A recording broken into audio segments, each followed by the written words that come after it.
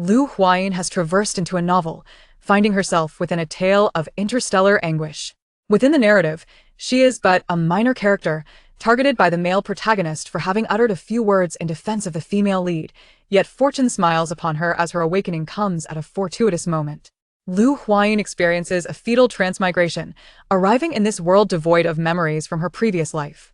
Nevertheless, the spirit of perseverance ingrained in the ethos of Huayin seems to resonate within her very being, thus she has always been regarded as the exemplary child by others. The entangled relationship between the male and female leads pales in comparison to the intellectual challenge of solving a complex problem or devising a model, as perceived by Lu Huayin. By disregarding the scene of the female lead's torment, she successfully embarks on a divergent path. While the male protagonist incites others to chastise the female lead, Lu Huayin excels, achieving the top score in the entire school. As the female lead, filled with remorse, strives to win the male protagonist's favor, Lu Huayin secures admission to the Federation's prestigious military academy. When the male protagonist engages in flirtation with the female antagonist and subjects the female lead to both physical and emotional torment, Lu Huayin finds herself piloting a mech, competing fiercely in the military academy's league. By the time the male protagonist finds himself in the depths of despair over his lost love, Lu Huayin has already entered the battlefield, valiantly fighting against the insectoid hordes. Ultimately, while watching the news from her homeland, Lu Huayin witnesses the male protagonist publicly pleading for the female lead's forgiveness, a scene broadcasted across the entire planet. A shiver of fear runs through her as she pats her chest, relieved to have distanced herself from such turmoil. The world of romantic entanglements is truly terrifying. Chapter 1. Awakening. You shameless wretch. Do you think you are some grand lady? The resounding insult jolts Lu Huayin from her reverie. Her once dull eyes ignite with clarity as she realizes that the scene unfolding before her is indeed a manifestation from the pages of a book, an astonishing revelation. Just moments ago, as she passed through this area, she witnessed a group bullying a girl. She intended to intervene, but unexpected memories from her past life surged forth. Suddenly, she regained her previous life's memories, realizing that she exists within the confines of a novel, and the girl being bullied is the protagonist, while she herself occupies the role of a minor antagonist. In the story, Lu Huayin's character first appears in the midsection of the narrative, at a time when the male protagonist harbors misunderstandings about the female lead, whose family has fallen into bankruptcy. Under the male protagonist's influence, the students begin to torment her, and Lu Huayin, unable to bear it, speaks up for the female lead. However, the male protagonist likely seeks to isolate her, resulting in Lu Huayin suffering the same fate after defending the female lead. Originally, Lu Huayin was an exemplary student with great promise of being admitted to the Federation's top military academy, but her act of kindness led to her downfall, ultimately resulting in her family's unknown fate on another planet. Initially, her willingness to assist was genuine, but the subsequent events, being part of a tragic narrative, infuriate her. Regardless of the male protagonist's actions that inflict harm upon the female lead, she is destined to forgive him and reunite with him. After their union, the male protagonist once questioned the female lead about whether she hated him for driving Lu Huayin away. The female lead, being swept away by romance, shed only a couple of crocodile tears before continuing her blissful relationship with him.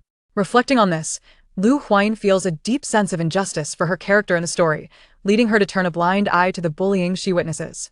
With an impassive expression, she walks past the scene. The girls tormenting the original female lead, by Yan Ran, feel a twinge of fear upon seeing Lu Huayin pass by, for she is cherished by the teachers. Had she reported them, they would undoubtedly face consequences. To their surprise, she simply walks on by, leaving them astonished. In this life, Lu Huayin surpasses her fictional counterpart. While the character in the book merely had a chance of being admitted to the Federation's top military academy, the present Lu Huayin has already established contact with the admissions officer at the prestigious Karis Military Academy, making her acceptance all but assured. As they watch her depart, one of the girls queries, "Boss, shall we continue?" A girl with red hair and heavy makeup inquires. "What a foolish notion," the leader of the girls exclaims, smacking her on the shoulder. "Do you not realize that a good student might expose us? We should leave."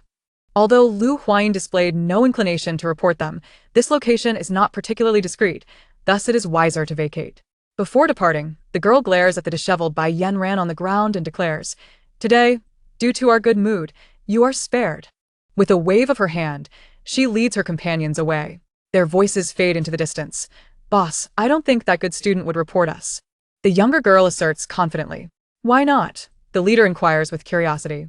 Because good students can take us down without needing to inform the teachers. Reporting us would be redundant. The younger girl remarks, her tone tinged with admiration. Slap. Another smack lands on the back of the younger girl. Do you truly hold me in such low regard? The leader's voice carries an undercurrent of threat. Unfortunately, the younger girl fails to perceive the implication. She nods and continues, Boss, it's not that I look down on you, but I simply cannot match the prowess of a good student. At this moment, the leader teeters on the brink of an outburst, prompting her companion to pull her back. Have you lost your mind? Even if the boss is inferior to a good student, you shouldn't voice it. Only then does she realize that she, too, has spoken a painful truth. Enough of this. The leader nearly erupts with rage, as if she were unaware of her own shortcomings. Once the group's figures fade from view, Bai Yanran rises from the ground, her eyes burning with a fierce hatred as she mutters, Lu Huayin, if you possess the capability, why did you not assist me? Why? She does not harbor resentment towards those who bullied her today, for she understands they acted under Luo Xiu's orders. Her anger lies with herself for disappointing him. Yet Lu Huayin, who had the power to help, merely stood by and watched her suffer. This so-called good student must be unmasked. Having distanced herself from the scene, Lu Huayin breathes a sigh of relief, considering herself fortunate to have evaded the plot. It is now dismissal time, and most students have returned home, leaving Lu Huayin to remain on the training field for an additional hour, a commitment she has set for herself. The area she just traversed is a necessary passage from the teaching building to the training grounds, often frequented by students engaging in mischief, yet they have never dared to provoke Lu Huayin, for her combat prowess is formidable. At this moment, Lu Huayin remains unaware that the female lead harbors resentment towards her for her inaction. The school Lu Huayin attends is the premier high school on planet PR-11, a planet of moderate standing within the Federation, rich in mineral resources. Although the rarity of these minerals is not exceptional, they are essential for mech manufacturing, leading to the rise of a wealthy class among those who prospered from mining. The female lead's family was among them before their financial ruin. According to the text and the information that Lu Huayin has gathered, the family to which the male protagonist belongs seems to hold a prominent position within the Federation's main star.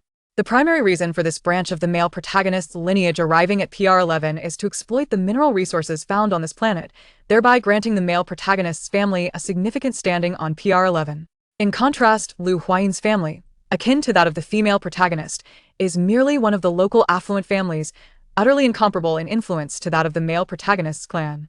This disparity is why the female characters appear so powerless when faced with the male protagonist's predicaments.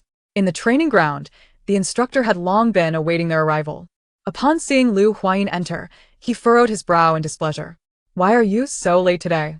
I was held up by some matters today. I apologize, teacher.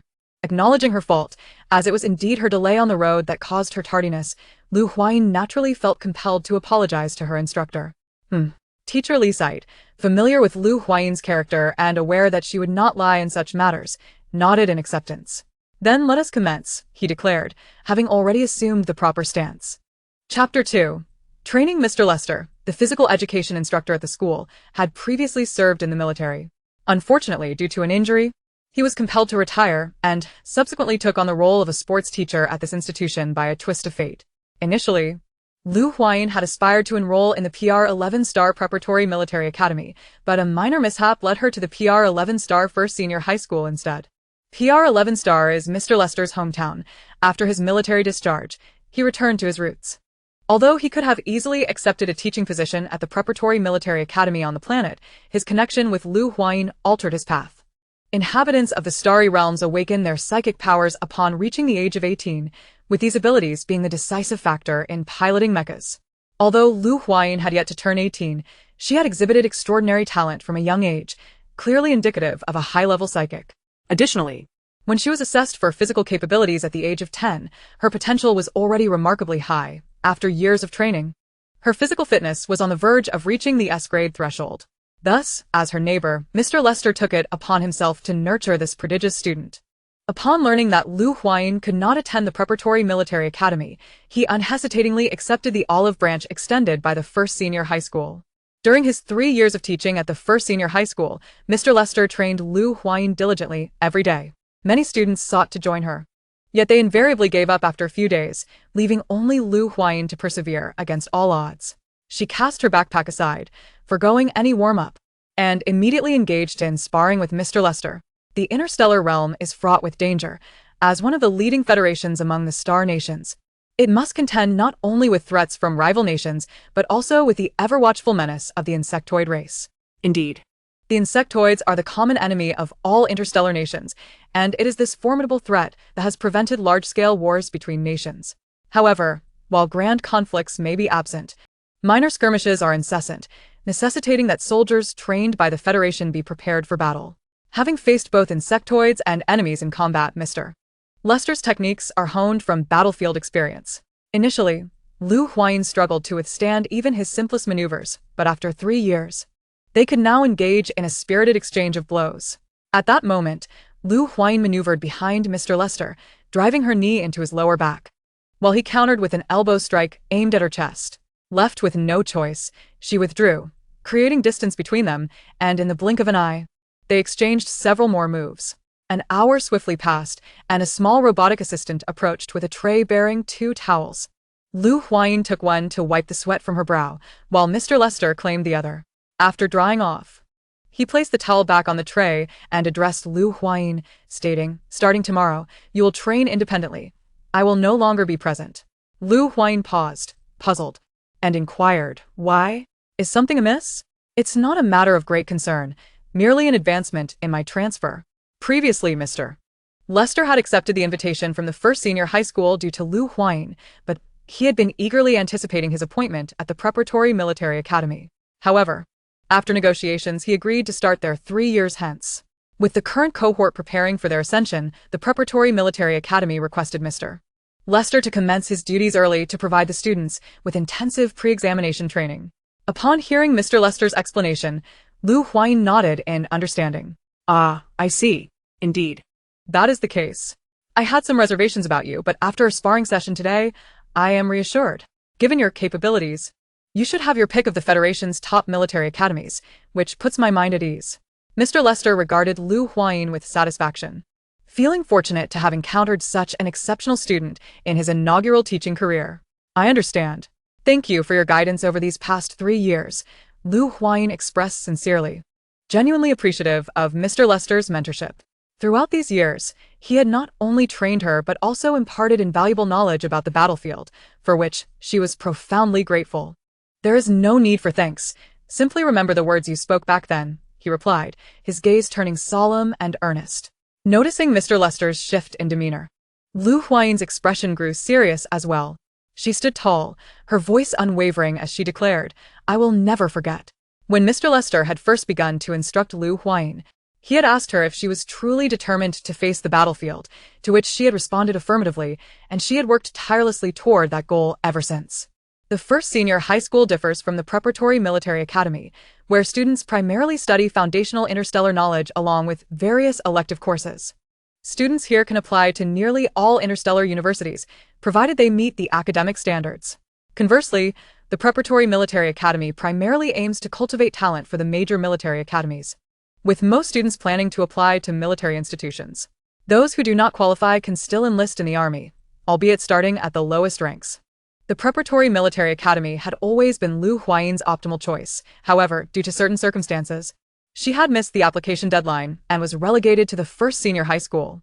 Unfortunately, the first senior high school lacked instructors to teach combat techniques or other skills essential for preparatory military academy students, making Mr. Lester's arrival a serendipitous boon for her. And she could not help but feel immense gratitude toward him. After discussing their respective plans, the two departed from the training grounds.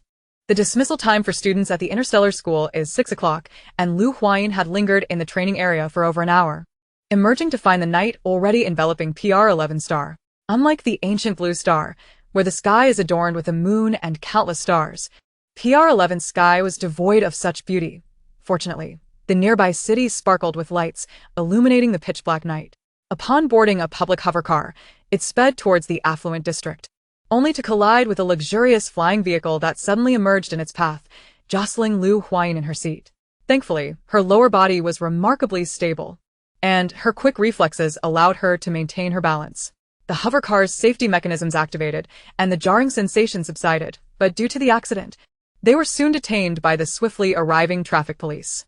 Traffic officers in the interstellar realm comprise a collaboration between programmed robotic officers and human policemen. with typically one human officer overseeing a team of robotic traffic enforcers. Years ago, intelligent robots had caused significant upheaval, leading to restrictions on AI usage in many areas. Apart from certain sectors reliant on AI, most robots can only act according to preset commands. Consequently, after being detained by the robotic officers, Huayin was required to wait for a human officer to resolve the matter. Chapter 3. The male protagonist Huayin and the owner of the offending flying vehicle were taken to the nearest police station. The perpetrator was none other than the male protagonist of this narrative, who, at this juncture in the story, is mentioned as having been aided by Huayin, allowing the heroine to return home early, an event that ultimately drew the ire of his sister. In the narrative, the younger sister of the female protagonist usurps her sister's affection from the male lead, consequently earning his devotion. Prior to the family's decline, the two sisters were already at odds, and their rivalry intensifies when they turn against each other over a man. The male lead's misunderstandings regarding the female protagonist are primarily orchestrated by her sister, including the current predicament.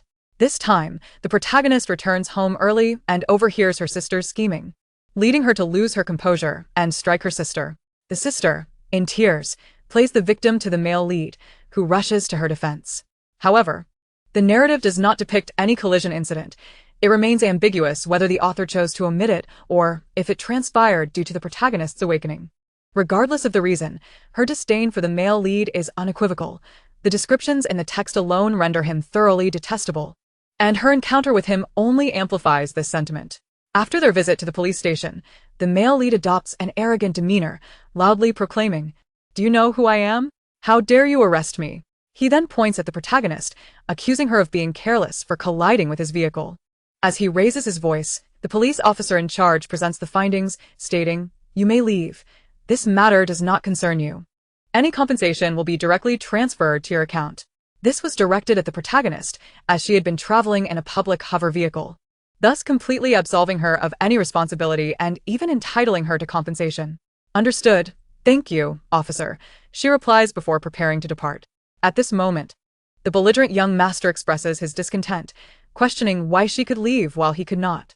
"Do you not realize that if you had not dashed out unexpectedly, this calamity would have been avoided?" The newly appointed officer, brimming with youthful fervor, cannot tolerate the incessant tirades of the privileged scion. "Fine.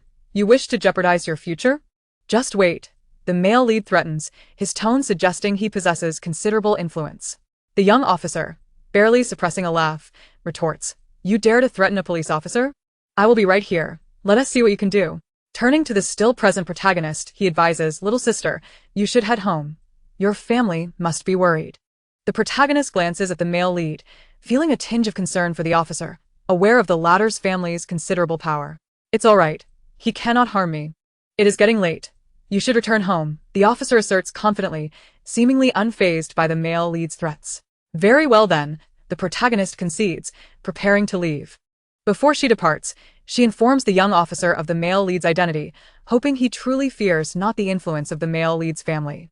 As she watches her leave, the male lead, Boswell, seethes with anger.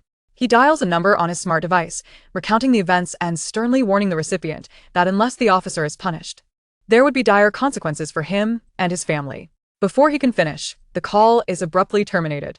The young officer observes this exchange and, after the call ends, leisurely remarks, "What's the matter? Wasn't I supposed to pay for your arrogance? You were still playing in the mud when I was at my peak." Clearly, Boswell has encountered a formidable opponent, one whose prowess surpasses his own. "Enough of your bluster. If you wish to avoid incarceration, sign the fine." The young officer waves the ticket in his hand, indicating for Boswell to comply. Outmatched, Boswell begrudgingly signs the fine, exiting the police station. The wind stirs memories of the day's events, and he ponders how Fei Fei is faring. Is she still being bullied by Yanran? This thought leads him to recall the woman from earlier. She had assisted by Yanran, facilitating her early return to torment Fei Fei, and was the very reason for his own car accident and subsequent detention. Huayin, a model student, is it? I will ensure you cannot thrive here. Huayin is quite renowned at No. 1 high school, having consistently topped her grade as an extraordinary scholar. Her name resonates in the ears of every student there, and her family is often a topic of discussion. Although Boswell does not follow school affairs closely, he is aware of Huayin's reputation and has seen her photograph. It was during a cheerful encounter with Bai Feifei, who bounced over with Lu Huayin's picture, inquiring if he found the beauty appealing. He had replied, declaring that in his eyes, only his little princess Feifei was truly beautiful, and all other women were but fleeting shadows. As he thinks of Bai Feifei, a smile involuntarily graces Boswell's face. I must go check on her. I cannot allow her to be bullied by Bai Yanran. With this resolve, he takes the public hover vehicle which he had previously scorned. After Lu Huayin departs, she reflects on whether the male lead's youth accounts for his brashness and lack of forethought. However, she quickly considers that perhaps he is simply not very astute, which explains how he had been so easily deceived by the second female lead, her sister, for so long. Never mind. It matters little, as I will not have much interaction with them in the future. With a quiet murmur, she boards a hover vehicle and leaves. Lu Huayin currently resides in the affluent district of PR11 Star. Given the existence of a wealthy area, it is only logical that a slum exists as well. The female protagonist lives there, among a populace predominantly composed of miners. Although machinery is extensively utilized, certain operations still require manual labor, making miners an indispensable element of this resource-rich planet. It is important to note that miners are not necessarily impoverished. PR11 Star is a mid-tier planet, and its abundant resources ensure that even those classified as impoverished enjoy better living conditions than ordinary individuals on lower-tier planets. The classification of planets in the galaxy is hierarchical, ranging from top-tier, high-tier, mid-tier, to low-tier, with the lowest category being garbage planets, sparsely inhabited, and thus excluded from this classification. The categorization of planets is determined by their level of development, economic and technological advancement, resource availability, and habitability. While PR11 Star is rich in minerals, it is categorized as a mid-tier planet due to the low quality of its mineral veins. Chapter 4, Star Network. Mom, I'm home. Upon returning, Lu Huayin calls out, my precious daughter has returned. Dinner is ready. Wash your hands and come eat. Upon hearing her daughter's voice, Mama Lu rushes down from upstairs. What's the matter today? Why are you home so late? Lu Huayin's life is quite regimented. Typically, after training at school, she returns home, and if there are any delays, she informs her family in advance. Thus, her late return causes her mother considerable concern. I encountered a bit of a situation on the way, which caused the delay. Lu Huayin refrains from elaborating, fearing that revealing too much might worry her family. Besides, given her capabilities, it is hard to imagine who could truly bring her misfortune. That makes sense. Mama Lu does not press further, confident in her daughter's abilities. Moreover, the security on PR11 Star is relatively stable, so serious issues are uncommon. After dinner, as the household chores were efficiently managed by the robotic housekeeper, Lu Huayin retreated directly to her room. Her suite consisted of a bedroom, study, and bathroom. Once she finished her ablutions, she reclined within the holographic pod situated in her study. In an instant, she found herself in the Starnet Hall, a virtual realm where one's consciousness connects to the network while lying in the pod. However, minors under 18 are subject to time restrictions when logging into Starnet. Upon awakening their mental faculties, this limitation extends to 3 days. In this interstellar era, human physical capabilities have significantly enhanced, leading the Interstellar Federation to categorize physical fitness into levels. The higher the level, the better the physical constitution and the longer the lifespan. Conversely, lower levels denote poorer health and a comparatively shorter life expectancy. Currently, the highest known physical fitness level is 3S, while the lowest is F, by Yanran. The protagonist of a tragic narrative can only achieve a D level, whereas Lu Huayin is on the verge of surpassing the S level.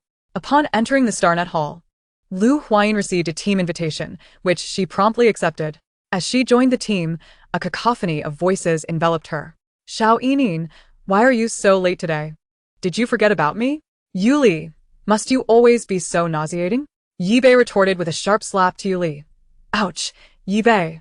That was quite vicious. You nearly killed me. Yuli rubbed his shoulder, feeling that Yibei was seizing the opportunity to exact revenge. In Starnet, even virtual bodies can experience pain, though the sensation can be adjusted. The group had set their pain levels to a full 100% for training purposes. Enough, you two. A commanding female voice scolded them before turning to Lu Huayin. Huayin, nothing untoward happened today, I hope? No, Lu Huayin shook her head. I was just delayed on my way home. She had not anticipated such concern from them for her mere tardiness.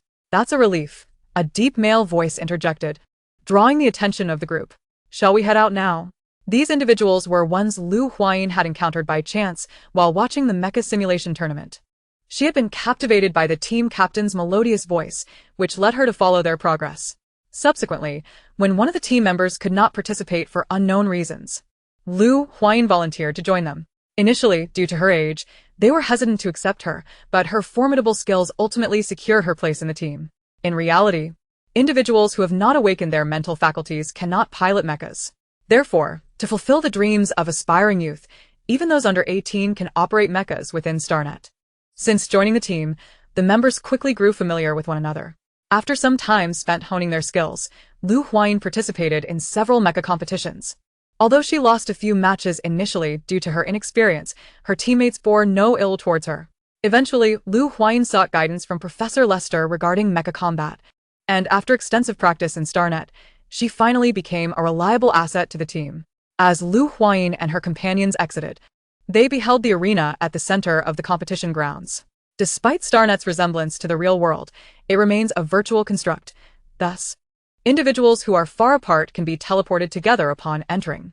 Upon her initial entry into StarNet, Huayin received a team link, which would transport her to the captain's side with a mere click. The other team members, being classmates in reality, did not require such transport. The arena for the mecha simulation tournament was perpetually bustling with spectators. The interstellar population had surged to over 1 trillion, with the Federation comprising nearly 1/10 of this figure, indicating the vast number of attendees at the event.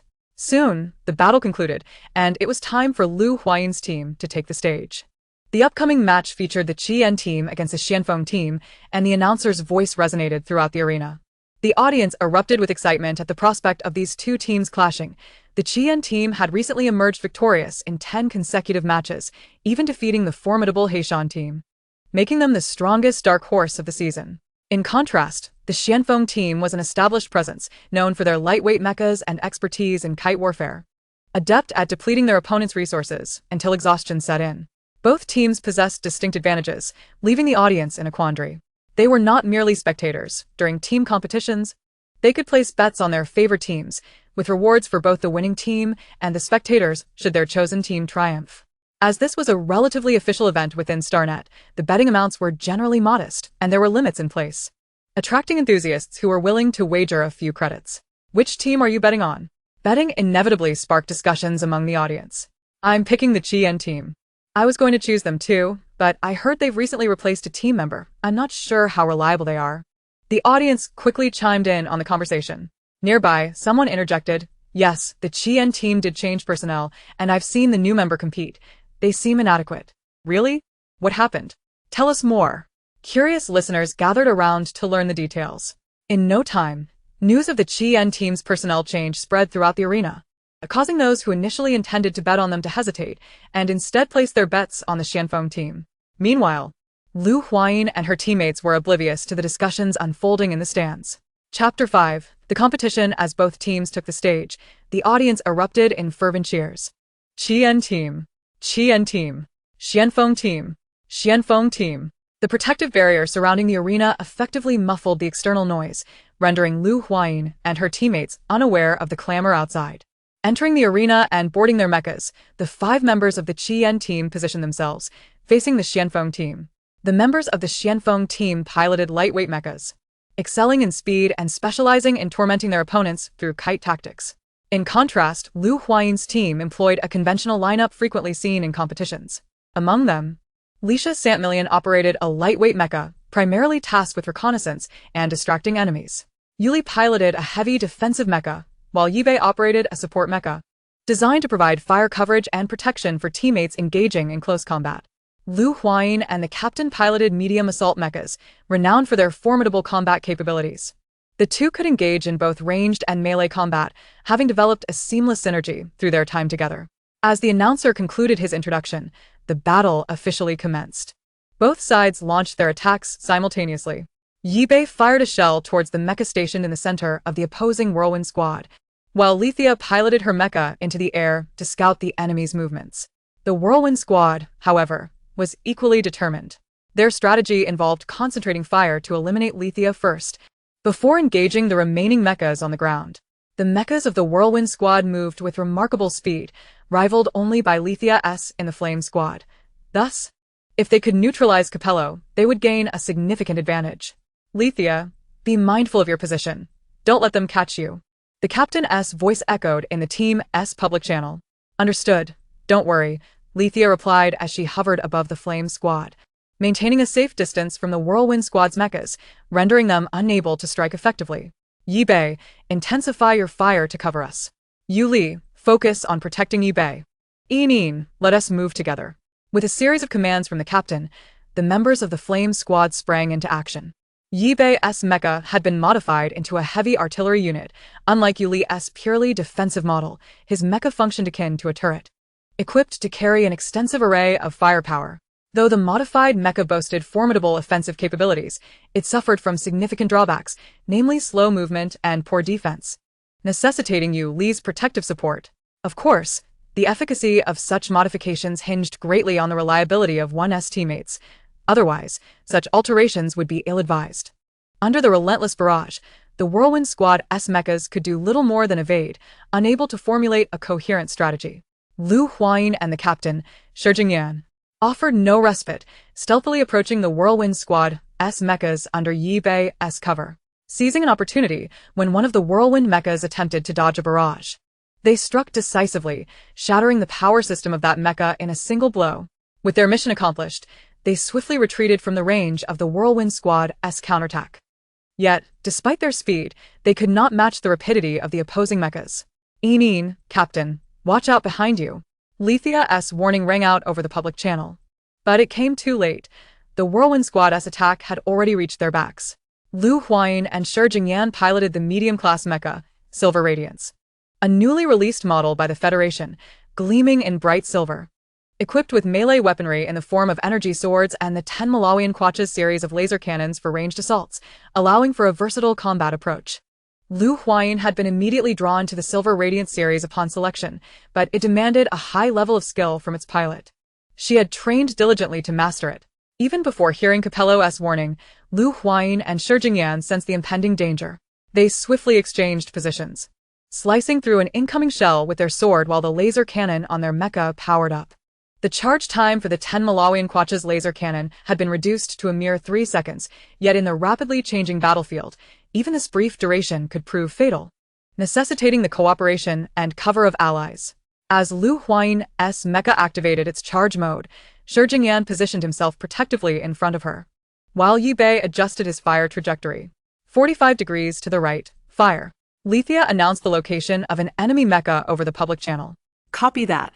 Lu Huayin recalibrated the cannon's firing angle and unleashed a barrage towards Lithia's indicated target. The crowd outside erupted in fervent cheers, astonished by the prowess of the Flame Squad's newcomers. In a remarkably short time, the Flame Squad had downed 2 of the Whirlwind Squad's mechas, while the latter had yet to mount an effective counterattack. The commentary on the match provided a detailed analysis of both teams' positions. Although the Whirlwind Squad had triumphed in numerous matches using their established strategies, it was evident that as they progressed, their opponents grew increasingly formidable, rendering their tactics less effective, particularly against a cohesive unit like the Flame Squad. I said the Whirlwind Squad was bound to falter, exclaimed a spectator. Ha! I do believe you if I hadn't seen who you placed your bets on, retorted another, mocking. Even if you lose your bet, there's no need to disparage them. The Whirlwind Squad is still commendable. I'll bet as I please. Not that it concerns you, the first replied, irritated. Who cares about you? I'm betting on the Flame Squad, declared another spectator with a smug expression, confident that he would win. On the arena, the Whirlwind Squad, having lost 2 members, was clearly in disarray. The initial concentrated fire from their opponents had disrupted their rhythm. Following the Flame Squad's ambush, they lost yet another teammate. And just when they thought they had an opportunity during the retreat of the 2 mechas, they suffered another loss. The pace of the opposing team was relentless, leaving the Whirlwind Squad, known for their ability to engage in protracted battles, struggling to keep up. With only 3 members remaining, the Whirlwind Squad found themselves unable to cope with the Flame Squad's powerful onslaught, leading to a swift conclusion of the match. Once both teams exited, the arena quickly returned to its original state. Such was the advantage of the Star Network, capable of rapid repairs for any damage incurred. Back in the lounge, Lu Huayin and the others collapsed onto the sofa, feeling the fatigue from the battle. In the Star Network, fatigue stemmed not from physical exertion but from mental strain, as individuals entered the network through a psychic link. Thus, upon exiting, they often felt particularly weary, though a good night's sleep would suffice to rejuvenate them. Chapter 6. Learning Inin, how is your studying going? Do you feel confident about getting into the first military academy? Capello inquired, seated beside Lu Huayin and ruffling her hair. Of course, I'm sure of it, Sister Capello. You must believe in me. They had known each other for a considerable time, having exchanged names and information long ago. Little Inin is so remarkable, you'll definitely make it. So there's no need to worry, Yuli remarked, harboring an inexplicable confidence in Lu Huayin. Inin, you need to work hard, Yibei encouraged from the side. Since Lu Huayin joined their team, they had all come to see her as a younger sister. Upon learning that she was a high school student, they had taken on a maternal role, concerned she might not perform well academically. Captain, aren't you going to compliment Inin a bit?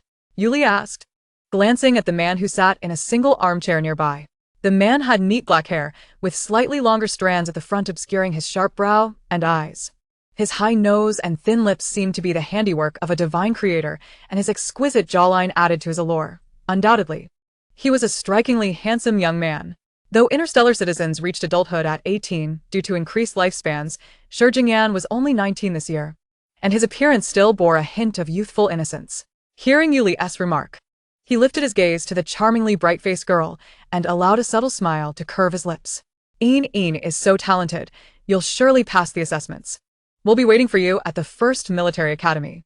His gaze was focused and affectionate, and his voice resonated with a magnetic softness, causing Lu Huayin's cheeks to flush. As a single soul who has never experienced love in either past or present lives, it would be disingenuous for her to claim that she is unmoved by such an exceptional man. Yet, the two have yet to meet in the tangible realm, leaving Lu Huayin to merely blush and feel her heart race. Noticing the lateness of the hour, she rose and declared, I must log off to rest. We shall reconvene tomorrow. With that, she clicked to exit. Huayin has logged off. We should take our leave as well. The others nodded in agreement, and soon the lounge was devoid of occupants.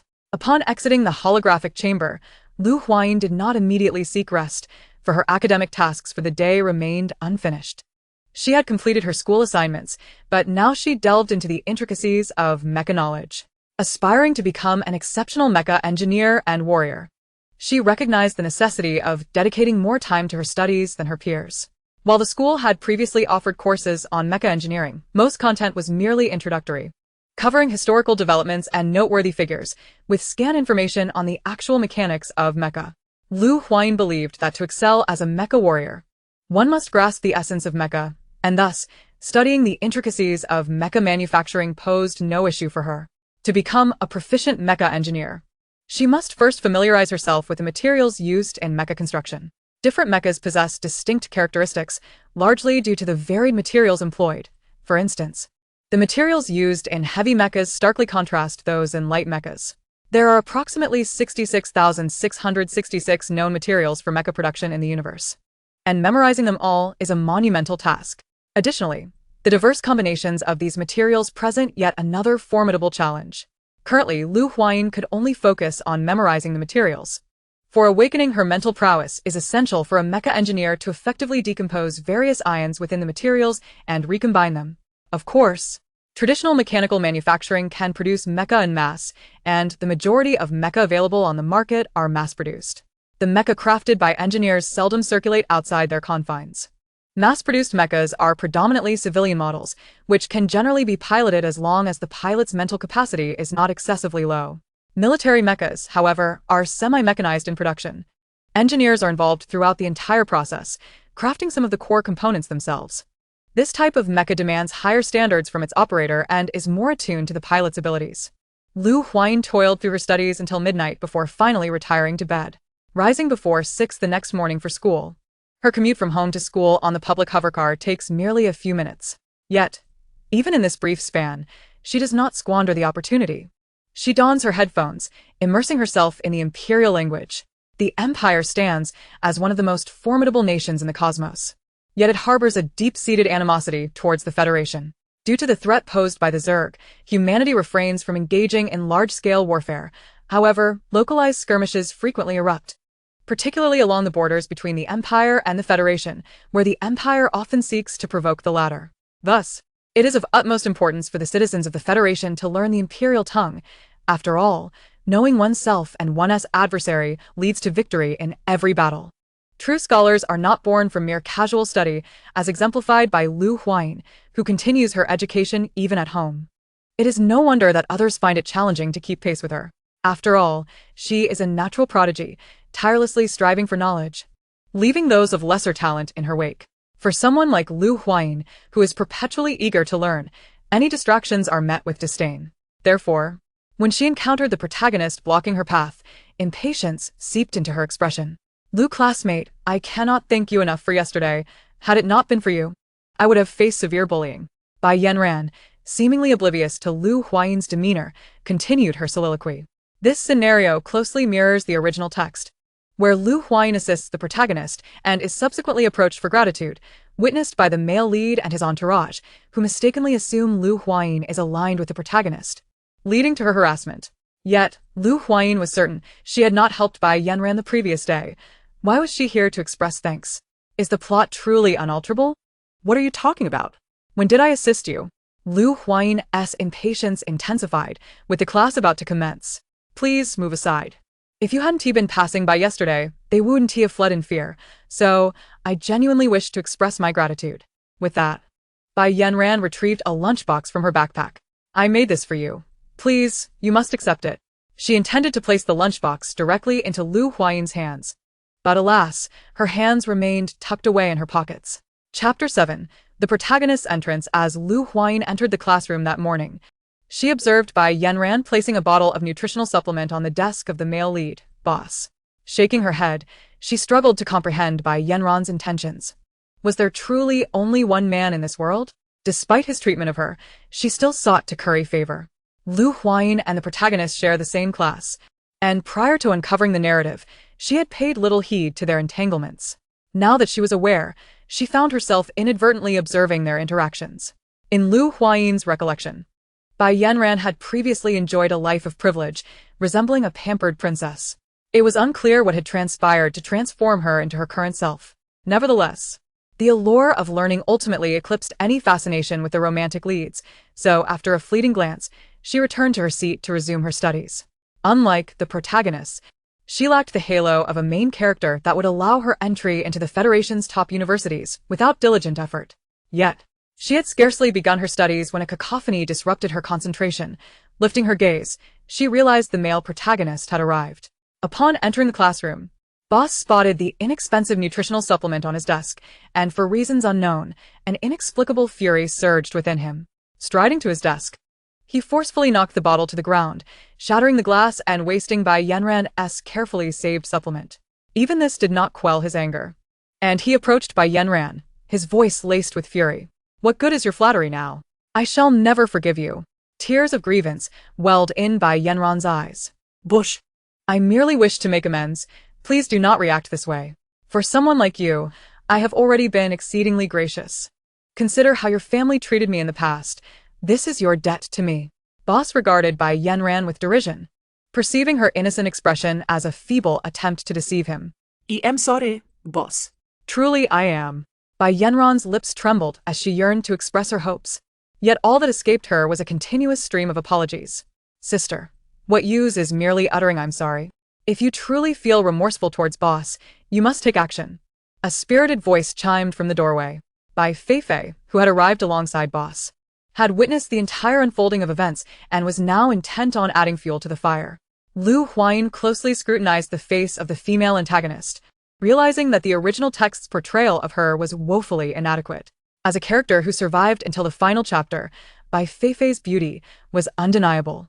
In this moment, she wielded the title of the hero's benefactor to subdue the protagonist effortlessly, her visage radiating the satisfaction of a victor.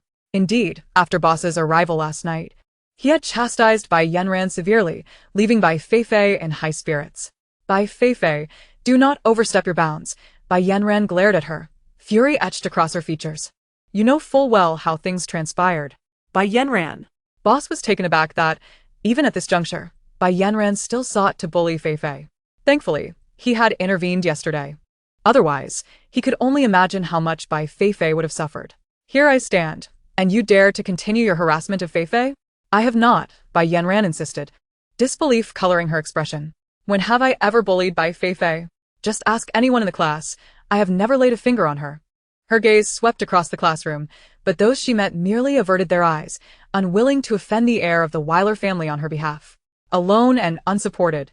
Tears threatened to spill from Bai Yanran's eyes. She had not anticipated such coldness from her classmates. Hadn't she known better than to harbor any expectations? Suddenly, Bai Yanran appeared to recall something. She turned to Lu Huayin, who was diligently studying, and implored, "Lu, you believe in me, don't you?" Lu Huayin was momentarily perplexed. Why was this matter of any concern to her? It was as though the events transpired in her own home, but fell from the heavens. "Are you speaking to me?" Bai? She inquired hesitantly. "Yes, Lu, could you possibly testify on my behalf?" Bai Yanran gazed at her with a look of desperation. If Bai Yanran was genuinely pleading for help, Lu Huayin was not convinced. She had witnessed Bai Yanran being bullied yesterday and had not intervened. Today, it was unlikely that a few words would sway her to assist. The protagonist must have her own motives. Though Lu Huayin remained at a loss as to how she had offended her. I was completely oblivious to what was occurring over there. So your appeal to me is futile. Even if I had seen it, I would not intervene. Who knows if it might backfire on me? Sister, cease your words. I bear no ill will towards you. It is all my own doing, Bai Feifei insisted, taking the blame upon herself, which pained Boss greatly. Feifei, do not absolve her. Your kindness is excessive. He glared at Bai Yanran. Apologize to Feifei immediately. Apologize? You want me to apologize to her? Bai Yanran was incredulous. How could she be made to apologize for something that was not her fault? Not only she, but everyone present was equally astonished. What was this absurd turn of events? Surely, this person's mind was not sound. Yet, given Boss's considerable family influence, they dared not voice their doubts. Quickly, apologize to Feifei. Do not dawdle. Boss urged impatiently. Bai Yanran felt a profound sense of humiliation. While she might accept the idea of apologizing to Boss, to do so to Bai Feifei was an affront she could not tolerate. Boss, do you even realize what you're saying? You want me to apologize to her? Bai Yanran's disbelief was palpable. Did he not understand the circumstances surrounding her family? I am entirely aware of what I am saying, Boss replied, his brow furrowing. Had it not been for the previous events, he would have remained oblivious to how Bai Yanran had consistently deceived him. Their quarrel drew the attention of their classmates, who were equally bewildered. In truth, they had no insight into the nature of their conflict. Upon entering the school, Bai Yanran and Boss had shared a close bond, with Bai Feifei often in tow. However, after the Bai family's downfall, Boss had mysteriously taken a long leave, and upon their return, the dynamics had shifted dramatically. Boss and Bai Feifei became inseparable, while Bai Yanran found herself relegated to the role of a mere appendage. The shock was palpable, and soon after, Boss began to condone others bullying Bai Yanran. Chapter 8. Class Lu Huayin had no inclination to partake in the melodrama between the male and female leads. Her time was far too precious, so while the trio remained embroiled in their conflict, she continued her studies undisturbed. Later, she heard from others that Bai Yanran had run out in tears, prompting the teacher's ire upon discovering the absence of students. He had proclaimed that if Bai Yanran did not return to class, she need not attend his lessons in the future. During her own classes, Lu Huayin typically did not conform to the teacher's pace, and thanks to her academic prowess, the instructor willingly allowed her to learn independently. For reasons unknown, prior to her awareness that this world was a narrative, Lu Huayin had not retained vivid memories of those around her, particularly the leads. However, once she recognized the characters from the book, their images became strikingly clear in her mind. Logically, one would expect to have some impression of such prominent figures, even without focused attention, yet this foggy sensation was profoundly unsettling. As a truth seeker, especially when events unfolded in her own life, she felt an urgent need to uncover the reality. Thus, Lu Huayin endeavored to delve into the recesses of her memory, seeking any trace of a clue, but alas, her efforts yielded no results. After much fruitless striving, Lu Huayin had no choice but to set her search aside for the time being. Nevertheless, she believed that despite the many veils of uncertainty surrounding her, the truth would eventually reveal itself. Time at school always seemed to flow both swiftly and slowly.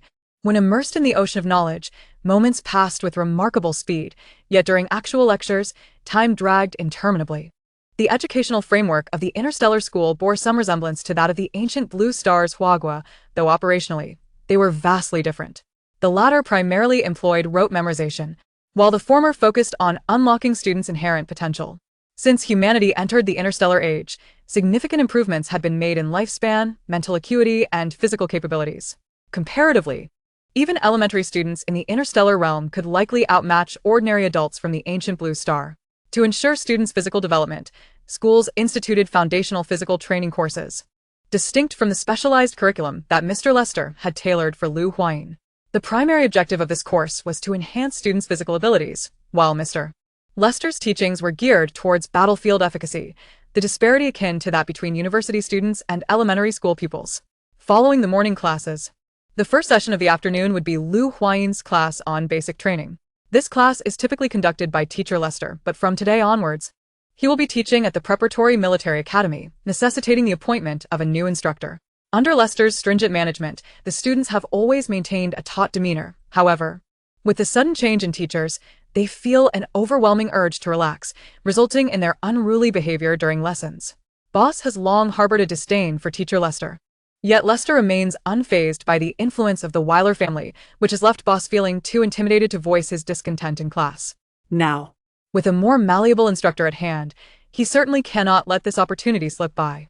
Upon the arrival of the new teacher, Boss kicked the white-clad Yenran in front of him and commanded, "Go, fetch me a bottle of water." Given his tone, anyone else would have been reluctant to comply. But since the order came from Boss, Yenran, despite her fear of the teacher, felt compelled to oblige. Thus, under the watchful gaze of their instructor, Yenran timidly raised her hand, saying, "Teacher, I am not feeling well and would like to rest for a moment." Too afraid to admit her true intention of buying water, she resorted to claiming illness, a convenient excuse considering her gender and the occasional discomfort that accompanies it. The new teacher, Deshiou, whose authority had yet to be established, seized upon this opportunity, his eyes gleaming with intrigue, as he pondered the chance to exemplify discipline. This classmate claims to feel unwell just as class begins. "Do you expect me to believe you?" he remarked skeptically, doubting the authenticity of her ailment. "Teacher, I genuinely feel unwell," Yenran insisted, her frail demeanor and pale complexion lending credence to her act as she swayed unsteadily, on the verge of collapse. Deshiou hesitated, pondering whether her condition might be genuine. Nevertheless, he resolved to test her further. "Very well, let your class monitor accompany you to the infirmary." Prior to this, he had made a cursory assessment of the class and was aware that the monitor was both exemplary and unyielding, confident she would not conspire to aid Yenran in deceit. Upon hearing her name, class monitor Huayin reluctantly stepped forward, exasperated by the ongoing antics of the male and female protagonists that seemed to disrupt any semblance of training. "Come on, by classmate, let us head to the infirmary now," she said, approaching Yenran and offering her support. Yenran, unable to refuse, was swiftly dragged away. Watching this unfold, Deshiou nodded in satisfaction before addressing the rest of the students. "All right, everyone prepare yourselves, we shall commence training now." Meanwhile, as Huayin led Yenran a short distance away, Yenran began to squirm and resist Lu's hold. "Lu, I assure you I am fine. Just a moment's rest will suffice. You should return to your training and not concern yourself with me." Although Lu felt a pang of annoyance, she was determined not to let the protagonists have their way. "By classmate, that simply will not do. Since the teacher entrusted you to me, I cannot abandon you. Let us proceed to the infirmary," she asserted, tugging Yenran's arm toward their destination. Seeing Lu's resolute demeanor, Yenran grew anxious. "Lu classmate, I truly do not require medical attention. There's no need to go to the infirmary." Her intention was merely to concoct an excuse to fetch water for Boss, and arriving at the infirmary would inevitably expose her ruse. She had already crossed several teachers today and could not afford to offend any further. Recalling Lu's indifference to her plight earlier that morning, she added with a hint of melancholy, "Lu classmate, you did not assist me when I was troubled by so many this morning. Now that I require no help, why do you insist on holding on to me?"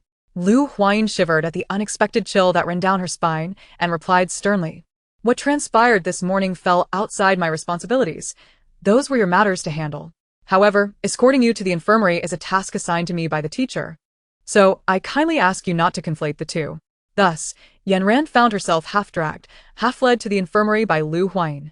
The attending physician at the infirmary, a medical robot, was adept at addressing the various injuries sustained by students. "Welcome, Class 3 Senior Lu Huayin," it greeted as it scanned her. "Please lie down on the cot. I shall administer treatment."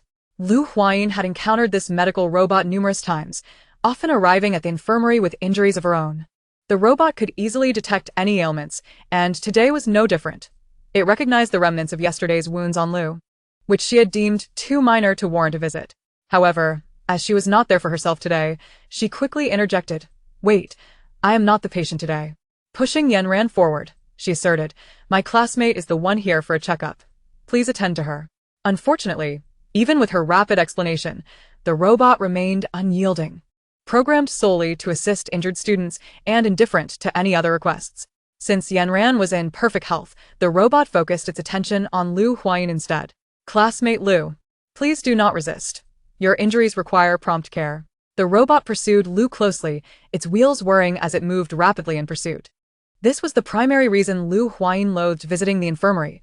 Previous malfunctions with artificial intelligence had rendered the robots exceedingly rigid, merely executing their programmed tasks without discretion. To fulfill its objectives, the robot would go to any lengths, even if it meant causing further injury to students in the process. After a brief struggle, Lu Huayin was ultimately captured by the medical robot, albeit intentionally, as she sought to avoid self-inflicted harm. Given that her injuries were not severe, the treatment proceeded swiftly, almost in the blink of an eye. During this time, Yanran watched in astonishment. It had been quite a while since she last visited the infirmary, and she had always complied with the robot's procedures. Therefore, witnessing such a scene was a novel experience for her. "Enough dawdling. We need to return promptly," Lu Huayin declared, jumping off the medical bed and waving her hand in front of Yanran's face. "Are we leaving already? Shouldn't it at least check me?" Yanran protested, feeling as though something essential was amiss. Lu turned to her with a raised eyebrow and a cryptic smile. "No need. You will find out once we return." The treatment data from the medical robot would be transmitted directly to the substitute teacher's terminal post-treatment, ensuring that no student could exploit the system for dishonest gains. Very few students are aware of this matter, and it is merely by chance that Lu Huayin has come to know about it. Because of this, the teachers have caught numerous students who often use the excuse of going to the medical room to sneak off elsewhere. By Yanran, feeling the gaze of Lu Huayin upon her, always suspects that Lu is concealing something, yet considering the nature of their relationship, she suppresses her curiosity. As they walk partway, she points to the vending machine and says, "Lu, wait a moment. I need to buy a bottle of water." Even at this juncture, she cannot shake off boss's instructions. Initially, Lu Huayin is puzzled about the purpose of her water purchase, but upon returning to the training ground and witnessing Bai Yanran eagerly presenting the water to boss, she becomes speechless. Could this be the hallmark of a protagonist in a melodrama? As Bai Yanran, with a gentle smile, hands the water to boss, he is overwhelmed with disdain and abruptly tosses the bottle aside, frowning as he declares, "I would never drink such cheap water." Bai Yanran, this is enough. You know my preferences yet choose to buy that. Are you deliberately trying to annoy me? This particular brand of water is what boss despises the most. No, that's not it, Bai Yanran stammers in her defense. She genuinely did not intend to offend. It was merely that her funds were insufficient, otherwise she would not have opted for this kind. She hesitates, her lips quivering, but ultimately refrains from voicing her embarrassment. However, her silence is short-lived, as Bai Feifei steps forward, linking her arm with Boss's and offering him some comfort. "Boss, don't be upset. My sister must have run out of money, which is why she bought your least favorite water." Then she turns to Bai Yanran, insisting, "Sister, you ought to apologize to Boss immediately." "Enough." Bai Feifei's words trigger unwelcome memories for Boss. "Bai Yanran, while I am still in control of my temper, you had better leave at once." The onlookers, stifling their laughter, find it absurd that he claims not to be angry. Lu Huayin too is confounded by the protagonist's thought processes. At times, she feels that life is indeed inequitable. Some must toil endlessly for a bright future, while others effortlessly ascend to prestigious institutions through mere romantic entanglements. In reality, the future remains uncertain, but within the pages of a book, both protagonists are destined for renowned universities, and given their current demeanor, Lu Huayin is utterly unconvinced that there is no underlying scheme at play. As the protagonists continue their quarrel, an unexpected incident unfolds. Both the training ground and the medical room are monitored by robots, with the training ground's robots primarily tasked with maintaining cleanliness. It is unclear who programmed the robots at first high school, but Huayin has no desire to experience the thrill of being pursued by one. These robots exhibit a stubbornness. For instance, the medical robot is obligated to treat any patient that crosses its path, while the cleaning robot must dispose of those who litter.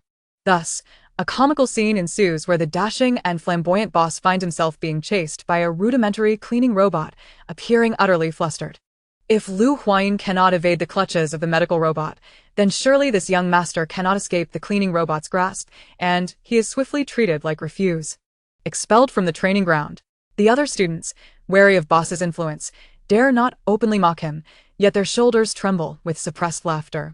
Meanwhile, Bai Yanran narrowly escapes this debacle only to find herself under reprimand from teacher Dishio. Chapter 10. The emergence of a crisis after the training session concludes. It is time for dismissal. With teacher Lester having departed for the day, Huayin is not required to undergo additional practice, allowing her to return home early. To her surprise, her usually busy father is present at home, though his expression appears rather grim. "Dad, why are you back?" Huayin inquires with curiosity. Oh. "It's you, Enine," her father replies, seemingly lost in thought until her voice jolts him back to reality. "The company isn't particularly busy today. So I came home early," he answers, feigning nonchalance. "Is that so?" Huayin questions, sensing something amiss. If the company were genuinely slow, her father's demeanor would be relaxed and cheerful, rather than the forced smile he wears now. "Of course," he affirms, not wanting to burden his family with his troubles. "By the way, why are you home so early?" It dawns on him that this is not Huayin's usual return time. "Teacher Lester has begun teaching at the preparatory military academy, which means I can come home earlier from now on," she explains.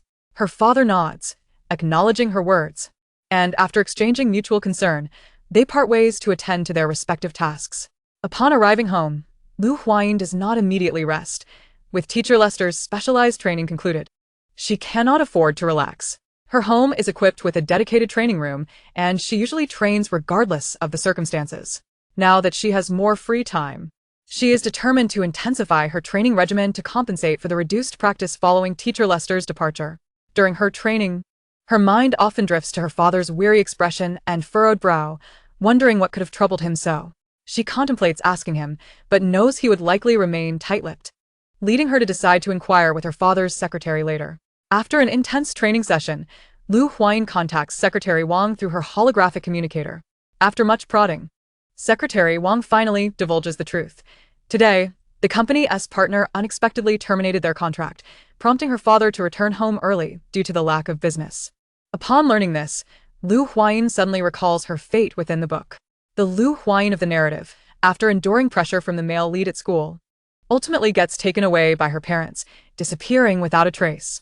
She wonders if today's events are somehow linked to the male lead. Logically, she believes she has not wronged him in any capacity, and it seems unlikely that he would retaliate through his family.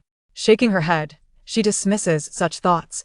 According to the timeline, the plot of the book has only just begun, and her family's issues should resolve smoothly. After bidding farewell to Secretary Wang, she collects her thoughts and heads downstairs for dinner. At the dinner table, Lu Mu is delighted that her husband is joining them, as his work has kept him away for far too long.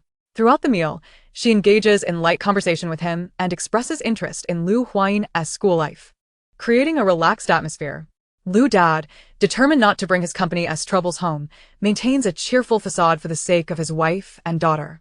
Huayin had initially intended to inquire further, but upon noticing that her father, Lu Ba, showed no inclination to speak, she chose to remain silent. Perhaps it would be prudent to first deepen her understanding of the situation. When she logged onto the Star Network after dinner, her countenance bore no trace of sorrow. During the competitive matches alongside Shi Jingyan and the others, her progress was unmistakable. They had played 2 additional matches today, achieving a flawless victory once again. Although Shi Jingyan and his companions sensed that Huayin's spirits were somewhat dampened, they respected her desire not to discuss it and thus accompanied her in the matches to help her vent her feelings. The following day at school, Huayin encountered the protagonists once more. Ever since she learned of her role as a supporting character, she had been frequently crossing paths with the main cast. Was this the fateful bond between supporting and leading characters? At times, she found it perplexing that the male lead, despite being saved by her, remained oblivious to her identity, almost as if he were willfully ignorant.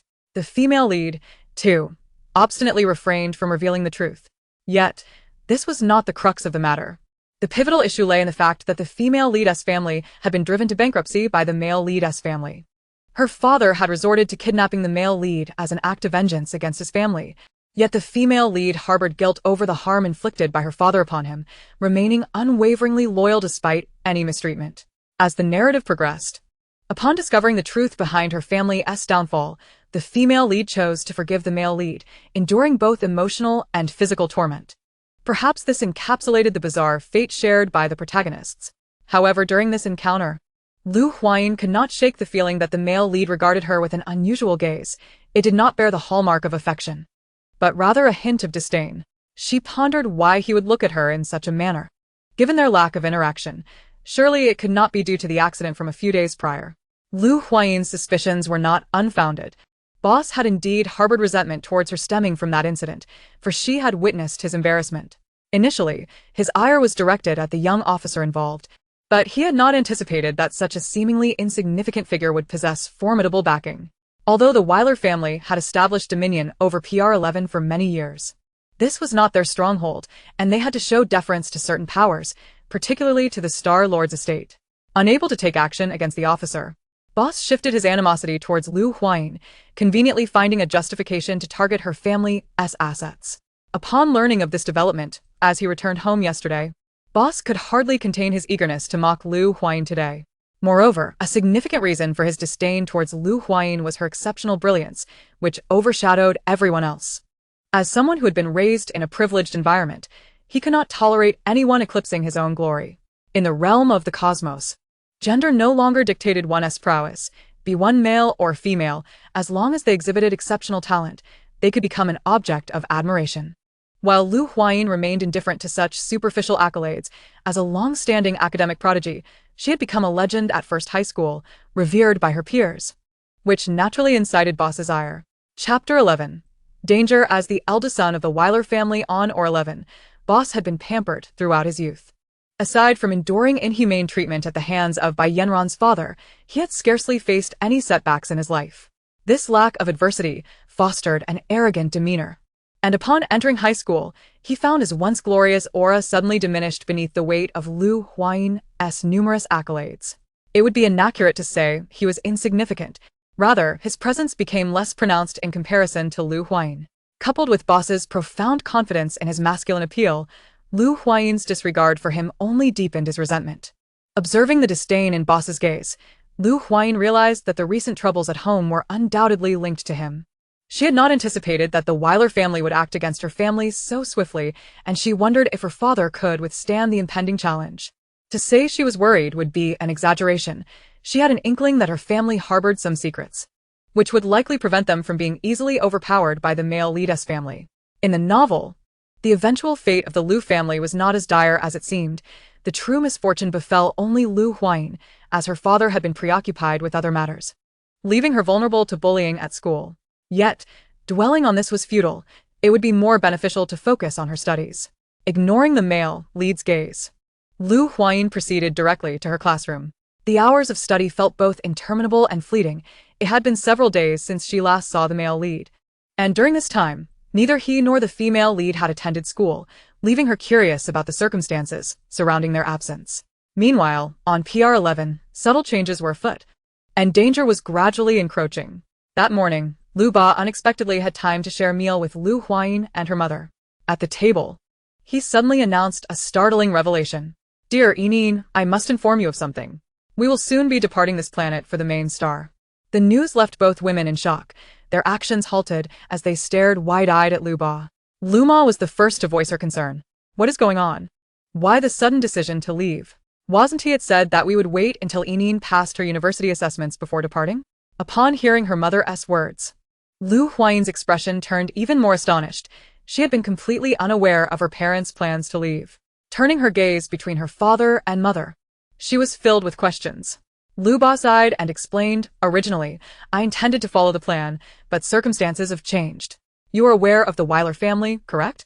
They have become increasingly brazen, even setting their sights on our family. I had planned to teach them a lesson, but our family has recently issued orders for us to return post-haste." "Why the sudden urgency? Did the family provide any reasons?" Lu Ma inquired, her eyes widening in disbelief. No, Lu Ba shook his head. Enin, we had hoped to surprise you, but plans have altered, and we must share this with you now, he said, turning to Lu Huayin. In truth, we are not from this planet. Your mother and I came here primarily for its resources, as well as its distance from the main star, which suited our previous circumstances. The family had previously intended for us to return, but we declined due to your education. Now we have received word that, regardless of the reasons, we must return immediately. Lu Ba's explanation left Lu Huayin bewildered, and she finally understood why. After the Lu family departed, they seemingly vanished, without a trace in the narrative. After finishing breakfast, Lu Huayin headed to school still lost in thought. Given that the Lu family's influence was not inferior to that of the male protagonist's family, why, then, was she still subjected to his oppression in the narrative? Was it the protagonist's halo at play? During class that day, the main characters made a rare appearance, but their gazes directed at Lu Huayin were anything but friendly. To this day, she remained perplexed about how she had managed to provoke them. Was this truly the fate of a supporting character? As Bai Yanran passed by Lu Huayin's seat, she moved her lips as if to say something, yet ultimately refrained from voicing her thoughts. Unbeknownst to Lu Huayin, she missed this subtle gesture, and later on her journey home, the public flying vehicle she was aboard encountered a collision. Initially, Lu Huayin assumed it was yet another reckless individual, akin to the male protagonist, who had violated the rules. However, she soon realized something was amiss when the vehicle began plummeting towards the ground. Flying vehicles possess defensive mechanisms, typically even if struck. They would not fall to the earth but instead activate their passive defense systems to descend slowly, thereby safeguarding passengers from harm. Although the physical prowess of interstellar citizens had significantly improved, a fall from great heights could still result in considerable injury, making such defense systems indispensable. As the vehicle descended rapidly, Lu Huayin hastily grasped the handrail to steady herself, then made her way to the cockpit, preparing to take manual control. In this era, autonomous driving technology had been developed to perfection, from small flying vehicles to massive warships. All could operate independently. Nevertheless, those with means still opted to acquire a driving license, for manual driving provided a unique joy for the youth. Given Lu Huayin's age, she was not yet eligible for a license. Many customs from the ancient Blue Star persisted in the interstellar realm, such as the prohibition against underage driving. Yet, Lu Huayin's aspirations diverged from the norm. The fundamentals of piloting had long been imparted to her by teacher Lester, thus her driving skills had already surpassed those of the majority. Upon switching to manual mode, the faltering vehicle stabilized instantaneously and surged forward for a considerable distance. The hidden assailants, witnessing the vehicle regain mobility, exchanged bewildered glances. Their records had not indicated that the individual could pilot a flying vehicle. However, they quickly regained their composure, realizing that even if she could drive, they had tampered with the vehicle's navigation system, ensuring that she could not escape far. This unexpected complication necessitated additional payment. Alone in the cockpit, the man's avarice was plainly evident. When Lu Huayin switched the driving mode, she discerned the vehicle's issues. Her expression remained calm and resolute. Devoid of fear in the face of impending peril, she piloted the near-defunct vehicle with steady hands, instinctively seeking a suitable place to land. The preset route had already been altered, and she was now oblivious to her location. Fortunately, the communications here had been severed long ago. Thus, her survival relied solely on her own resourcefulness. Chapter 12. The assault. The pursuers trailing Lu Huayin had initially relished the thrill of the chase, akin to a cat stalking its prey, dismissing the notion that an ungraduated high school student could pose any real challenge. The ability to pilot a flying vehicle was hardly remarkable. Wealthy young masters and mistresses often received such training in advance, rendering it a trivial skill.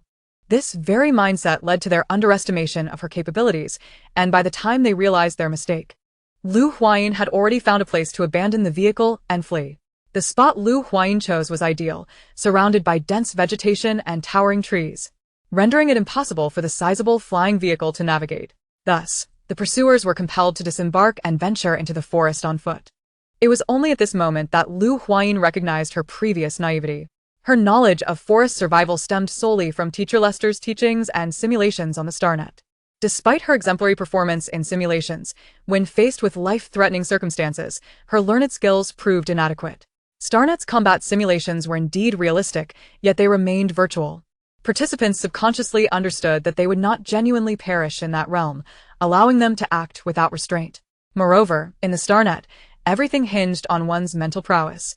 Those with high mental acuity found tasks effortless, while those with lower mental capacities struggled.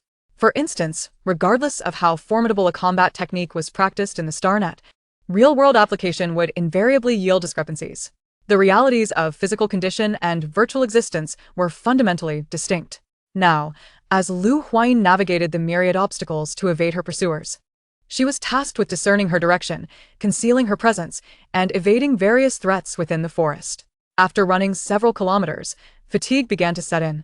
Though her physical fitness level was on the verge of breaking into the S rank, she had yet to reach that pinnacle.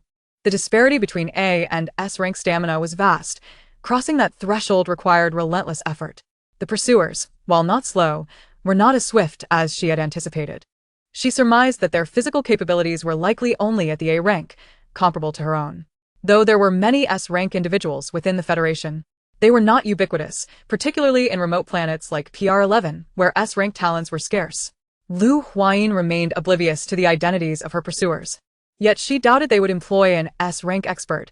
It was not a matter of self-deprecation, but rather an acknowledgement of her current worth. Even if Lu Huayin possessed the strength to confront them, she dared not act recklessly. Unarmed, she was merely a student, who among her peers would venture out daily with lethal weapons. With no armament, she could not afford to face an opponent who was likely armed with potentially deadly weapons.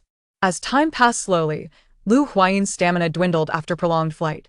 Having already endured a full day of classes, she was now ravenous, and the extended exertion rendered her even more spent. She could no longer remain passive. If her energy were to deplete entirely, her fate would be sealed. Thus, Lu Huayin resolved to seek an opportune moment to counterattack. The pursuers, unprepared for her endurance, began to regret accepting the assignment. They had anticipated a simple target, a naive student, yet instead faced a formidable challenge. Had it not been for their extensive experience, they might have lost track of her entirely. However, as they continued the pursuit, they sensed something amiss.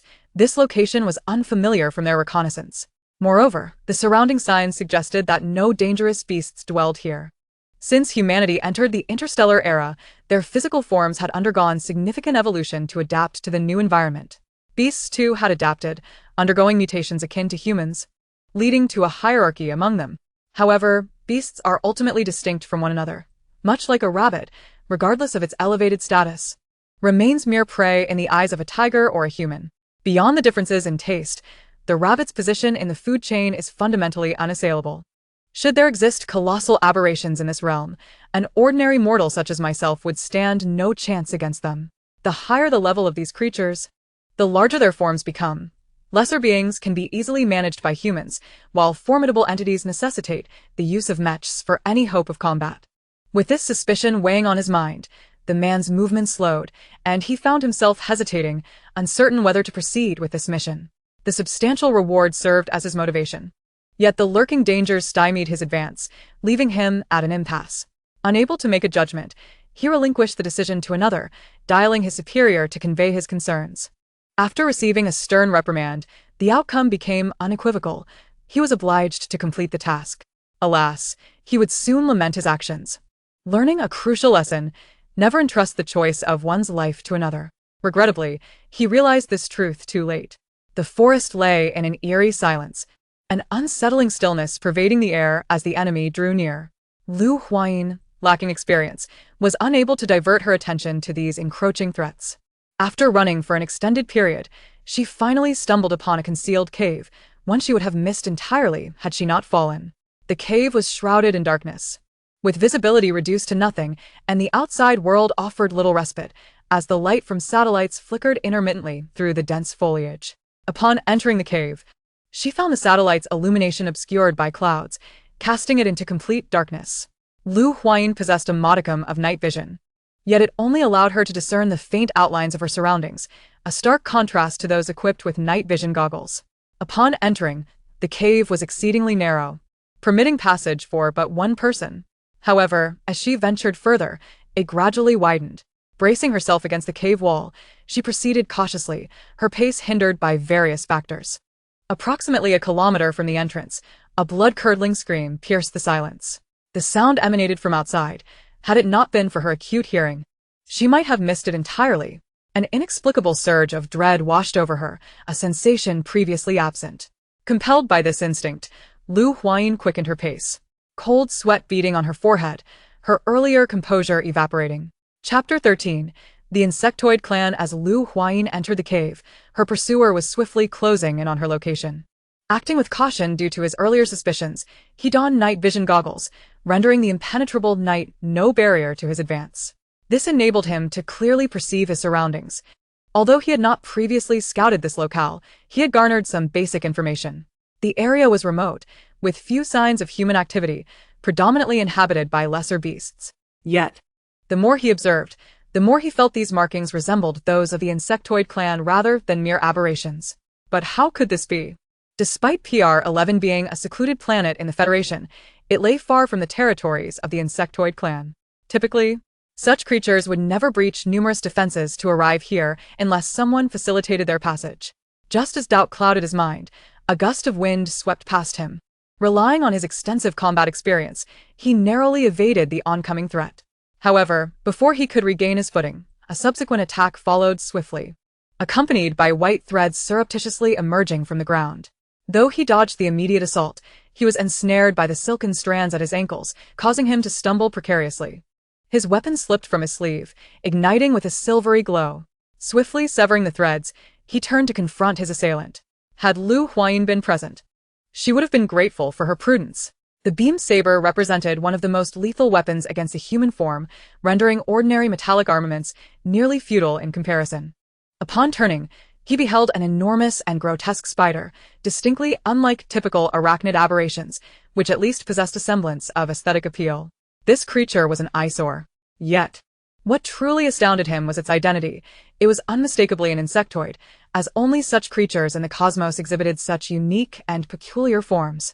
Naturally, not all insectoids were so unappealing, as higher-tiered or noble-blooded varieties could indeed be deemed attractive. Insectoids were formidable adversaries, and though he was astonished by their presence here, he maintained his composure, opting not to confront it head-on but rather to await an opportune moment to flee.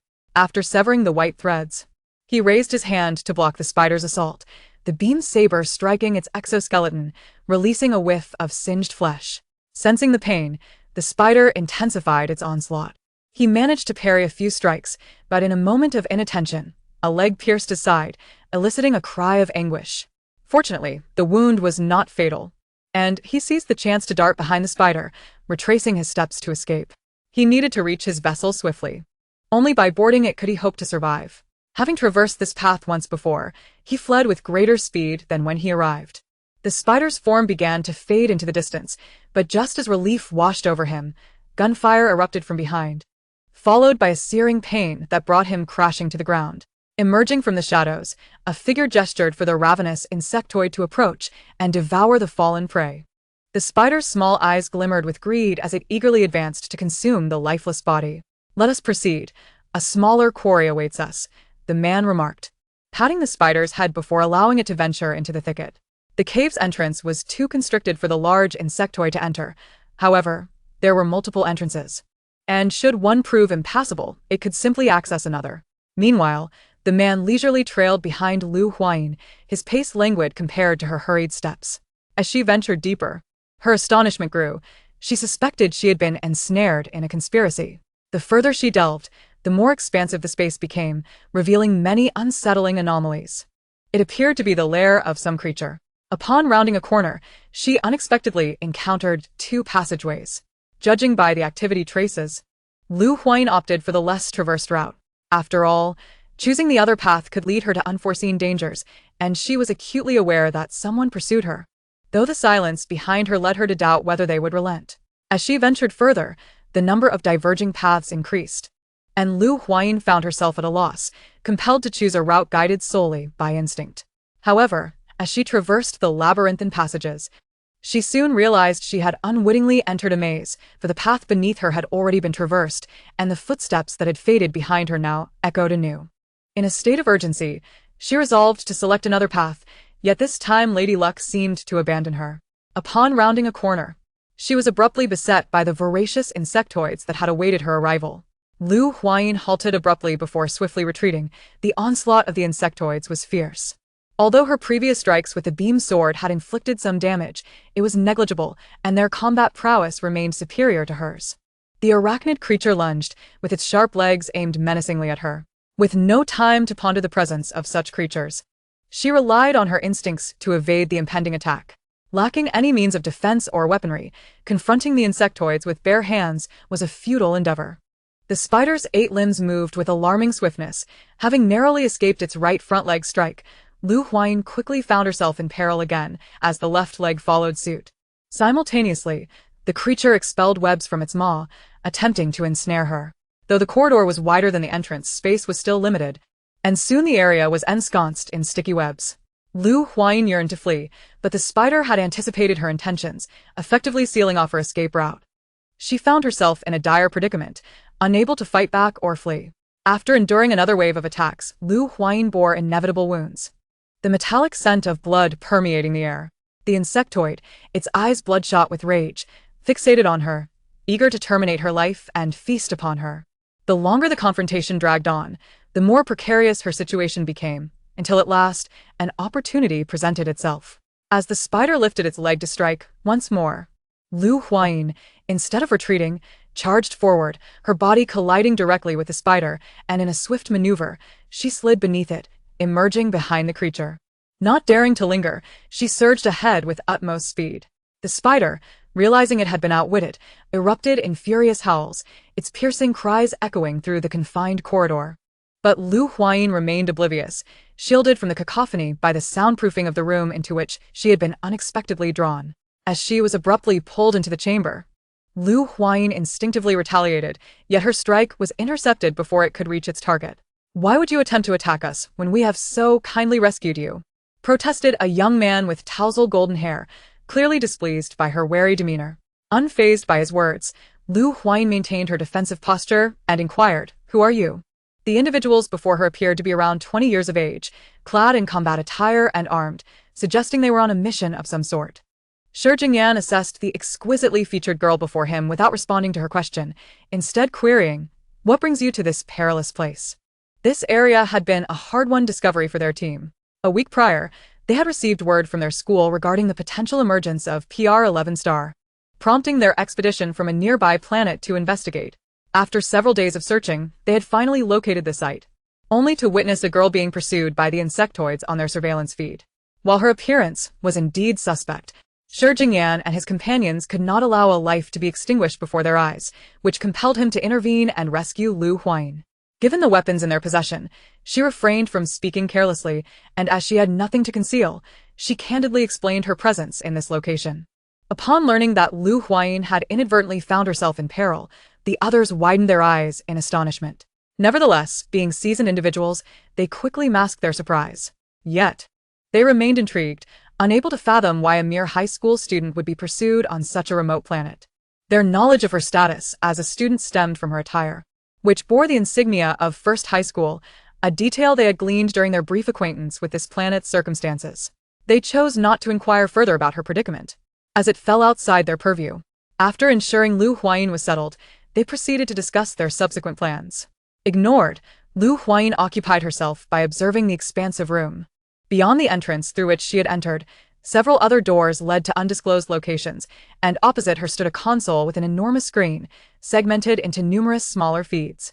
As her gaze drifted to the surveillance images, she recognized the corridor she had traversed mere moments before.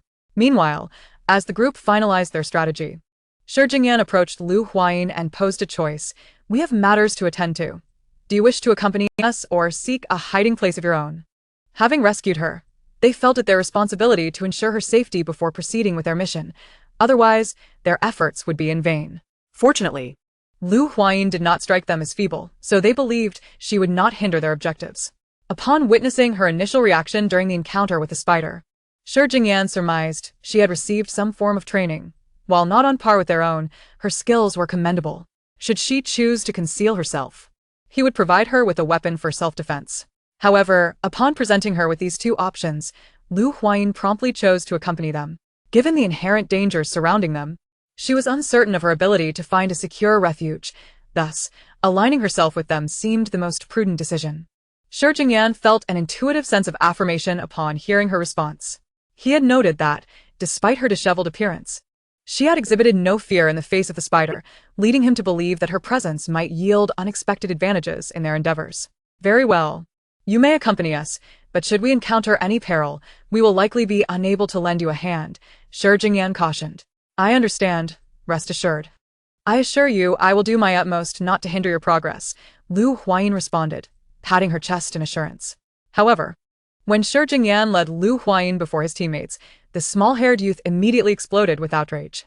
Captain, you can't possibly intend to bring her along. Before Shi Jingyan could respond, he leaped up, exclaiming, No way, I object. She will undoubtedly be a liability. The other two team members, though silent, regarded Lu Huayin with scrutinizing and disapproving gazes. Nevertheless, Shi Jingyan commanded a certain respect within the group, and after receiving a stern glare from him, the boisterous youth quickly subdued his protests. The other two, albeit puzzled by the captain's decision to include this individual, chose to honor his judgment, for his choices were generally in their team's best interest.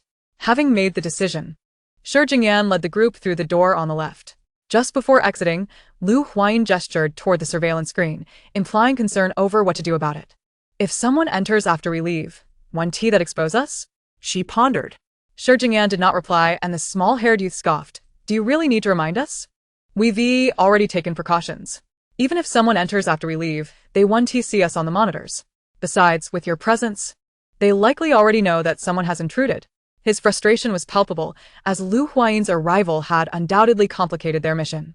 Originally, they had infiltrated quietly, but her entrance had surely drawn attention. While their team remained undiscovered, there would still be repercussions. Chapter 15. Ambush. The individuals lurking behind would certainly heighten their vigilance to identify the intruder, Lu Huayin, necessitating that they proceed with even greater caution. After exiting through the left door, they found themselves in a corridor flanked by doors at regular intervals. Shi Jingyan showed no intention of opening any doors. Instead, he purposefully guided the group down the hallway to the elevator. We are currently on the top floor of this facility. The most crucial items are located several levels below, so we must take the elevator down, Shi Jingyan informed Lu Huayin. The other members of the team were already familiar with the layout of the place, leaving Lu Huayin in a state of ignorance. Understood, she nodded, acknowledging her comprehension. Upon entering the elevator, Shi Jingyan directly selected the lowest level. It was evident they had prepared thoroughly, as typically, access to such locations would require verification, yet they faced no hindrance. The elevator came to a smooth halt at the bottom level, and the most taciturn member of the group stepped out first. After confirming the area was safe, he signaled for Lu Huayin and the others to follow. Outside the elevator lay a short corridor ending with a door, presumably leading to their destination. The group adeptly approached the door, and after a moment of fiddling, Shi Jingyan succeeded in unlocking it with a satisfying click. For reasons unknown, Lu Huayin felt an unsettling sense of ease throughout their progress. She reached out to tap Shi Jingyan's shoulder to alert him, but the door unexpectedly swung open without warning. Shi Jingyan reacted swiftly, pulling Lu Huayin aside while tossing something into the room. En explosion érupted. Leaving Lu Huayin momentarily deafened by the blast. In contrast, the others maintained their composure, evidently having anticipated the situation behind the door. Alongside the explosion, screams emanated from within, though they seemed trivial against the cacophony of the blast. Nevertheless, Lu Huayin did not overlook the cries. She remarked, these individuals are clearly seasoned. How could they not have sensed the abnormality? As the residual heat of the explosion dissipated, they cautiously entered the room. The space was vast, and the force of the newly developed bomb was insufficient to engulf it entirely. Naturally, Shi Jingyan and his team refrained from causing further destruction, as they were still inside. Thanks to the electrical circuits remaining intact, Lu Huayin distinctly observed dismembered limbs scattered across the floor, along with a few survivors writhing in agony. Without hesitation, Shi Jingyan and his team delivered a fatal blow to one of the living victims. Truth be told, Lu Huayin felt utterly bewildered. This was her first genuine encounter with death. Although she had not directly inflicted harm, she was undeniably a part of the ordeal. Prior to entering, Shi Jingyan had armed her, so she was no longer defenseless. In light of potential ambushes, they refrained from recklessly exploring after entering. Instead, they sought cover and cautiously advanced forward. The area was replete with numerous rooms, constructed from a material impervious to the explosion's effects. Yet, the thunderous blast had evidently awakened something, as incessant scratching sounds echoed from within. Utilizing her cover, Huayin stealthily approached to take a look, only to recoil in horror. Losing her balance and stumbling backward. Through a small window, she glimpsed a pair of vertical pupils silently observing the outside. Upon encountering Huayin's unexpected visage, the creature blinked in confusion. As Huayin retreated from the window, the figures in the shadows seemed to seize their opportunity, launching a counterattack. The moment the first gunshot rang out, Shurjingyan swiftly pulled Huayin aside. "Stay safe," he admonished before raising his weapon to retaliate. Chapter 16. Combat. Due to the suddenness of the situation, the defenses in this location were not particularly robust, and the enemy's forces were neither formidable nor plentiful. After a few exchanges, their numbers had dwindled significantly.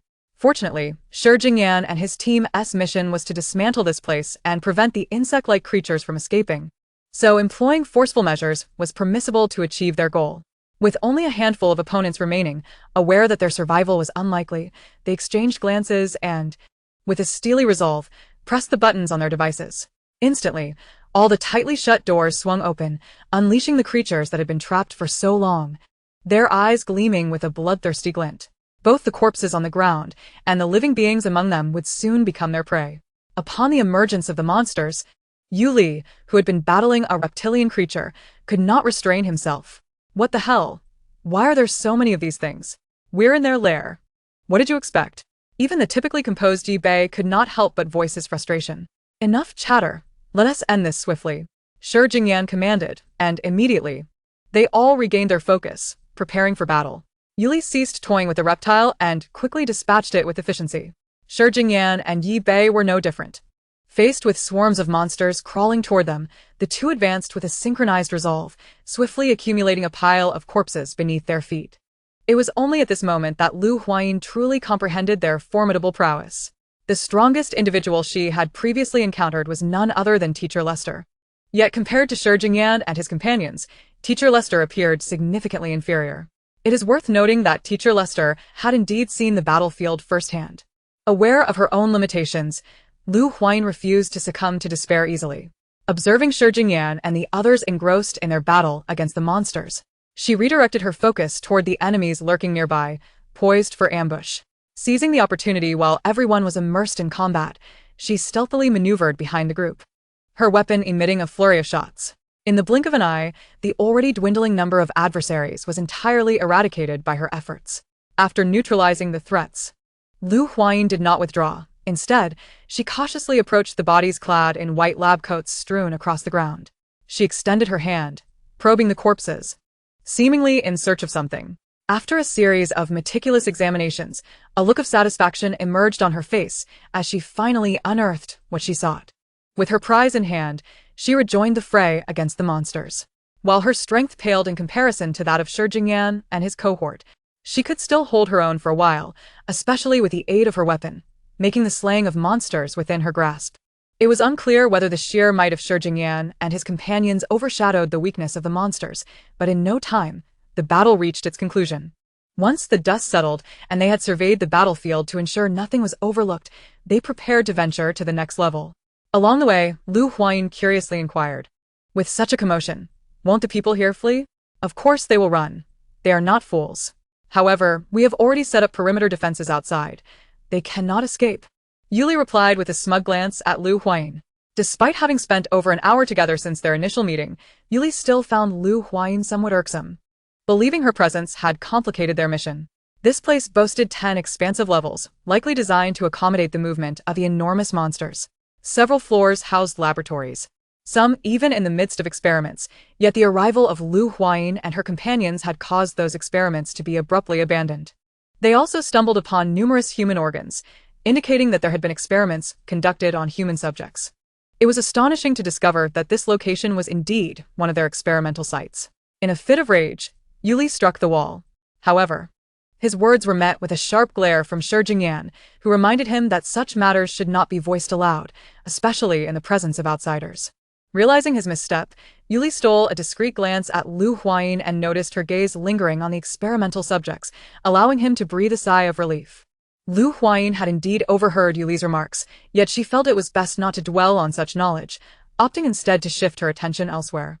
To be candid, the sight of so many human organs instilled a sense of dread within her, though overwhelming anger eclipsed her fear. Despite her awareness of the world's tumult, her existence had been predominantly sheltered.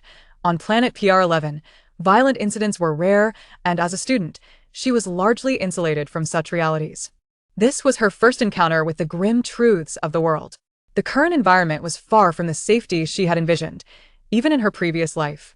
Numerous unfortunate events had transpired, especially now, as she had been overly protected by her family. Most crucially, the events occurring around her had not been mentioned in the original narrative. The story primarily focused on the intense romantic entanglements of the protagonists, and with the main characters departing the planet post-exams, the clandestine activities unfolding here had gone unaddressed.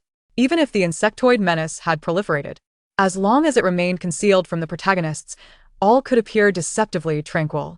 At that moment, Huayin began to suspect why her father had chosen to leave the planet prematurely. He must have received some forewarning. However, the source of that information remained a mystery to her. As the group navigated the levels, methodically eradicating monsters, a sudden tremor emanated from deep within the earth. Huayin felt her body sway momentarily before regaining stability. Shi Jingyan's expression darkened, and with a serious tone, he warned, "It seems something is emerging from beneath us. We must evacuate immediately." At this juncture, taking the elevator was clearly ill-advised. Who could predict if they would become trapped midway? Unfortunately, there was no emergency escape route available. In the age of interstellar travel, elevator malfunctions were rare, and even when they did occur, they were typically resolved swiftly, leading to the neglect of emergency exits. However, given the current circumstances, the absence of such measures seemed a grave oversight. Without hesitation, they made their way to the elevator shaft, their pace unwavering. This scenario had been anticipated, and even if their current plan failed, alternative strategies were at the ready. Lacking any experience, Huayin could do little more than follow in their frantic retreat. Under the present circumstances, escape seemed an insurmountable challenge. The tremors intensified. Debris began to fall from the ceiling, yet fortune smiled upon them as they were not far from the elevator. In a heartbeat, they reached their destination. Chapter 17. The escape. At this point, the elevator had ground to a halt. Shi Jingyan forcefully pried open the elevator doors and, wielding his energy blade, severed the cover above. One by one, they ascended into the elevator shaft. The conditions within the shaft were scarcely better than elsewhere, with the shaking feeling even more pronounced. Fortunately, the high-quality materials of the interstellar era held firm, preventing any disastrous falls. Yet, danger lurked at every turn. The first to emerge, Shi Jingyan, was immediately confronted by a swarm of insectoid creatures that had taken residence there.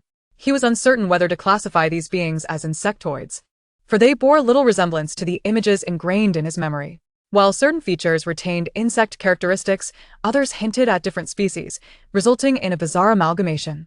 For instance, the creature before Shi Jingyan possessed a human body, yet sported an insectoid head, with webbing between its fingers and toes, and spiny protrusions along its back. In the cramped confines of the elevator shaft, it climbed swiftly toward Shi Jingyan, its bony spines poised to deliver a lethal blow.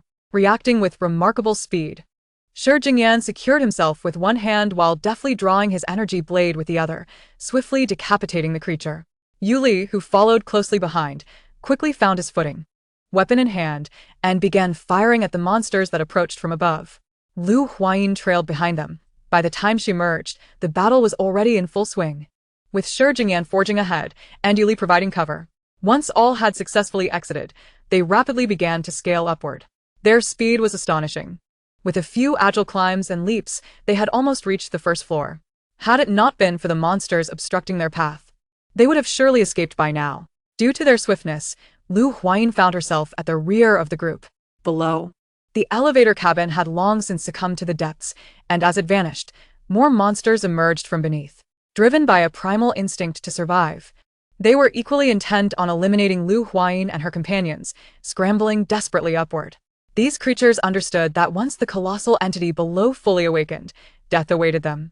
They should have been fleeing for their lives, yet their bloodthirsty impulses compelled them to pursue Huayin and her group. At the forefront, Shi Jingyan had already breached the door and leaped outside, followed closely by the others. As each individual exited, the monsters below became increasingly agitated, their speed escalating as they closely trailed Huayin. Having already made her escape, Shi Jingyan provided cover for those behind him. Finally, Lu Huayin reached the exit. She had never perceived such a brief distance as so interminable.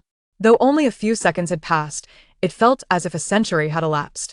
Just as she took her final step, calamity struck, the wall suddenly fissured, and her hand grasped at emptiness, sending her tumbling backward. Just as she was about to plunge into the throng of monsters, a rope ensnared her waist, yanking her upward. Once Lu Huayin regained her footing, the group hastily fled outside. The corridor had become an unrecognizable chaos. The ground was fractured, and countless debris cascaded down from above. They had to guard against falling stones while also evading various obstacles on the ground, inevitably slowing their pace. How much farther? Shi Jingyan inquired of Yi Bei, who was running at the front. Turn left in 10 meters, then right, and proceed straight ahead. We'll be out shortly, Yi Bei replied succinctly. All right. Let us quicken our pace. With that, their speed intensified. Lu Huayin found herself falling behind, not due to a lack of desire to keep up, but rather because the others were simply too swift. Previously, she had reveled in her unchallenged superiority at school, but now she recognized the narrowness of her perspective. After all, the PR-11 star was merely a remote celestial body. What formidable figures could possibly exist here? What significance did her being at the top hold if she would merely be crushed outside? Indeed, she needed to engage more with the outside world. Otherwise, she would remain a frog in a well. As Lu Huayin struggled to match their pace, the rope that had previously saved her now wrapped around her waist once more. Glancing ahead, she saw it was Shi Jingyan. He must have noticed her lagging and intended to assist her in fleeing. She accepted his goodwill, without hesitation. Survival was paramount at this juncture. With the rope providing leverage, Lu Huayin's speed significantly increased, allowing her to gradually keep pace with Shi Jingyan and the others. They were nearing the exit, but the great door stood firmly shut, and all commands to open it proved futile. They had no choice but to resort to brute force. Shi Jingyan attempted to contact those outside, but within the confines of the corridor, there was no signal. His messages vanished into the void. The narrow space prevented them from deploying their mechs, leaving them reliant solely on their handheld weapons, making it difficult to ensure their safety while attempting to force the door open. The air grew tense, and the ground trembled ominously, suggesting imminent collapse. Compounded by the multitude of monsters closing in behind them, they had no time to hesitate. What should we do? How do we get out? Yi Bei asked. His expression grave. There's no signal here. We can't reach the outside. If only we could contact Hongyan for assistance, Yuli remarked, anxiously touching the earring on her ear. The two cast their gaze toward the silent captain, who was intently observing the girl they had rescued. Lu Huayin was engrossed in manipulating something in her hands, her focus unwavering despite the surrounding chaos. Soon, a smile graced her face, and Shi Jingyan, who had been watching her, felt a subtle sense of relief. What she held was a microscopic explosive device she had found among the corpses. She had initially sought weapons but was surprised to discover this contraption. Despite its diminutive size, its power was formidable. It could easily damage not just a door, but even a mech. However, if miscalculated, it could also harm them, prompting Lu Huayin to make a few adjustments. It's ready. Just place it on the door, and we'll be able to escape swiftly. She showed the device to Shi Jingyan. Then, under the astonished gazes of Yu Li and Yi Bei, affixed it to the door. Time was of the essence. Leaving no room for lengthy explanations, she urged them to conceal themselves. With a resounding explosion, the sturdy door shattered into fragments. Without waiting for Yu Li and Yi Bei to speak, Shi Jingyan shouted, "Go!" And they swiftly dashed through the wreckage of the door and into the open air, only to be met with a multitude of weapons aimed directly at them. Chapter 18. Mechs faced with such an array of weapons, Lu Huayin felt a wave of trepidation. One misfire could mean her farewell to this world. Fortunatelli, Iwali. Trailing behind, quickly stepped forward, declaring, "Friends. Friends." As the dust settled, Shi Jingyan and his companions gradually emerged into view, and the onlookers, upon recognizing him, promptly lowered their weapons. "Captain." The figures concealed in the shadows revealed themselves, led by a woman clad in combat attire. "Leitia, has anyone escaped?" Shi Jingyan inquired, directing his gaze at her. "Report, Captain. None have escaped," Leitia responded as she stepped forward to relay the situation outside. In the brief span of their exchange, the rear of the research facility could no longer withstand the strain and collapsed with a thunderous roar, creating a vast chasm. Countless monsters began to swarm out from the pit, fleeing in all directions, while a colossal creature slowly emerged from the depths. Shi Jingyan's expression shifted dramatically. He swiftly issued commands. Team A will pursue the fleeing monsters. Do not let them escape this vicinity. Team B, join me in confronting this behemoth. Everyone, into your mechs. With that, he was the first to release his mech and ascend, making sure to bring Huayin along with him. His team members, evidently trained for such situations, sprang into action at his command. Team A's members piloted their mechs to chase after the fleeing monster swarm, while Team B methodically aimed their weapons at the massive creature at the bottom of the pit. Huayin was astonished by the scene before her. From Shi Jingyan's brief remarks, she had gathered that these individuals were on a mission. But she hadn't anticipated their numbers, or that they would all be equipped with mechs. It was uncertain who they truly were. After all, the entirety of PR-11 Star likely did not possess such a multitude of combat-ready mechs. Civilian models were far more common. The federal government has always maintained stringent regulations regarding weaponry, and since mechs are essentially a form of combat weaponry, combat-type mechs are prohibited for private ownership. This time, Shi Jingyan embarked on a mission accompanied by 20 individuals, each equipped with mechs due to the elevated level of their previous task. However, the current assignment was not particularly challenging for them. The only formidable obstacle was the creature before them.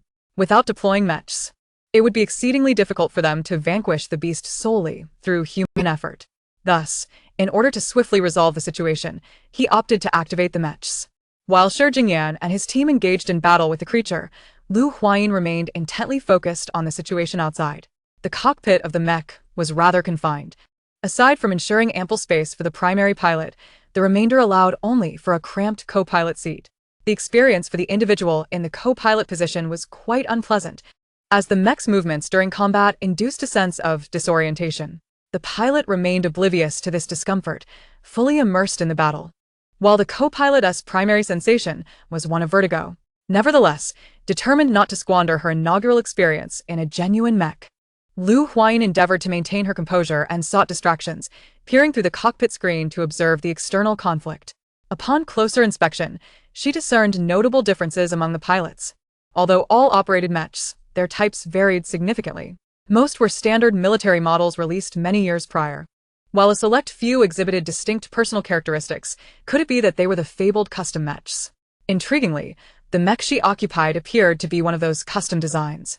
Having caught her eye before her ascent, after thoroughly searching the area and confirming no details were overlooked, Shi Jingyan prepared to conclude the mission and return.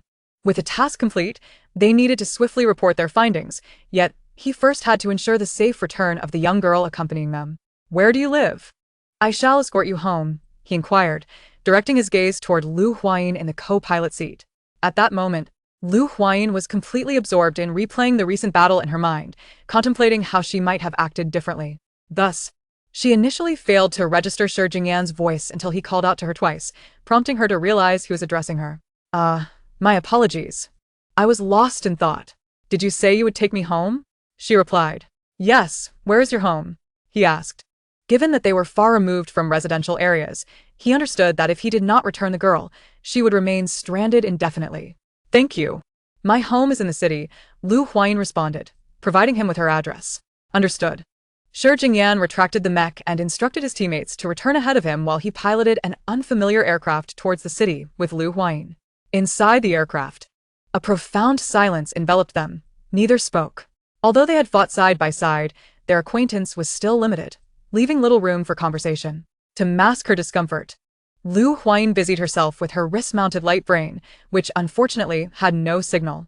Just then, Shi Jingyan's voice broke the silence. "I hope you will keep our encounter and the events that transpired here confidential." His deep voice resonated, prompting Huayin to quickly raise her head. "Rest assured, I would never disclose anything," she assured him. Given the secrecy surrounding their mission, it was evident that they wished to keep their identities hidden. Huayin chided herself for even contemplating divulging their secrets. Moreover, the mechs they piloted were military surplus. Though outdated, they were not meant for civilian use. Considering they had saved her, she was certain these individuals bore no ill intent. After all, who would undertake the task of saving a planet while harboring malicious intent? It was crucial to recognize that while the insectoid adversaries they had defeated were not particularly formidable, allowing them to proliferate unchecked would inevitably lead to the planet's demise, as the majority of its inhabitants were ordinary civilians. Upon arriving in the city, Lu Huayin requested Shi Jingyan to drop her off at a nearby location rather than escorting her all the way home. Before departing, he called out to her. By the way, this is something my teammates discovered during our search. I believe it may be of some use to you. He extended his hand, revealing a light brain that had been thoroughly examined by his team, ensuring it did not belong to any experimental facility. He felt it might hold relevance for the young girl before him. Lu Huayin accepted the light brain from Shi Jingyan's hand, expressing her gratitude once more. Although she had her suspicions regarding the mastermind behind the threats against her, she recognized the importance of prudence in her actions. Without concrete evidence, she could not afford to act rashly. Misidentifying the culprit could lead to unwarranted enmity. Furthermore, she had yet to fully extricate herself from the storyline, and the original protagonist still possessed a certain aura. Acting impulsively could inadvertently lead to backlash. It was merely a small effort on my part. I wish you the best of luck, Shi Jingyan said before boarding the aircraft, which gradually receded into the distance.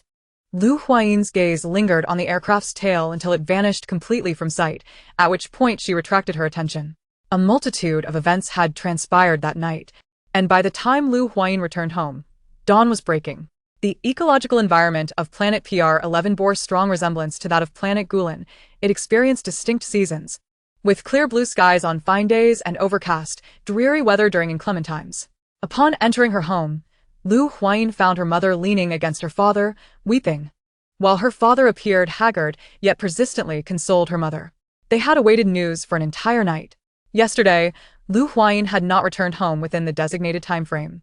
Although her parents were initially puzzled, they were not overly concerned, recognizing their daughter's usual independence and maturity.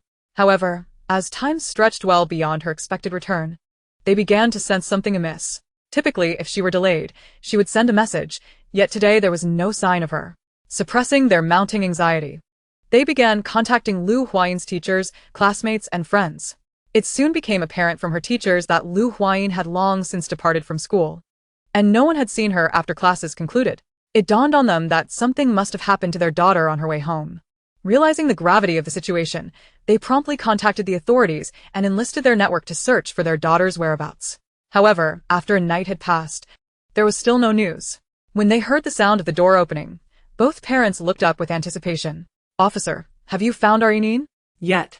Before them stood not a police officer, but Lu Huayin herself. Upon seeing her, their excitement surged, and they sprang from the sofa, rushing toward her. "Yinyin, is that you? Where have you been? Why are you only just returning? Did you encounter any danger?" Upon hearing a barrage of questions from her parents, Lu Huayin felt a warmth envelop her, yet simultaneously, a headache began to brew.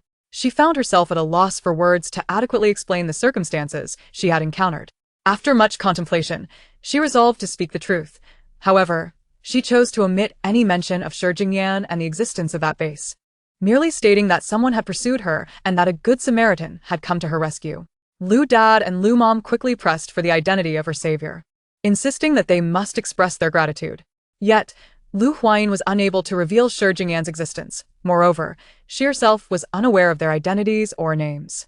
"I do not know who he is. The person who saved me did not introduce themselves and left me in the city," she divulged. Upon hearing this, her parents momentarily quelled their desire to thank the benefactor, but a more pressing concern loomed. Their daughter had been hunted. What could have caused this? Had their identities been exposed, prompting someone to pursue their daughter? Lu Dad and Lu Mom pondered. "Yinyin, do you know who sent someone after you?" Lu Dad inquired, gazing intently at Lu Huayin. She harbored some suspicions but could not ascertain anything definitively. Lu Huayin produced the light brain that Shi Jingyan had entrusted to her. "There should be clues here. If there were none, Shi Jingyan would not have given it to me," she reasoned. "Let me take a look." Lu Dad replied as he accepted the light brain from Lu Huayin. He scrutinized it thoroughly, but alas, it had sustained damage during the battle, and he could discern nothing. Chapter 20. The true culprit on the way home. Lu Huayin had already attempted to access it, but to no avail. She was baffled as to how Shi Jingyan had determined this light brain was connected to her. Did he possess some special means of inspection? "This light brain is broken. Should I find someone to repair it?" Lu Dad offered as he returned the device to Lu Huayin. "No, I can fix it myself," she declined his suggestion. For if there were indeed evidence within, it would be inconvenient for others to see. "Very well," Lu Dad nodded, fully aware of his daughter's capabilities. Mending a damaged light brain should pose no challenge for her. After expressing their concern for Lu Huayin a few more times, her parents suddenly remembered that they had yet to inform those who had assisted in the search for their daughter. Now that she had returned, they needed to promptly notify others. Informing their friends was straightforward, but dealing with the police could prove more troublesome, as they would likely require a routine inquiry. After notifying everyone, the police soon arrived at the Lu residence. They did not overly trouble Lu Huayin. After recording some details, they departed. Once all matters were resolved, a wave of relief washed over Lu Huayin, and she felt an overwhelming fatigue settle in, not just physically, but mentally as well. She glanced at her visibly weary parents and encouraged them to rest before she retreated to her own space. In truth, Lu Dad and Lu Mom were still quite youthful by interstellar standards, both merely a century old, and while their physical prowess might not rival that of the elite, it was certainly not lacking. Their anxiety over their daughter's disappearance had strained their spirits, making them appear more exhausted than they truly were. Upon entering her room, Lu Huayin immediately lay down and fell into a deep slumber. When she finally awakened, night had fallen. After having slept through the day and enjoying dinner, she had no desire to return to sleep. Instead, she decided to take the damaged light brain to her workshop for repairs. As for her daily routine, she could afford to take a brief hiatus. Her newly joined team had not been active for quite some time, and she found no motivation to engage. Lu Huayin's workshop was a dedicated space.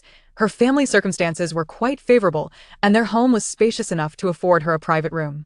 Upon entering the workshop, a myriad of tools came into view, with the tools for repairing the light brain occupying a rather inconspicuous corner. The most prominent feature of the room was the mech component manufacturing station situated in the center. As a top scholar and a diligent student, Lu Huayin not only exceeded her academic obligations, but also utilized her spare time to acquire knowledge of various machinery. Though she had not specifically studied the process of light brain repairs, she had gained insights during her studies on the internal systems of mechs, recognizing that there were similarities between the two. Approaching the tool storage, Lu Huayin settled down and began diligently working on the light brain. She first disassembled it and backed up the core, then proceeded to examine the damaged components. The interstellar technology proved remarkably resilient. She discovered that the light brain had activated its self-protection system. With proper repairs and a reset, it would function once more. Upon completing the repairs, Lu Huayin powered on the light brain, and its contents aligned closely with her suspicions. The one who had orchestrated the attack against her was indeed the original male protagonist. Bush. Yet, what left her perplexed was why Boss would seek her demise. Had she inadvertently offended him? They had no prior interactions beyond their recent encounters. Surely it could not be attributed solely to a few ambiguous remarks from the female lead. In truth, it was not surprising that Lu Huayin struggled to comprehend this, for she would never grasp the depths of a person's jealousy. As the male protagonist of a tormenting narrative, Boss was an exceedingly arrogant and self-assured individual. Before Lu Huayin's arrival, he had basked in the belief that the world was at his fingertips. Compounded by Yanran's unyielding indulgence, his ego had swelled immensely. However, just as his confidence reached its zenith, Lu Huayin entered the scene. Her brilliance captured everyone's attention, diverting the spotlight away from him. Although she herself remained indifferent to the admiration, the majority viewed her with envy and adoration. While Lu Huayin felt little of it, Boss, who had always relished the spotlight, found it intolerable, especially since Lu Huayin was a girl he deemed beneath him. Indeed, Boss held a disdain for women, largely a misconception fostered by Yanran, who had debased herself in her worship of him, leading him to believe that all females were merely sycophants and weaklings. Even his current affection for Bai Feifei did not shield her from his contempt. Deep down, he regarded her with the same disdain, albeit she possessed a higher status and had managed to captivate him from various angles. With these factors in play, coupled with Lu Huayin's frequent appearances in Boss's life, his animosity only intensified, especially when his ultimate sycophant, Bai Yanran, sought Lu Huayin's assistance in a moment of crisis. Did she truly believe herself inferior to Lu Huayin? Thus, for all these reasons, Boss had acted against Lu Huayin, his actions inevitably drawing the attention of his family. Yet, the Weiler family was all too pleased to see the Lu family's prodigy perish. Rather than thwart Boss's endeavors, they exacerbated the situation. Having confirmed her suspicions, Lu Huayin resolved not to dwell on the reasons behind Boss's hostility. Regardless, she vowed not to spare those who sought to harm her. Now, she needed to devise a strategy for retribution. As she absently traced her fingers over the light brain, her mind raced with possibilities. Perhaps she would first wreak havoc upon Boss's household, and then, when school resumed, she would confront him directly and deliver a thorough beating. Having devised a plan, Lu Huayin proceeded to the front of her space in search of tools. As she had studied mechanical engineering, it was only natural that she had crafted various small toys during her learning process. With her family's wealth, she had amassed a considerable collection of these toys, which now served as the most effective instruments of destruction. After a thorough search, Lu Huayin picked up a remarkably lifelike mechanical mouse, a smile curling at the corners of her lips. This small contraption was no ordinary rodent. Although constructed from commonplace materials, its power was formidable. Given her family's resources, she had engineered a mining tool, and the claws of this mouse were a diminutive version of that tool. When activated, the mechanical mouse's claws could effortlessly crush ore, making it an ideal device for excavation and sabotage. Moreover, it was equipped with highly concentrated explosives, capable of flattening an entire house.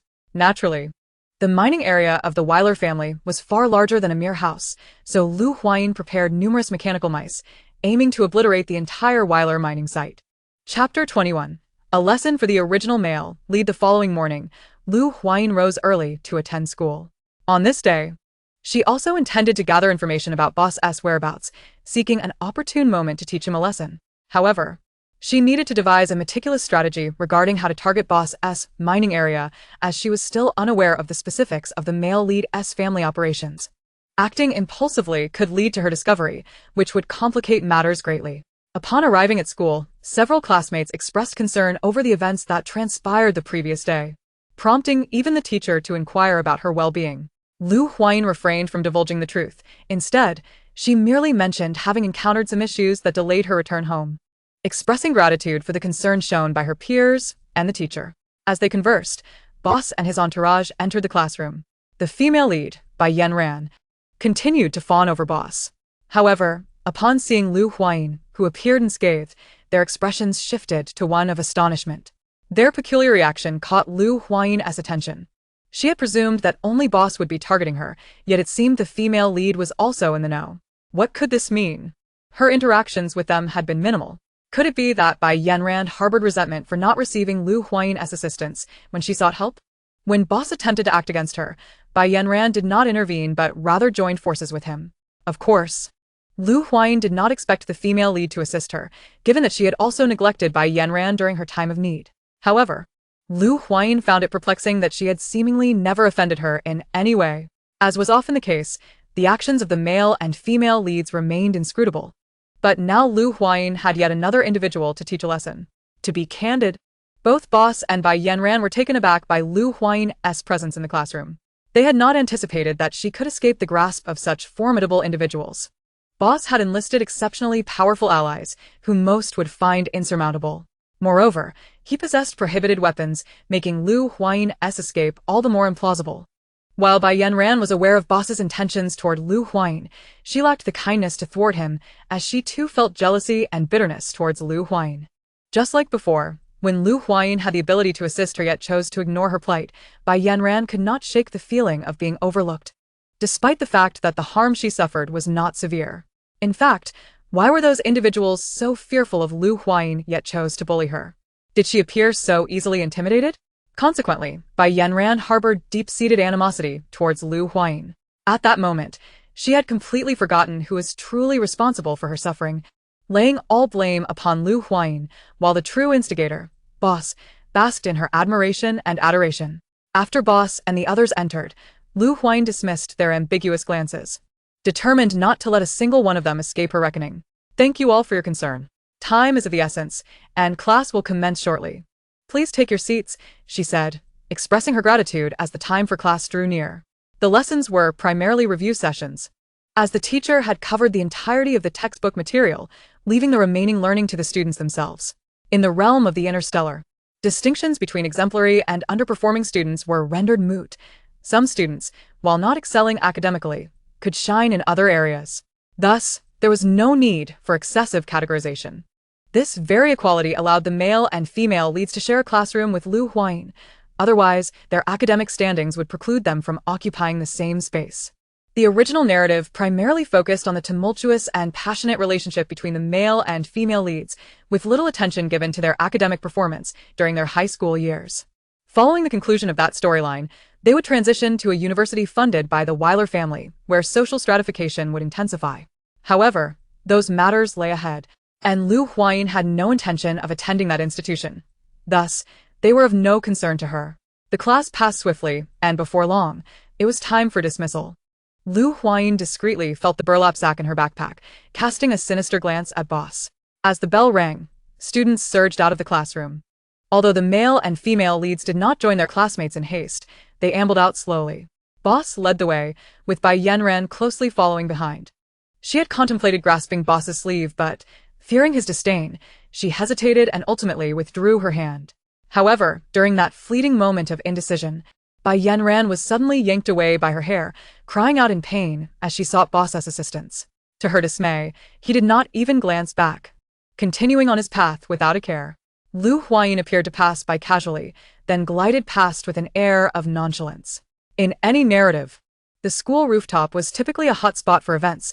Lacking surveillance, it was frequented by the male lead, where nefarious incidents often unfolded. Following the usual pattern, Boss would often visit when unoccupied. Lu Huayin first disabled the rooftop surveillance through the school's internal network before trailing behind Boss to the rooftop. Her movements were light and undetected. Once on the rooftop, taking advantage of Boss's inattention, Lu Huayin swiftly draped the burlap sack over his head and unleashed a flurry of punches and kicks upon him. Initially, Boss demanded to know who was attacking him, but as Lu Huayin intensified her assault, he ceased his inquiries and began to cry out for help. Yet it was well known that the rooftop was his territory, and thus, no one ventured there. His cries went unheard. When Lu Huayin sensed that Boss was nearing his limit, she finally ceased her onslaught. Although she had vented her anger quite thoroughly, Lu Huayin still felt it was insufficient. Given the excellent medical conditions in the interstellar realm, Boss would recover swiftly from his injuries with just a brief respite in the treatment chamber. After delivering her lesson, Lu Huayin left the rooftop, abandoning the unconscious Boss. It wasn't until the afternoon, when Bai Yanran, in a disheveled state, realized that Boss had been absent for the entire day, that she hastened to the rooftop, only to find a figure lying on the ground, unconscious. Initially, she did not recognize him as Boss, for Lu Huayin had left the burlap sack concealing him intact, and thus Bai Yanran only saw the person shrouded within it. It was only after searching in vain for Boss that she came to the dreadful realization that the person on the ground was indeed him. Chapter 22. Departing soon, having been beaten and now exposed in such a pitiful state to Bai Yanran, Boss was consumed with fury. He bellowed at his subordinates, "Find him. Utilize any means necessary to uncover the culprit." After flaunting his arrogance for so many years, he was taken aback by the audacity of someone who dared to ambush him. He was determined to identify this insolent individual and make them pay dearly for their transgression. After administering a thorough lesson to Boss, Lu Huayin returned home in high spirits.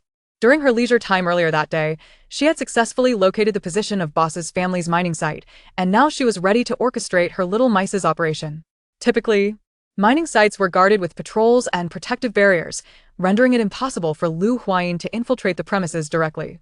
However, she could pilot her family's aircraft to the periphery of the mining area. Upon arriving, she set the program and released her mechanical mice. To avoid the Vil family tracing the sabotage back to her through the materials used in the mechanical mice, Lu Huayin predominantly utilized common materials readily available on the market. Certain special components would leave no trace after the mechanical mice detonated, and none bore any distinctive markings. Once she confirmed that all mechanical mice were in position via her screen, Lu Huayin departed the area in her aircraft. Due to the immense destructive potential of the impending explosion, she did not intend to trigger it immediately. As the enveloping darkness of night cast its shroud over the entire planet and all fell into slumber, a tremendous explosion reverberated, shaking the very foundations of nearby structures and awakening countless individuals. The residential areas closest to the blast illuminated with light, while the interstellar police swiftly commenced their investigation. The Vil family was among the first to detect the explosion, as the source was none other than their own mining site. They hurried to the scene, but aside from the devastated landscape, they found nothing. The head of the Vil family, Boss's father, was seething with rage as he commanded his subordinates to spare no effort in identifying the perpetrator. "You are to find out who dared to lay a hand on us within a day.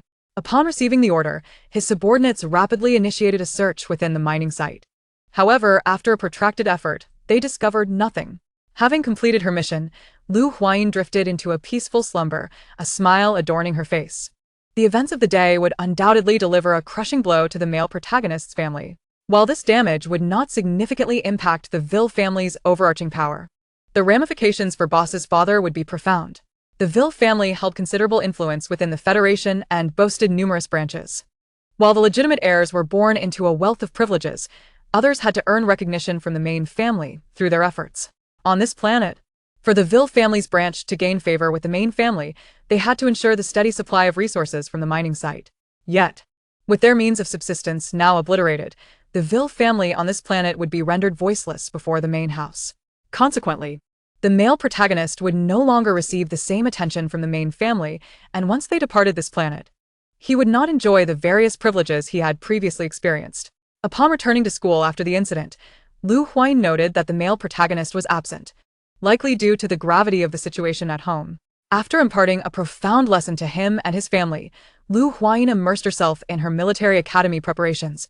Although they would soon be departing from this planet, due to recent events, Lu's father had postponed their departure by a few days, and once those matters were resolved, they would set off for the capital star. Before their departure, Huayin visited the school one last time to finalize her transfer paperwork.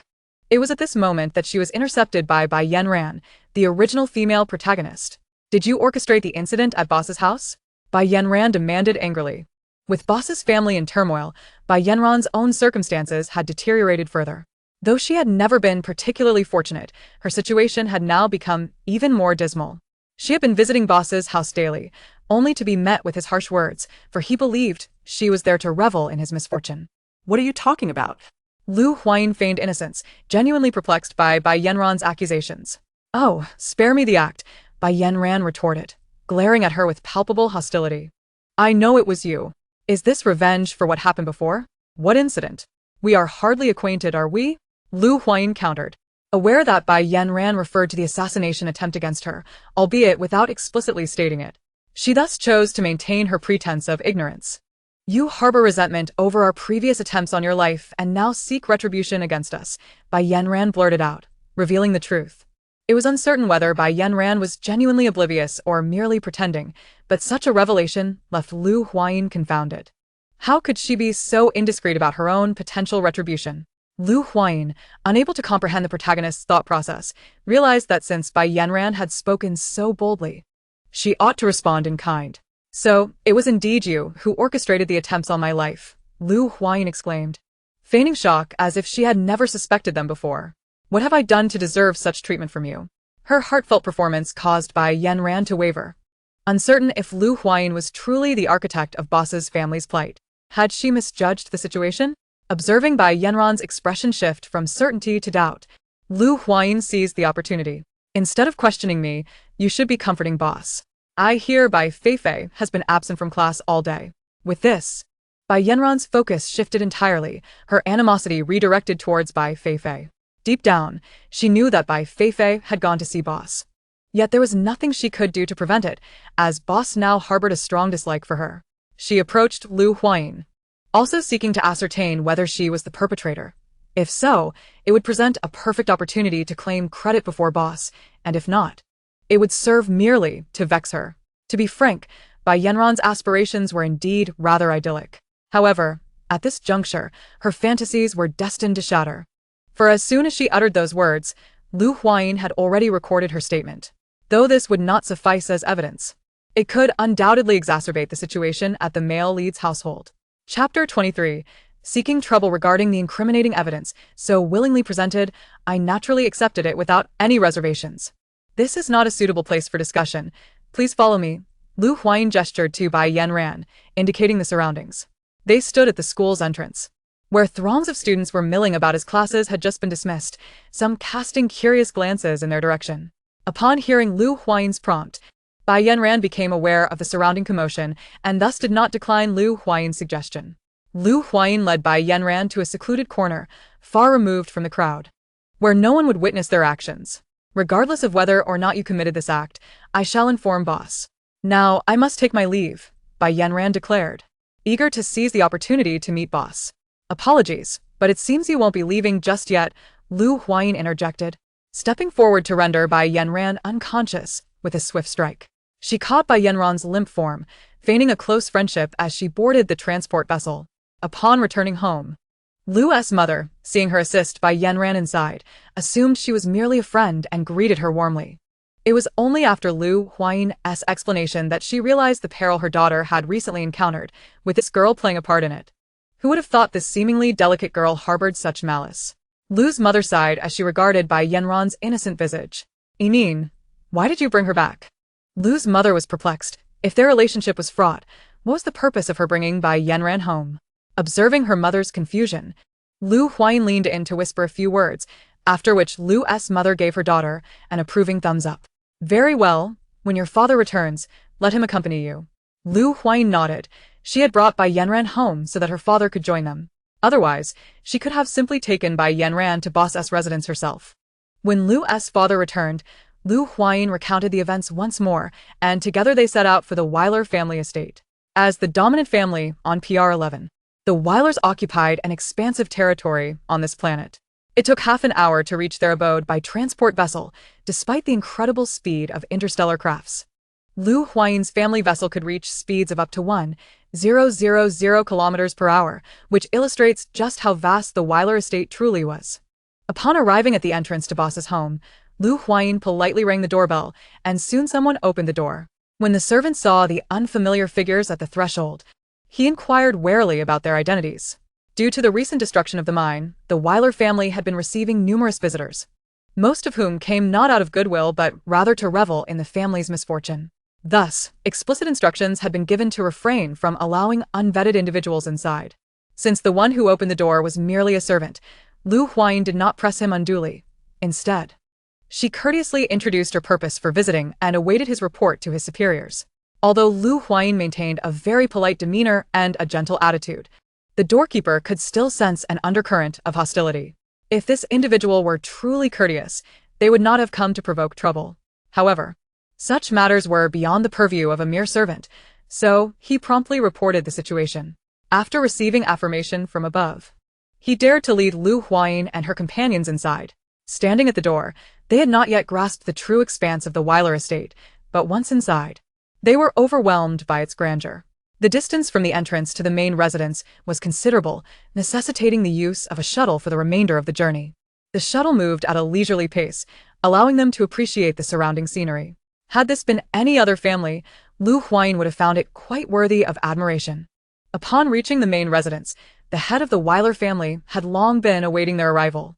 After all, Lu's father held a respectable position on this planet, and even as ordinary guests, the host would need to extend a warm welcome. As Lu Huayin and her father entered with Bai Yanran, the head of the Weiler family, boss's father greeted them with a disingenuous smile.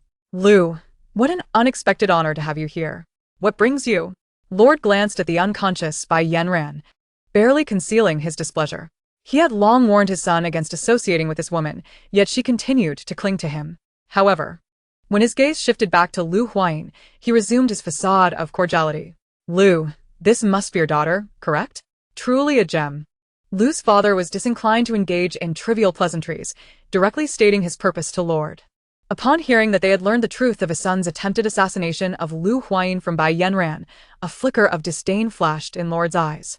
Lu, you must be mistaken. Our boss would never engage in such nefarious actions, Lord replied with a faint smile, resolute in denying his son's involvement in the assassination plot.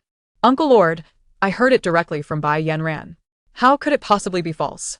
Lu Huayin interjected politely. My dear niece, it's not that I don't wish to believe you, but you must understand that this matter pertains to my son's reputation. Why don't we awaken her and ask directly? Lord suggested, knowing full well that Bai Yanran would defend her son without hesitation, although he harbored doubts about her intellect. After all, it was Bai Yanran who had facilitated the ruin of her own family, yet she remained unwaveringly loyal to his son. Lost in thought for a moment, Lord quickly redirected his focus back to the matter at hand. Given Lu Huayin's severe actions, Bai Yanran had yet to regain consciousness, but they needed her to answer questions. So she could not remain asleep indefinitely. Lord ordered the retrieval of a medical device to assist in reviving Bai Yanran. The device proved effective, and she soon awoke. Upon regaining consciousness, Bai Yanran found herself surrounded by unfamiliar faces, momentarily dazed, but quickly zeroed in on Lu Huayin. Lu, why did you knock me out? What are you planning to do with me? Bai Yanran questioned Lu Huayin, her voice tinged with indignation. Yet before Lu Huayin could respond, it dawned on her that she was in Boss's home, and among those present was Boss's father. Upon seeing Lord, Bai Yanran hastily composed herself and respectfully greeted him. Lord harbors a profound disdain for Bai Yanran, a sentiment she is keenly aware of. Consequently, she often finds herself trembling at the prospect of facing him. Each time she visits Boss, she strategically chooses moments when Lord is absent. Chapter 24. Preparing to depart. Uncle Lord, what is the meaning of this? How did I end up in your home? Bai Yanran expressed her confusion regarding why Lu Huayin had brought her to Boss's house. Her memory of prior conversations now completely faded. Yanran, you are well aware of how our family's boss treats you. How could you speak so recklessly outside? Lord's tone was gentle, yet laced with an undercurrent of reproach. Truth be told, Lu Huayin was utterly taken aback by Lord's shameless demeanor. It was evident to all how Boss treated Bai Yanran. How could he even dare utter such words? Bai Yanran wore a perplexed expression, entirely oblivious to the meaning behind Lord's remarks. Uncle, what are you talking about? I don't understand, she replied innocently. Observing her naive facade, Lord felt a surge of anger within and retorted, Yanran, how can you claim that Huayin's niece said our family's boss has pursued her? That's impossible. I never uttered such words. I was completely unaware that classmate Lu had been chased, Bai Yanran responded, quickly realizing her earlier misstep. Her expression morphed into one of heightened confusion and innocence, adamantly denying having made such statements. Now, both parties stood firm in their assertions, with Lord clearly favoring Bai Yanran, as denying the accusations served his interests more favorably. He was cognizant of his son's actions, yet faced with a victim confronting him, he would never admit the truth. Instead, striving to exonerate his son. Lu Huayin had anticipated their reactions, and fortunately, she had recorded her earlier conversation with Bai Yanran. At this moment, she played the recording, presenting irrefutable evidence. The stark proof before him turned Lord's countenance a shade of green with rage, though he masked it, merely letting out a soft sigh. Niece, I am not defending my son. I genuinely had no knowledge of this matter. You must understand how my son typically treats Bai Yanran, so it is not beyond reason for her to desire to frame him. Lord had completely disregarded his earlier insinuations towards Bai Yanran, placing all the blame squarely upon her shoulders.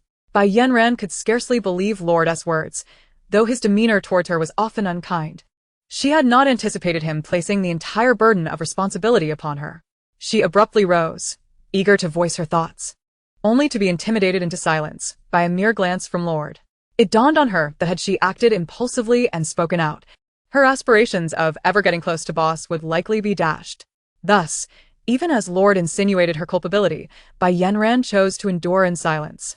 Lu Huayin and her father wore expressions rich with meaning, both unconvinced by Lord's assertions. Uncle Lord, it is not my intention to wrongfully accuse classmate Boss. It is merely that Bai Yanran has stated such, and I cannot disregard her words. I am at a loss as to where I have offended classmate Boss that he would wish me harm. Lu Huayin's expression suddenly shifted to one of grievance and despair, embodying the role of the victim. Observing his daughter's distress, Lu's father knew it was time for him to intervene. He first offered his daughter words of comfort before turning to Lord with a serious demeanor. Brother, I too am reluctant to believe that this incident was instigated by my nephew, yet my daughter has suffered greatly, and I cannot swallow this injustice. The situation had escalated beyond Lord's expectations. He had presumed his son's actions were flawless, unaware that such a significant flaw had been left exposed. Had he known Lu Huayin possessed more substantial evidence, his expression would have soured even further. However, Lu Huayin had no intention of revealing that evidence, for presenting it now would only cast suspicion upon herself regarding the prior incidents involving the Weiler family. The undeniable audio recording could not be fabricated. The only course of action was to assert that Bai Yanran was engaging in deliberate retaliation while swiftly burying the matter. Previously, Lord had felt no trepidation towards the Lu family, but with dissenting voices within his own family regarding the mining issue, he now found himself cornered. If they were to discover the enormity of his son's blunder, his standing would undoubtedly be precarious. To safeguard both himself and his son, Lord was compelled to devise a solution. He began by recounting the various grievances between his family and Bai Yanran, shifting to acknowledge that this matter indeed bore some relation to his son. He further remarked that had his son not offended Lu Huayin in some way, she would not have immediately thought of him following her niece's distress, thus he was willing to offer Lu Huayin some form of compensation. Upon hearing his words, Lu Huayin couldn't help but reflect on Lord's cunning. His insinuations only served to highlight his own pettiness, hence his suspicions towards boss.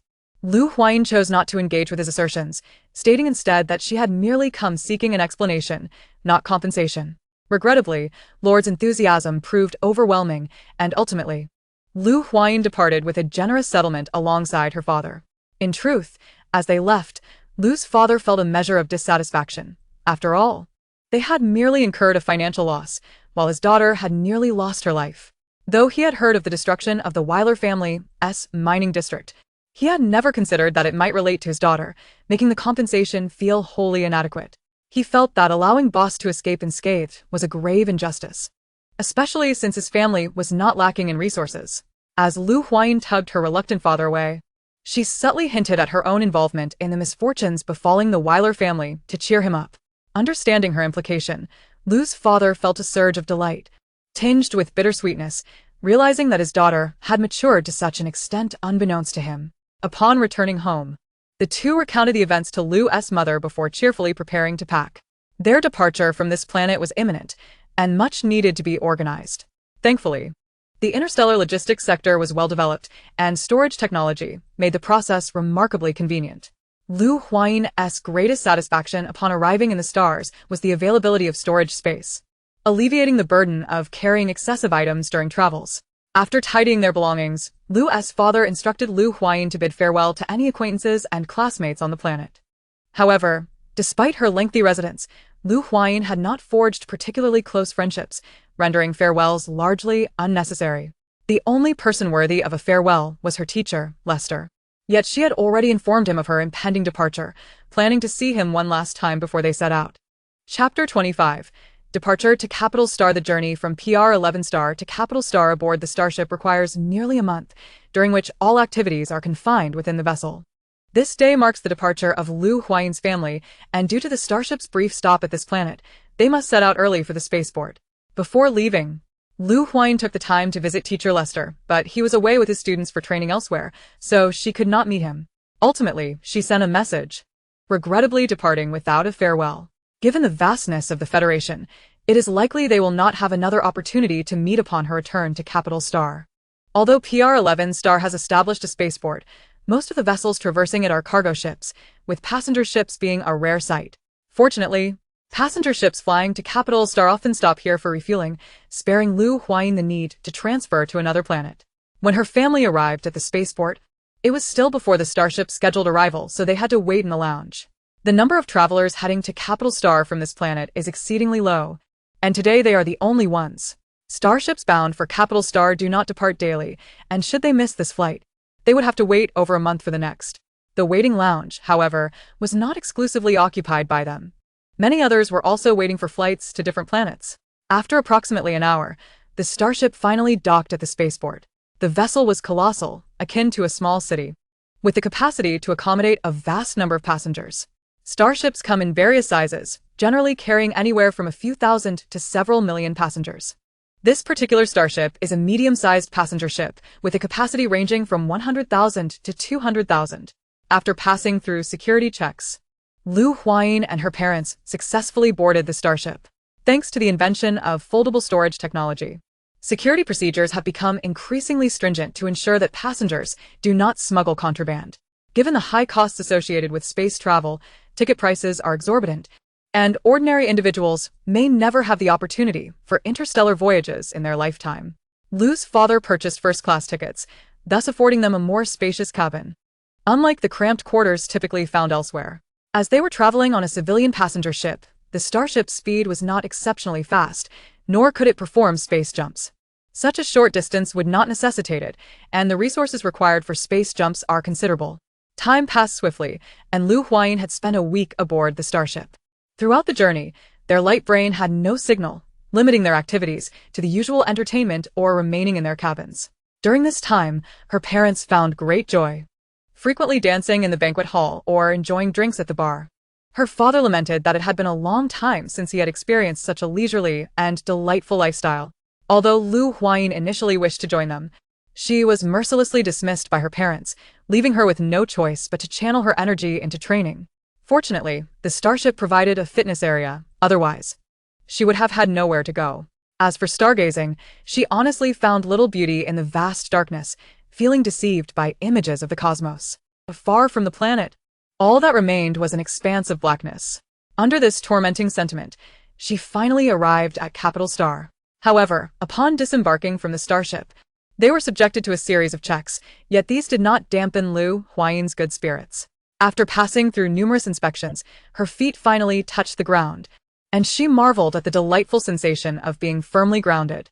The environment of Capital Star was vastly superior to that of the planet she had previously resided on. With a climate that felt like spring year-round, the spaceport was expansive and luxuriously constructed, making Huayin feel as though she were a rustic country bumpkin stepping into a grand city, marveling at everything. Upon exiting the spaceport, they were greeted by a middle-aged man dressed in a butler's uniform. "Libo, I didn't expect you to come and receive me," Lu's father exclaimed with surprise, having not seen Libo in many years. "Third Master, you have finally returned after all these years," Libo replied, maintaining a composed demeanor despite his evident joy at seeing Lu's father. "This must be Miss Huayin," Libo said gently, turning to Huayin. "Yes, this is Huayin," her mother affirmed with a nod.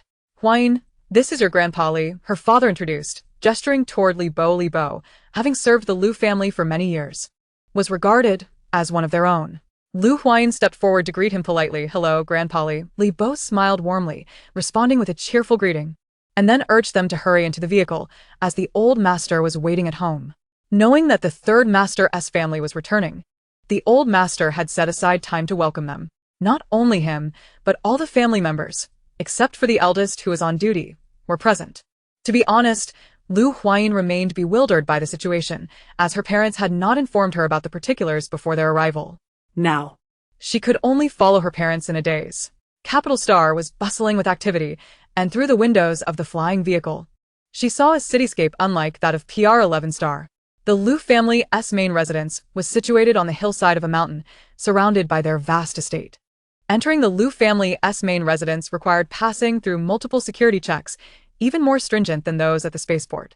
Even though the guards had personally witnessed Libo departing in the flying vehicle, the established procedures were to be adhered to without exception. In this solemn atmosphere, Huayin instinctively slowed her breathing.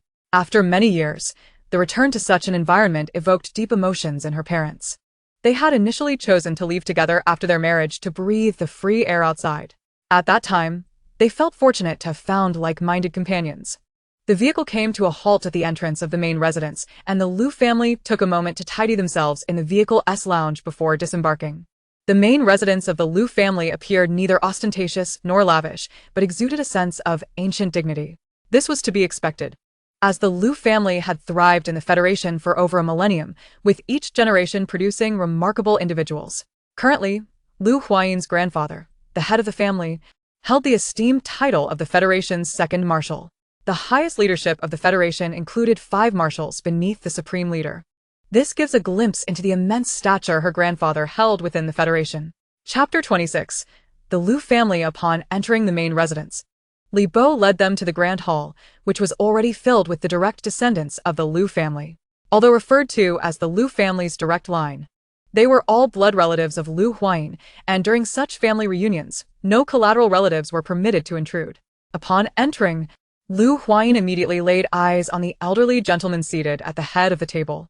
It was no wonder she was drawn to her grandfather. His presence was undeniably commanding. Setting aside the formidable aura that surrounded him, Huayin had encountered his visage numerous times in various videos. However, she was astonished to realize that this was indeed her own grandfather. Marshal Lu was now over 2 centuries old, yet he appeared no older than a man in his 50s on the ancient planet of Blue Star. The age of interstellar inhabitants can often be quite perplexing. On remote and impoverished planets, where toil is a constant companion, the average life expectancy barely reaches 100 years. Elderly individuals in their 60s or 70s are still considered youthful by the majority of interstellar residents, even as their days dwindle. Having held a prominent position for so long, Marshal Lu exuded an air of sternness, radiating an aura that demanded respect. This was the first time Lu Huayin encountered someone with such overwhelming gravitas. A stark contrast to the images she had previously viewed. As her family of 3 entered, Marshal Lu's eyelids flickered, yet he remained silent. It was evident that he harbored resentment towards his son and daughter-in-law for their prolonged absence. While the patriarch chose not to speak, others felt compelled to fill the silence. Thus, the man seated closest to the elder addressed Lu Ba, saying, "Third brother, you have finally returned." He was Lu Huayin's uncle, the second son of the Lu family, currently serving in the political arena. Marshal Lu had 3 children, Lu Ba, the second son, and a daughter. Lu Gu, the eldest daughter, was notably absent due to her military obligations. She commanded the prestigious 3rd Army Corps, stationed at the edge of the galaxy and tasked with exploring uncharted territories. As such, her return was contingent upon necessity. The Federation comprised 12 Army Corps, with the 1st Army Corps permanently stationed in the Central Star System, while the others had their respective assignments. Upon hearing his brother's voice, Lu Ba responded with a simple, "Second brother," before turning his attention to the elder, addressing him as father. Lu Ma and Lu Huayin promptly echoed the greetings of father and grandfather. Lu Ba was acutely aware that the elder's silence stemmed primarily from displeasure regarding his absence over the years. However, he felt powerless in comparison to his accomplished siblings. He appeared rather unremarkable. Thus, having grown up in such an environment, he yearned to escape to a distant place. Truthfully, had it not been for the urgency of the situation, he would have preferred to remain away. Marshal Lu huffed and remarked, "Now that you are back, do sit down, lest I be accused of mistreating your family." Indifferent to the elder's words, Lu Ba led his wife and daughter to their seats. What followed was a familial reunion, where the older generation had previously met Lu Ba and had fond memories of him. The Lu family upheld strict standards in raising their children, leaving little room for leisure. Only Lu Ba would secretly take them out for moments of respite amidst their grueling studies. Lu Gu, known as Lu Qingfeng, had 2 children, a son and a daughter. Due to her assertive nature, her husband was effectively a son-in-law by marriage. Traditionally, son-in-laws were looked down upon, yet Lu Gu's husband was unfazed by societal judgments, prioritizing his marriage above all else. He was quite adept at winning her over with his charming words, ultimately leading to their union. Now, He had successfully integrated into the Lu family, holding significant importance in the elder's eyes. However, he was not present today, as he followed his wife wherever her duties called. Their children were raised within the Lu household, with Lu Gu insisting that they must endure the hardships she had faced. Lu Huayin, the eldest son, was the oldest among the younger generation, having graduated and joined the military. Yet, being young and currently without assignments, he had been summoned back by the elder. His younger sister, Lu Hualan, was a second-year medical student at the Federation's top military academy. She shared her father's traits and exhibited a strong ambition to become an exemplary military doctor, surpassing her father's accomplishments. Lu namnet Lu Qingshan, Was as steady as his name suggested, though his experience in the political sphere rendered him quite cunning. His marriage was arranged, and the couple maintained a cordial facade. However, on such a grand occasion, his wife, Wang Jing, dutifully appeared. They had 2 sons. The eldest, Lu Huaqin, was of a similar age to Lu Huayin but often found himself overshadowed in rank, much to Wang Jing's frustration. Influenced by his mother's sentiments, Lu Huaqin felt somewhat estranged from the Lu family, preferring to maintain closer ties with his maternal relatives. The younger son, Lu Huai, was more spirited, being a year older than Lu Huayin yet a year younger than Lu Hualan. This year, like Lu Huayin, he was in his final year of high school. Though his aspirations lay not with the Federation's military, but with the prestigious Huayin Military Academy, one of the top 5 military institutions known for its formidable strength. After the family reacquainted themselves, they shared a meal together. Due to the elder's busy schedule, he departed shortly after, leaving Lu Ba and Lu in lively conversation, while the others fell into a silence marked by indifference. Lu Huayin, unfamiliar with her relatives, found herself at a loss for words. The atmosphere across the table was strained. Lu Huaqin, harboring a rivalry with Lu Huayin, sought to avoid any interaction, even pulling his younger brother away from engaging in conversation. Lu Huayin regarded Lu Huaqin's behavior with disdain, questioning how someone raised under their grandfather's guidance could have turned out this way. However, he refrained from further comment, recognizing the futility of reasoning with someone set in their ways. Fortunately, the awkward tension did not persist for long, as Lu Hualan took the initiative to break the silence. Although she outwardly presented herself as a delicate flower, she possessed a keen sense for theatrics and a touch of cunning, yet she genuinely cared for her family, provided, of course, that it excluded Lu Huayin and Lu Huai, who teetered on the periphery of her affections.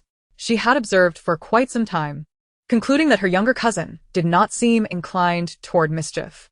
At the very least, one should not be aligned with Lu Huayin.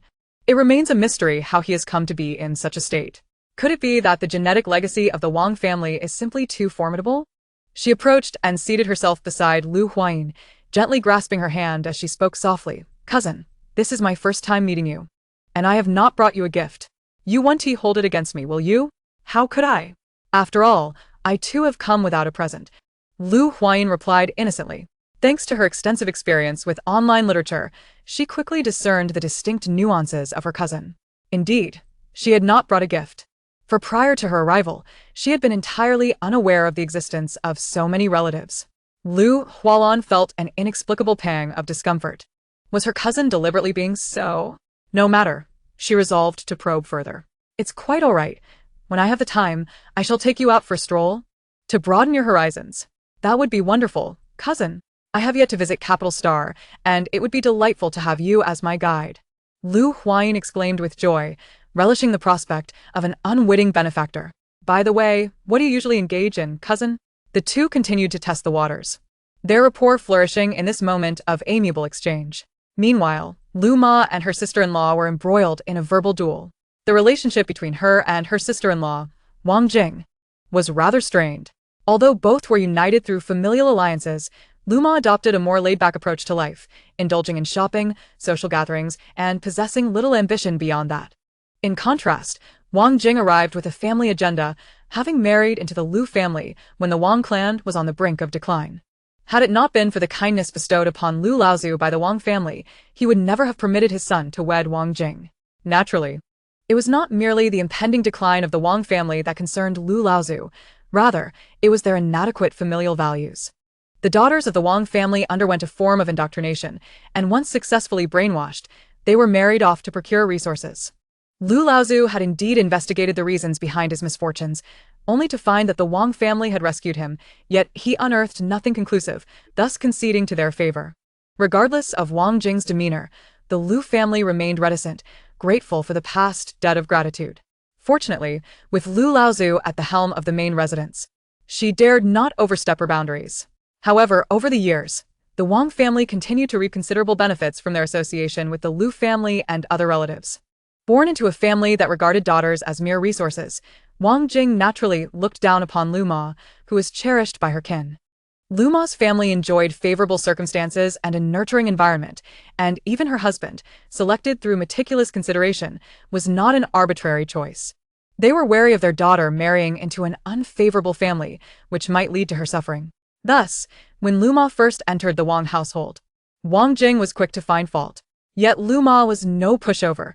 She retaliated directly, inadvertently provoking a hornet's nest. Wang Jing lamented that the Lu family was ungrateful and mistreating her.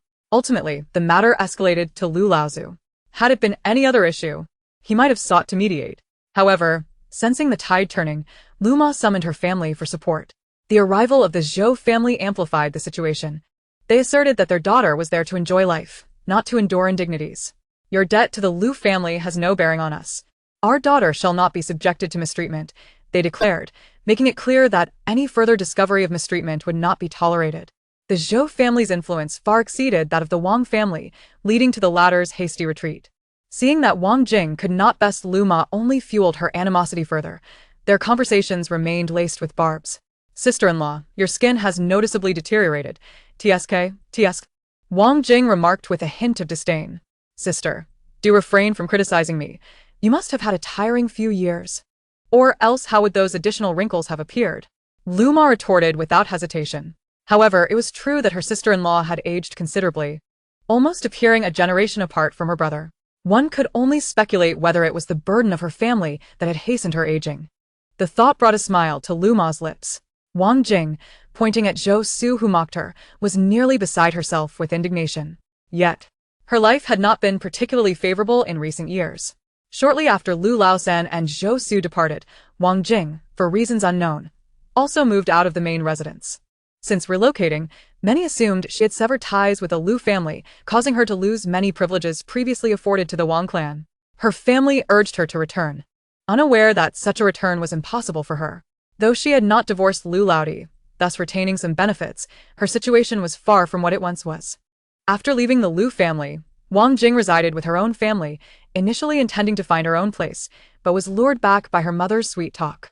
In the Wang household, to ensure she remained a willing pawn, the family lavished her with flattery, ultimately draining her financially.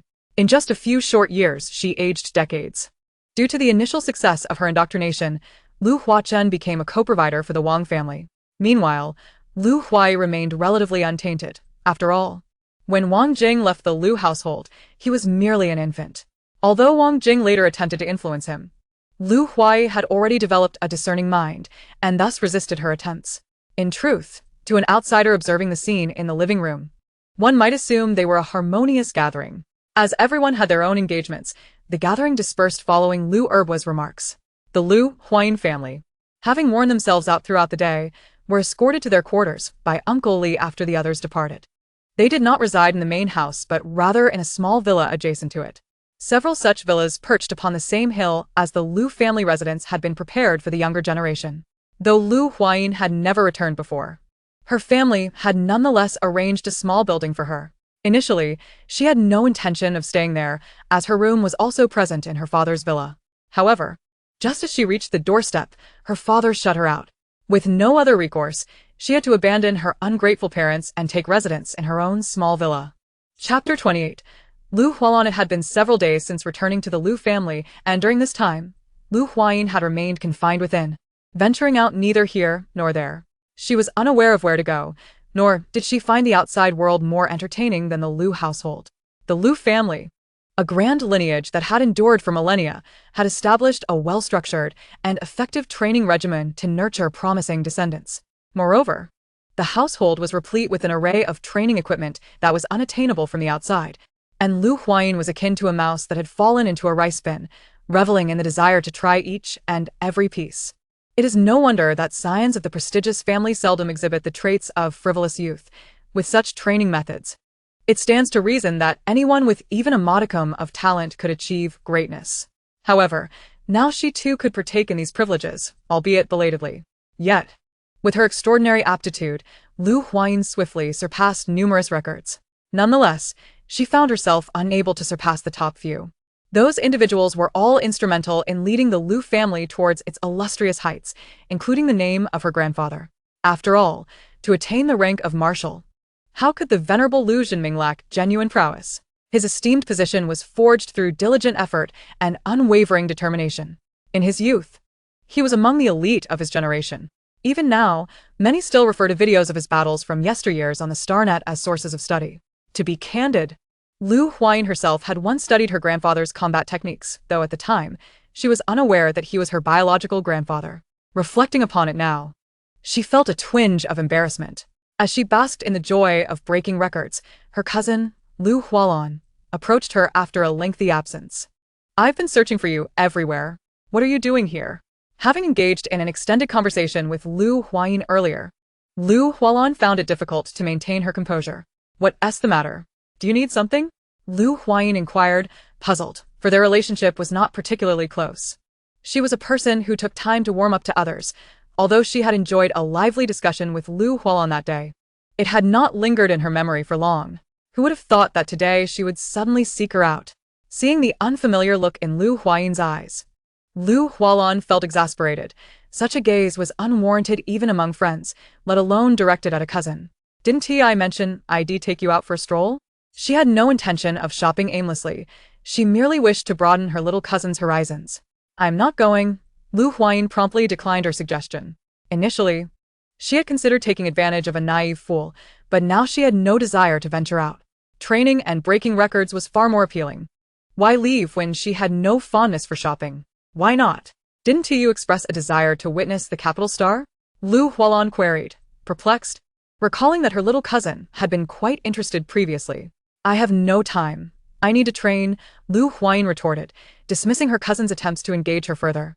She flexed her wrist, preparing to resume her practice. "What's so entertaining about training?" Lu Hualan questioned, struggling to understand. She had endured the rigors of training in her youth. Although her current field of study did not demand extensive training, a modicum was still necessary, which she found quite detestable. As she reached out to pull Lu Huayin along, she glanced up and noticed the records displayed above.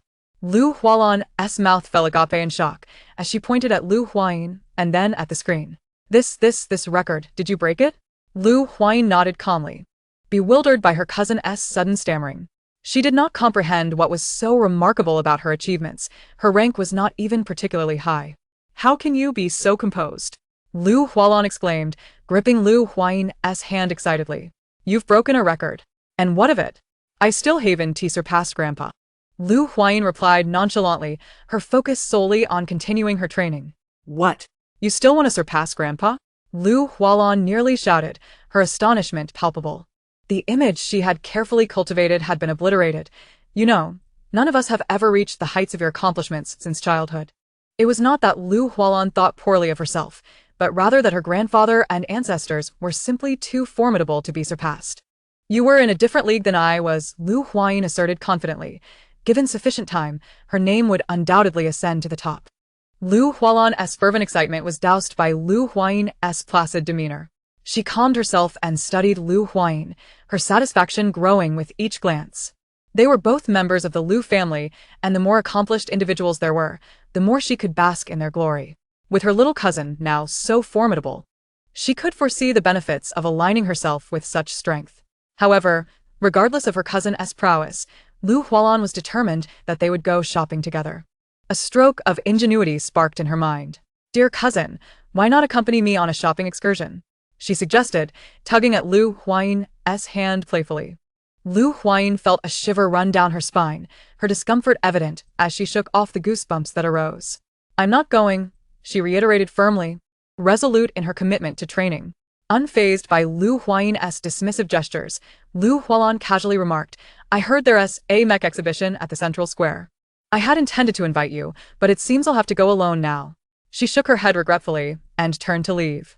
Just then, Lu Huayin called out to her, Wait, I'll think about it. A sly smile crept onto Lu Hualan's face as she urged, You'd best hurry. The mech exhibition is about to begin, and if we delay, we might miss it. After a moment of contemplation, Lu Huayin ultimately decided to attend the exhibition. After all, training could be done at any time, but the opportunity to witness the mech exhibition was fleeting.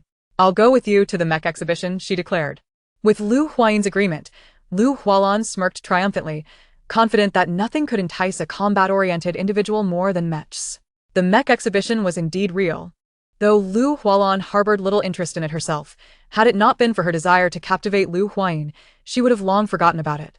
The two departed the training facility, with Lu Huayin first changing into a different outfit before joining Lu Hualan at the central square. While Lu Huayin changed, Lu Hualan hastily contacted friends to secure tickets. Had she known better, she would not have declined the earlier invitations. Now, she wondered if she could even procure tickets, fearing her little cousin might take drastic measures if she failed. Fortunately, her worries were unfounded, as tickets were swiftly acquired. The mech exhibition was immensely popular among the interstellar populace, but due to limited capacity at the venue, entry was only permitted with tickets. Those without tickets were left to watch videos from afar. As the two made their way out, they encountered numerous security checks, something Lu Hualan had long since acclimated to. While Lu Huayin remained unaccustomed to such scrutiny. Forgive her. She had merely been an ordinary worker in her past life and was now just beginning to navigate this world of affluence. Lu Hualan chuckled lightly at her cousin's discomfort, assuring her that it would become easier with time. The flying vehicle glided through towering skyscrapers, arriving at an expansive plaza teeming with visitors. The sheer number of attendees allowed Lu Huayin to experience the sensation of being caught in an interstellar traffic jam, reminiscent of the chaos of a terrestrial gridlock, with horns blaring from all directions. Lu Huayin harbored a profound disdain for such individuals. After all, she was not the only one stuck in this predicament. Honking in such a situation served no purpose other than to create unwarranted noise. Fortunately, the traffic robots swiftly arrived to restore order, and the aircraft ahead began to move, prompting Lu Huayin and her companions to follow suit. Upon finally reaching their destination and disembarking from the aircraft, Lu Huayin was momentarily taken aback by the throngs of people outside. She had not anticipated such a large turnout for the mecha exhibition. just as she was devising a strategy to navigate through the dense crowd to enter the exhibition hall. Huayin mysteriously pulled her aside, leading her around the throng to the back of the hall. This area was designated solely for the exhibition staff, ensuring their privacy from outsiders. As they approached, they noticed someone waving at them. Just as Huayin and Huayin reached the individual, she exclaimed, "Lan, what's going on? Didn't you say you wouldn't come? Why are you here?" Huayin, having just arrived, was taken aback by her friend's teasing, her lips parted as if to defend herself. But she was promptly interrupted. "You two hurry inside. I have things to attend to and can't join you." After ushering them in, she returned to her duties. "Cousin, you really didn't need to come with me. You had no idea about this beforehand, and even if you find out later, it would only be regrettable to have missed it." It's precisely because I wanted you to accompany me for some shopping. Let me tell you, my sacrifice is considerable. You can't possibly make up for it by merely joining me a few times." Seeing Huayin's hint of guilt, Huayin quickly seized the opportunity to press her advantage. Upon hearing her words, Huayin felt as though her sentiments had been rendered meaningless, realizing just how insatiable her cousin could be. "That's out of the question. Accompanying you once or twice is feasible, but beyond that, I simply do not have the time." Huayin had been jesting, yet with her cousin inadvertently adding another occasion. She graciously accepted. "All right then, 2 times it is." With that, the two intertwined their arms and ventured to explore the exhibition. It must be said, the mecha exhibition was exceptionally well organized, showcasing not the commonplace models found in the market, but rather newly developed creations. While most were civilian mechas, they were nonetheless a feast for the eyes. After their visit to the exhibition, Huayin first took Huayin to find some food before leading her on a shopping spree. Having lived in Capital Star for many years, Huayin was well acquainted with all the local offerings. Their dining venue was not an upscale restaurant, but rather a bustling street of street food nestled behind towering buildings. Regardless of the location, such street food alleys were always immensely popular, boasting a diverse range of delectable and affordable treats, allowing them to meander from one end of the street to the other. Huayin couldn't help but notice that the most significant difference between the world she inhabited and the interstellar novels she had previously read lay in the realm of gastronomy. The variety of ingredients here was astonishing, with mutated flora and fauna often containing a type of energy that could enhance human physical capabilities. However, such mutated delicacies came with a hefty price tag, rendering them unaffordable for the majority. After indulging in their meal, the two girls clutched their beverages and headed off to shop. They arrived at the largest shopping mall in Capital Star, which offered a wide array of products and commendable service. In an effort to boost employment rates, the Federation mandated that certain sectors must employ ordinary humans rather than robots. Thus, the staff members within the mall were all real people. Upon entering, Huayin led Huayin straight to the clothing floor, activating her shopping spree mode. Fortunately, the mall provided home delivery services. Otherwise, Huayin was uncertain how they would manage to transport their purchases back. Initially, Huayin merely observed Huayin trying on clothes. But before she knew it, she found herself trying on outfits as well. Ultimately, the pair emerged from their outing laden with treasures. After this excursion, Huayin returned to her home, choosing to remain indoors. Her training was still ongoing. At this moment, she stood at the shooting range, fine-tuning her weapon. The Liu family's shooting range demanded a high level of physical aptitude. Huayin was required to possess not only exceptional eyesight but also rapid reflexes, lest she miss her targets. The targets here were mobile, moving at various speeds, and Huayin had already progressed to the final level of challenge. Successfully completing the challenge would allow her to break the record. However, it was not merely a matter of shooting targets. She also had to remain vigilant against potential attacks directed at her. As the test commenced, targets appeared from every direction, moving so swiftly that their outlines were barely discernible. Yet, Huayin was able to accurately pinpoint their locations and bring them down. In the beginning, the number of targets was manageable and she could easily eliminate them. However, as the challenge progressed, the speed and quantity of the targets increased significantly. The ammunition in her weapon was depleting rapidly, but her speed in changing magazines was commendable. In the blink of an eye, she had reloaded. As the challenge escalated, it was not just targets that appeared but also relentless attacks directed at her. Huayin had to dodge incoming assaults while simultaneously shooting at the rapidly moving targets. This was an immense challenge. She had failed many times before. Yet each failure allowed her to glean valuable insights, enabling her to last a little longer in subsequent attempts. Her figure danced through the training room, occasionally striking poses of considerable difficulty. Just when it seemed she was on the verge of achieving her goal, she inadvertently stepped on a shattered target on the ground. This misstep disrupted her movements, and the subsequent attack struck her. Once hit, she found herself increasingly targeted until she ultimately failed the challenge. This was not the first time Huayin had faltered due to stepping on the remnants of a target. She simply could not devise a better strategy. Once she shot down a target, it would fall to the ground, creating obstacles for her. The only thing she could do now was adapt to it. Once she learned to navigate as if walking on solid ground amidst the debris, she would likely succeed. In the main residence, the elder patriarch had taken to watching Huayin's training whenever he found the time. He was genuinely pleased with his newly emerged granddaughter.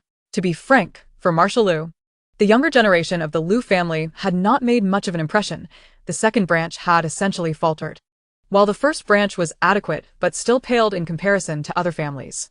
Fortunately, fate had not forsaken the Lu family, and he believed that with proper nurturing, his granddaughter had the potential to achieve even greater heights than he had. Chapter 30. The examination. As the days passed, the day for admissions to the Federation's premier military academy swiftly approached. The Federation boasted 5 top-tier military academies, all of which had synchronized admission timelines. Thus, if one did not apply to their chosen institution, the other 4 elite academies would also be out of reach. Consequently, candidates approached their choices with great caution. The entrance examination for the Federation's top military academy was divided into a written test and an interview. Only those who passed the written portion could proceed to the interview stage. It was only upon successfully completing all examinations that they would secure their admission qualifications. Students from affluent families can directly come to Capital Star to take the examination, while those from less fortunate backgrounds must wait for the admissions officers assigned by the schools on various planets. Typically, schools on these planets schedule examinations in advance to screen for outstanding students. The main campus of the Federal Military Academy is located on Capital Star, and on the day of the written test, Huayin set off early in a flying vehicle. On her way to the Federal Military Academy, she observed numerous vehicles and flying vessels heading in the same direction. There are indeed cars in the galaxy, albeit of a more advanced design, and they rival flying vehicles in terms of speed. However, flying vehicles ultimately have the advantage in speed due to their ability to navigate without obstacles in the air. Although air traffic lanes have been established to prevent collisions between flying vehicles, these lanes are far more spacious and straight compared to the roads on the ground. The Federal Military Academy is situated in the northeastern part of Capital Star, which is entirely dominated by its presence. However, Capital Star is home to more than just the Federal Military Academy. Directly opposite it lies a prestigious academy. This institution was built through the joint investment of several prominent families, emphasizing its wealth and opulence. Although it was established later than the 5 major military academies. Thanks to substantial financial backing, Olis Academy has experienced rapid growth in recent years, hinting at its potential to become the 6th major military academy. Moreover, in a bid to rival the Federal Military Academy, Olis Academy has scheduled its admissions and examinations at the same time. This move complicates matters for significant candidates, as the majority still prefer the Federal Military Academy. However, due to the strict admission criteria and limited spots at the Federal Military Academy, many wealthy individuals consider Olis Academy as a viable alternative. Unfortunately, this year, they must make a choice. Huayin had never considered Olis Academy, as her family had not participated in its establishment. During this period, she has not only intensified her training but also sought to understand the Lu family through various channels. The Lu family is a quintessential military and political lineage, with a greater focus on the military, thus lacking enthusiasm or expertise in commercial endeavors. Nevertheless, the family has endured over the years, and some branches have made notable contributions to the business sector. To return to the main topic, the Lu family not only refrains from involvement with Olis Academy, but also holds it in disdain. Olis Academy was initially founded under the direction of the 4th Marshal S family, which headed the 7th Army Corps, with the original intent of providing a quality educational environment for those family members who did not gain admission to the 5 major military academies. In essence, it was a refuge for the family's wayward youths, allowing them to secure a position within the military. Subsequently, fortune smiled upon them, as this institution produced a remarkable individual, the current 4th Marshal. The emergence of such a significant figure prompted various families to increase their investments in Olis Academy. Furthermore, it now not only enrolls members from prominent families but also exceptionally talented individuals from less fortunate backgrounds. The generous benefits offered by Olis Academy have attracted many gifted commoners to apply. Consequently, Olis Academy has continued to flourish, increasingly approaching parity with the 5 major military academies. However, Liu Huayin, through her analysis of the Liu family's records, has drawn differing conclusions. Moreover, in the literature, the protagonists attend none other than Olis Academy. Although she is unsure how the female lead gained admission given her constitution, she did indeed enroll in a military academy. The flying vehicle came to a smooth halt at the entrance of the Federal Military Academy, where throngs of students preparing for the examination and parents accompanying them were bustling about. Upon disembarking, Liu Huayin was immediately captivated by the 2 distinctly styled gates. The entrance to the Federal Military Academy faced that of Olis Academy. Although the distance was not particularly short, both were within the student's line of sight. Liu Huayin found herself closer to the gate of the Federal Military Academy, enabling her to discern the ancient and imposing door, which emanated a palpable sense of historical gravitas. In contrast, the entrance to Olis Academy gleamed with opulence, epitomizing wealth and extravagance, with students and parents adorned in exquisite attire, exuding an aristocratic air. The vehicles parked outside were all high-end cars or advanced flying vessels. On Liu Huayin's side, the majority of passers-by appeared to be ordinary individuals. Though she could not ascertain whether any hidden wealthy students were among them, students of the Federal Military Academy tend to be more low-key, regardless of their wealth. Their attire and appearance show little distinction. This stands in stark contrast to Olis Academy, where wealth disparity is pronounced, and the class system established by money is markedly defined. Teachers were present at the school entrance to provide guidance, and numerous signs within the campus facilitated navigation. Consequently, Liu Huayin easily located her examination venue. Inside the examination hall, candidates were completely separated from one another, effectively preventing instances of cheating. Cheating can occur in any context, albeit through varying methods. While anti-cheating measures in the galaxy have advanced, so too have the strategies employed by students, making them increasingly sophisticated and elusive. Candidates entered the examination hall and found their designated compartments corresponding to their examination numbers. These compartments not only severed signals but also insulated against noise, and surveillance cameras were installed within. A combination of measures was employed to ensure fairness and justice during the examination. Upon entering a compartment, candidates found a desk, a chair, and a helmet and display screen positioned atop the desk. As they awaited the commencement of the examination, the display screen first confirmed the candidates' identities, followed by the examination rules. And finally, the exam questions appeared. The questions set by the Federal Military Academy were numerous and varied, some even exceeding the syllabus. Without a solid foundation of knowledge, candidates would find them insurmountable. The instructor responsible for crafting the questions expressed great satisfaction, declaring, "If one cannot answer such simple questions, then there is no need for us to consider their admission." No sooner had he finished speaking than a colleague voiced their complaints. "This year, the competition is already fierce. And now you've added this twist. If the final number of applicants falls short, you'll be the one to explain to the principal. Rest assured, there will be no issues." He reassured without any sincerity. Chapter 31. The examination in progress for Liu Huayin. These questions were relatively straightforward, although some were obscure and esoteric. She was still able to respond to them. Many candidates in the examination hall were stumped by the questions, having never encountered such material before. Had they known the Federal Military Academy's questions would be this challenging, they would have opted for the institution across the way.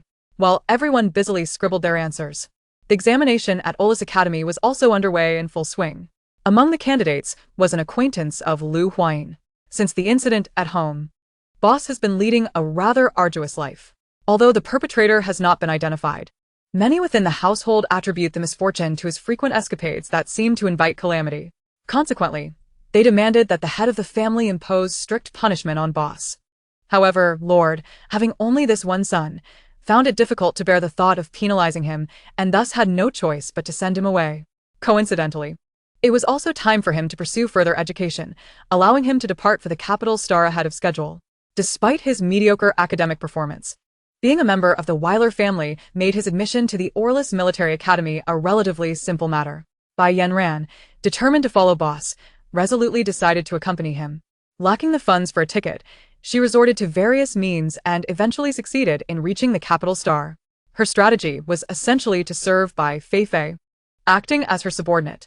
Before leaving PR11 Star, Boss had promised to take Bai Feifei along, and as long as she spoke favorably of him in his presence, Bai Yanran could naturally follow suit.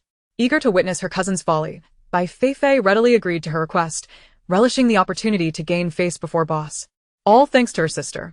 In contrast, the examinations at the Orlis Military Academy were considerably more standardized, with questions not deviating significantly from previous years. Nevertheless, for a struggling student, they remained quite challenging. Bai Yanran, having spent years trailing behind boss, had scarcely any time to study, resulting in her inability to answer many questions. Perhaps favored by the author as his beloved daughter, when Bai Yanran began to sweat in desperation, the answers inexplicably appeared on her screen. How could this be? In astonishment, she covered her mouth with her hand, leaning forward slightly to obscure the display. Simultaneously, she tapped the screen, feigning a serious demeanor as if diligently answering the questions. Ultimately, when the examination concluded, she clicked to submit her paper and finally relaxed. Although uncertain of the source of this assistance, she decided to keep it to herself, viewing it as a way to repay the favor. The more she pondered, the more she felt virtuous. Considering that infiltrating the school's mainframe to aid a student in answering questions was a grave offense, one that could land her in an interstellar prison, if not careful. With newfound confidence, Bai Yanran cheerfully set off to find boss. Meanwhile, Lu Huayin had reached the final stage of her examination, donning a helmet as instructed. This helmet was not the typical headgear worn while cycling, but rather a device that connected to one's mental faculties. Once donned, her consciousness would enter a virtual realm akin to lying in a holographic pod to access the star network. However, this helmet linked to a virtual world independently established by the First Military Academy, separate from the star network. As Lu Huayin donned the helmet, her spiritual form materialized in a vast expanse of yellow sand, where the horizon stretched infinitely, occasionally swept by gusts of ominous wind. An arrow appeared beneath her feet, extending into the distance, a familiar sight, engineered primarily to assist novice players who could not find their way. Following the arrow, Lu Huayin traversed dune after dune, feeling as though she had been walking for an eternity. Navigating such an isolated environment proved exceedingly challenging, while she could manage for a short while. The prolonged solitude was daunting. The physical fatigue was secondary. The primary burden lay in the mental strain. Fortunately, this journey was not interminable. She eventually arrived before a colossal stone pillar. Towering high above her, Lu Huayin could not see its apex, and the surface was dotted with numerous protrusions, with the guiding arrow stretching upward. It seemed she was meant to ascend, though she wondered whether doing so would enable her to pass the examination. The allure of the guiding arrow was compelling, yet with nothing else in sight, she resolved to climb it regardless of the outcome. Lu Huayin took a moment to stretch her legs, which had grown numb from prolonged walking. Once she completed her warm-up, she began to scale the stone pillar. The pillar was square, featuring 4 faces, each adorned with protrusions. Lu Huayin opted to ascend the side marked by the arrow. Her speed was remarkable, almost instantaneous, as she climbed dozens of meters upward. If it were merely a matter of climbing, it would pose no challenge for her. Yet, the examination of the First Military Academy could hardly be so straightforward. She suspected there would be unforeseen pitfalls ahead. Her instincts proved correct, for as she reached for a nearby protrusion, the surface of the pillar suddenly caved in, creating a significant hollow. Fortunately, Lu Huayin reacted swiftly. Otherwise, she would have plummeted. Clearly, this place harbored genuine traps, and she pondered the design behind it. This was a stone pillar, not dough. How could it yield and collapse? The designers of this stage, observing the plight of the candidates, found themselves in fits of laughter. A nearby instructor sighed, shaking his head in exasperation. Please, exercise some restraint. Ha! I can't help myself, the teacher exclaimed, tears of mirth nearly spilling from his eyes. They were not merely watching Lu Huayin. Other candidates were visible as well. Yet, their laughter was not directed at Lu Huayin, who was performing commendably and had not created any absurdities. Instead, they chuckled at the folly of others. Some candidates, perhaps too accustomed to gaming, dismissed the guiding arrow and sought their own paths, only to find themselves ensnared in quicksand, unable to return to the arrow's guidance. Others believed they could navigate based on the sun's position, disregarding protocol, only to find themselves at a dead end. Nevertheless, most candidates followed the arrow and successfully reached the stone pillar, though they encountered challenges while attempting to climb it. In truth, this stage was neither exceedingly difficult nor simple. For those prone to cleverness, it was quite challenging, as they would question whether to follow the arrow or not. This trial relied on both luck and skill. As long as one refrained from overthinking and adhered to the arrow's guidance, they could reach the stone pillar. Ultimately, it tested perseverance. Most aspiring candidates for the first military academy could undoubtedly meet this challenge. Upon reaching the stone pillar, the real test awaited them. Chapter 32. The end. The minor obstacles encountered thus far did nothing to impede Lu Huayin's progress. However, as she ascended, she remained increasingly vigilant.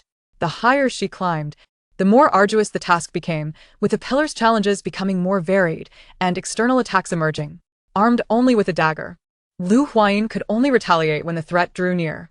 She was unaware of how much time had elapsed or whether the other candidates had completed their tasks. All she knew was that she could not afford to give up.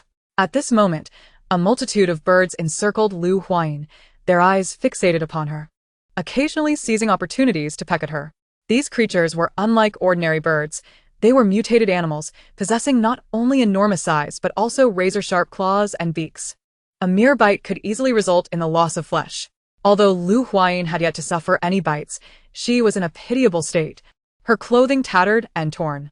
Amidst this peril, the stone pillar before her occasionally launched surprise attacks, either forming depressions on its surface or elongating unexpectedly, leaving Lu Huayin in a constant state of vigilance. Had it not been for her prior training at the Lu family, which was akin to this ordeal, she would undoubtedly be in a far more dire predicament. Fortunately, she was not far from the summit. If she could endure just a little longer, success would be within her grasp. However, before the elation of impending triumph could envelop her, an unforeseen calamity struck. The protrusion beneath her feet suddenly vanished, causing Lu Huayin's body to lurch uncontrollably. Before she could find a new foothold, the bloodthirsty birds, sensing an opportunity, surged toward her in a frenzied swarm. With one hand she clutched at the stone outcroppings, while the other gripped her dagger tightly, twisting her body to counterattack. Yet the sheer number of the bloodthirsty birds was overwhelming.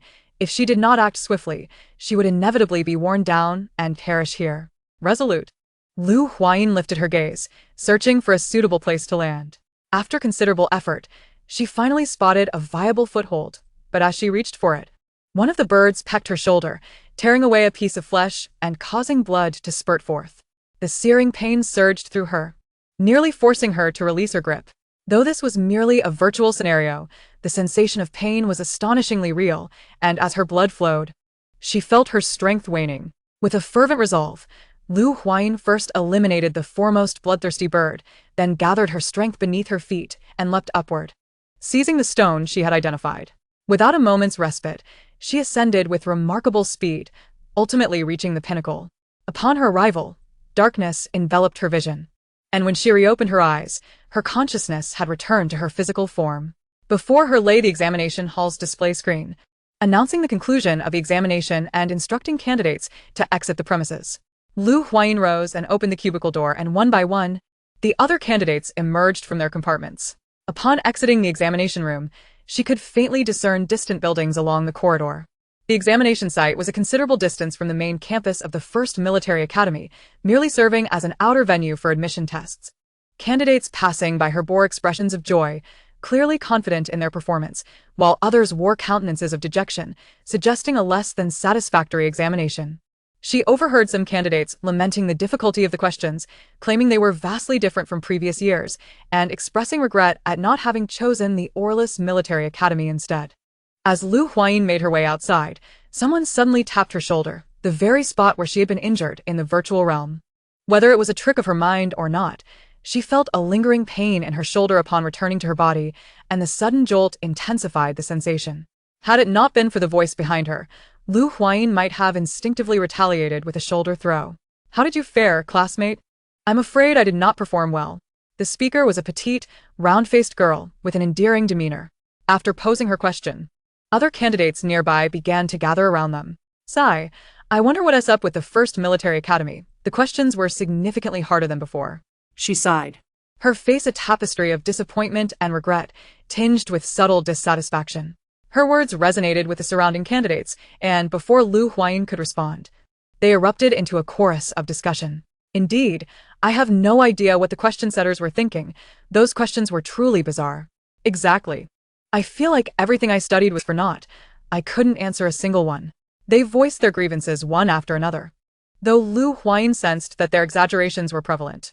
Students in the stars had been exposed to vast amounts of knowledge from a young age. Even if some questions were challenging, it was implausible that they could not answer any of them. Furthermore, those confident enough to apply to the first military academy undoubtedly possessed some level of competence. Anyone who truly believed their words would be a fool indeed. In my opinion, this is nothing. The last question was the real trap. Did you know? I thought the directional arrow was a trick, so I chose my own path, only to encounter even greater dangers along the way. After exiting the examination room, he unwittingly overheard others discussing the final question and regretted listening to them. It was as if he wished he hadn't. He felt as though he would die of regret, having endured countless trials to reach the stone pillar while others breezed through. His mindset began to unravel, and he felt a primal urge to scream, twist, and crawl in despair. Amidst the fervent discussions, only Lu Huayin remained silent.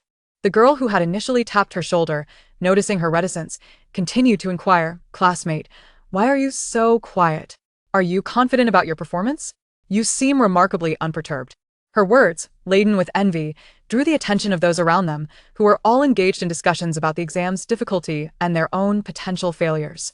Yet she suggested that Lu Huayin was confident in her success, instantly shifting the focus toward her.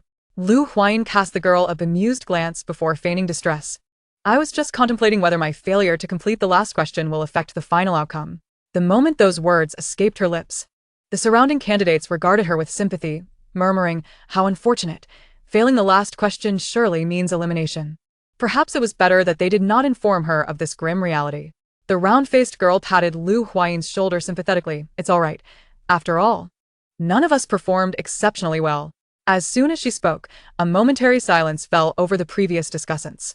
Deep down, they all understood that they were merely exchanging pleasantries. The true results were known only to themselves. This was merely a prelude. When they gathered for classes and encountered their classmates, that would be the real moment of embarrassment. Chapter 33. Transition. The written examination results were released swiftly. Almost as soon as Lu Huayin arrived home, she received a notification on her light brain. Upon opening it, she discovered a score nearing perfection, nearly filling the entire screen. The sole deduction stemmed from her injury sustained during the last question. All other answers garnered full marks. Lu Huayin had anticipated this outcome, thus, she felt no surprise. Meanwhile, the teacher responsible for crafting the questions at the first military academy was utterly astounded. Despite the difficulty of the exam, someone had achieved nearly full marks. Truly, they must be extraordinarily gifted. Tomorrow, during the interview, he was determined to meet her in person. The interview at the first military academy is rather straightforward, primarily consisting of responses to the questions posed by the interviewers, who will then assess whether the candidates align with the academy's principles. In essence, the objective is to determine if the candidate's philosophy is in harmony with that of the first military academy. This process is generally devoid of difficulty, allowing most candidates to succeed with ease. Consequently, given the current circumstances, Lu Huayin's admission appears virtually assured. The order of interviews is randomized, placing Lu Huayin in a neutral position. Each candidate's interview is brief, lasting approximately 10 minutes. Therefore, even with a significant number of candidates waiting, Lu Huayin's turn comes swiftly, as there are multiple interview rooms available. Upon entering, Lu Huayin notices one interviewer observing her intently. While all interviewers typically scrutinize candidates, none do so with such overt and fervent intensity. Had she not been certain of her unfamiliarity with him, and recognizing him as a faculty member of the first military academy, she might have regarded him as peculiar. Once she stands at the center of the stage, the female interviewer poses her queries. The initial questions revolve around the first military academy, but soon the tone shifts dramatically. One question asks what she would do if her friend or comrade betrayed her. Another inquires if she would abandon a friend to flee in the face of danger. Lu Huayin muses to herself, pondering what transgressions her friends might have committed to warrant such inquiries. Following the interview, the interviewer instructs Lu Huayin to await the results, which will be communicated within 2 days, regardless of the outcome. Truthfully, this scenario feels oddly familiar. It mirrors the common terminology encountered during job interviews in her previous life. However, despite the similarity in terminology, the implications of the outcomes differ vastly. In the context of job hunting, such circumstances typically signal the end of opportunities. Once the interview concludes, Lu Huayin exits the classroom. The entrance and exit of the interview room are not aligned, and as she steps out, she finds it completely deserted. Most candidates hastily return home after their interviews, lacking the inclination to linger. Having finally emerged from a grueling experience, they seize the opportunity to enjoy themselves before the semester commences. Those from affluent backgrounds feel genuinely carefree, while others must toil to accumulate tuition fees. Unlike the oldest military academy, the first military academy's admissions are open to all across the stars. Regardless of their financial circumstances, anyone who passes the tests may gain admission. This inclusivity results in relatively low tuition fees, as exorbitant rates would unjustly exclude promising students.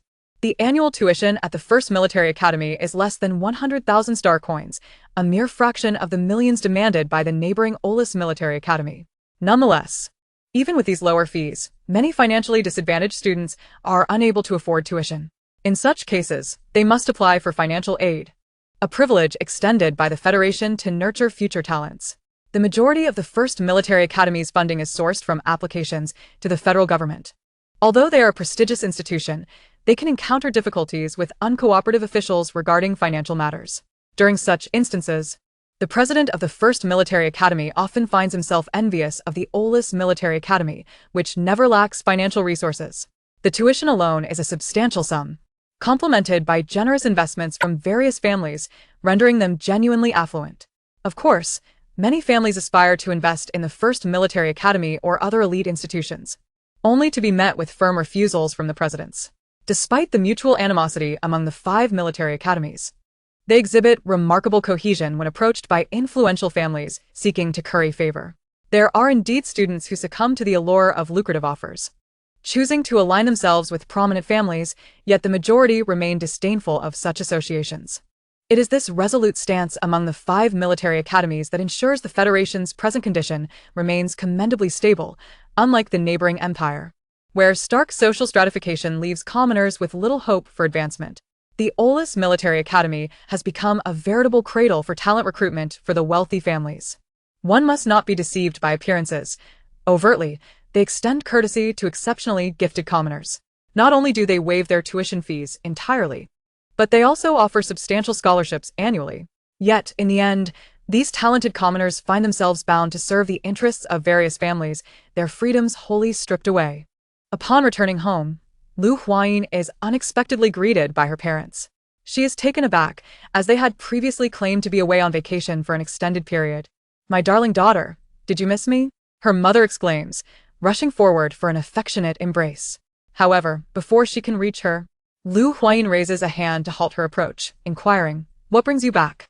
Her mother, momentarily taken aback, replies with a hint of disappointment, "Oh, it's nothing significant. Your grandfather and the others simply wish to see you." Although the Zhou family lacks a prominent figure like Grandfather Lu Huayin's maternal uncle currently serves as the commander of the 10th Corps. The 10th Corps is stationed at the Zerg defense line, enduring regular assaults from the Zerg. It is easy to imagine the significance of the 10th Corps commander position. Previously, out of consideration for Huayin's preparations for the first military academy exams, her grandfather and the others refrained from disturbing her. Now that the exams are over, it would be remiss not to visit them. Shortly after their return to Capital Star, Huayin's parents had already visited the Zhou family, during which her grandfather had specifically requested not to bring Huayin along to avoid disrupting her studies. With her mother advocating for the visit, Huayin sees no reason to decline and responds, "Sure, when shall we go? How about this Sunday? Everyone should be free then." Her mother suggests after a moment of contemplation. Once the date is set, Huayin's parents do not linger, eager to continue their own enjoyment. As for their apparent indifference towards Huayin's exam results, they are confident that their daughter will undoubtedly succeed. After waiting for 2 days, Huayin receives her admission notification with great joy. With this, she can simply report to the academy at the beginning of the semester. Concurrently, her sibling Huayi also successfully gains admission to the Rain's military academy. Grandfather Lu is elated and wishes to host a banquet to celebrate their successes and introduce Huayin to others. However, his family vehemently dissuades him, as their family is already quite conspicuous in the eyes of others. Drawing further attention could incite unwelcome gossip. Grandfather Lu is dissatisfied with this, believing that his family lacks courage. After commanding respect for so many years, he has never feared the whispers of the naysayers. Upon contemplating this, he could not help but let out a sigh. The times had indeed changed, and the Federation was no longer as it had once been. Were it not for his daughter serving as the commander of the 3rd Army Corps, he likely would have found himself voiceless in these matters. After several rounds of debate, the elder Mr. Liu ultimately acquiesced to the opinions of the younger generation and decided against hosting a banquet. However, although the banquet would not take place, gifts were still to be given. The elder summoned Lu Huayin to his study, where he sat in a chair, gently caressing a silver necklace in his hands, quietly awaiting her arrival. Startled by the elder's summons, Lu Huayin felt a wave of apprehension wash over her. During her time back at the Liu family, she had yet to meet the elder alone. Even in the company of her parents, she had only seen her grandfather twice. The reason was simple: the elder was exceedingly busy and rarely had time to meet with his descendants. Pushing open the door to the study, she saw her grandfather seated there and called out, "Grandfather." Lu Jinming withdrew his thoughts, casting a lingering glance at the necklace in his hand before beckoning Lu Huayin to come closer. "Enin, you have successfully been accepted into the Federation's premier military academy. What gift would you like?" Unexpectedly, the elder's tone was extraordinarily gentle, akin to that of an ordinary grandfather. Sensing his kindness, Lu Huayin felt herself relax. Getting into the Federation's top military academy was my own goal, so there is no need for a gift. Truth be told, she did desire a gift, but felt hesitant to express it. If she were merely facing a stranger of high status, she would not feel nervous in the slightest. However, confronting her esteemed grandfather left her at a loss for how to proceed. Had they been very familiar, she would have certainly approached him to request a gift long ago. But alas, they had only met twice. Even blood relatives can feel quite distant when not raised together. Of course, her primary concern was whether her grandfather was pleased with her. Prior to knowing the truth, Lu Huayin had harbored great admiration for him. At this moment, she felt less like a granddaughter and more like a fan before an idol. "Do not worry, when your siblings pass their entrance exams, I bestowed gifts upon them as well, so this is rightfully yours." The elder discerned Lu Huayin's insincerity and offered a few clarifications. "Really?" she inquired, her tone betraying her barely contained excitement. "Indeed," Lu Jinming affirmed. "In that case, she would not be polite." Lu Huayin secretly rubbed her eager little hands together. "Could you tell me about why, during your battle with the Zerg Queen, you chose to engage in close combat rather than using the powerful energy ion cannon?" Despite the elder's mech enhancement, the battle against the formidable Zerg Queen had been exceptionally brutal, with many soldiers losing their lives. Surely, utilizing the energy ion cannon would have mitigated the losses, she thought. Taken aback by Lu Huayin's request, Lu Jinming had not anticipated that this would be her desired gift. Nevertheless, surprised though he was, he answered her question earnestly. "The energy ion cannon is indeed powerful. Though each use consumes a significant amount of energy, deploying it against the Zerg Queen would have been a worthwhile trade. However, prior to the battle, our reconnaissance team inadvertently discovered a rare energy source on the planet where the Zerg Queen temporarily resided. Using the energy ion cannon would have resulted in the loss of that rare energy, which was not an option, as it would provide the Federation with a considerable advantage in dealing with the Zerg in the future. In terms of long-term development, preserving that rare energy was the most beneficial course of action." What the elder spoke of was not information available on the Star Network, as the Federation would not publicize such matters. "You need not regard this as a gift. As your grandfather, I will gladly provide answers when you come to me with questions," he stated casually. Whether considering Lu Huayin as his granddaughter or as a promising protege, he would never turn away a diligent individual. "I require no other gifts. Your words alone are the finest gift I could receive." What gift could surpass the guidance of her grandfather? "While I appreciate your sentiment, I still wish to present you with something." His gift had long been prepared. The elder produced the silver necklace from his hands and presented it to Lu Huayin, solemnly adding, "I hope you will cherish it and not disappoint my expectations." Lu Huayin took the necklace, but before she could examine it closely, the elder ushered her out of the study.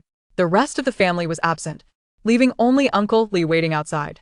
Upon seeing the necklace in Lu Huayin's hand, his eyes widened in astonishment. He had not expected the marshal to bestow such a gift upon Miss Huayin. He wondered how the second madam would react upon learning of it.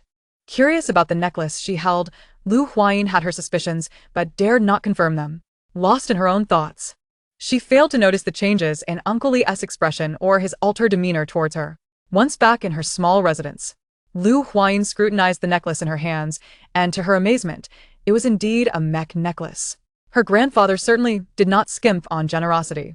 Unbeknownst to her, she alone received such treatment, while Lu Huayin was given only a rather ordinary gift. After Lu Huayin left, Uncle Li entered the study and regarded the elder with a question. Marshal, you have given Master Feng Lan's last creation to Miss Huayin? Master Feng Lan was Lu Huayin's grandmother, the elder's late wife, who was the Federation's leading mech manufacturing master before her untimely demise over 20 years ago due to an accident. The mech in Lu Huayin's possession was the final work of Master Feng Lan, crafted in her last days as she scoured the stars for materials. After enduring numerous hardships, she ultimately succeeded in creating the mech. According to publicly available data, its performance far surpassed that of any existing mech in the galaxy. However, it was also plausible that other masters had produced even more exceptional mechs over the years, as many were reluctant to disclose their mech data. Chapter 35, Silver Moon. What do you think of Huayin? The elder Mr. Liu did not directly answer Uncle Li, but posed a question in return. After a moment of contemplation, Uncle Li responded, I believe Miss Huayin is an exceptionally diligent individual. She possesses unwavering conviction and a clear objective, and, crucially, she has considerable talent. In the perilous expanse of the stars, one's innate abilities determine how far they can ascend, while steadfast belief propels them further. Given the current state of the Liu family, having another exceptionally gifted descendant is akin to adding wings to a tiger. Though Uncle Li had not spent much time with Liu Huayin, the duration was sufficient for him to form a general understanding of her character. It is no exaggeration to say that, barring any unforeseen circumstances, the future of the Liu family hinges upon the accomplishments of Miss Huayin. Indeed. The old master of the Liu family nodded in agreement, acknowledging the truth in these words. Miss Huayin possesses remarkable talent and industriousness, making her a promising prospect.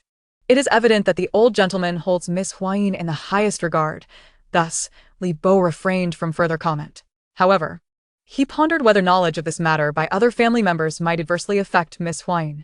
The second lady had long been coveting this opportunity, and young Master Huachen had already considered it his for the taking. Yet, such aspirations were merely fanciful. Li Bo was well aware that the old master would never bestow such a privilege upon the second lady or young Master Huachen. It was perplexing where their confidence stemmed from, given the old gentleman's overt disdain for them. Wang Jing and Liu Huachen's notions were indeed a product of the Wang family's relentless indoctrination over the years. The educational philosophy of the Wang family posits that a married daughter is akin to water poured out, a sentiment predominantly imparted to the male descendants. In the case of a girl like Wang Jing, however, a different narrative emerges. They assert that after years of nurturing, it is only fitting for her to assist her family after marriage. They even remind Wang Jing that she is marrying the eldest son of the Liu family, implying that all of Liu's assets will eventually belong to them. Regardless of Liu Qingfeng's capabilities, she remains a woman, and the old gentleman would undoubtedly never consider her as a potential heir. Having been successfully brainwashed by the Wang family, Wang Jing began to instill similar beliefs in Liu Huachen after giving birth. Although the Liu family places great emphasis on cultivating their descendants, they do not excessively interfere in the mother-child relationship. Moreover, Wang Jing initially approached her role with humility, often currying favor with the old gentleman. It was only after successfully influencing Liu Huachen that her true nature emerged. Liu Huachen, indeed competent, believed himself far superior to Liu Huating. Yet, for reasons unbeknownst to him, he consistently found himself overshadowed by Liu Huating, leading to a sense of inferiority. He attributed this disparity to Liu Huating having a favorable maternal figure, while the old gentleman remained impartial, never granting any advantages to his grandchildren. Lacking a father in the military, he felt unjustly deprived of the benefits that should rightfully accompany the eldest legitimate grandson of the Liu family. Under the influence of such thoughts, Liu Huachen grew increasingly estranged from the Liu family, and by the time the old gentleman and the second uncle realized this, it was far too late. Only then did they uncover Wang Jing's true colors. Yet, all of this remained unbeknownst to Liu Huayin, who was presently contemplating where to admire her mech. Suddenly, she had an epiphany. Liu Huayin slammed her palm on the table and swiftly dashed out of her small building. She did not exit the Liu estate but rather opted to drive an internal sightseeing vehicle to the back mountain of the Liu family. This secluded area, distanced from the main residence, rarely attracted visitors apart from the family patrols. After a brief conversation with the patrol team, Liu Huayin excused them under the pretext of needing to train alone in the back mountain. In truth, her words alone would not have sufficed to disperse the patrol. It was the old gentleman's covert instructions that prompted their departure. Once the area was clear, Liu Huayin eagerly summoned her mech. In an instant, a flash of silver light revealed a stunning mech before her. To most mech manufacturers, Each mech they design and create possesses its own essence. Thus, when crafting the exterior, they strive to achieve an aesthetic that, while not compromising performance, remains visually striking. Bathed in sunlight, the mech's body shimmered brilliantly. Standing at approximately 20 meters tall, the cockpit was located in its chest area. After admiring the mech's exterior, Huayin hopped into the cockpit. Although the cockpit was situated at a considerable height, it posed no challenge for the agile Huayin. Nevertheless, to accommodate enthusiasts with less dexterous skills, most mechs are equipped with elevators, regardless of necessity. However, the Silver Moon was designed without such an amenity. Those lacking the requisite physicality would be eliminated at the first hurdle. In the heat of battle, mastering the swift entry into the mech's cockpit is an essential skill for every warrior, for failing to do so could spell doom on the battlefield. The Silver Moon's cockpit appeared sleek and unpretentious, yet it did feature a co-pilot seat. Seated in the pilot's position, Huayin began the process of binding her identity to the mech. The Silver Moon is a masterpiece left behind by Master Fonlon, and judging by its design and internal configuration, it qualifies as a medium-sized mech.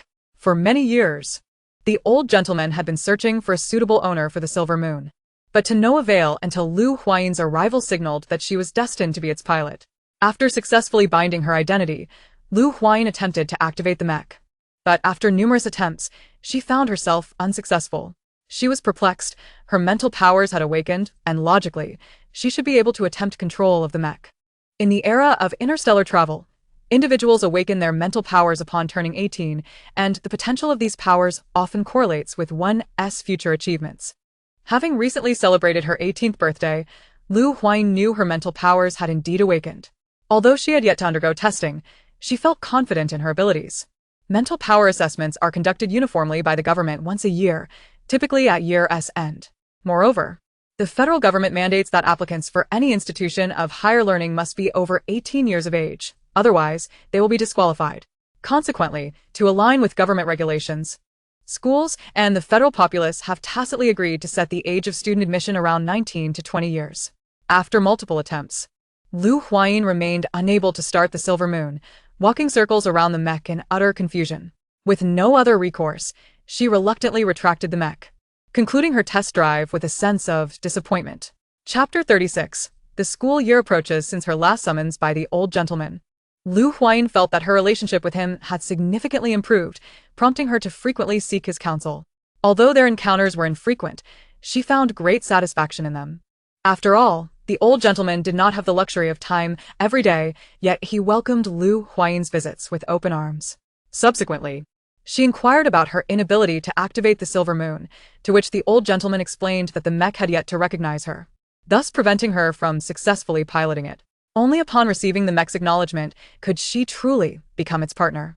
Following the receipt of her acceptance letter from the Federation's premier military academy, Huayin, accompanied by her parents, made her way to her maternal grandparents' home. The venerable patriarch of the Zhou family, who happens to be Huayin's grandfather, does not possess the stern demeanor that one might attribute to the elder Lu. Instead, he greets his younger kin with a warm smile, exuding a kind and benevolent presence. However, Huayin cannot shake the feeling that she is not as close to him as she is to her grandfather Lu, perhaps due to the fact that they have never met before. Nevertheless, she does not dwell on it, as she herself feels a certain distance from this grandfather she has never encountered. The Zhou family is far more substantial than the Lu family. Zhou Laozu alone boasts 7 or 8 offspring, of which Huayin's mother, Zhou Yu, and her uncle Zhou Qian are the only full siblings. Huayin's uncle holds the esteemed position of commander of the 10th Army Corps, and it is precisely Zhou Qian's remarkable capabilities that enabled him to secure a worthy husband for his sister. The two siblings are regarded as the most cherished among Zhou Laozu's progeny. However, there is a distinction between being favored and being doted upon. The younger members of the Zhou family exhibit a varied attitude toward Huayin. Some regard her with disdain, while others seek to ingratiate themselves with her. In response to this, Luma advises her daughter to disregard their opinions, for they owe their livelihoods to their own elder brother. Should anyone offend her daughter, she would not hesitate to inform her brother, ensuring that the offender ultimately faces repercussions. Luma epitomizes the archetypal pampered daughter. When her mother was alive, she was her favorite, and after her passing, the eldest son of the Zhou family assumed this role. With his exceptional abilities, Zhou Laozu pays great attention to his eldest son, which in turn results in lavish affection for Lu Ma. However, Lu Ma holds a rather low opinion of her biological father, as Zhou Qian left home for the military at an early age and remains unaware of family matters. Yet Lu Ma sees clearly that her father is a scoundrel. Shortly after Zhou Qian's departure, he brought home an illegitimate child. Once the first was born, countless others followed, leading to the current flourishing lineage of the Zhou family. After several back-and-forth interactions with the younger Zhou members, the time to depart finally arrived, and Lu Huayin breathed a sigh of relief. She believed the Lu family to be preferable, fewer members, less conflict, and with the troublesome second and expelled, the household was more serene. With less than 2 months until school begins, Lu Huayin felt uncertain about how to spend her time, as she could not possibly train at home every day. However, her worries were soon alleviated, as the elder Lu personally devised a training regimen and dispatched it to her. With tears of gratitude, Lu Huayin accepted this sweet burden. Miss Huayin, do remember, you are the only one to receive such a privilege. The younger members of the family had never before been granted a training plan personally crafted by the marshal. Li Bo said with a smile as he handed her the booklet. Is that so? I am truly honored. Lu Huayin replied with a wry smile as she accepted the booklet. While she relished the opportunity for self-improvement through training, she also harbored desires to venture outside. Yet, for the time being, she had no time to spare until she completed the elder's plan. Upon returning, Li Bo discussed Lu Huayin's demeanor with the elder, expressing his concerns. I wonder if Miss Huayin will be able to fulfill the training regimen you have arranged for her? The elder was acutely aware of the demands of his plan. After all, it would be a daunting challenge even for seasoned veterans, let alone a sheltered young lady unaccustomed to systematic training. Do you doubt my judgment? The elder inquired, lifting his teacup for a sip. Certainly not. Your judgment has never led astray, Li Bo quickly replied. Haha, everyone can misjudge at times. Huayin is my granddaughter. Thus I wish to offer her this opportunity. It is up to her to seize it. The elder Lu has never placed all his hopes on a single individual. However, with a promising descendant at hand, he saw no reason to look elsewhere, for his own family would always inspire greater confidence. Given the increasingly unpredictable circumstances in the interstellar realm, he could never know when misfortune might strike. He could only hope that Huayin would not let him down. Upon returning home, Lu Hualan learned that the elder had personally crafted a training plan for Lu Huayin, which left her feelings in turmoil. Such treatment had not even been afforded to her brother. Initially, she regarded Lu Huayin as an equal, believing they could each contribute to the family in their respective domains and jointly shoulder the future of the Lu family. However, it was now evident that the elder was prioritizing Lu Huayin's development. What would become of her brother? Though she had never assumed her brother was destined to be the heir, it was clear that he was the most capable among their generation, and barring unforeseen circumstances, he was the likely successor. She could not fathom what made Lu Huayin superior to her brother. Fueled by indignation, she resolved to confront the elder Lu. Storming toward the main residence, she found that the elder did not acknowledge her presence. Only Li Bo advised her to remain patient and wait until the appropriate time had passed to address her concerns. Lu Hualan understood Li Bo's implication. It was merely a probationary period. However, she could not help but recall that she had not even been granted a probationary phase before being dismissed, despite her aspirations at the time. Leaving the residence, Lu Hualan departed, and tranquility returned to the Lu household. Unbeknownst to her, Lu Huayin, engrossed in her specialized training, remained indifferent to her return. After several days of rigorous training, Lu Huayin could distinctly perceive her progress. Although the training proved arduous, pushing her to the brink of exhaustion, the eventual outcomes were gratifying. With visible results, she became increasingly dedicated to her training, often exceeding her assigned tasks and exhibiting a tendency to surpass expectations. Thus, time flowed steadily onward, and the Federal Military Academy was on the cusp of welcoming a vibrant new cohort of students, with Lu Huayin poised to report for duty. Chapter 37. Breaking through S-class physical fitness on the final day before the commencement of classes, the elder Lu's specialized training tasks for Lu Huayin approached completion.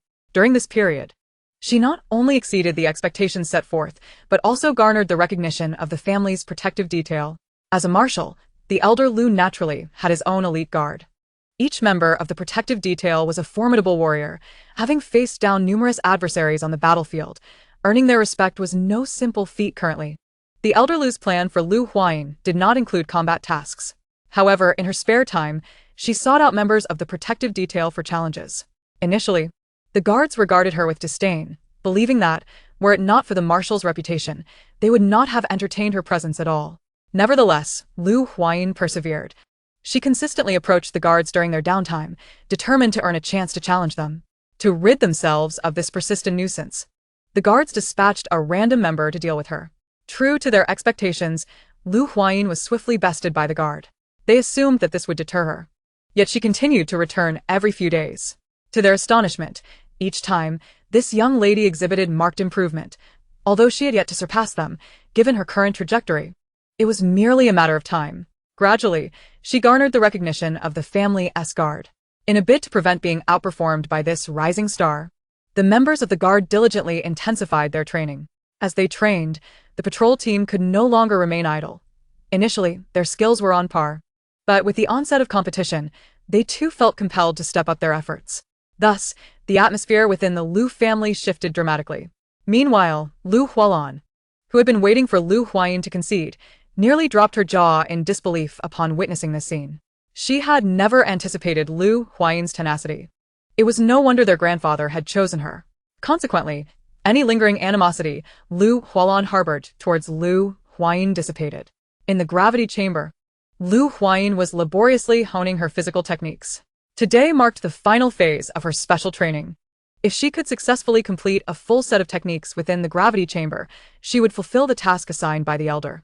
Despite her sluggish movements, which may have suggested otherwise, her strength was already commendable. Upon entering the gravity chamber, it felt as if she bore the weight of a mountain. Even simple actions like raising an arm or stretching a leg proved exceedingly arduous.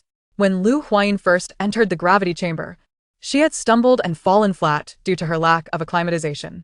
Fortunately, no one was present at the time, or she would have suffered great embarrassment. Unbeknownst to her, however, there were surveillance cameras, and Hualan was monitoring her from the control room. Not only that, but she recorded the incident, intending to use the footage to mock Huayin when the opportunity arose. Struggling to rise from the ground, Huayin exerted immense effort to stand, and even this seemingly simple feat left her drenched in sweat. Consequently, she returned to the gravity chamber daily to practice her techniques. Although she never again faced the embarrassment of her first day, the challenges remained significant. The gravity chamber of the Lu family comprised 5 levels, and it took Huayin nearly a month to adapt to the first level. The elder's task required her to successfully complete a full set of techniques within 5 minutes in the second-level gravity chamber. As of today, Huayin could barely manage to complete the full set, but her time often exceeded the 5-minute limit. In a normal environment, executing a full set of techniques would require only 1 or 2 minutes, yet within the gravity chamber, each movement took several minutes to perfect. However, human potential is boundless. Awaiting appropriate stimulation. At this moment, Huayin's face was flushed, her clothes completely soaked, her arms too sore to lift, and her legs felt as though they were shackled by immense weights, rendering her unable to move. Yet, despite these challenges, she refused to surrender. She could feel the blood coursing through her veins, boiling with determination. Her physical fitness level was on the brink of a breakthrough, a clear indication of imminent advancement. While on PR11, Huayin had hovered on the cusp between A and S grade fitness levels, having tried numerous methods without success. However, she now sensed that if she could complete this set of techniques, she would transcend her limitations and attain S grade.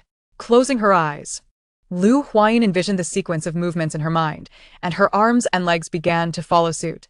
Beads of sweat trickled down her forehead, cascading down her cheeks to her chin, and then plopping onto the ground, one drop after another, in a continuous stream. Ultimately, she did not squander the sweat that flowed from her. As she successfully executed one movement, the subsequent ones began to feel increasingly manageable. Her movements quickened, first taking several minutes, then gradually reducing to 5 minutes, 3 minutes, and ultimately 1 minute per action. Before long, she was able to execute each movement with a mere flick of her wrist. Thus, she completed the entire set of techniques. And when Huayin opened her eyes once more, she had successfully advanced to S-grade fitness. Clenching her fist, she marveled at the newfound strength coursing through her. Was this the power of S-grade? She pondered whether she could now triumph over the members of the guard. Feeling invigorated, the fatigue from her extended stay in the gravity chamber had vanished. She was eager to engage in combat. However, before that, she needed to fulfill her task. One must see things through to completion.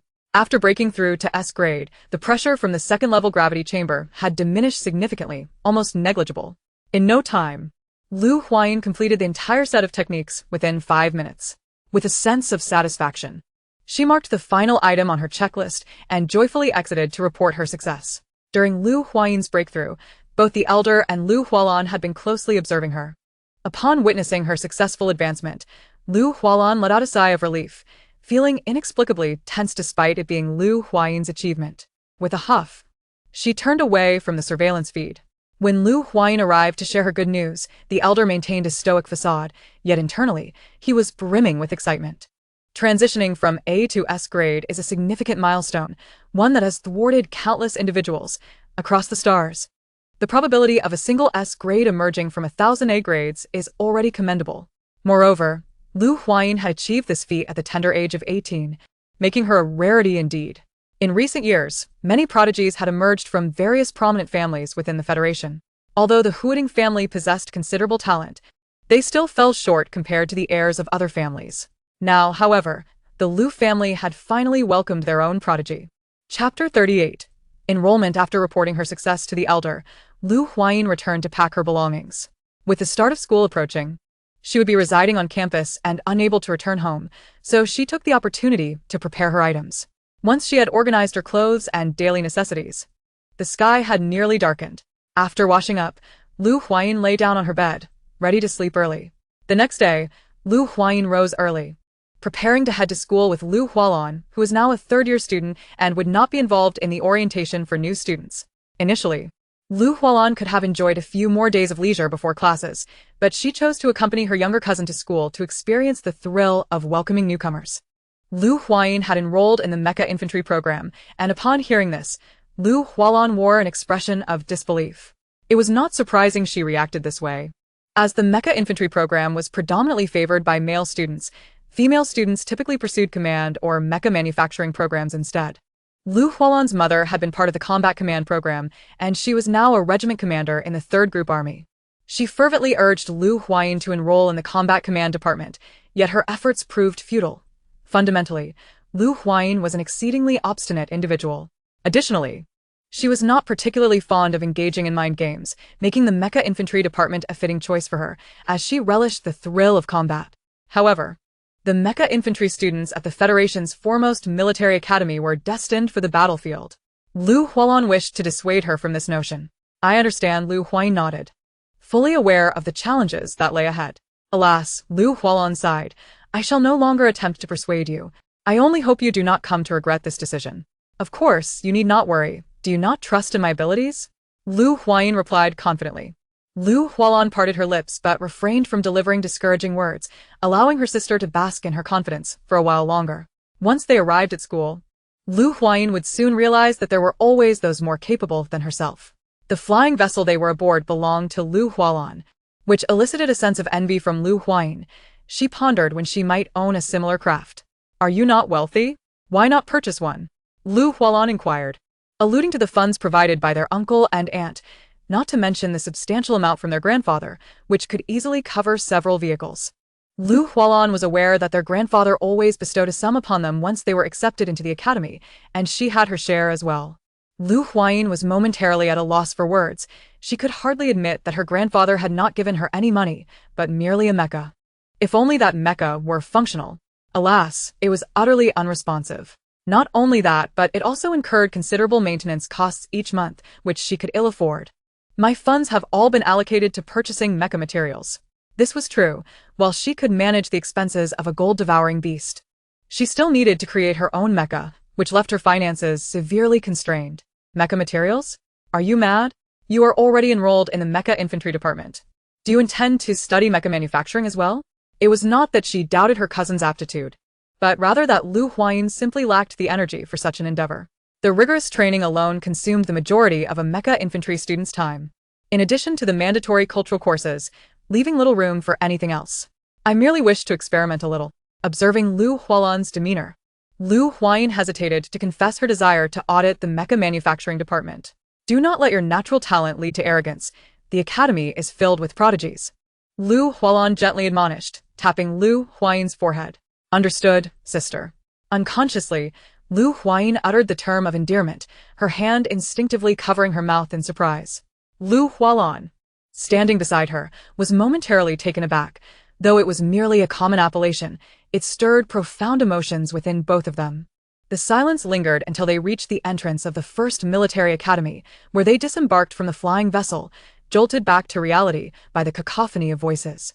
Though the opening day did not attract as many people as the day of examinations, the crowd was still considerable, especially with the Oris Military Academy commencing its term on the same day.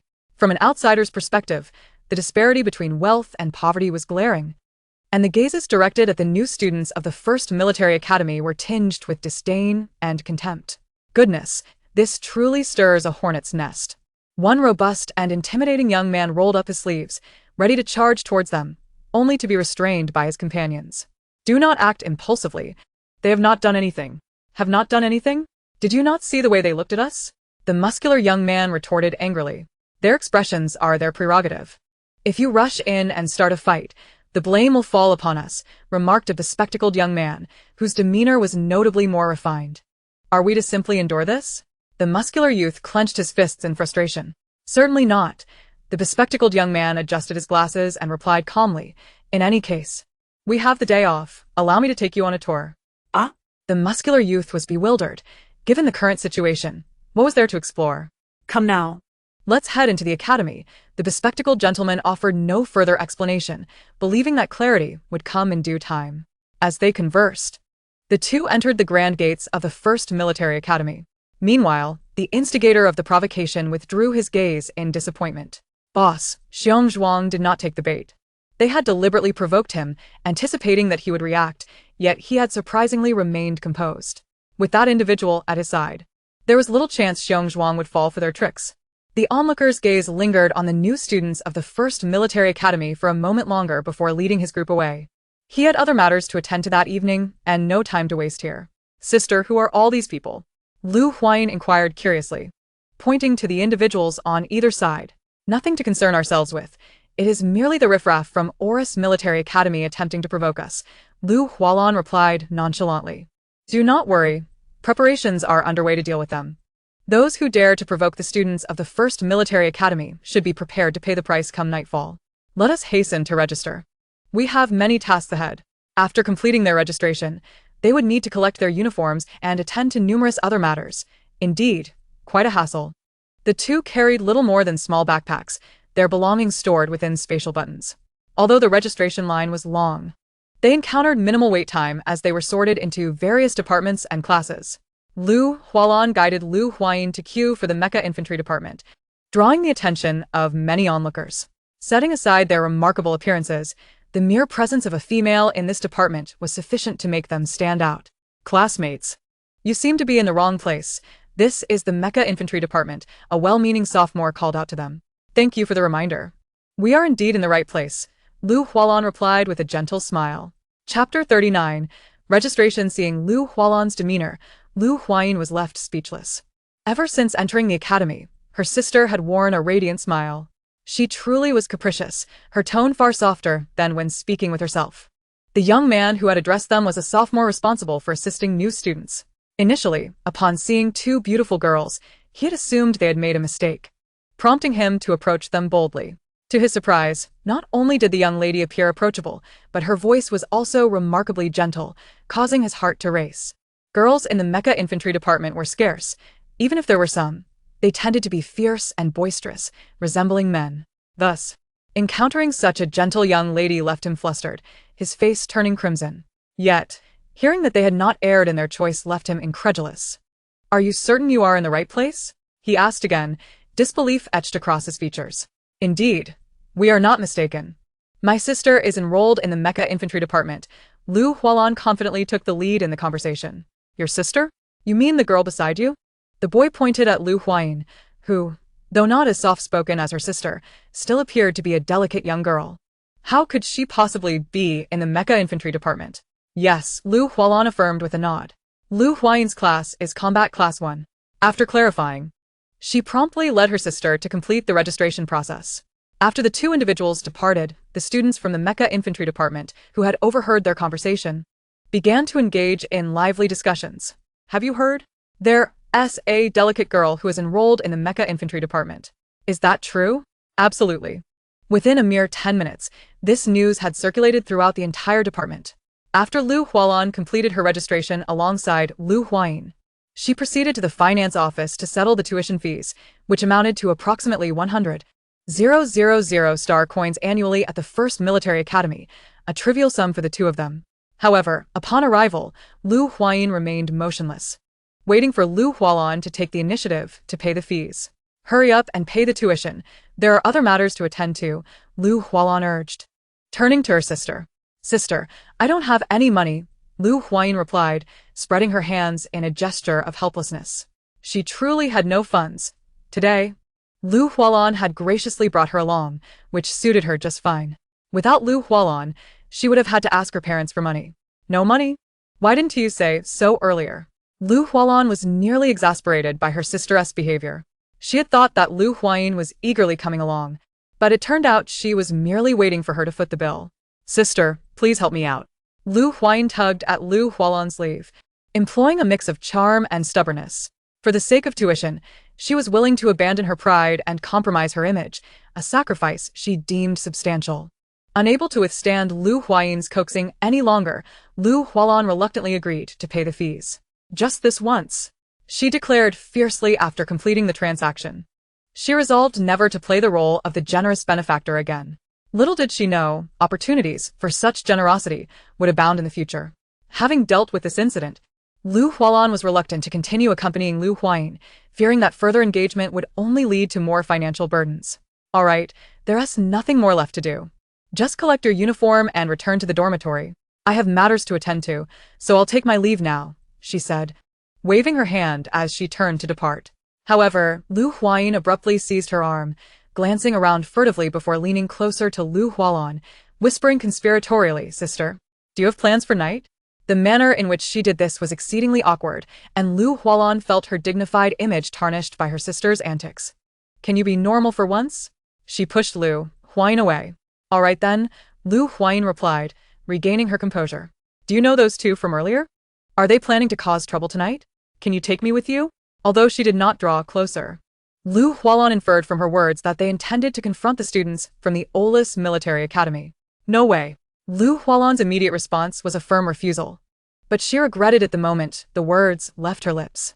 This implied she had insider knowledge, and she thought to herself, had she known, she would have feigned ignorance. Take me with you, Lu Huayin insisted, refusing to let go of Lu Hualan. I'm stronger than you. I can protect you. The statement struck a nerve. Lu Hualan was not a combat specialist. Although her training was designed to ensure she wouldn't hinder others, it did not equip her to engage in battles. Despite her previous experience, she still could not match Lu Huayin's prowess. As a support-type talent, she was ill-suited for confrontations with combat specialists. I really can't. You've already registered, and there's a dorm check tonight. The registration period at the first military academy lasted 2 days. And since Lu Huayin had arrived on the first day, she could go out tonight. However, their class instructor would likely check the dormitory in the evening to reassure the newcomers. I've already checked. All you need to do is say a word to the instructor, Lu Huayin assured her. Sister, do your classmates know how capricious you are? Failing to persuade Lu Hualan, she resorted to threats. Threatening me? Lu Hualan gritted her teeth. How could I? I merely wish to share the tale of my kind and gentle sister with my classmates. That's definitely a threat, Lu Huayin replied with a smug expression, having discerned that her sister was quite concerned about her image. Fine, you're quite the character. Lu Hualan spat through clenched teeth. She realized she should not have shown Lu Huayin any kindness. Clearly, it had emboldened her. I'll come find you at 7 tonight. You should head back to the dormitory now. She was not in the mood to see Lu Huayin's face any longer. All right, sister, don't forget. With her wish granted, Lu Huayin released her grasp on Lu Hualan's arm. Understood, Lu Hualan replied emphatically. After parting ways, Lu Huayin skipped off cheerfully to collect her uniform. The first military academy's uniforms were available in various styles, each serving different purposes. The more refined materials and tailored designs were worn during official school gatherings, while other styles were designated for training sessions. After obtaining her uniform and returning to her dormitory, Lu Huayin found that their accommodations consisted of single rooms. Though not overly spacious, they were adequately equipped with all necessary amenities. The first floor of the dormitory featured a leisure area where students could chat during their free time. Upon returning to her room, Huayin began tidying up her space. The academy prohibited the use of housekeeping robots, so she had to manage on her own.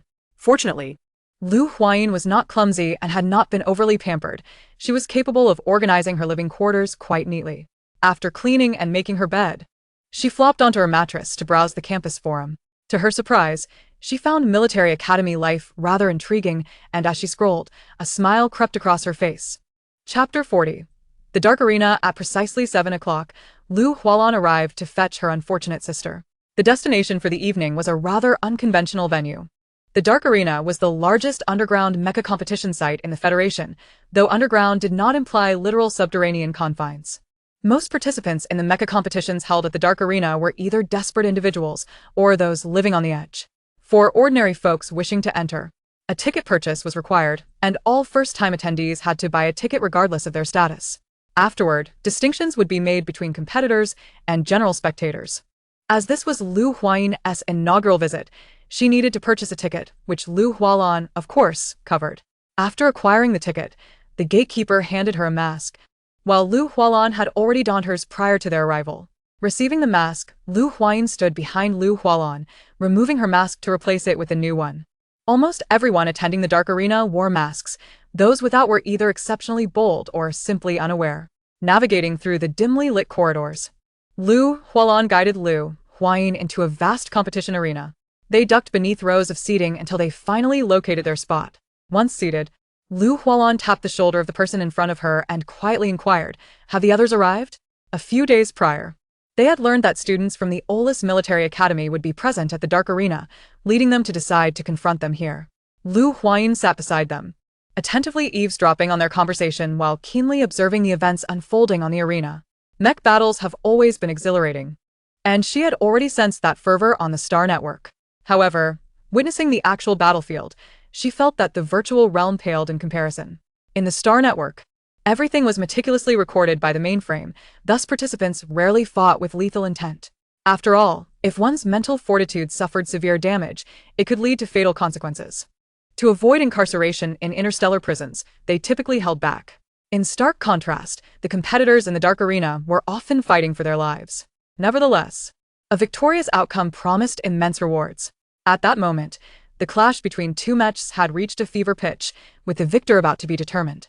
The audience who had placed bets felt their breath slowing, their anxious attention fixated on the mechs, eagerly anticipating the outcome. Huayin's gaze darted between the two combatants, ultimately concluding that the blue mech was poised to triumph. As time ticked by, the results were finally revealed. The blue mech emerged victorious. The spectators who had wagered correctly erupted into fervent cheers, while those who had lost wore expressions of utter despondency.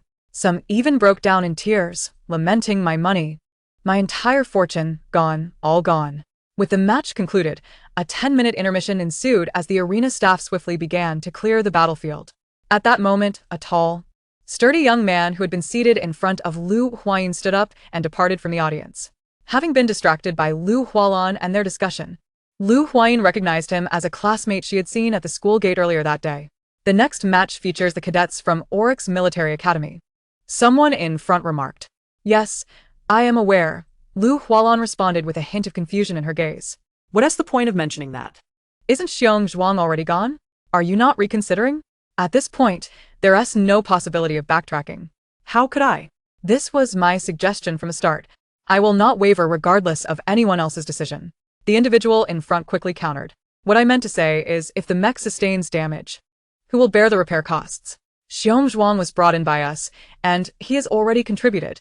We cannot expect him to cover the repair expenses himself." Huayin frowned. "Why wait until now to ask this? You should have raised it earlier." Furthermore, she had not even considered the repair aspect. She doubted whether the cadets from Oryx Military Academy could even hold their own against Xiong Zhuang. "You're overestimating the cadets from Oryx Military Academy. That is not entirely accurate. While they may not be able to confront us head-on, they are likely to resort to underhanded tactics. If it weren't for Xiong Zhuang's honesty, this matter wouldn't even be on the table."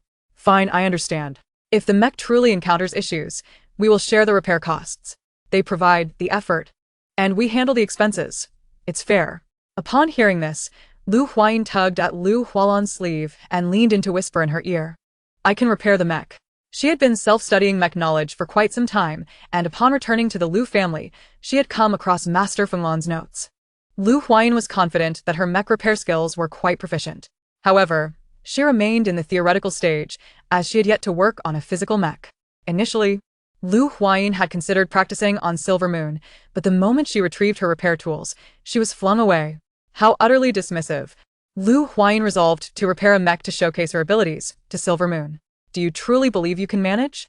Lu Hualan's skepticism was not born out of disdain, but rather from the fact that Lu Huayin lacked practical experience, making it difficult for her to believe. I absolutely can, Lu Huayin asserted confidently, undeterred by Lu Hualan's doubt. If I fail, I won't charge you anything. Really? Lu Hualan exclaimed in disbelief. You expect to charge for your services? Why shouldn't I? If you sought another mechanic, they would likely demand an even higher fee, Lu Huayin retorted, feeling hurt. She had invested effort and simply sought fair compensation. Ha! Why not say that I could find someone else who could fix it better than you? That's not a certainty, Lu Huayin declared, brimming with confidence in her skills. Regrettably, Lu Hualan remained unconvinced. Enough. You needn't concern yourself with this. Lu Huayin was reluctant to concede. This opportunity was too precious to let slip away. Please. I can do it without charge this time. You know that hiring a mech technician can be quite costly. Rather than spending that money elsewhere, it would be wiser to keep it in-house. Lu Huayin passionately argued, striving to persuade Lu Hualan to allow her to undertake the repairs. At that moment, a sudden burst of laughter erupted from the front, followed by the individual who had turned away now facing them once more. If she is so earnest, let her give it a try. It won't cost us anything, he chimed in with a smile. Upon hearing someone support her, Lu Huayin eagerly nodded in agreement. Seriously? You're taking advantage of this? Lu Hualan knew her friend was frugal, but she hadn't anticipated him being this stingy. They had already enlisted help. Yet now they were considering a potentially unreliable mechanic for repairs. I see your sister is quite confident. Allowing her to try won't result in a loss for us. And besides, the mech may not even incur damage. Since he had spoken in favor, Lu Hualan relented. Chapter 41. Battle. As the conversation continued, the battle in the center of the arena finally commenced. The cadets from Oryx Military Academy piloted a Y-70 model medium mech, which appeared rather conventional at first glance. However, with Lu Huayin's discerning eye, she noticed numerous modifications had been made. Yet, since she had not seen it in person, she could not discern the specifics of those alterations. Xiongzhuang operated a standard heavy mech, its black and gold exterior exuding a sense of power. From a purely mechanical standpoint, the mech from Oryx Military Academy was evidently superior to Xiongzhuang's. After all, the cadets from Oryx Military Academy possessed considerable financial resources, and the individuals they were set to confront were even wealthier. Are their mechs all their own? Lu Huayin inquired, her curiosity piqued. While combat mechs were classified as weapons of war, there were indeed avenues for individuals wishing to purchase them. For instance, mercenaries existed within the interstellar realm, traversing various borderlines or regions rife with exotic beasts to earn a living. Legitimate mercenaries could obtain state authorization to purchase mechs, provided they had the financial means. Beyond that, there were other pathways, such as having a family member who was a mech manufacturing master or being a mech warrior themselves. In summary, where there is demand, there lies a market, regardless of whether the means of acquisition are legitimate. No, Lu Hualan shook her head. The mechas are provided by the Dark Arena for the competitors. Upon hearing this, Lu Huayin was taken aback. Since her arrival, she had heard the names of no fewer than dozens of participants. How wealthy must this Dark Arena be? Not only affluent, but also powerful. After all, where else could they procure such a multitude of mechas, many of which were discarded by the military? Is it true? What exactly is this Dark Arena? To establish such an operation on Capital Star, the forces behind it must be formidable. In fact, Lu Hualan leaned closer to Lu Huayin, whispering, the Dark Arena is akin to the Star Network. Both operate as semi-official organizations. This explanation helped Lu Huayin comprehend the situation. Venues like the Dark Arena proliferate like mushrooms after rain. When one fades away, another swiftly emerges. Rather than allow it to spiral out of control, it is preferable to maintain a firm grasp over it. So, are these mechas exclusively for use here? Of course, Lu Hualan nodded. Mechas are incredibly expensive. How could they allow competitors to take them away? Besides, They fundamentally belong to the Dark Arena. And who funds the modifications of the mechas? If participants bear the cost themselves, wouldn't that lead to significant losses? You are unaware of this. Typically, the mechas in the Dark Arena are bound to the competitors. As long as they complete a certain number of matches within the stipulated time, they acquire temporary usage rights to the mechas. Having spent considerable time in the Dark Arena, Lu Hualan was well acquainted with its intricacies.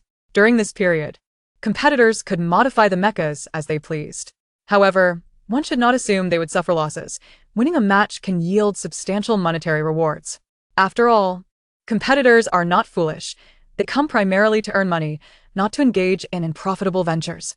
Following Lu Hualan's elucidation, Lu Huayin gained a general understanding of the place. The two continued their conversation while observing the match.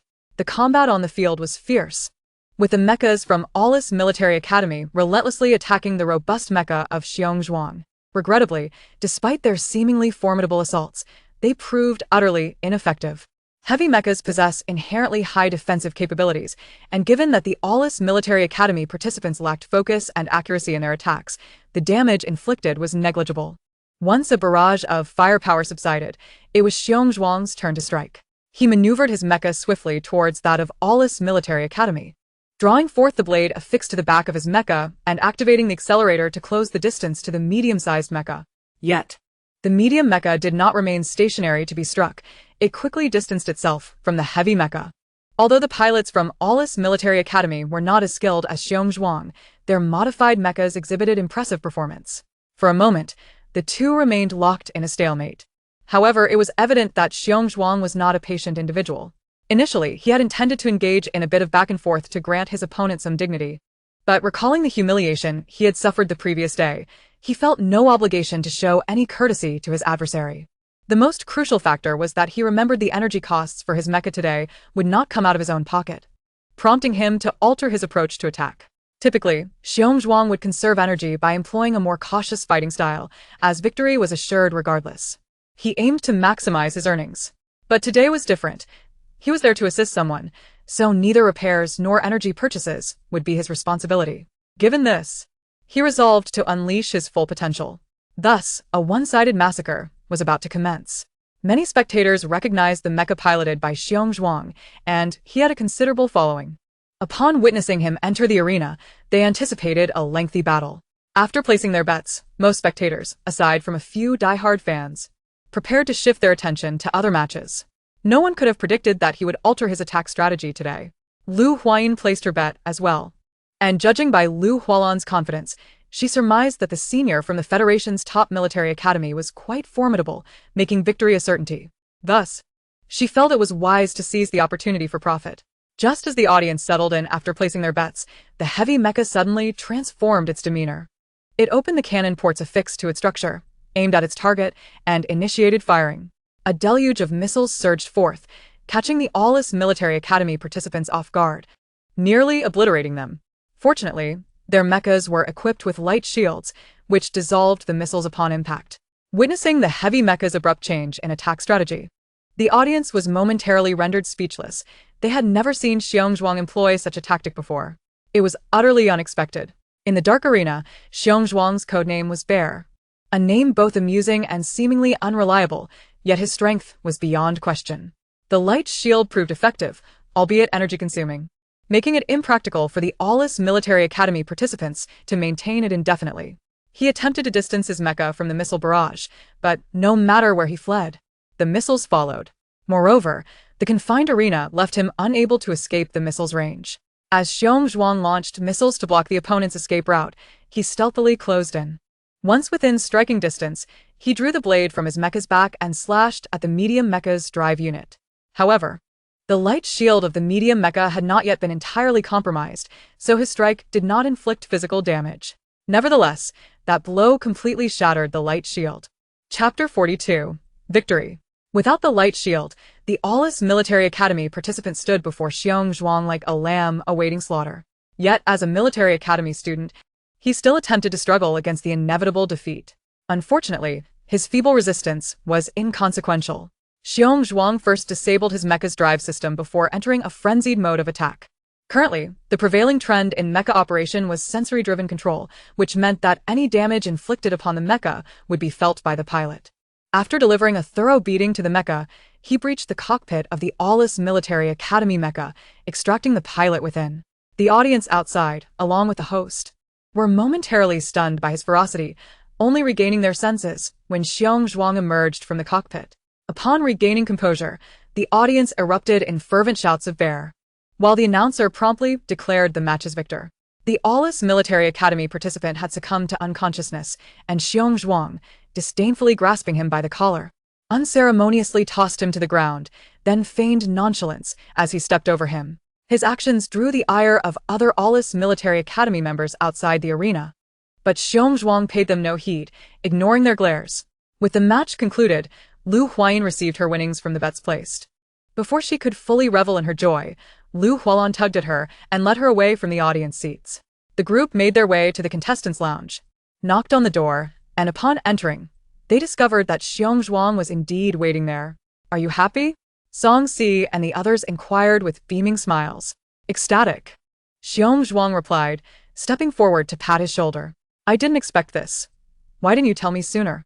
If I had known earlier, I could have faced off against the people from Awless Military Academy sooner. I've had enough of their pretentious airs, looking down on everyone. Sooner or later, I'll make sure to give them a real taste of defeat. I wish I could too. But I only recently learned that the Awless Military Academy participants were also competing here. I truly didn't anticipate their presence. Although the Dark Arena was semi-official, it was hardly a safe venue. Incidents of bloodshed and death were not uncommon. The Awless Military Academy students, being affluent, had no need to compete here. We owe it to Hualan, though. If it weren't for her, we would have had to endure for a while longer." As he spoke, Song Si glanced at Lu Hualan, curious about the source of her information. Naturally, Lu Hualan would not indulge his curiosity. She merely came to observe, and realizing the hour was late, she decided it was time to leave. "By the way, I have a few code names here. If you have time, you might as well deal with them together," Lu Hualan said, tapping a few times to send the information to Xiong Zhuang. "Who knows if they will return later? We might as well seize the moment." "Received," Xiong Zhuang responded, signaling a thumbs up to Lu Hualan. With the matter resolved, they were ready to depart, yet Lu Huayin lingered, waiting for Lu Hualan to discuss the mecha. Reluctant to forfeit this opportunity, she tugged at Lu Hualan's sleeve, preventing her from leaving. With no other choice, Lu Hualan asked Xiong Zhuang if the mecha required repairs. In truth, the mecha had sustained minimal damage. It merely consumed some energy and had lost a bit of paint. These issues were easily remedied, but Xiong Zhuang feigned difficulty, seizing the opportunity to overhaul his mecha without incurring expenses. He pondered, pretending to be troubled. "We'll have to take a closer look to ascertain the specifics. Who knows if there are internal issues with the mecha?" "All right," Lu Hualan replied decisively. She pushed Lu Huayin forward, stating, "Just so happens my sister is a mecha repair specialist. Let us go take a look now." Trying to pull a fast one on her? Not a chance. While he was wealthy, he wasn't a fool, and Xiong Zhuang's penchant for penny pinching was evident. This behavior stemmed from his humble origins. Hailing from a backward little planet, had it not been for a fortuitous encounter with a teacher from the first military academy who discovered his talent, he would have lived a mundane life like his parents. A dutiful son, he aspired to bring his parents out into the world he had come to know, which fueled his relentless pursuit of wealth. Lu Hualan and the others were well aware of his circumstances, so they often overlooked his minor attempts to take advantage. Moreover, Xiong Zhuang wasn't as miserly as he sometimes appeared. He would treat friends to meals or gifts in gratitude for their assistance. If he were truly a person who constantly exploited others, she wouldn't have formed a friendship with him. For now, however, she merely wished to tease him while fulfilling her little cousin's request. As fate would have it, even if Xiong Zhuang was reluctant, he would have to accommodate them. Within the Dark Arena, there was a designated area for storing mechas, where they would be transported post-competition.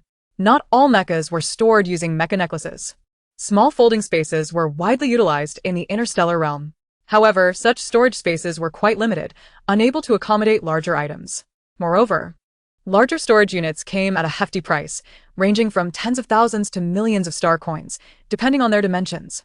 Given that most mechas stood around 20 meters tall, they occupied substantial space, making mecha necklaces exceedingly expensive, typically utilized by mechas rated S-class and above. In the case of the mechas in the Dark Arena, there was simply no need for mecha necklaces. After swiping his ID card, Zhuang led Lu Huayin and the others to the storage room for his mecha, where the door finally opened. Upon entering, Lu Huayin was elated to behold the mecha she had longed for. Ignoring everyone else, she excitedly approached the mecha, inspecting every inch of it. She darted from its arm to its head, then to the cockpit, and only after thoroughly examining all parts did she finally approach to report her findings. Your mecha has no significant surface issues, but the paint is chipped, screws at the joints are loose, the cannon's firing port is rusted, and many parts are aging. Her assessment left Lu Hualan and the others astounded, especially Zhuang, whose mouth fell agape. This doesn't sound like no significant issues. It sounds like a list of problems. While he and T noticed considerable issues elsewhere, the elbow joint of the mecha did feel quite unnatural. Yet, as he was not a repair specialist, he could not pinpoint the exact problems. Regardless, the mecha had always functioned well, so he had overlooked these concerns. Little did he know, the mecha he frequently used was riddled with issues according to her. Come now, don't be so shocked. Have you seen how old this model is? It's only natural for parts to age. Lu Huayin waved her hand dismissively, bringing their astonishment back down to earth. Chapter 43. The initial experience of repairing. Could there truly be so many faults with this mecha? Zhuang pondered, struggling to believe it. When he piloted it, it felt perfectly fine. Hearing his disbelief, Lu Huayin narrowed her eyes. You don't believe me? Not exactly. Zhuang scratched his head. I've had it repaired before. But none of the previous technicians pointed out so many issues. Is it possible they overlooked them? Or perhaps they deemed these issues inconsequential, since many mechas have similar problems. After all, as long as it operates, many repair specialists consider it acceptable, Lu Huayin explained. Since replacing mecha parts was a monumental task and costly, it often proved a case of not worth the expense. Alright then, just repair whatever can be fixed. Leave the unfixable issues. I can't let this trip be in vain, he conceded. Would you prefer to wait outside or stay here? Lu Huayin asked. Since we want to be replacing aging parts, these minor repairs shouldn't take long. I'll handle it swiftly. We'll wait here. Lu Hualan decided after a moment's thought. She was curious to see how her little cousin would repair the mecha. Upon receiving a response, Lu Huayin ceased to engage with them any further. She was finally ready to embark on her inaugural practical experience, and she couldn't help but feel a twinge of excitement. With her toolkit in hand, Lu Huayin began to tinker with the mech. Standing by, Lu Hualan chatted while keeping a watchful eye on Lu Huayin's progress. Where did you find such a sister? She looks quite young yet possesses the skill to repair mechs. Song Si expressed his curiosity. Having never heard that Lu Hualan had a sister before.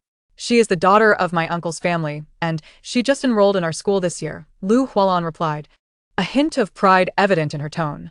In the vastness of the cosmos, master mech engineers were held in high esteem, and due to the limitations of talent, not everyone could aspire to be a mech engineer. Although Lu Huayin possessed the ability to repair mechs, the path to becoming a true mech engineer remained distant. However, her youth and apparent talent suggested that, with time, she might indeed achieve that status. Thus, Lu Hualan took great pride in having such a sister. To think she is also from our school. Your sister must be majoring in mech engineering, right? Zhuang exclaimed with enthusiasm. Those in the mech engineering program often carried a sense of superiority, looking down on those in the infantry specialization. Yet, the infantry students had no choice but to interact with them, as they often required assistance with their mechs. Finding a wild mech engineer outside was quite challenging, and there was always the risk of being taken advantage of. Thus, relying on fellow classmates was infinitely more reassuring. Even if they sometimes faced derision, they still needed to seek help from the mech engineers. Now, with a potential newcomer from the mech engineering program, and a close friend as sister at that, Zhuang felt it was essential to cultivate a good relationship. However, reality was a letdown. Lu Hualan could only wish for Lu Huayin to major in mech engineering, but alas, Lu Huayin had different aspirations. My sister is not in mech engineering. She has opted for infantry specialization, Lu Hualan clarified. What? Zhuang and Song Si exclaimed in disbelief. It was astonishing that such a beautiful girl would choose the infantry specialization, a field predominantly occupied by men. They found it hard to believe, yet had no choice but to accept the truth. Unbeknownst to them, Lu Huayin was engrossed in her work, diligently repairing the mech. Surprisingly, Zhuang showed a great deal of care for this mech. Despite its various minor issues, it had no significant damage. Lu Huayin meticulously attended to all the reparable areas before sending the group to procure specialized paint, intending to refresh the mech's exterior. Although Xiong Zhuang could have handled this task himself, Lu Huayin, being a novice at mech repairs, insisted on taking care of everything herself. By the time she finished the work, she had transformed into a little mess. All done, Lu Huayin exclaimed, dusting off her hands as she approached Lu Hualan. Let us hurry back. I need to clean up. She felt unbearably dirty. Wait a moment. We still need to test the results, Lu Hualan interjected, gesturing for Xiong Zhuang to take the mech for a spin and check for any lingering issues. Initially, Xiong Zhuang had great trust in Lu Huayin's apparent professionalism, but upon learning she was a freshman in the infantry specialization, his confidence waned slightly. Nevertheless, considering she was the sister of his good friend, he decided not to voice any concerns. If the mech wasn't functioning well, he could always seek assistance elsewhere later. Resolute, Xiong Zhuang climbed into the mech's cockpit for a test drive, and, to his surprise, the performance was impressive. Even the previously sluggish areas had become remarkably smooth.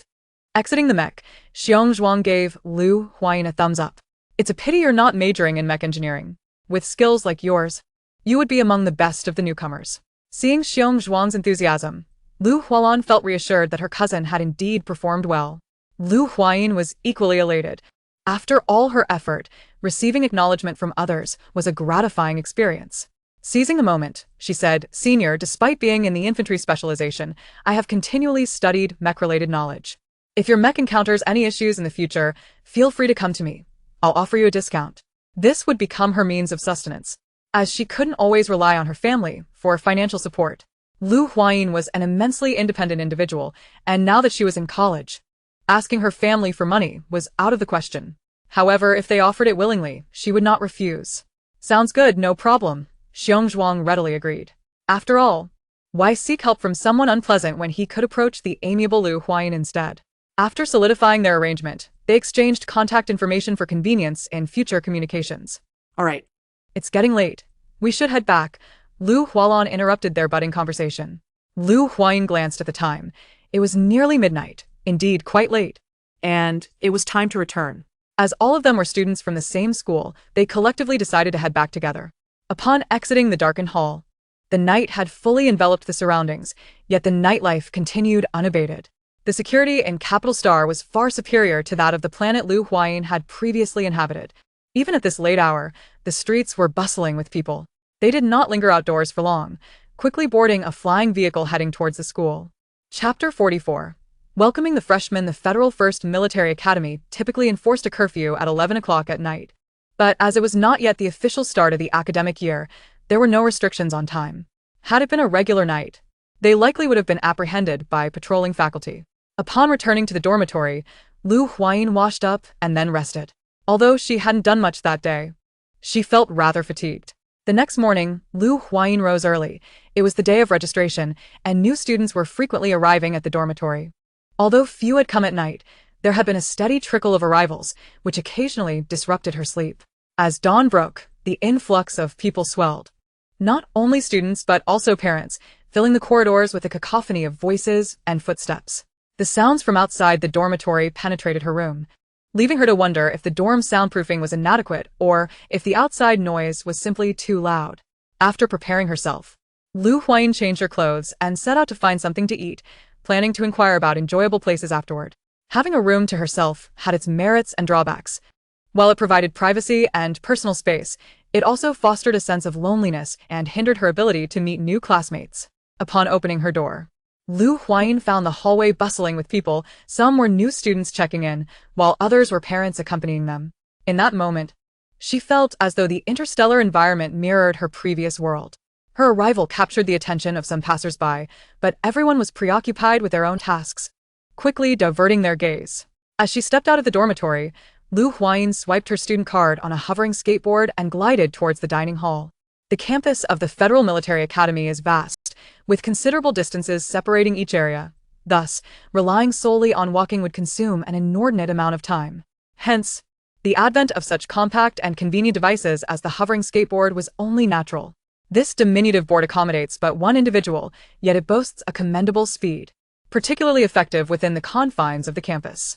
Upon arriving at the school cafeteria, Lu Huayin immediately spotted Lu Hualan, who was also engaged in her meal. After procuring her own food, Lu Huayin settled down beside her. "How did you find this place?" Lu Hualan inquired. Given that there are several cafeterias within the school, Lu Hualan was skeptical that Lu Huayin had stumbled upon this one by mere coincidence. "I asked your friend, the one I added yesterday. He mentioned you usually dine here at this hour." Lu Hualan nodded, continuing, "What brings you here?" "Nothing much. Just thought we could share a meal together," replied Lu Huayin, adding, "and perhaps inquire about any exciting happenings."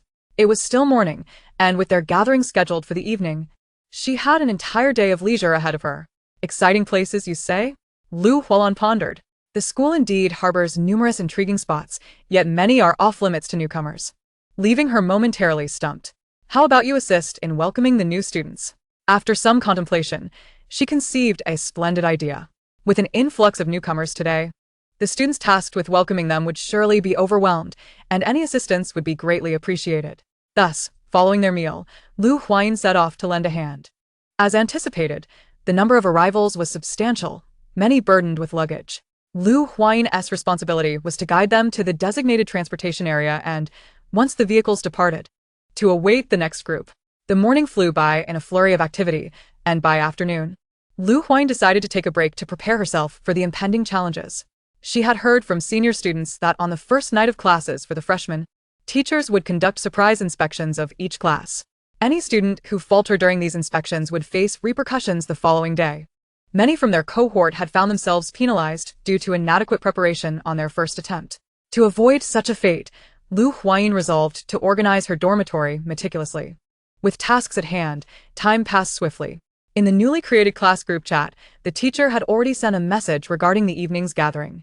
However, specifics were scant, merely advising students to be prepared and attentive to notifications, assuring them reminders would be issued as the meeting time approached. Upon reading this, Lu Huayin surmised the teacher was setting a trap. She imagined that, in the absence of further information, most would assume it was merely a straightforward assembly, requiring nothing more than patience. This year, the Mecha Infantry Division at the Academy had attracted a considerable number of female students. Lu Huayin's class alone boasted over 10 girls. The faculty were astonished by this statistic, as previous years had seen only a handful in each class. Furthermore, it was indeed unusual that Lu Huayin, who had achieved the highest entrance scores, had opted for the Mecha Infantry Division, as typically, high-achieving students gravitated towards command or mecha engineering programs. These three fields were currently the most sought after in the galaxy, with applications flooding in annually, especially given the present turbulence across the stars, which had heightened everyone's fervor for combat. As evening descended and darkness enveloped the sky, a sharp whistle pierced the air, rousing all from their drowsiness. Concurrently, a message pinged in the class group, instructing students to assemble at the school's playground within 10 minutes. This announcement left many in a state of bewilderment. Most freshmen were newcomers to the Federal Military Academy and had little knowledge of the playground's location. Lu Huayin did not perceive this as a jest from the teachers. Calculating promptly, she realized that if she departed immediately after receiving the message, she would have ample time, provided she could secure a skateboard, as the playground was a considerable distance from the dormitory. Relying solely on foot would render it impossible to arrive within 10 minutes. Thus, she set off without delay. The rationale for not scouting ahead lay in the fact that the assembly point varied each year. One year, for instance, those who had anticipated the location at the playground found themselves misled, as the teachers had shifted the meeting point to the dormitory area, leading to a truncated assembly time and inevitable penalties. Exiting the dormitory, Lu Huayin noticed that several students from lower floors had already emerged, yet many newcomers were not donning their uniforms. Likely, they were still acclimating to their new environment, but failing to wear the proper attire for an assembly was certainly questionable. They would likely face consequences even if they managed to arrive on time. Chapter 45. Assembly having exited swiftly, Lu Huayin was fortunate enough to find several skateboards still available. She hopped onto one and sped towards the playground. Along the way, she encountered numerous freshmen also rushing in the same direction. The density of students inevitably led to collisions. The chaos stemmed from some inexperienced first-time skateboarders, whose lack of control resulted in erratic movements and, unfortunately, collisions with others.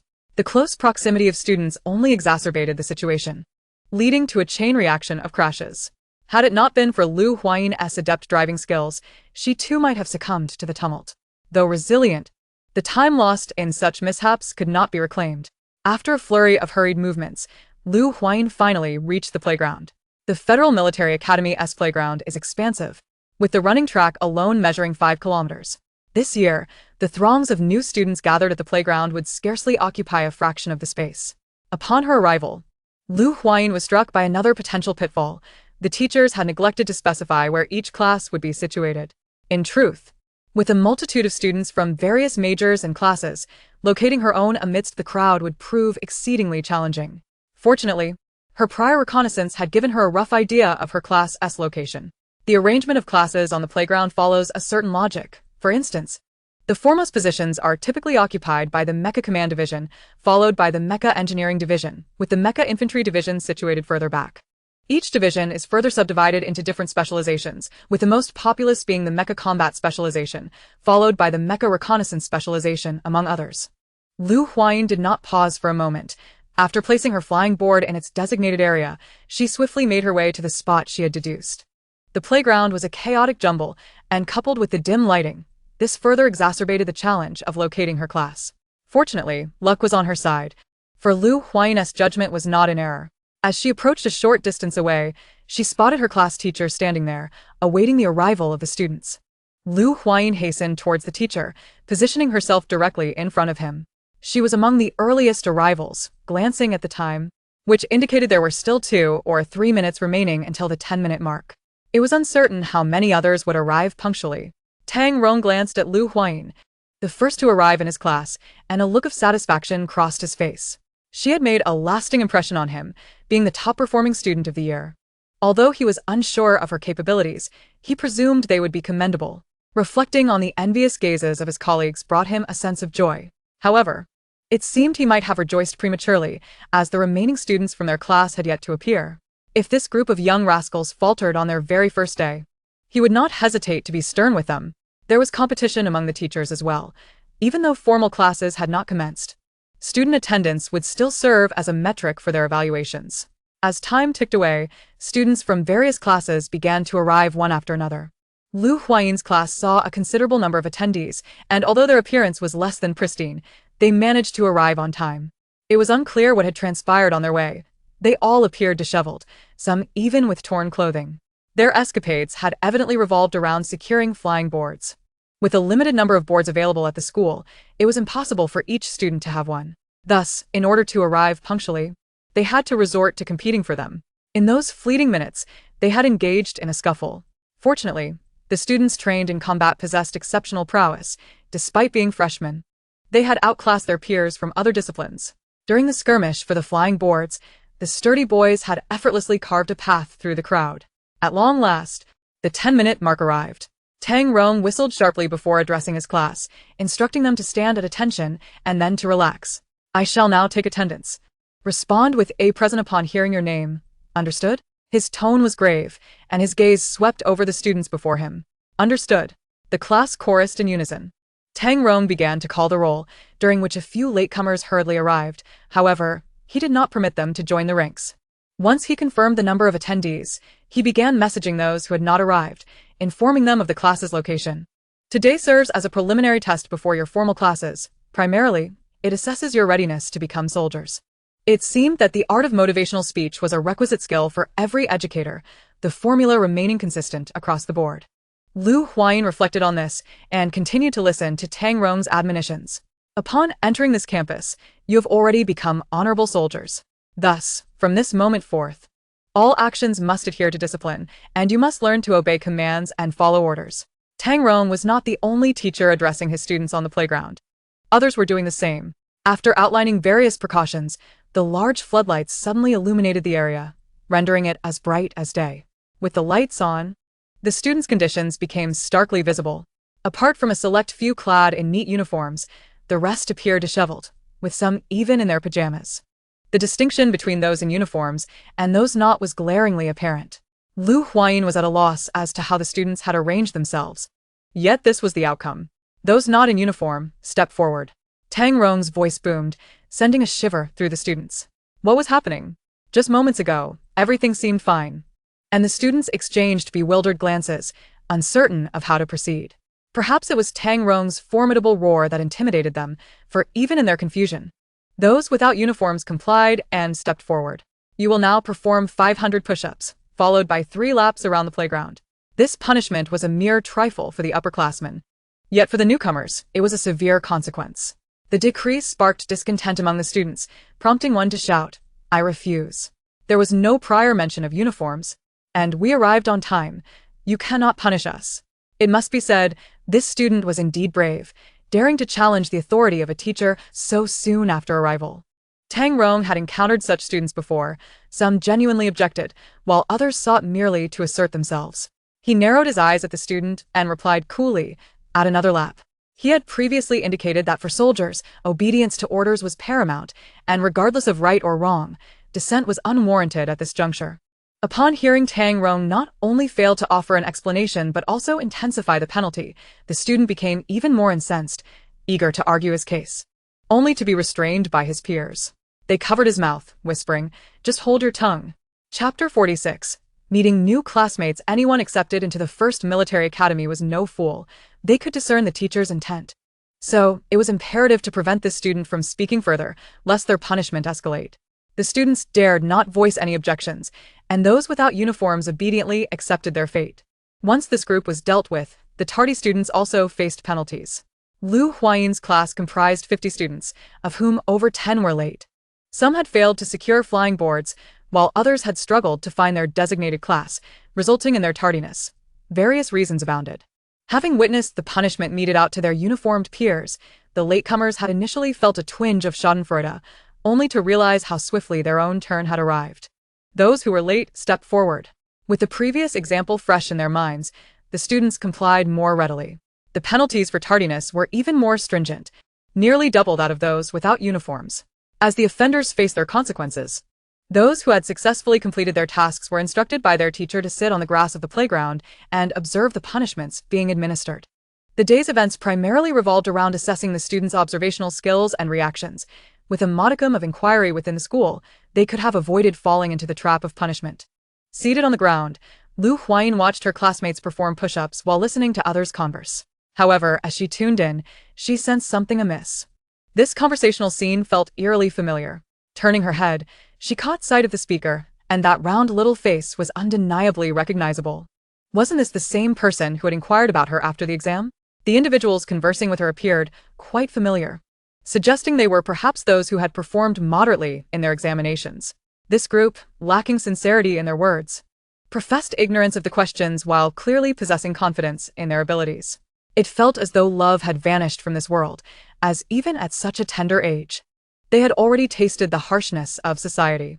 Fortunately, I had also refrained from speaking the truth at that moment. Otherwise, I would be subjected to ridicule now. Classmates, you seem a bit familiar to me. Have we crossed paths before? Amidst the lively banter, Lu Huayin interjected unexpectedly. The bustling atmosphere fell silent for a brief moment. Who was this person, displaying such a lack of awareness by interrupting their conversation? Just as they prepared to collectively admonish the interloper, they glanced up to see Lu Huayin. The striking young girl gazed at them with curiosity, her bright eyes brimming with questions. Initially taken aback by her beauty, they soon recognized her as someone they had seen before. The round-faced girl was the first to identify Lu Huayin. She pushed through the crowd and approached her, exclaiming, "Oh, it's you. I hadn't noticed before." Lu Huayin had arrived first, standing at the front, while those who came later stood beside or behind her, compounded by the dim lighting earlier, which had obscured their recognition of her. As others began to recognize Lu Huayin as well, an awkward tension lingered in the air. However, their thick skins allowed them to quickly resume their enthusiastic exchanges after a moment of silence. Honestly, how did you end up choosing the combat armament division? It's not that they harbor biases against girls, but historically, few have opted for this path. If I want to apply, I will, replied the round-faced girl bluntly, though it was uncertain whether her words were entirely sincere. But you must have a reason, right? Interjected a boy with a cherubic face, visibly displeased and insistent on knowing the rationale. Oh, let it be. If she doesn't wish to share, she needn't, others urged. After all, they were now classmates. So why dwell on such matters? There's really nothing to hide, the round-faced girl began. She initially disliked the notion of distinguishing individuals by gender. But now, As they were all classmates and she saw no malice in them, she felt it was acceptable to share. I chose this path to eventually hunt down space pirates. In the vast expanse between star systems, ruthless criminals often roamed, committing acts of arson, murder, and plunder, leaving the inhabitants of remote planets living in perpetual fear. My home is on a very remote little planet in the Federation. Though the planet is small and sparsely populated, the living conditions are pleasant, and everyone is quite happy. A smile of contentment graced her face as she spoke. However, one day, interstellar pirates invaded our planet, and in an instant, it turned into a hellscape. Her expression hardened as she recounted the horror. I nearly perished at the hands of the pirates, but thankfully, the interstellar patrol saved me. Thus, I aspire to become an exceptional warrior and eradicate all space pirates. Her fists clenched, determination etched across her features. We believe in you, others said, patting her shoulder. Since they shared the same class, it signified they possessed common ideals, and thus, they were naturally inclined to support one another. I believe in myself too. I've already taken the first step. I refuse to be a coward. Let us introduce ourselves. My name is Tao Yuan, she said, presenting herself to her classmates. I'm Lan Xiao, replied the boy with the cherubic face. Zhuang Xiancheng, said another who appeared more composed. Song Quan, introduced a seemingly reserved individual. One by one, they shared their names, and once they finished, their gazes turned to Lu Huayin, the only one yet to introduce herself. Without pretense, Lu Huayin followed suit, stating, I'm Lu Huayin. I know you, exclaimed a boy, his excitement palpable as he pointed at her. I've heard you scored nearly full marks on the entrance exam. Oh, now that you mention it, I realize we have a genius among us, another chimed in. The entrance exam for the first military academy had indeed posed formidable challenges. While they considered themselves decent students, they had struggled with some of the questions. The notion that someone could achieve nearly perfect scores was astonishing. It was merely luck. Just luck, Lu Huayin modestly replied. The ethos of humility and modesty was deeply ingrained in her culture, and she did not perceive herself as particularly remarkable. Don't attribute it to luck. What were you all saying after leaving the exam room? If we weren't in the same class, I might have been deceived by your claims, a boy accused, pointing at the group. As if you didn't deceive anyone yourself. Let us not play the blame game here. It was evident that in their eagerness to be modest, they had not anticipated such a situation, showcasing their acting skills. All right. Let us not dwell on this any longer. Let us see when we can return, Tao Yuan suggested, sensing the atmosphere shift and hastily redirecting the conversation. Chapter 47. Conversation. Upon hearing Tao Yuan's words, everyone's attention was captured. They had been here for quite some time, uncertain when it would conclude. Tomorrow marked the official commencement of school, and if they did not rest well today, how would they awaken on the morrow? Yet, it was evident that the teacher had no time to attend to them, as those not in uniform and the tardy students were still engaging in mischief. Lu Huayin found the scene rather curious. She had previously assumed her classmates had settled down, only to discover that, once they ventured far enough, they resumed their antics. The track on the playground spanned 5 kilometers, a vast distance, allowing the students to stray far enough that the teachers could no longer see them. At that moment, some students devised shortcuts, opting to cut through the center of the playground. Although obscured by the crowd and darkness, the teachers were blind to their actions. Yet the tracking bee, a smart live-streaming device, could relay their status in real time to Lu Huayin and the others. The tracking bee was not only compact and adorable, but also an essential companion for home and travel. Tang Rong, upon viewing the students' antics on the monitor, found the situation both amusing and infuriating. They were indeed seeking trouble for themselves. In truth, the penalties imposed were not particularly severe for military academy students. Aside from the longer time commitment, there were minimal repercussions. Nevertheless, it was surprising that some still engaged in mischief. Look at that person. How pathetic. He has barely run a distance and is already gasping for breath. Lan Xiao pointed at a boy on the live stream. His comment was devoid of malice, merely stating a fact, albeit one that could be somewhat hurtful. Don't be so harsh, he asked from the mecha manufacturing division. So it's normal for his physical fitness to be lacking, Zhuang Xiancheng noted, recognizing the minor differences in their uniforms. The uniform of the first military academy exhibits a unified design. However, to distinguish each department, it bears subtle insignia representative of their respective faculties. What about the students from the mecha manufacturing department? If they are here at the first military academy, they must enhance their physical prowess, remarked one student. He believed that, regardless of their department, All students at a military academy ought to keep pace with training. Otherwise, when the time comes to face the battlefield, all they would do is hinder others. You may express such sentiments in our presence, but do refrain from voicing them before others, especially those from different departments. Lu Huayin kindly cautioned. Although everyone attends the same institution, the treatment varies, and it is prudent to avoid unnecessary remarks. Why is that? Queried another. The majority of students in the infantry department are robust yet somewhat simple-minded. It wouldn't be entirely fair to declare them lacking in intelligence. They simply prefer to channel their energies into training and combat, eschewing excessive contemplation, which leads to their failure to grasp even the simplest matters. How foolish! Taoyuan playfully tapped him on the head. We are all classmates, and occasionally we may need to seek assistance from others, so let us refrain from disparaging them. The reason the students from the mecha manufacturing department hold a superior status at school is due to their specialized talents.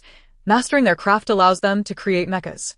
It is likely that students from the combat department may one day require their expertise to fabricate a mecha for themselves, thus necessitating a respectful attitude towards them. Everyone possesses sufficient intellect to comprehend this after a single explanation. As they chatted and laughed, nearly an hour slipped by, and the more agile students had nearly completed the course. Indeed, our class members possess commendable physical fitness.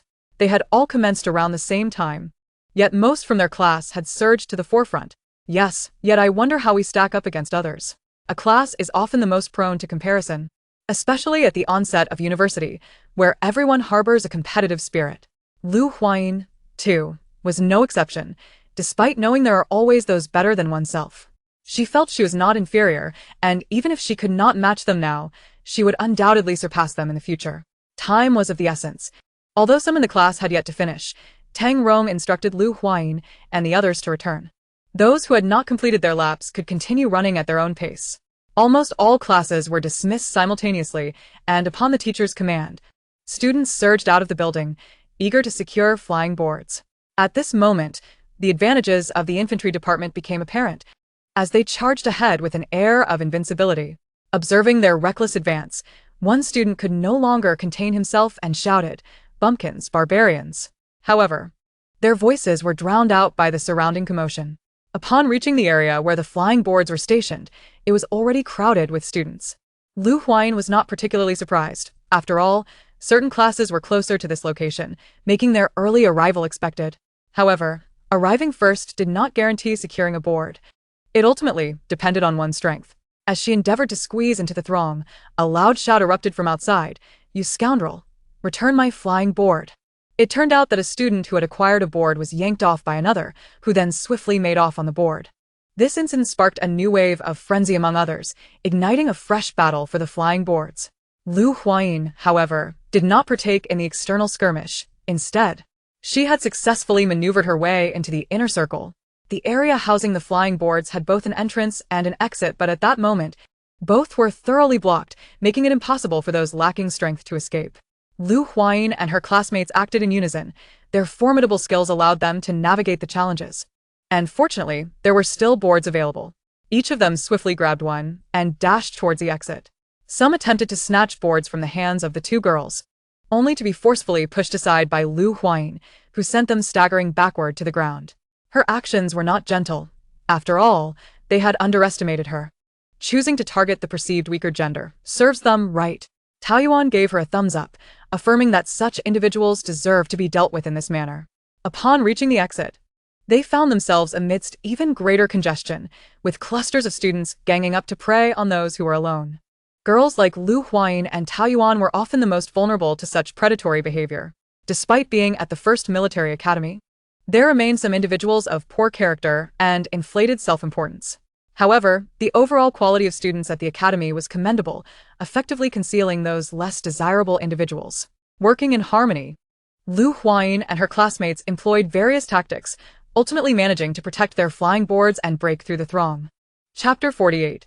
The official start of school early the next morning, the shrill sound of a whistle reverberated throughout the dormitory building. Groggily, Lu Huayin heard someone shouting, "Assemble in 5 minutes." She reached beneath her pillow for her watch and was taken aback to find it yet to strike 5 o'clock. However, given her experience from the previous day, she dared not disregard the order. Thus, She donned her clothes at lightning speed, completed her morning routine, and hastily descended the stairs. To save time, she bypassed the elevator and jumped from her sixth-floor window, a height of over 20 meters. This altitude posed no challenge for her, as many students opted to leap from their windows to expedite their descent. In an instant, the dormitory resembled a scene of dumplings being dropped into boiling water. Naturally, a greater number of students chose the conventional method of descending the stairs. The assembly point was located in an open area not far from the dormitory, and Tang Rong had certainly observed the various descent methods employed by the students, though he chose to remain silent. As the 5-minute timer expired, most students arrived punctually, prompting Tang Rong to take attendance. Once roll call was complete, the remaining students arrived shortly thereafter. In truth, their delay was negligible, yet in a military academy, every second counts. After addressing the latecomers with their respective penalties, Tang Rong led his class in morning exercises. This was a daily training requirement at the academy. While they might find it challenging on the first day, they would soon acclimate.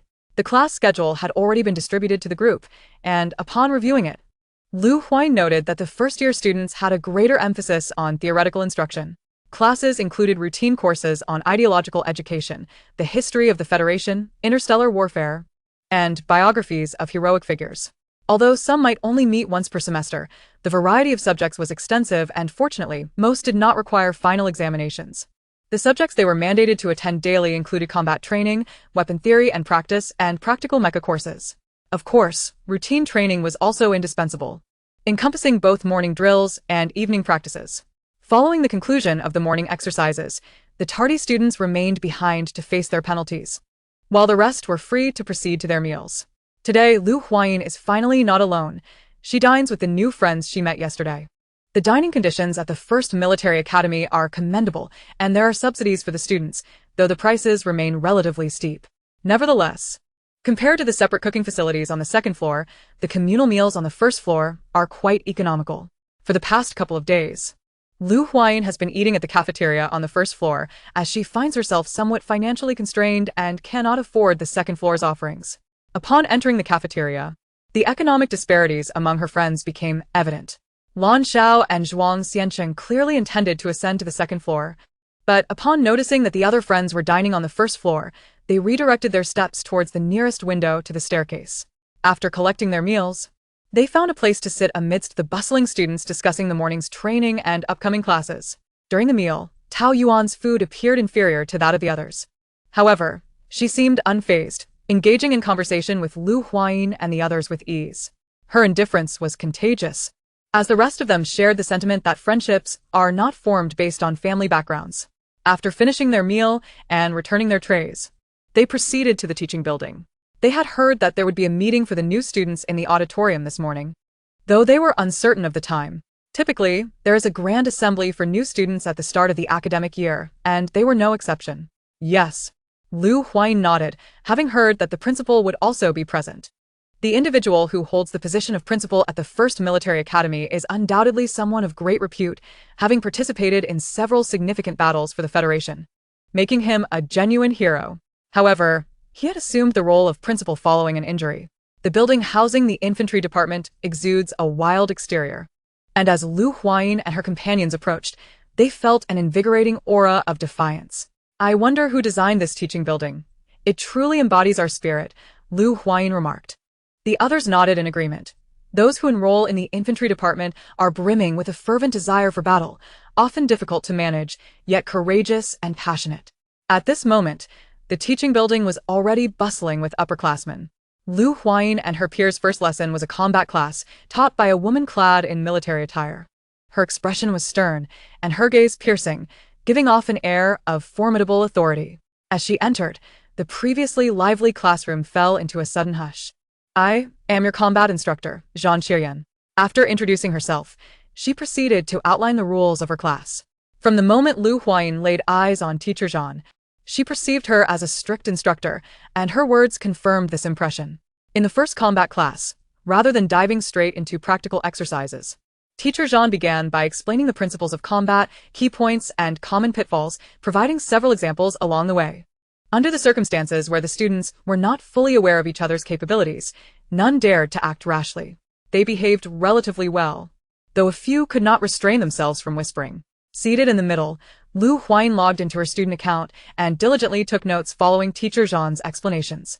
Some classmates glanced at her with disdain, believing she was being overly pretentious, dismissing the necessity of her note-taking, thinking she merely sought to impress the teacher. For Huayin, taking notes was simply a habit. She had already committed much of the information to memory. The opinions of others were of little concern to her. When the time came for a practical application, it would be clear who was truly capable. Teacher Zhang observed the classroom dynamics closely. Her primary aim for this lesson was to assess the students so that she could tailor her approach during the practical exercises. When one student spoke up, others followed suit, emboldened by the teacher's lack of intervention. Teacher Zhang quietly noted those individuals, intending to discipline them in the next class. The first lesson concluded swiftly, and shortly after Teacher Zhang departed, Tang Rong approached to inform them to prepare for gathering at the school auditorium. He also called Huayin aside, asking her to represent the new students in a speech. "Is it really me?" Huayin questioned, feeling unremarkable, especially since she had heard that previous student representatives were typically from the mecha manufacturing department. "You have the highest entrance scores. Who else could it be?" Tan Zong asked confident. Given her teacher's insistence, Huayin had no reason to refuse, so she readily accepted the proposal. "All right, then prepare well." After relaying the instructions, Tang Rong attended to other matters. Upon her return to the classroom, her classmates eagerly surrounded her, inquiring about what had transpired. "Nothing much. Just that the teacher wants me to give a speech as the representative of the new students." Huayin was rather indifferent to the matter. Her nonchalance shocked the others in the classroom. "You're going to represent the new students in a speech. Really? Is that true? Have you agreed?" Seeing her classmates so animated, Huayin found their reaction puzzling. What else with the excitement? Don't you know? Every year, the representatives for the new student speeches are either from the mecha manufacturing department or the combat command department. There has never been anyone from the infantry department. The classmates chattered excitedly, recounting the rivalries between their department and others. Gradually, Huayin began to understand their fervor. Historically, the students with the highest entrance scores had typically gone to the mecha manufacturing or combat command departments, thus making the representatives for the new student speeches drawn from their ranks. If that were the only issue, it would be one thing. But both departments frequently taunted the infantry department, claiming they were merely brutish fighters with little intelligence. Now, with Huayin, a student from the infantry department, being given the opportunity to speak, how could it not be a moment of pride for them? "You're truly amazing." Her classmates began to shower her with praise. While they celebrated, others were shrouded in gloom. Leonidas Vidian, the top student in this year's Combat Command Department, had anticipated that the new student representative would be chosen from either himself or Schroeder from the manufacturing department. He was taken aback to learn it had gone to someone relatively unknown. He had heard that this individual had the highest entrance scores, but regardless of her achievements, she belonged to the infantry department. How could someone from the infantry department qualify as the representative? Moreover, it seemed that her background was rather unremarkable. Losing to Schroeder he could accept, but succumbing to someone of mediocre lineage was simply unacceptable. Not only him, but Schroeder felt the same way. Full name Schroeder Weiler. He was the true heir of the Weiler family, and compared to him, Boss was hardly worth mentioning. Due to his exceptional talent as a mech engineer showcased from a young age, he emerged triumphant over his numerous siblings, becoming the most esteemed junior and heir in the family. Consequently, when the highly anticipated opportunity to deliver a speech was snatched away from him, he could not contain his fury. It is vital to recognize the honor it bestows to speak before the entire school faculty and student body. Not only does it elevate one's reputation, but it also serves as a means to promote the family name. The first military academy gathers the most exceptional young talents destined to shape the future of the Federation. Thus, becoming a leader among them would render his future boundless. In light of this, Schroeder dispatched several messages, resolutely determined to reclaim this coveted opportunity, confident that his family would support his endeavor. Shortly after the messages were sent, the school administration convened an urgent meeting. The families had become excessively brazen, their influence overtly encroaching upon the institution. Given the intricacies within the Federation, the administration struggled to uphold the sanctity of this esteemed establishment. What could be done? If they opposed the families, the school's programs would be forced to cease. The financial officer sighed, lamenting the school's modest fees that necessitated fiscal backing for various projects. Should someone obstruct this, it would spell disaster. Enough of this bickering. The person seated at the head of the table interjected, halting the quarrel. The individuals cannot be replaced. Although the previous speakers did not represent any singular military faction, they also did not embody the interests of the prominent families. This year, it is curious that the most outstanding descendants of the Weiler and Switten families have enrolled in the first military academy when they previously opted for the rival institution. One must wonder if there is some ulterior motive at play. It was not mere paranoia. These families were indeed challenging to navigate, and such unexpected developments would raise suspicions in anyone. After much deliberation, the assembly failed to discern the family's intentions. However, the newcomers had indeed gained admission through exemplary achievements, and the school could not dismiss them without consequence. Otherwise, how would others perceive the first military academy? Let it be, someone finally concluded. Regardless of their motives, we shall remain vigilant. We are not naive, and we will adapt as needed. Ultimately, the decision was made not to change the speakers. When the representatives of the two families received this news, they were astounded, feeling utterly disrespected by the first military academy. Such a minor matter left unresolved would tarnish the reputation of the Weiler family in the eyes of the other clans. Investigate who that individual is, one of them commanded. If they could not manipulate the school, perhaps they could persuade the student directly, for the institution would not dare intervene. With this thought, a sinister smile crept across his face. Huayin had never anticipated that what she deemed a trivial matter would hold such significance in the eyes of others. Almost immediately, attention began to shift toward her. Currently, she was in the midst of composing her speech. Originally intending to improvise, her classmates' reactions compelled her to prepare more thoroughly. Although time was running short, she still had the opportunity to refine her words. Yet, it seemed that someone was intent on disrupting her preparations. Every few minutes, someone would approach, inquiring about Huayin. Despite Tao Yuan and others dismissing them, Huayin still took note of the interruptions. As the time for gathering approached, Huayin received a threatening message. Glancing at it, she presumed it was merely a prank and dismissed it. However, upon exiting the classroom, she was handed a small note indicating a meeting place, claiming that the sender wished to discuss important matters. Initially reluctant to attend, she ultimately decided to go. Disliking the sensation of being watched, naturally, she would not go alone. It would be foolish to confront such situations without backup. So she summoned Tao Yuan and the others to accompany her. She had considered informing a teacher, but having received no response to her message, they were left with no choice but to take action themselves. Chapter 50. The freshman training commences. Upon arriving at the designated location, a stranger awaited her. Huayin did not recognize him and was uncertain if he was a student at the school. "You've arrived," he greeted with a slight smirk, clearly confident in her attendance. "What do you want?"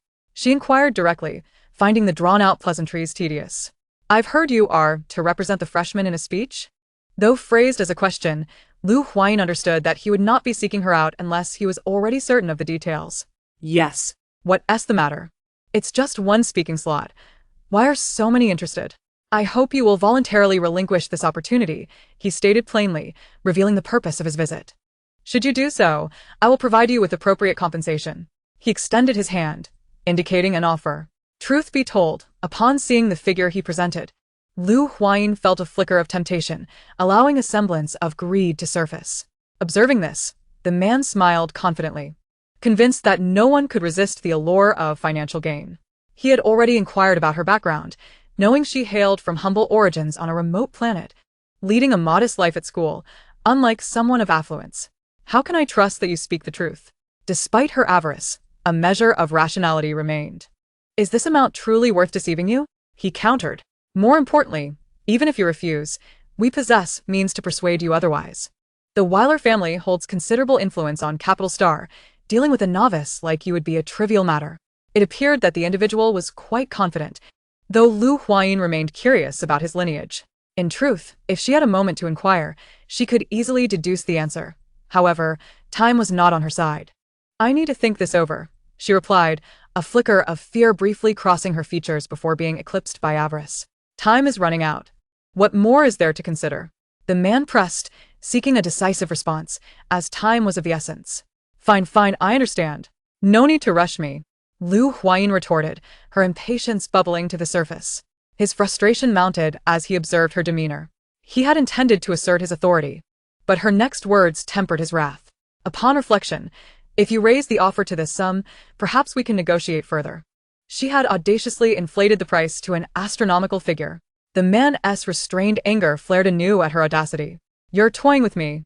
It was evident she was mocking him, and he vowed not to let her escape unscathed. Only just realizing that, Lu Huayin's face was alight with a playful smirk. As time wore on, she found herself unwilling to linger any longer. "I shall take my leave now. You remain here and behave yourself." With that, she turned on her heel and departed. Yet, after only a few steps, she sensed a disturbance behind her. Her stride halted, her body pivoted swiftly, and her foot connected with the assailant's form. Resorting to ambush after failing to negotiate? Lu Huayin scoffed at him. Such underhanded tactics. I had anticipated this move long ago. Upon hearing this, the man realized that his efforts for the day were futile, and with a begrudging air, he retreated. Within the confines of the school, he was constrained, unable to act openly, but he knew she would eventually venture out, and that would be the moment for his revenge. Lu Huayin was indifferent to whether he harbored resentment towards her. Having just toyed with someone, she felt a sense of satisfaction. Soon it was time for the assembly, and Lu Huayin, accompanied by her classmates, made her way to the grand auditorium of the First Military Academy. The interior of the auditorium was vast, with rows of seating that descended in height. At the center of the front was a stage set for performances, typically where leaders would address the audience. As she settled into her designated spot in the classroom, Lu Huayin received a notification from Tang Rong regarding her speaking time. After the leaders concluded their speeches, it would be her turn, though she wondered how lengthy their addresses would be. During her previous academic pursuits, she had often encountered leaders who seemed to embody the essence of verbose rhetoric, taking what could be succinctly expressed in mere sentences and stretching it into a lengthy monologue. Once all the freshmen had gathered, the assembly commenced in earnest. Surprisingly, the school leaders delivered their addresses rather succinctly. They provided a brief overview of the academy's history and offered encouragement to the students before concluding. Soon, it was Lu Huayin's turn. As she ascended the stage, silence enveloped the room. The audience was taken aback by the sight of the poised young woman before them. They had not anticipated that this year's representative of the freshmen would be a female, particularly from the infantry division. The Academy's uniform bore a resemblance to the Federation's military attire, and on the students, it exuded an aura of grace and valor. Drawing from examples set by her predecessors, Lu Huayin endeavored to keep her speech concise. With fervor and eloquence, she concluded her address, relishing the myriad of gazes directed towards her. Amidst the glow of admiration, Renette and Schroeder seethed with resentment. This honor, which they believed was rightfully theirs, had been usurped by a girl. Truly a humiliating turn of events. While Lu Huayin basked in the accolades, she was acutely aware of the envious glances mixed among the praise. However, she maintained a calm demeanor. Having embraced this honor, she was prepared to face the consequences that accompanied it. There was nothing to fear. As the morning's excitement faded, the afternoon would plunge them back into rigorous training. The First Military Academy imposed intensive training during the first week of newcomers' enrollment, aiming to expedite their acclimatization to military life. The second week would witness internal competitions across various departments to determine the top freshmen, while the third week would involve group confrontations among all new students, with the highest-scoring group emerging victorious. At present, Lu Huayin and her peers were still in the initial phase. After the afternoon's training, each felt utterly exhausted, as if they had been trampled. Even the prospect of dining seemed daunting. Yet, in anticipation of the competition for the top position a week hence, everyone summoned their reserves of strength for training, determined that even if they could not secure the title, their rankings would not be disgraceful. At this juncture, the disparities in individual physical capabilities became evident. After enduring rigorous training under her grandfather's watchful eye, the Academy's regimen posed little challenge for Lu Huayin. When others struggled to walk, she appeared remarkably unperturbed. "You are truly exceptional," Tao Yuan lamented, nearly collapsing against Lu Huayin. "This is beyond what any human should endure. With time, you will grow accustomed to it." Lu Huayin reflected on her own initial experiences with high-intensity training, which had not been significantly different from Tao Yuan's. Chapter 51. The infantry top position. Time flew by, and in the blink of an eye, a week had passed. During these days, the various disciplines at the First Military Academy underwent training of varying intensities. Although brief, it yielded noticeable results. Starting tomorrow, the freshman competitions among the different departments would commence, and suspense hung in the air regarding who the top student from the infantry division would be. As soon as training concluded, discussions erupted among the students. I believe Lu Huayin from Infantry Class 1 stands the best chance of claiming the top position this year. Ever since Lu Huayin delivered her speech as the representative of the freshmen, her name had spread like wildfire among her peers. While students from other disciplines may not mention her often, her legend circulated widely within the infantry division. Not necessarily. Class 2's Nan Shuming is formidable as well. A female voice interjected. In recent days, not only had Lu Huayin's reputation soared, but several others, like her, had emerged as standout newcomers. Nan Shuming was among them, handsome. With an air of regal pride, he attracted a throng of admirers. "You girls are just enamored with looks," a boy scoffed from the sidelines. "What of it? At the very least, he possesses striking features. Look at you, lacking both strength and charm. You are utterly unremarkable." In response to the boy's derision, the girl launched into a spirited rebuttal. The exchange left him speechless, and in the end, he retreated in defeat. The method for determining the top position in the infantry class was straightforward. Competitors would engage in contests of combat skills, firearm disassembly and reassembly, marksmanship, and a 20-kilometer weight-bearing endurance run, among others. Due to the time-consuming nature of combat, it was scheduled last. The other events, owing to their high participant count, would be conducted in groups, all under strict time constraints. The swiftest would emerge victorious, while those exceeding the limits would be deemed failures. For Lu Huayin, these challenges posed no significant difficulty. She had long since mastered them. In truth, the competitions were somewhat inequitable, as each student's background influenced their exposure to various experiences. A child might be playing in the mud, while another had already begun to consciously train and engage with more advanced concepts. However, absolute fairness was a rarity in this world. Some might gain a fleeting advantage due to their upbringing, but with determination, who could say that they could not surpass their predecessors? The position of top student was not immutable. One might claim it during the freshman competitions, only to be dethroned months later by another who had surpassed them. Observing Lu Huayin's adeptness in handling various challenges, it is undeniable that the members of the individual combat class harbor feelings of envy. They perceive her prowess as a result of her having grasped these skills ahead of them, pondering that if they all commenced from the same starting line, perhaps the outcome would differ. In light of this situation, Lu Huayin must rely on her own capabilities to alter their perceptions. Her training regimen is more rigorous, and her challenges more formidable than theirs. Gradually, the admiration in her peers' gazes transforms from envy to respect. The primary competition for the individual combat cohort is a 20-kilometer weighted cross-country run. Each participant is equipped with gravitational rings on their limbs, initially set to 100 kilograms, which progressively increase to 200 kilograms during the race. Should anyone remove their gravitational rings during the contest, their results would be rendered null and void. Moreover, to emphasize the aspect of weight, the school has provided large packs for them to carry on their backs.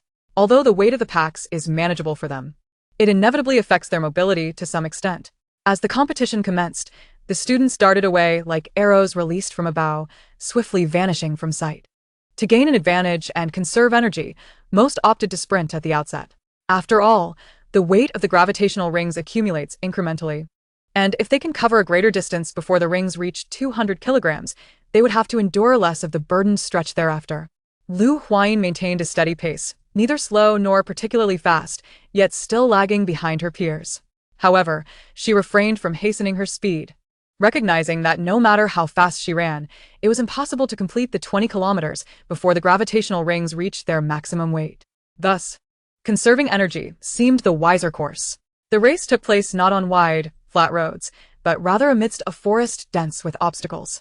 The ground was completely concealed beneath a thick layer of weeds, twigs, and fallen leaves, demanding that they rely on their own judgment for navigation. Furthermore, their bodies frequently brushed against various impediments. For Lu Huayin and her companions, their physical well-being was secondary. The paramount concern was that their packs remained unscathed, for any damage would result in disqualification. In such a stringent environment, the students dared not recklessly charge ahead, instead proceeding with utmost caution. As time ticked away, a mechanical drone diligently broadcasted the competition's developments. The arduous terrain was palpable even through the live feed, making it all the more impressive for those enduring the race. Lu Huayin, gasping for breath, began to accelerate as she neared the final 3 to 4 kilometers. This opportunity for the 20-kilometer weighted cross-country run was singular. Thus, she aimed to minimize her time. In her previous test, she had clocked in just under 40 minutes, a commendable feat at the time. Yet her aspirations for ultimate victory compelled her to strive for further breakthroughs. Despite the weight on her shoulders escalating to 200 kilograms, it did not impede her speed. Lu Huayin surged ahead, her pace quickening as she left her competitors in the dust. At last, as the clock hit 30 minutes, she crossed the finish line, panting heavily. In the final stretch, she had nearly pushed herself to the limits, disregarding any obstacles that lay ahead. The competition spanned an entire day, concluding only when the last participant crossed the finish line, revealing Lu Huayin's triumph with a time of 30 minutes, securing first place among the newcomers. While her peers may not have claimed the top spot, they each exhibited varying degrees of improvement, and even a mere second's reduction in their times was cause for celebration. With another competition scheduled for the following day, there was no training arranged for the evening. During their free time, Lu Huayin opted not to join her peers in additional training but instead reclined in her dormitory watching combat videos. Although her own fighting skills were commendable, observing others proved to be an invaluable source of learning. She felt that last week's instruction from Teacher Zhan had been particularly beneficial, imparting a wealth of knowledge. Chapter 52. Unexpected developments. The following day, after breakfast, the group gathered at the training ground. From a distance, Lu Huayin spotted Tao Yuan and a few others, all sporting dark circles under their eyes and yawning. "What time did you all go to bed? You seem to be in such poor condition today," she remarked with concern. "Don't even mention it. I've only had about 3 or 4 hours of sleep since yesterday," Tao Yuan replied dismissively, his expression one of exasperation. "It's all the fault of the class next door. They kept training late into the night, and we felt compelled to keep pace with them. Had I known we'd be like this today, I wouldn't have followed them into their late-night training." The more they reflected, the more disheartened Lan Xiao became, lamenting. "I even competed with the class next door yesterday, and my hands hurt from all the shooting." Lu Huayin shook her head, exasperated. "We certainly need to be mindful of our limits. I wonder how this will affect today's competition." As they bemoaned their predicament, the neighboring class was engaged in similar complaints. Those guys from yesterday were completely out of their minds, training late into the night, and refusing to leave, which made it awkward for us to leave too. A boy with dark circles under his eyes lamented. "I can hardly keep my eyes open," he exclaimed, yawning and nearly shedding a tear. As both sides exchanged grievances, it was clear they were eager to shift the blame for the previous night's events onto one another. Sensing the need for rest, Lu Huayin urged Tao Yuan and the others to step aside and take a moment to recuperate, lest they falter during the competition. In this modern era, the variety of weapons has proliferated, yet firearms, particularly heat-based weaponry, are not commonly accessible to the general populace. Despite her family's favorable circumstances, Lu Huayin's only encounter with actual firearms prior to arriving at Capital Star was in an underground laboratory. Nevertheless, she had viewed numerous videos and had even crafted small devices herself. Though her creations differed significantly from those provided by the school, their functions were comparable, instilling a degree of familiarity. After returning to the Lu household, Lu Huayin had indeed encountered various types of firearms, yet she was uncertain of the specific models utilized by the school. During recent training sessions, they had practiced how to efficiently disassemble and reassemble firearms. But due to the brevity of the exercises, they had yet to reach a level of proficiency akin to instinct. As the competition commenced, Lu Huayin and her fellow contestants lined up, facing tables laden with firearms. The participants were tasked with disassembling and reassembling the weapons in the shortest time possible. Subsequently, they were to lift their assembled firearms and aim at the targets across from them. With a limited number of targets available, speed would be of the essence. Those who acted swiftly would have the opportunity to strike more targets, thus accruing higher scores. Lu Huayin's movements were the swiftest among her group. With deft fingers, she skillfully manipulated the components of the firearm, scattering them across the table. Upon completing this step, she promptly reassembled the weapon and was the first to hit a stationary target. Her rapid actions instilled a significant sense of urgency in her fellow classmates, particularly when the gunfire echoed, causing them to break into a cold sweat. Yet, the more tense they became, the more prone they were to mistakes. Although they managed to finish the assembly without any major issues, they missed the optimal moment, coupled with their limited practice time and abysmally low accuracy. By the end of the session, nearly all the targets had been taken down by Lu Huayin. Following the conclusion of the competition, Lu Huayin secured first place, though it was a tie, as others had achieved identical results. To determine a clear winner, a tiebreaker was necessary. Since there was still ample time, the teachers deliberated and unanimously agreed to the proposal for a tiebreaker. The additional competition would follow the same format as before. Lu Huayin and the others who had tied for first stood at the shooting range, while students from the infantry department had spontaneously gathered around to spectate. Over the past few days, the peers had thoroughly assessed the competitors' capabilities. While their mental prowess remained undisclosed, all had surpassed the S level in physical abilities. It was expected that this year's champion would emerge from among these individuals. They had anticipated that the competitors would clash in the final combat match, yet unexpectedly, they engaged in conflict ahead of schedule. Huayin was well acquainted with her opponents. For instance, to her left stood Nan Shuming, hailing from the esteemed Nan family in the capital Star. Traditionally, the Nan family had focused on commerce, notably lacking in nothing except money. It was said that the family maintained a commendable reputation, concentrating solely on financial matters without interference in other affairs.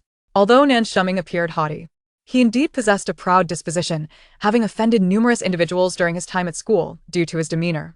Aside from Nan Shuming, the other competitors were also noteworthy, particularly a boy named Li Fan from a remote, desolate star. Despite his seemingly mediocre performance in previous days, his abilities had inexplicably surged on this day. However, since he had been accepted into the first military academy from a garbage star, he must possess some extraordinary qualities. Huayin never underestimated anyone, regardless of her opponent's strengths. She resolved to give her utmost effort. As the competition commenced, the sequence of events remained unchanged, yet Huayin's speed exceeded her previous time by 2 seconds. Predictably, she was the first to complete the assembly. With unwavering confidence, she raised her weapon and aimed at a fixed target. For reasons unbeknownst to her, as she pulled the trigger, her wrist suddenly ached. The bullet shot forth, narrowly grazing the edge of the target and veering into the underbrush. She had missed her shot, an astonishing occurrence that echoed the disbelief of the onlookers. How could this be? While they could fathom others missing, Huayin was an entirely different matter. Yet, under the weight of collective scrutiny, their disbelief was palpable. Before they could fully process the situation, a series of gunshots rang out, revealing that the other competitors had completed their assemblies and joined in the shooting. Anticipating the shots, Huayin remained unfazed and immediately fired again. However, due to the earlier mishap, she had lost her initial advantage, and the miss resulted in a deduction of points. As the competition concluded, Li Fan emerged victorious by a narrow margin. This outcome took everyone by surprise. Li Fan had been rather inconspicuous among the many newcomers in the infantry department, with his average performance prior to this event. Yet, unexpectedly, he had quietly achieved an S level in physical capabilities and excelled in marksmanship, surpassing his peers. Following this competition, Li Fan's name became etched in the memories of many within the infantry department. Chapter 53. A medical examination after the competition. Tao Yuan and a few others surrounded Huayin, inquiring about the reason behind her missed shot. Huayin, what happened? How did you miss? They were all taken aback, as they were well aware of her usual training regimen, and a miss seemed utterly improbable.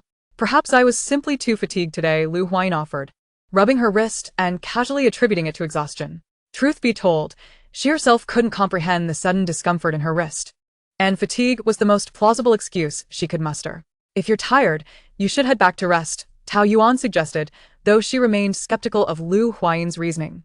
She gently urged her to return to the dormitory for a break. The incident of the missed shot ignited rampant speculation among the crowd, with many doubting Huayin's capabilities. Tao Yuan wished to shield her from such remarks. All right, I'll take my leave then, Huayin nodded and turned to exit the training grounds. Her mind was tumultuous, and she felt the need to find a quiet place to gather her thoughts. Host, I told you there would be no issues. You can trust me now, right? In a corner of the training ground, a figure silently observed Huayin's departing silhouette. Yes, I fulfill my promise. I hope you won't let me down, he replied with assurance. Just as Huayin was about to leave the training arena, she sensed something, abruptly turning around, startling the man in the shadows. Her intuition was surprisingly keen. Noticing that Huayin hadn't detected him, the man sighed in relief. I told you not to keep staring at her. Now you see, he remarked, acknowledging her as the most formidable among the newcomers, realizing that a lack of perceptiveness was not an option. Next time, be more careful, he added dismissively. Feeling emboldened by the presence of the system, what had he to fear? The man's demeanor suggested he had disregarded his own advice, but he was unconcerned, as their relationship was one of mutual exploitation. Oblivious to any of this, Huayin turned away, her mind swirling with questions. Someone had indeed been watching her, yet she could not ascertain who it was. Upon returning to her dormitory, Lu Huayin fixated on her wrist, determined to scrutinize it thoroughly. She was acutely aware of her own body, confident that there was nothing amiss. The idea that overtraining could lead to wrist pain was out of the question. However, merely observing her wrist yielded no revelations, prompting Lu Huayin to reach out to her long-lost cousin. "What's up? Do you need something?" As the video call connected, Lu Hualan appeared in a disheveled state before Lu Huayin. "I do have something to discuss, but what happened to you?" Lu Huayin inquired, intrigued by her cousin's appearance. Lu Hualan, whom I know to be a delicate little fairy, appeared quite disheveled, a stark contrast to her refined demeanor. Having been entrenched in experiments for several days without a moment's respite, she stated curtly, "If there is something you wish to discuss, please be quick. I am rather occupied at the moment." While responding to Lu Huayin's inquiry, her gaze wandered absently, revealing her preoccupation. It was evident that Lu Hualan was indeed busy. Yet her urgency compelled her to succinctly relay the matter at hand. "During today's competition, for reasons unknown, my wrist suddenly ached. I couldn't discern the cause myself, and thought perhaps you could examine it." "Very well, but I lack the time at present. Please come to the medical department." "I will be in laboratory 1, Lu Hualan replied. She understood that Lu Huayin would not trouble her without good reason if the situation were not pressing. "I'll head over now," Lu Huayin responded, and after concluding the communication, she gathered her belongings and set off toward the medical department. As she traversed the path, she noticed several individuals whispering and pointing in her direction. Evidently, the events at the training ground had become common knowledge. However, she paid little heed to their gossip, her sole focus being to uncover the cause of her misfortune. The medical department was situated quite far from the infantry department, and with the dormitories located in a different area, Lu Huayin estimated she spent nearly half an hour making her way there. Given that the freshmen in the medical department were also engaged in competition and the upperclassmen were preoccupied with their own affairs, she encountered very few idlers along the way. Access to the various laboratories and lecture halls within the medical department required identity verification, preventing Lu Huayin from directly approaching Laboratory 1. After registering in the electronic system, it was not long before Lu Hualan, her hair in disarray, hurried over. "Time is of the essence. I shall conduct a full-body examination first," she declared, taking Lu Huayin's hand and leading her toward the laboratory. "My instructor is present as well. Once the results are available, I will ask her to assist you." The equipment in the medical department's laboratories is among the finest in the entire Federation, and the instructors are equally impressive. If she were to enlist her assistance, it should reveal the underlying issue troubling Lu Huayin. Will this be too much trouble? Lu Huayin pondered. She felt comfortable seeking her cousin as help but hesitated to impose on someone else. "Not at all. My instructor is quite accommodating," Lu Hualan replied casually, exuding confidence that suggested a good rapport with her mentor. The atmosphere in Laboratory 1 was bustling yet focused. Everyone was engrossed in their tasks, paying little attention to Lu Huayin. Lu Hualan first guided her to undergo a physical examination, which concluded swiftly in about 10 minutes. "I'll return shortly," Lu Hualan promised before dashing off with the test results. Lu Huayin watched as she entered a small room and remained inside for an extended period. Being on someone else's turf, she refrained from wandering, opting instead to lower her gaze to her holographic computer. After what felt like an eternity, Lu Hualan finally emerged, beckoning Lu Huayin into the small room. This space was designated as her instructor's exclusive laboratory. Indeed, Laboratory 1 belonged entirely to her mentor, with students merely assisting. Upon entering, Lu Huayin observed a middle-aged woman in a white lab coat, wearing glasses, engrossed in reviewing documents. "You've arrived," the woman remarked, lifting her gaze with a warm expression. "Hello, Professor," both young women greeted her promptly. "You must be Xiao Lan's sister," she stated, directing her attention to Lu Huayin. "Indeed, Professor," Lu Huayin replied, nodding.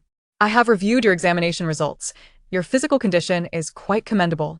"Not just commendable, it is exceptional," Professor Vivian exclaimed, momentarily taken aback by the report. However, upon hearing Lu Hualan's account, her focus swiftly shifted to the area where Lu Huayin had reported discomfort. Through meticulous comparison and analysis, she ultimately identified the underlying cause. "Overall, your health is impeccable. However, upon closely examining your wrist, I discovered a dark spot within." She magnified the image on her computer screen for both of them to see, confirming the presence of the black. "If I had not utilized the most advanced technology available, this anomaly would have gone undetected by conventional medical equipment. Based on my observations, it appears to be the result of external force, though it is unclear who possesses such capability. Fortunately, this condition will not adversely affect your health, and it is expected to dissipate shortly. Had you arrived later or sought examination elsewhere, it is likely that nothing would have been discovered.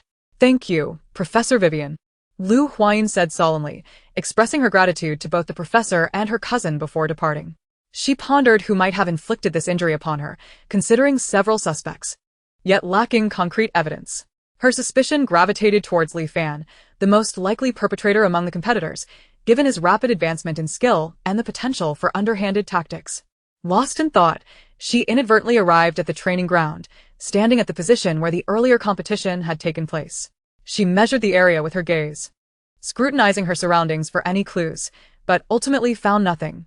Just as she was about to leave, she noticed some commotion emanating from the shooting range nearby. Approaching quietly, she peered through the small window in the door, only to catch sight of a fellow student practicing clandestinely. What a surprise. Here I thought he was slacking off. Yet he has been working diligently at night. Realizing the hour was late, Lu Huayin refrained from lingering any longer and departed. The following day, the highly anticipated combat competition finally arrived.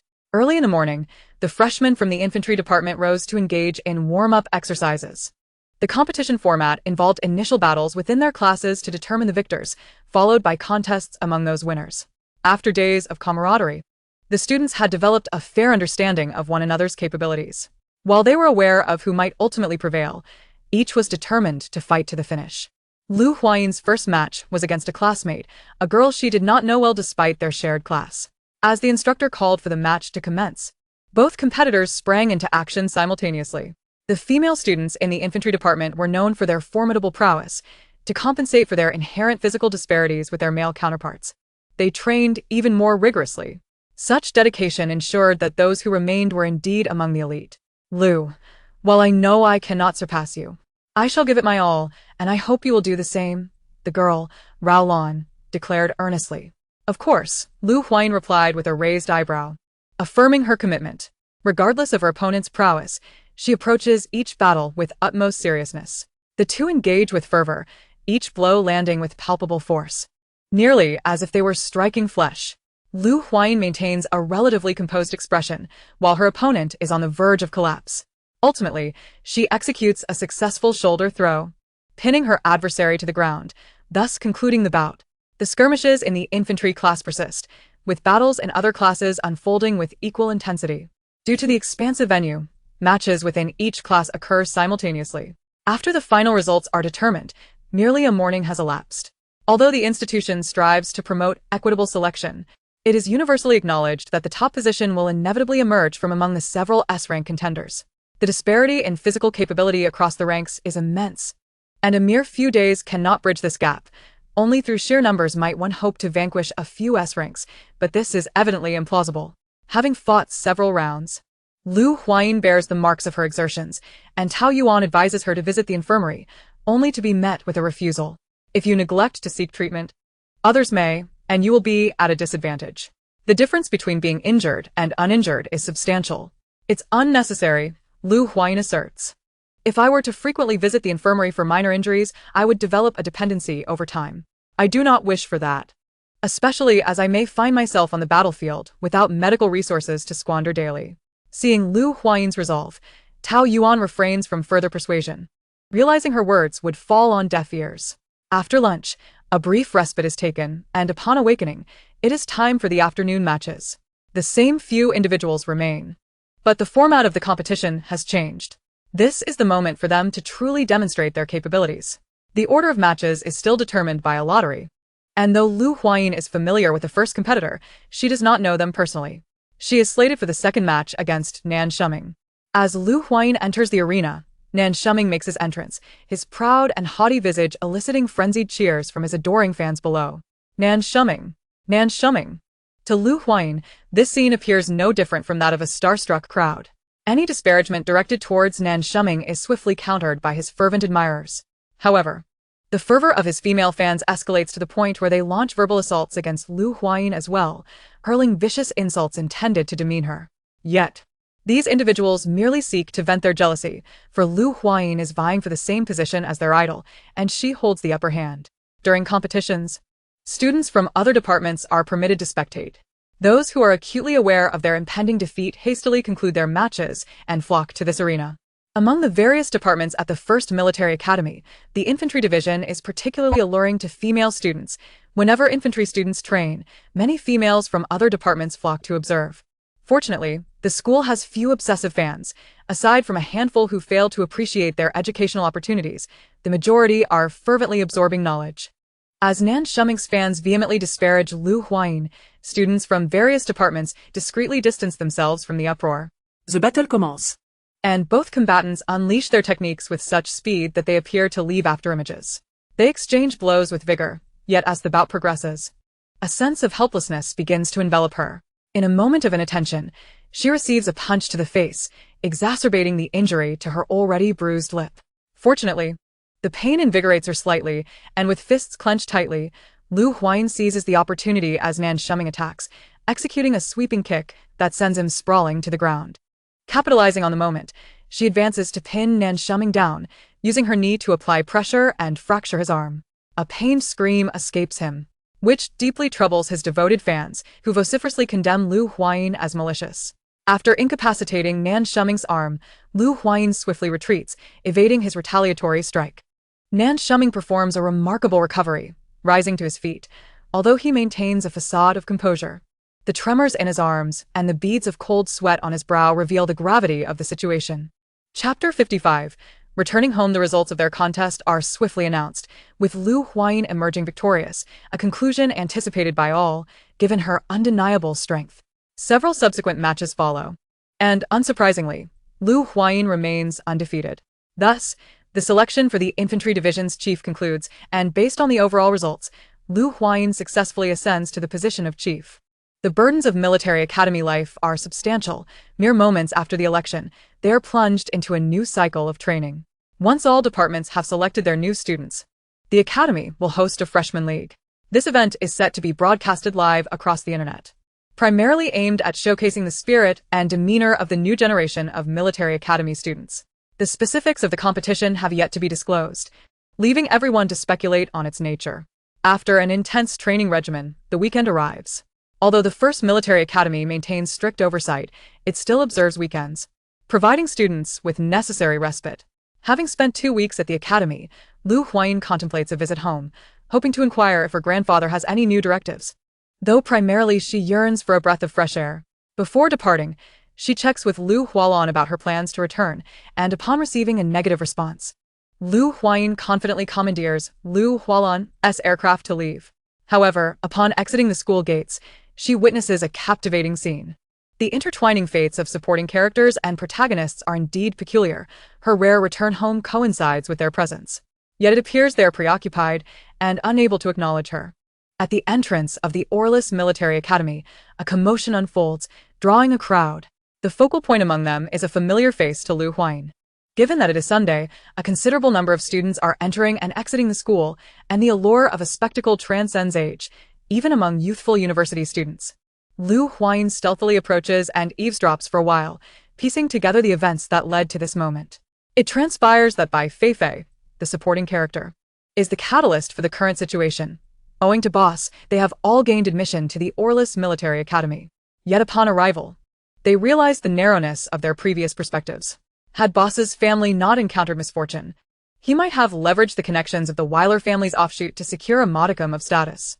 However, given the current decline of his family, he holds little weight in the hierarchical structure of the Orlis Military Academy. Thus, apart from the main protagonist, Bai Feifei unhesitatingly abandoned Boss, seeking refuge in another's embrace.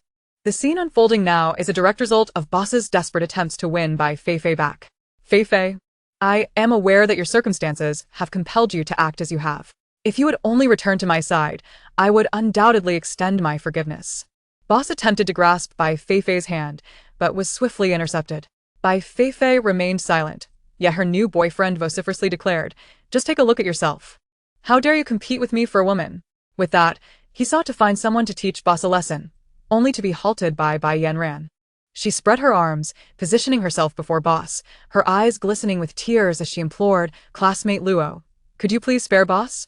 I will apologize on his behalf and assure you that I shall keep a close watch over him, ensuring he does not appear before you again."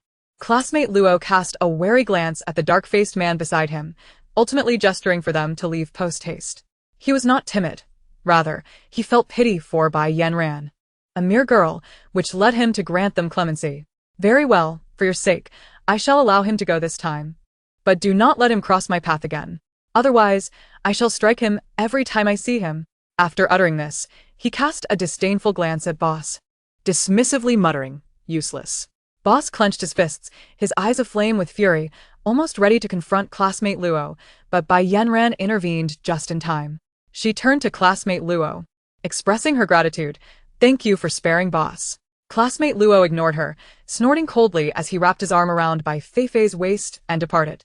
Once they had taken several steps away, Bai Feifei, seizing a moment of distraction, turned to glance at Boss, her lips moving in silent words, yet ultimately, she refrained from speaking and resolutely turned away once more. As the crowd began to disperse, Boss forcefully pushed Bai Yanran to the ground, seething. Do not think for a moment that I am unaware of your intentions. You shall never surpass Feifei. With that, he abandoned Bai Yanran and strode away. Heartbroken, she watched his receding figure, tears streaming down her cheeks. At that moment, a tall figure appeared before her, lifting her from the ground. Yanran, do not cry.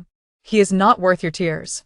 With this comfort, Bai Yanran felt even more aggrieved, burying her face in the man's embrace, sobbing louder. This melodramatic scene left Lu Huayin utterly astounded, and not just her. All the onlookers wished they could gouge their own eyes out. What sin had they committed to witness such a spectacle? No, this burden should not rest upon one alone. Thus, with this mindset, they uploaded the recorded footage to the school's internal network. And so, the tumultuous quadrangle of love and heartache garnered Bai Yanran and her companions a modicum of notoriety. While the protagonists continued their tumultuous romance, the plot had already veered far from its original course. Although Lu Huayin was indifferent to the main characters, witnessing their tribulations brought her a sense of vicarious satisfaction. In a cheerful mood, Lu Huayin returned to the Lu residence. However, upon entering the main hall, she sensed a heavy atmosphere. Initially intending to slip away unnoticed, she was promptly called out by the sharp-eyed Wang Jing. Lu Huayin, how can you be so impolite as to ignore your elders? Wang Jing reprimanded her sternly. Lu Huayin furrowed her brow, responding ungraciously, "Aunt, grandfather is present. He has not expressed any discontent." The implication being, it was none of her concern. Upon hearing this, Wang Jing's ire only intensified. Yet, before she could retort, the elder Lu spoke. "You're back." Lu Huayin hurriedly approached the elder, smiling brightly. "I happen to have some time these past few days, so I thought I would come to visit you." Wang Jing, unable to tolerate the closeness between them, sarcastically remarked, "Father, is it not unfair? The moment Huayin returns, you seem blind to everyone else. No wonder you would give her mother-esque belongings." With this utterance, Lu Huayin finally comprehended Wang Jing's ulterior motives. She had come for the silver moon. She glanced at Lu Huachin standing behind Wang Jing and noticed his eyes betraying a similar discontent towards the elder and herself, indicating his objections to the silver moon's inheritance. Chapter 56. The dispute. When Wang Jing married into the Lu family, Lu Huayin's grandmother was still alive. Thus she was aware of the legacy. Whether she had kept it from others was known only to her. The two of them had long coveted the silver moon, considering it their rightful possession, only to be thwarted by the unexpected emergence of Lu Huayin. Observing the elder's expression darkening, Wang Jing continued unrelentingly, "Father, you must consider carefully. Huachun is the legitimate heir. Everything in the Lu family should rightfully belong to him." Though unspoken, her insinuation was clear to all present. "Aunt, what era are we in? Do not bring the outdated customs of the Wang family into ours and make a fool of yourself," Lu Huayin retorted, her tone dripping with disdain. Having been back for some time, she had learned about her relatives. Her aunt's family was not of reputable standing. Outdated in their thinking, they treated their daughters as commodities. Lu Huayin's words incited Lu Huachin's fury, and he glared at her, displeased. "Lu Huayin, how dare you speak like that? No matter what, my mother is your elder. You should apologize to her at once." "Elders ought to behave like elders," she shot back. "What kind of elder is Wang Jing? Were it not for their tenuous connection to the Lu family, I would not deign to acknowledge these two opportunists." The elder rapped the table, his gaze fixed on Lu Huachin. "Huachin, do you also believe I should not give the silver moon to Huayin?" Lu Huachin's expression faltered. hesitating for a long moment before slowly replying, "Do you not think Lu Huayin is too young? The silver moon would be of no use in her hands." "Then whose hands do you think would be more suitable for the silver moon?" The elder pressed on. Although he had long since deemed Lu Huaqin ineffectual, the elder still harbored a glimmer of hope for him, being his own grandson. He did not wish for him to drift further from the family. "Father, the silver moon naturally belongs with Huaqin. He is not only the eldest legitimate grandson but also possesses outstanding talent. Most importantly, he listens to his own counsel." Lu Huaqin's lips moved, but he remained unable to articulate his thoughts, ultimately leaving Wang Jing to voice them for him. The elder shook his head in disappointment. Had Lu Huaqin voiced his own convictions, he might have regarded him with greater esteem, yet he had proven himself to be so timid. "Huaqin, do you know why I did not choose you?" The elder lifted his cup of tea and took a sip. Lu Huaqin lowered his head in silence. The elder continued, "Undeterred, from a young age, you were closer to your mother. This is a child's nature, one we cannot nor will not impede. However, your heart has strayed. When you were young, during training, Huayin, a girl, persevered, yet you chose to give up. Later, when you and Huayin entered the workforce, he progressed steadily. While you sought the family's assistance, and Huayin consistently overshadowed you, yet you still believed him to be reliant on the family. You dare to ask if I can entrust Silver Moon to you when it represents a lifetime of dedication from your grandmother." The old man's words were not meant for any other purpose, but to help Lu Huaqin recognize his true self. Alas, his ears were deaf to such counsel. Ultimately, it is merely favoritism. Am I not as good as Lu Huayin? Am I even inferior to Lu Huayin? Lu Huaqin roared vehemently. He felt no remorse, believing it his birthright as the grandson of the Lu family to receive their support and claim all that belonged to the household as his own. Thus, the old man found himself utterly disillusioned with Lu Huaqin. Seeing that the marshal was reluctant to continue the conversation, Li Bo understood that the words directed at young Master Huaqin had struck a painful chord within him. While others may not comprehend, he was acutely aware that the marshal treated every younger generation with equal regard. Yet, this very equality had bred a sense of imbalance in the hearts of others. The marshal's silence could not lead to misunderstandings. "Young Master Huaqin, I have watched you grow. I am well aware of what Miss Huayin accomplished upon her return." Li Bo stated as he produced a sheet of paper, the training schedule of Lu Huayin during her time at the Lu family. Merely glancing at this document revealed the tremendous effort she had invested. He then presented footage of Lu Huayin's daily training regimen, chronicling her exertions, the countless falls she endured, and her unwavering resolve to rise again. Unfazed by hardship, pain, or the arduous nature of her training, she completed each challenge, ultimately witnessing her shatter previous records. Her name proudly displayed at the pinnacle left Lu Huaqin astounded. "Do you still believe the marshal's decision to entrust Silver Moon to Miss Huayin is an act of favoritism?" Li Bo inquired at last. Lu Huaqin lowered his head in silence. Despite Lu Huayin's exceptional prowess, he remained unconvinced. It could be said that Lu Huaqin had been entirely brainwashed by Wang Jing. He only acknowledged his own perceptions, dismissing all others, embodying pure selfishness. Observing his obstinate demeanor, Li Bo could only shake his head in disappointment. "Since you deem me unworthy, how about we settle this with a competition?" Lu Huayin, who had been silent for some time, finally spoke. Words alone bore no weight. It was time for him to confront his own shortcomings through actions. "Very well, but if you lose, you must hand Silver Moon to my son." Upon hearing this, Wang Jing immediately interjected, disregarding her son's abilities. To her, Lu Huayin was merely an inexperienced newcomer, unworthy of comparison to her son. The evidence and videos showcasing Lu Huayin's capabilities were conveniently ignored. In that moment, Wang Jing was lost in the exhilaration of potentially acquiring Silver Moon. With it, the status of the Wang family would surely ascend, and no one would dare to look down upon them again. Yet before her excitement could fully bloom, a bucket of cold water was thrown upon her. Lu Huayin proclaimed, "Even if I were to lose, Silver Moon would merely be returned to grandfather. If you desire it, you must earn it through your own efforts." It was a beautiful fantasy they entertained, though Lu Huayin did not believe she would lose. She had no intention of allowing that mother-son duo to revel in triumph for too long. "Is that acceptable? Speak plainly." She cast a disdainful glance at Lu Huaqin. A grown man relying on his mother to speak on his behalf, such behavior was beneath her. Lu Huaqin, incensed by Lu Huayin's scornful gaze, felt a surge of anger. What could effort amount to in such a short span? How dare she look down upon him? Of course. But do not claim I bullied you if you lose. He gritted his teeth, accepting Lu Huayin's challenge. The fires of competition ignited between them, and Lu Laoji's spirits lifted, keen to witness the unfolding drama. The Lu family had ready-made venues for such contests. The two of them headed towards the designated area. Chapter 57. The contest with Lu Huachen events transpired rapidly. Aside from Wang Jing's embellishments, others barely had time to intervene. Li Bo raised his hand, wishing to voice a concern, but was halted by the old man. Allowing them to compete could bear fruit.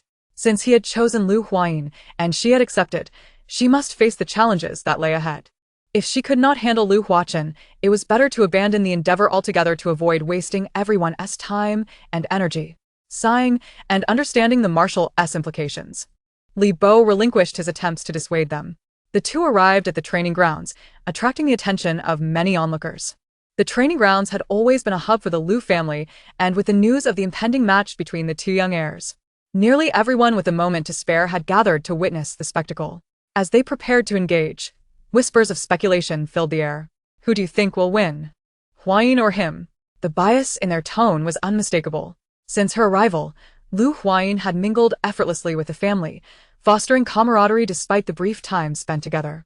Conversely, Lu Huachen often exhibited an air of superiority towards the household guards, treating them as mere subordinates. Most of the guards hailed from military academies. While they may not have attended the top 5 elite institutions, they held their own pride. Lu Huachen's disdain was met with equal contempt from them. Nevertheless, they acknowledged the need for fairness.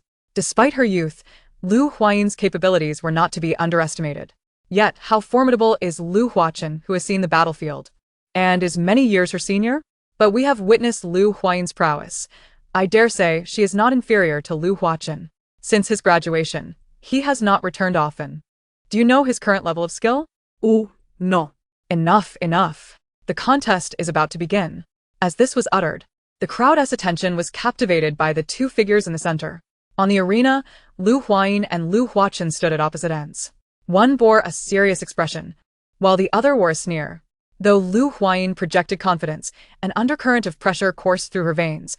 After all, Lu Huachen had years of experience over her, and she could not guarantee victory. However, her decision to challenge him was not made impulsively. Since acquiring Silver Moon, Lu Huayin had sensed an undeniable shift within the family. Not to mention, Lu Hualan had initially been resentful. Though the reasons for her subsequent change of heart remained unclear, it was evident that others would harbor even greater grievances.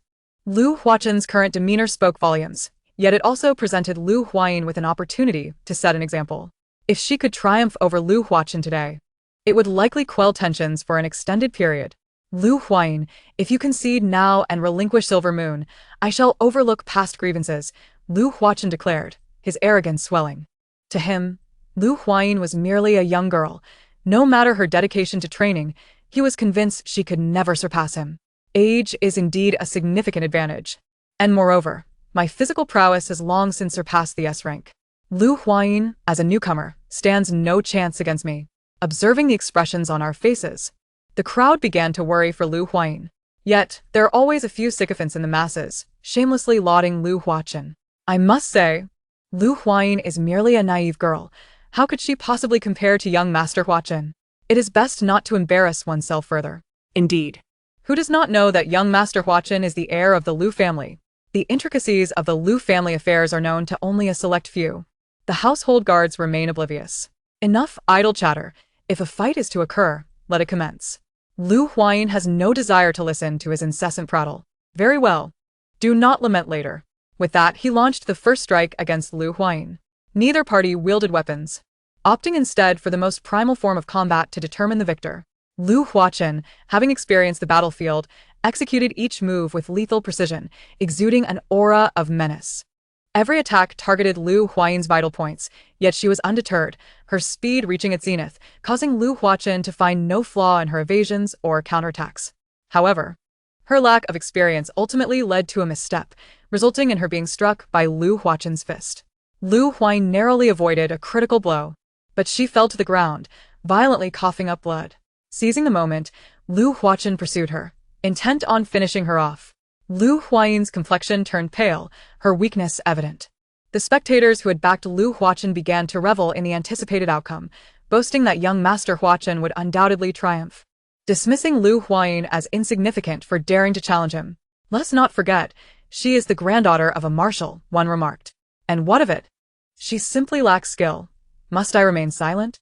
In the main residence, Wang Jing, observing the unfolding situation, smugly remarked to the old master, "Father, look at Huachen. He is truly exceptional. Lu Huayin is no match for him." The old master merely smiled in silence. Wang Jing, unable to decipher his expression, did not concern herself, convinced that once Huachen emerged victorious, the old master would recognize his error. Meanwhile, Lu Huachen unleashed his final assault. His fist, swift as lightning, struck towards the prostrate Lu Huayin. In that critical moment, she rolled to the right, narrowly evading his blow. Lu Huachen's fist crashed into the ground, and seizing the opportunity, Lu Huayin ensnared his neck with her legs, exerting all her strength to throw him to the ground. She then advanced, dislocating his arm, and with one hand grasped his neck, lifting him up. Despite Lu Huachen's futile attempts to retaliate, Lu Huayin tossed him about like a rag doll. This entire sequence transpired within mere seconds. By the time the onlookers regained their composure, Lu Huachen had been discarded like refuse. After a brief silence, the crowd erupted in cheers, while those who had previously mocked Lu Huachen hurriedly took him away in disgrace.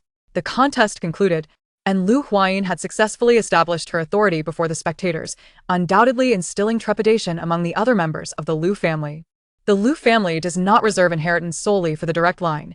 If collateral relatives possess sufficient merit, they too may compete for their share. Lu Huayin's victory over Lu Huachen served as a stark warning. Those lacking in strength should refrain from issuing challenges. Amidst the accolades, she returned to the main residence. Whereupon entering, she found Wang Jing glaring at her with tear-stained eyes. It was evident that Lu Huachen's defeat had deeply affected her. Without uttering a word, Wang Jing glared at Lu Huayin for a moment before violently shoving past her and hastily departing. "Well done," the old master remarked, his praise unexpected. Lu Huayin was momentarily taken aback, having anticipated reproach instead. Chapter 58. The divorce is upon us after all. Lu Huachen is the old master's beloved grandson and her own cousin.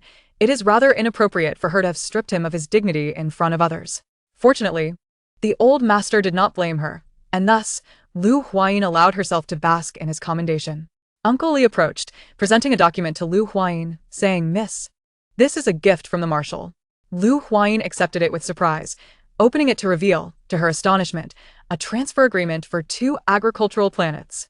She glanced at the old master, then at Uncle Li, momentarily at a loss for words. Is this truly for her? Am I dreaming? Uncle Ismilat.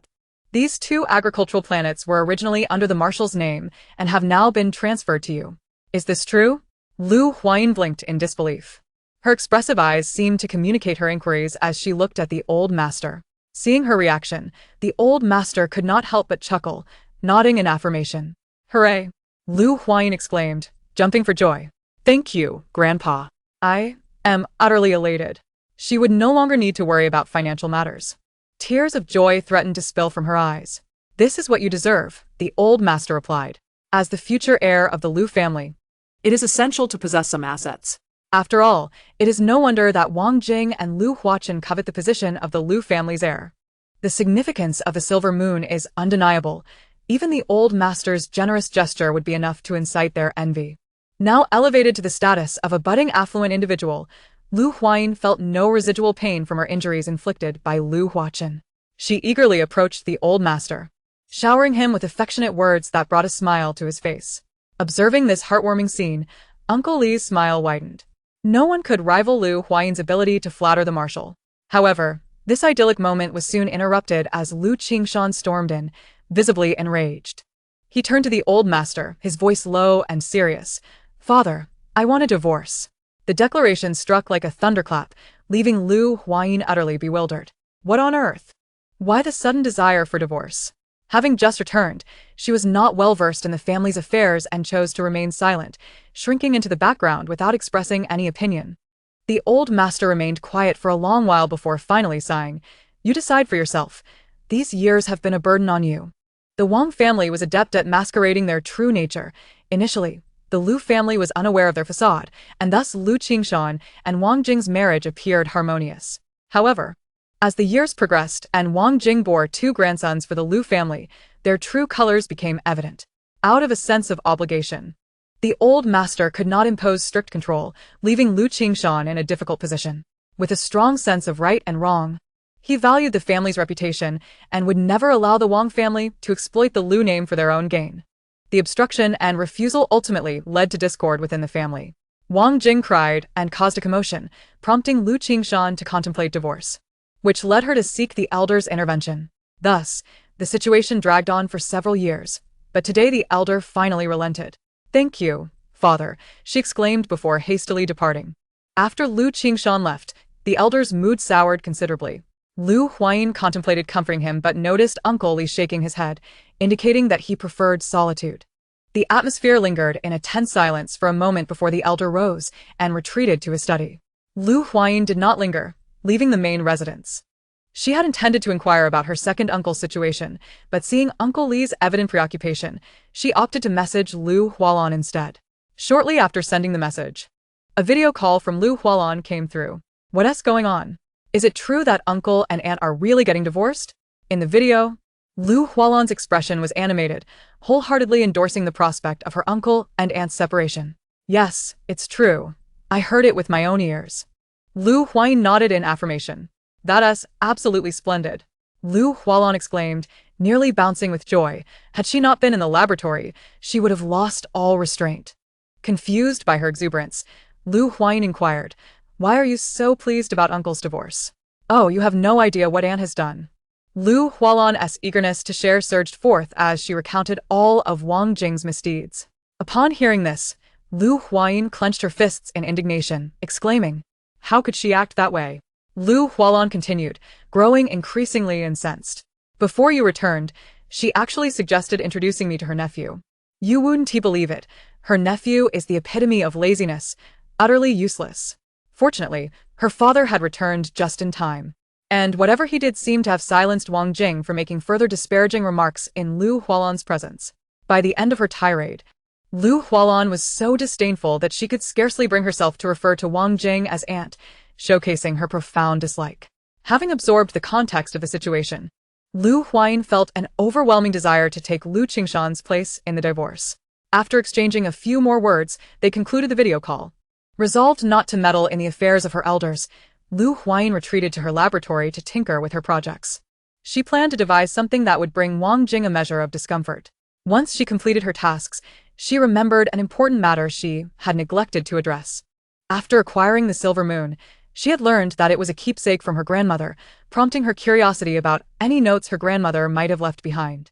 With the onset of the school year bringing a flurry of responsibilities, she had postponed her inquiry, but now, with time to spare, she was eager to delve into it. After all, she had successfully managed her individual tasks, and seizing the opportunity to learn was always advantageous. Once she graduated and found herself on the battlefield, her time would be even more constrained. Master Fenglan was a preeminent mech manufacturing master in the Federation, and her notes were invaluable treasures. Should Lu Huayin gain access to Master Fenglan's records and materials, it would undoubtedly enrich her path as a mech engineer.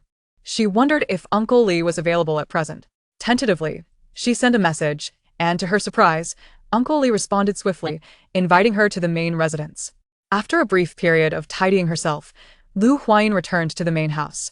"I thought you might not inquire about this matter for some time," Uncle Li remarked as he guided her through the first floor's corridors until they reached a door. "Did you already anticipate my question? Or perhaps the elder did?" Lu Huayin was astonished. It felt as though they had a profound understanding of her, despite their limited interactions. "Indeed," Uncle Li nodded. "Your dossier was already on the marshal's desk before your return home. There is no need for concealment in this matter. Anyone making their first appearance before the marshal undergoes scrutiny. This is essential for both the Marshals and the Federation's security. It was precisely due to your dossier that the Elder decided to select you as his heir. Otherwise, one could not expect the Marshal to regard you with such distinction based solely on the promise of becoming an excellent warrior." Lu Huayin nodded in comprehension, acknowledging the importance of her identity and the necessity for caution in all her endeavors. As Chapter 59 unfolded, the new student league commenced. Upon opening the door to the room, Lu Huayin was greeted by an expanse of books. The shelves were neatly arranged, reaching up to the ceiling, filled with a myriad of texts that dazzled her senses. Uncle Lee led her to a small library at the far end, stating, "This room houses the notes and materials left by Master Fenglan. The books outside are primarily those she has perused. Engaging in research necessitates a wealth of accumulated knowledge, a principle that Master Fenglan embraced wholeheartedly." After providing a brief overview of the library's layout, Uncle Lee took his leave. Overwhelmed with excitement at the prospect of accessing such a wealth of knowledge, Lu Huayin reveled in the fact that many of these books were rare editions, unobtainable elsewhere. The treasures left by Master Fenglan were beyond compare. It was indeed advantageous to have such resources at her disposal. Immersed in the scholarly ambience, she lost track of time until Uncle Lee returned to summon her for dinner, pulling her from the ocean of knowledge. Before exiting the library, Lu Huayin selected several books suited to her current stage of study and stored them in her spatial ring. She needed to return to school that evening, so she could not linger indefinitely. After enjoying dinner, she piloted her craft away from the Lu residence. Upon returning to school, she returned the vehicle to Lu Hualan and discussed Wang Jing's situation for a while before retreating to her dormitory. Life at school was both simple and fulfilling. Whether in class or during training, time felt perpetually pressed, as if something were chasing her from behind. After attaining the position of chief in the infantry, Lu Huayin frequently found herself facing challenges from her peers, with Li Fan being the most persistent contender. One could hardly fathom his tenacity, as he repeatedly faced defeat, yet continually returned to battle. In the span of just 4 or 5 days, they had already clashed 3 times. Many classmates regarded him as overzealous, yet they could not help but admire his indomitable spirit. Before long, a week had passed, and they were on the brink of the final training and competition for the new student phase. This competition would involve all freshmen, taking place not on Capital Star, but on an auxiliary planet of the 1st Military Academy. Prior to the commencement of the event, the students would be randomly grouped, and once the groupings were finalized, they would be deployed into the competition arena. The rules dictated that the highest scoring group would emerge victorious. Each member of the groups would start with different equipment, introducing an element of chance. Moreover, with random groupings, one could not predict the nature of their teammates. The presence of a disruptive element could spell disaster. Most critically, if any member of a group were eliminated during the competition, the entire group's score would suffer as a consequence. In the 4th week of the new students' enrollment, the highly anticipated Wilderness Survival Program commenced. This competition was broadcast live in its entirety, allowing any citizen of the Federation to witness the exemplary performances of the new Military Academy cadets by entering the official live streaming room of the 1st Military Academy. Furthermore, VIP viewers had the unique opportunity to participate from the perspective of the newcomers. Even before the competition began, it had already stirred a frenzy across the Star Network. Huayin, your idea is absolutely brilliant. Our school's funding woes are finally alleviated, exclaimed the head of the finance department, joyfully patting Huayin on the shoulder. Huayin subtly shifted to the side, evading his grasp. What about our single soldier department's mech upgrades? Huayin began to speak, only to be interrupted by the finance director. Let's tackle the immediate concerns first. We can discuss your single soldier department's matters later, he chuckled, dismissing the topic. The exorbitant costs of upgrading mechs were a serious consideration. He was uncertain if the live broadcast would even cover those expenses, and he was resolute in his refusal. Huayin rolled his eyes inwardly, perceiving the man as a crafty opportunist who would dismantle the very bridge he crossed. However, without new mechs, the motivation of the students in the single soldier department would wane. A refusal would lead to complacency. After all, the newcomers in the single soldier department constituted the majority. If they faltered, the broadcast would lose its appeal. Please don't, urged Director Su anxiously. It's not that I'm unwilling to facilitate the upgrades. It's simply that the costs are too steep. How about this? I can provide you with a new batch of weaponry instead. In comparison, the expenses for weaponry were negligible. Huayin hesitated, uncertain whether to accept.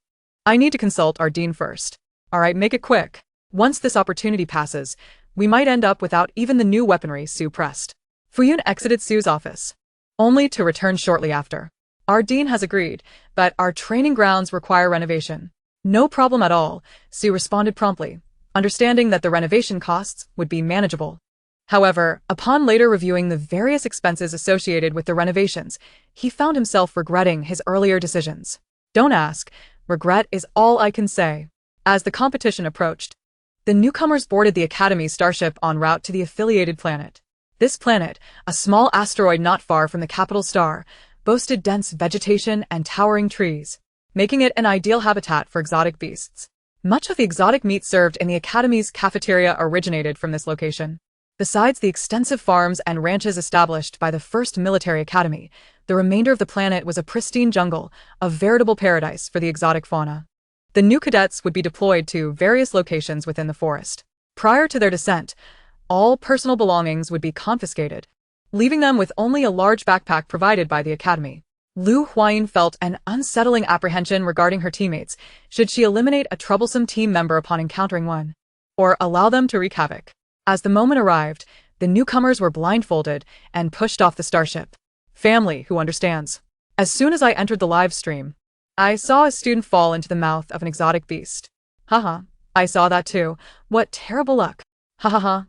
I must say, the first military academy certainly knows how to create excitement, unlike the academy next door, where everyone seems to have an advantage. Due to the random deployment, even the instructors were unaware of where the students would land. While danger was not imminent, each student was equipped with a sensing device that would activate a protective barrier in the event of life-threatening situations. Once activated, it would signify their failure. Is this what they call a death at the start? Although it was a tragic event for that student, the response in the live stream was overwhelmingly enthusiastic. Discussions surrounding the unfortunate individual proliferated, garnering far more attention than the adjacent live stream. The neighboring academy, Olis Military Academy, had invested heavily in establishing their own live stream in response to the first military academy's initiative. Despite their late notification, they managed to attract a comparable number of viewers. Compared to the student who fell directly into the jaws of an exotic beast, Huayin considered herself fortunate. She had merely landed in a nest of exotic birds. Chapter 60. A hatchling Huayin tore off the blindfold and surveyed her surroundings. It appeared she had fallen into a bird's nest, perched atop a tall tree, surrounded by several eggs. The nest was quite spacious, and Huayin felt no sense of confinement within it. The mother bird was likely off foraging, having left her eggs unattended, but she could not be gone for long. Furrowing her brow, Huayin realized she needed to exit quickly. Otherwise, when the mother returned, her escape would be complicated. Just as she prepared to leap from the tree, a faint cracking sound caught her attention. The egg behind her had hatched. Turning her head, she saw a tiny bird's head emerging from the shell. She averted her gaze, intending to jump, when a flurry of chirping erupted, quick and urgent, as if calling for something. Ignoring the commotion, Huayin found her footing and swiftly leapt from the tree. Upon landing, she brushed herself off and intended to leave in search of her teammates. However, before she could take a step, she felt something plop onto her head. Another round of chirping ensued, and Huayin reached up to investigate. To her surprise, it was the newly hatched chick. How had it fallen? Fortunately, its tough little body had survived the fall. Otherwise, the mother would surely have sought vengeance upon her return. With a scowl, Huayin placed the chick on the ground and attempted to walk away. Yet after a few steps, she could still hear the persistent chirping, and the sound was alarmingly close. Looking down, she saw the hatchling stumbling along behind her, its feeble legs struggling to keep up. Was it following her? Huayin took a few steps forward, and the chick hopped along in pursuit. When she halted, so did it. It was indeed following her. Confounded, Huayin pondered why it was trailing her when she hadn't done anything to warrant such loyalty. However, she had no time to indulge this little bird. There was no way she would carry it along on her journey. Thus, she picked up the chick and placed it beneath the tree before hastily fleeing into the jungle. The chick had initially believed the human intended to take it along, only to be abandoned. Its heart was crushed, and it chirped in anger. The more it called out, the faster the human ran, eventually disappearing from sight. It could neither catch up nor silence its cries. As the mother bird's return loomed, the chick had no choice but to seek a hiding spot. The audience in the livestream room was on the verge of fits of laughter, with an unending stream of ha-ha-ha filling the comments. Goodness, it seems they're treating him like a mother. Look at that new student scurrying away in such a fluster. It's utterly hilarious. But seriously, why isn't that bird waiting for its mother? Why is it hiding? This sentiment was not unique to him. Others shared the same curiosity. The behavior of these extraordinary creatures is truly unconventional. Soon, the self-proclaimed expert emerged from the crowd. Fear not, for the knowledge knight is here. Among these extraordinary beasts, there exists a certain species of bird that does not incubate its eggs.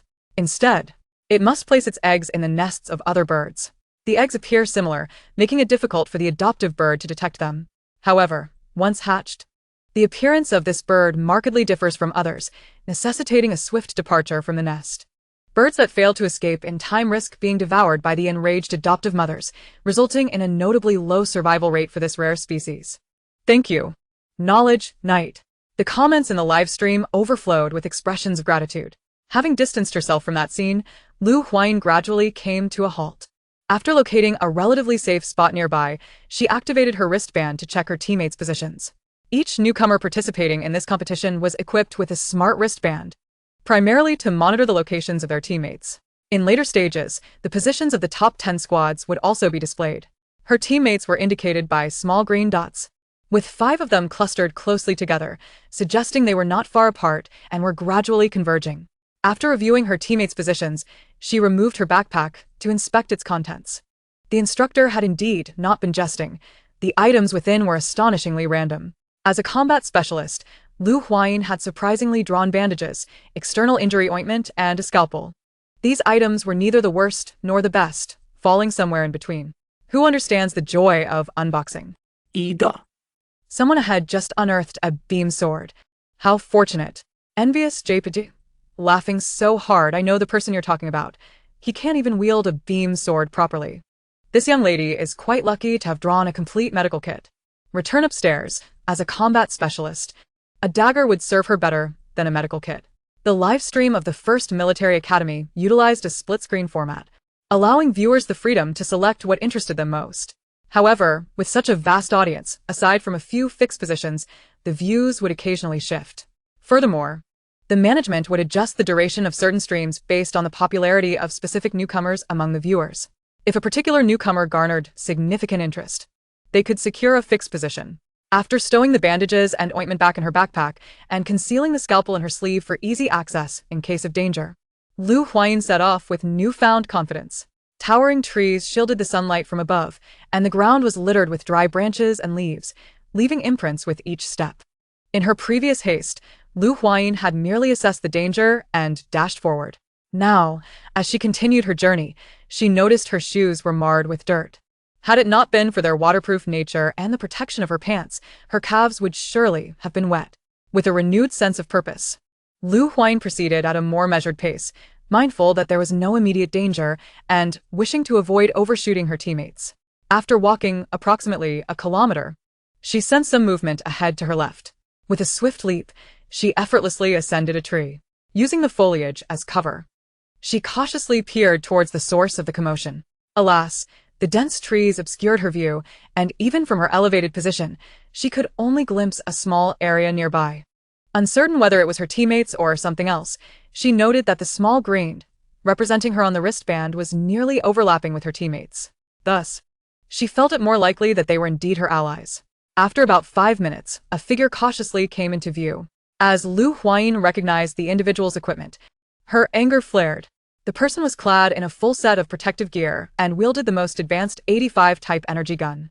What irked her further was the fact that he held the weapon in an entirely improper manner. Had he not been her teammate, she would have surely considered robbing him. Honestly, this guy is such a lucky star. The gear he obtained must be the highest in the entire event. Indeed, without a doubt. Other newcomers, jealousy is twisting my visage. Regrettably, Huayin was unaware of the crude, politically charged, and illegal comments circulating in the live stream chat. Had she seen them, her jealousy might have intensified. Her keen eyesight allowed her to spot the fabric tied around the individual's wrist as he approached. That fabric matched her own, serving as their identifier for teammates. Although she recognized him, she refrained from revealing herself, knowing he was in a tense moment. Should she suddenly appear, she might be shot to pieces. Huayin remained motionless, confident that once he got closer and failed to see her, he would call out. And, at that moment, she could reveal herself. The fortunate individual gradually made his way to the base of the tree where Huayin was perched. He raised his hand to check his teammates' locations, realizing they were nearby, yet he scanned all around and could not locate anyone. What was going on? Had his teammates' wristband malfunctioned? He called out a couple of times. Is anyone there? Hello. His attempts at communication were met with uproarious laughter from the live stream audience. The air was thick with awkwardness. Indeed, it is so. Hello, are you there? Ha ha ha. We're here. Stop calling. The sister will be there shortly. Huayin found herself at a crossroads, unsure whether she should descend. The atmosphere was undeniably awkward. Fortunately, someone came to their rescue. From a distance, a voice could be heard. What a dreadful place. Had I known, I wouldn't have come. Why are we still not there? It's utterly vexing. Can't they just come to us? It was the voice of a girl, imbued with a sense of entitlement. Hanyu beneath the tree paled. Realizing how unfortunate he was to encounter her, could she possibly be his teammate? What was happening? Was his luck truly running dry? The audience in the live stream also caught wind of the voice and began to speculate.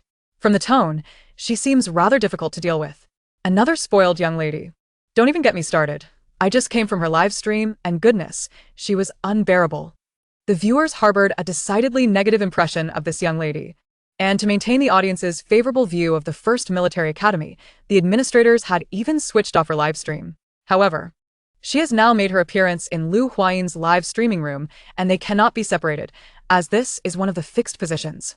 Huayin, in truth, does not judge a person solely by their voice, yet should she truly create chaos or hinder progress, she would not hesitate to be ungracious. Gradually, the young lady over there began to materialize before the eyes of the crowd. Hurry up! When Pingting urged the person behind her. She lamented to herself how Xiao Bai was always so slow. What would happen if she were not there to spur him on? Upon her arrival, she spotted Hanyu standing beneath a tree, and her expression soured. What are you doing here? Where is my teammate? When Pingting scrutinized Hanyu from head to toe, noting his high-end equipment and the almost distorted expression of jealousy on his face. Hanyu's tone was equally curt as he replied, I am standing right here. Who else could your teammate be? What bad luck! When Pingting retorted, intending to leave, only to be halted by the person who had followed closely behind her. Bai Yunshu spoke with a hint of exasperation. Ting, we are in the midst of a competition. Even if our teammate is Hanyu, we cannot simply leave. He was surprised that amidst so many new students at the school, he would end up in the same group as Hanyu. Nonetheless, to achieve good results, they had to remain together, regardless of their differences. Fine, I understand. When Pingting conceded, recognizing the importance of the situation. While they were still conversing, Huayin stealthily transitioned to another tree and then leapt down from a spot hidden from their view, deliberately creating a sound to capture their attention. Once the group was drawn to her, she slowly revealed herself before the three. Who are you? Bai Yunshu positioned himself protectively in front of Wen Pingting, eyeing Huayin warily. You must be my teammates, right? Huayin waved her wrist adorned with the bracelet. The group exchanged glances and nodded affirmatively, responding yes. With the teammates gathered successfully, Hanyu cast a puzzled look at Huayin. The position of teammates on his bracelet had always indicated proximity. Logically, she should have arrived long ago. It seemed Huayin sensed his thoughts and preemptively explained, I was observing the terrain here, which delayed my arrival. She continued, by the way, we are still missing one teammate. Should we head towards him, or wait here? Their team comprised 5 members, yet they were still one short. Let us proceed towards him. It will save us time, Bai Yunshu suggested. I am Bai Yunshu from the command department. He introduced himself, gesturing to Wen Pingting beside him. And this is Wen Pingting from the medical department. I am Huayin from the infantry department, she stated. After her introduction, the three exchanged surprised glances. It was rumored that girls from the infantry department were particularly fierce, and they wondered if the rumors held any truth. Hanyu from the medical department, he added. They engaged in brief self-introductions to foster familiarity. Previously, they had only heard her voice and assumed Wen Pingting was delicate. They were pleasantly surprised by her demeanor in person. Perhaps she merely felt constrained in front of outsiders. The audience in the live stream shared similar sentiments. She seems quite alright, actually. She wasn't like this before. She acted quite spoiled in front of Bai Yunshu. Have you noticed how attractive this team is? Swoon. Beautiful boys and girls, here I come. The conversation began to veer off topic as viewers started discussing the attractiveness of this year's newcomers. What did you all find in your backpacks? Huayin inquired. They were now teammates, and to achieve excellent results, collaboration was essential. Thus, the contents of their backpacks were of great importance. As you can see, I am already wearing my equipment, Hanyu shrugged, feeling more relaxed now that he had teammates around and no longer held his gun aloft. The truth was, he had no expertise with firearms. He had only wielded it to project a semblance of intimidation. His lifelong aspiration was to become a doctor, showing little interest in anything else. Although he was attending a military academy, their curriculum had only just commenced, covering basic medical knowledge, without delving into other subjects yet. Nevertheless, despite his lack of proficiency with a gun, he had no intention of relinquishing his means of self-defense to his teammates. Nor had Huayin and the others made any requests for it. The group had only just confirmed their teammate status and were still in the adjustment phase, with trust levels not yet high, so they were naturally reluctant to exchange their possessions. I have a medical kit consisting of bandages, healing ointments, and a scalpel, Huayin revealed as she removed her backpack for them to see. She felt somewhat exasperated. Such a large backpack was crammed full of bandages. Who on earth came up with this idea? Chapter 62. Arrangements by Yunshu and Wenpingting's backpacks contained various seasonings and a tent. The mention of seasonings sparked laughter in the live stream chat.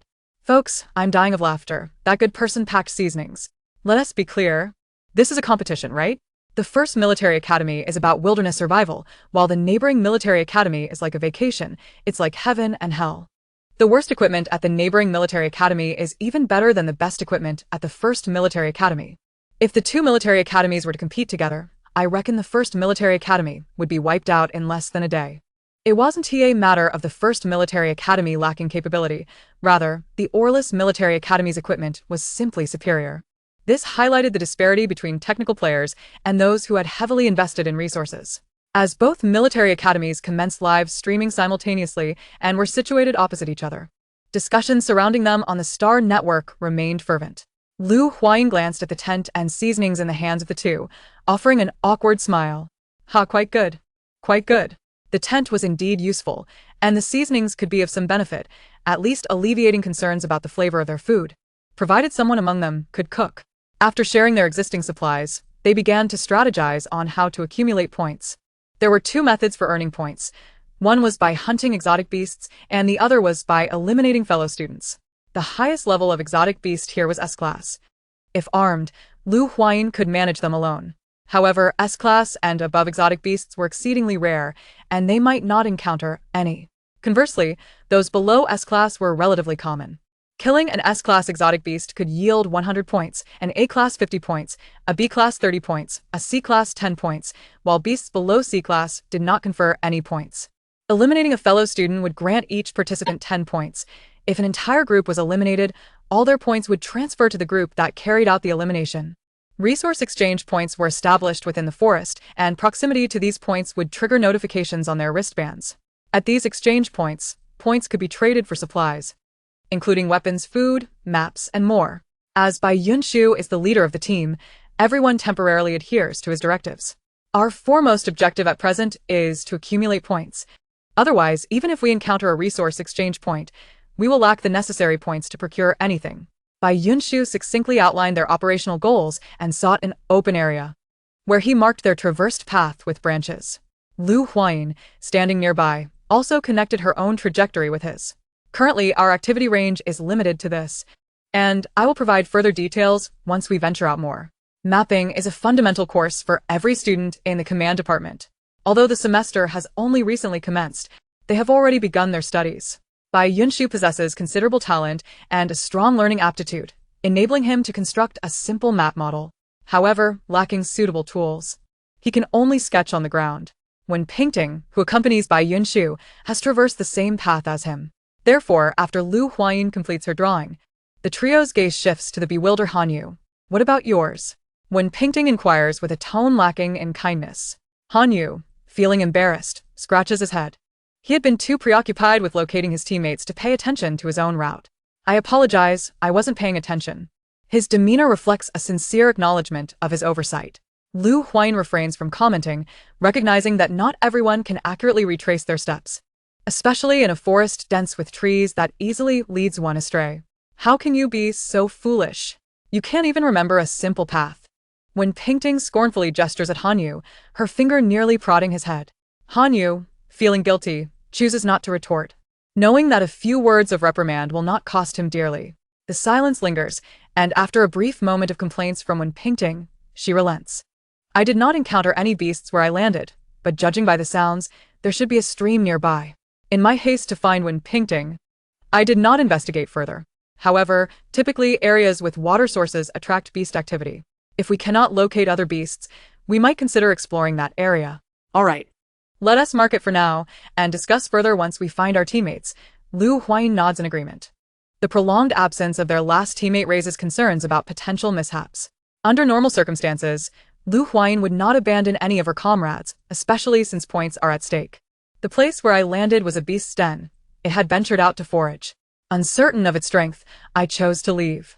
Huayin circled her initial location. The forest is predominantly inhabited by low-level beasts, which, while not yielding points, could at least satisfy hunger. If you trust my judgment, you may follow me. The surrounding environment is quite conducive to a certain type of beast-s survival. Huayin desires to verify her assessment. You say we should follow you without hesitation. What if we encounter danger? When Painting retorts, clearly displeased. She had initially been reluctant to participate in the competition, preferring to navigate through it unscathed, particularly with Bai Yunshu by her side. As long as she avoids proximity to the beasts, she believes she is secure. It seems that praise has backfired. She had thought her demeanor had improved, yet her true nature has resurfaced. Ignoring Wen Painting, she turns to Bai Yunshu and asks, "What is your opinion?" Bai Yunshu ponders silently. Wen Painting tugs at his sleeve, suggesting he decline. The atmosphere hangs heavy with silence until Han Yu suddenly proclaims, "I will follow you." His decision is made after careful consideration. Firstly, Huayin is a single combat specialist, possessing the strongest abilities, which instills a sense of safety in him. Secondly, he is equipped with a complete set of gear. If he encounters a beast, he feels prepared, but if he runs into other students, he risks being robbed. Thirdly, it is evident that Bai Yunshu and Wen Painting are aligned, and joining them would likely lead to exclusion, especially given their prior conflicts. Ultimately, his intuition compels him to side with Huayin. The situation has now evolved into a standoff of 2 against 2, leaving Bai Yunshu to make the final call. Just as their indecision lingers, their fifth teammate finally emerges. Nan Shuming stumbles out of the woods, appearing somewhat disheveled. Upon spotting Huayin and the others, he halts. Panting heavily, the stalemate is disrupted, and everyone turns to him. "Lu and fellow classmates, I have finally found you." Nan Shuming greets them while displaying his wristband. It must be noted that he carries a certain streak of misfortune. He initially fell into the midst of a beast battle, narrowly escaping with his life, only to encounter members from other teams. Had it not been for his considerable strength, he likely would have been eliminated before even seeing his teammates. The unfortunate reality is that this flawed system provides no assistance. Everything must rely on one's own capabilities. Nan Shuming now somewhat regrets agreeing to it. Upon seeing Huayin, the system's voice resonates in his mind. Main quest: prevent Huayin from acquiring points. Quest reward: stamina upgrade pill. Quest deadline: until the end of the competition. Chapter 63. The background of Nan Shuming. Upon reading the reward of the stamina upgrade pill, Nan Shuming's eyes gleam with excitement. The stamina upgrade pill, as its name implies, enhances the user's stamina level. At the start of the semester, Nan Shuming's stamina was rated at Class A, but after consuming it, he directly ascended to Class S. He readily accepted the task assigned by the system. It is worth mentioning that Nan Shuming has an interesting background. He is a traverser. Before his arrival in this world, he frequently perused various online literary works, daydreaming about achieving greatness like the protagonists. Little did he expect that one day his wish would indeed come true. Hailing from a family of merchants, he was expected to excel from a young age. Initially, he struggled to adapt to this new reality, but he quickly acclimated and even tentatively called out to the system. Indeed, the heavens favor each traverser, as the system manifested before him. However, to avoid being deceived, he refrained from hastily signing a contract and opted to observe the system's capabilities first. Thus, when he successfully gained admission to the first military academy, he was rewarded with the stamina upgrade pill. Subsequently, to test the system's prowess, he requested that Huayin be prevented from winning the shooting competition. For reasons unknown, the system readily acquiesced to his request. Nan Shuming had initially intended to seize the first place himself, but unexpectedly, a formidable contender named Li Fan emerged. Due to Huayin's previous brilliance, few had noticed him. However, how many among those who gained admission to the first military academy are truly inept? During the weighted obstacle course, he had performed admirably, finishing within the top 10. Moreover, Li Fan's stamina level had also unknowingly surpassed Class S, which further unsettled Nan Shuming. Thankfully, The system reassured him that Huayin was no fool. She was well aware of her own capabilities, and securing first place was certainly within her reach. Although no one could discern the machinations of the system, even if they did, there was no evidence to substantiate their claims. Being a scapegoat was scarcely preferable to any alternative. Huayin's misfortune in failing to secure first place meant that Li Fan had claimed the top spot, rendering him the prime suspect. When the time came, the two would undoubtedly engage in mutual suspicion and conflict, ultimately benefiting none other than Nan Shuming. Yet, for reasons unknown, Huayin refrained from taking action against Li Fan and instead engaged in amicable sparring with him. Though her strikes were heavy during their exchanges, this did not serve as conclusive evidence of her vengeful intent toward Li Fan. The system itself remained perplexed. If it possessed all the answers, there would be no need to consult this ineffectual entity. Nevertheless, if this attempt failed, there would always be another. After all, Nan Shuming himself found Huayin intolerable, and the tasks he devised aligned perfectly with his interests. Huayin remained oblivious to the machinations of Nan Shuming, as their foremost objective was to complete their mission. After listening to their explanations, Nan Shuming pondered deeply and sided with Wen Pingting. Hanyu sidled up to Huayin, whispering, "Aren't you all from the individual combat system? Why is he so timid?" Huayin cryptically replied, "Timidity might not be the issue. Perhaps he is simply more compassionate." Huh. Hanyu was puzzled, wondering how. If compassion were the measure, Huayin was not the more striking one. "Fine then, if you are unwilling to join, we shall proceed as a pair. While you three can go together." Huayin had no intention of deciphering Nan Shuming's intentions.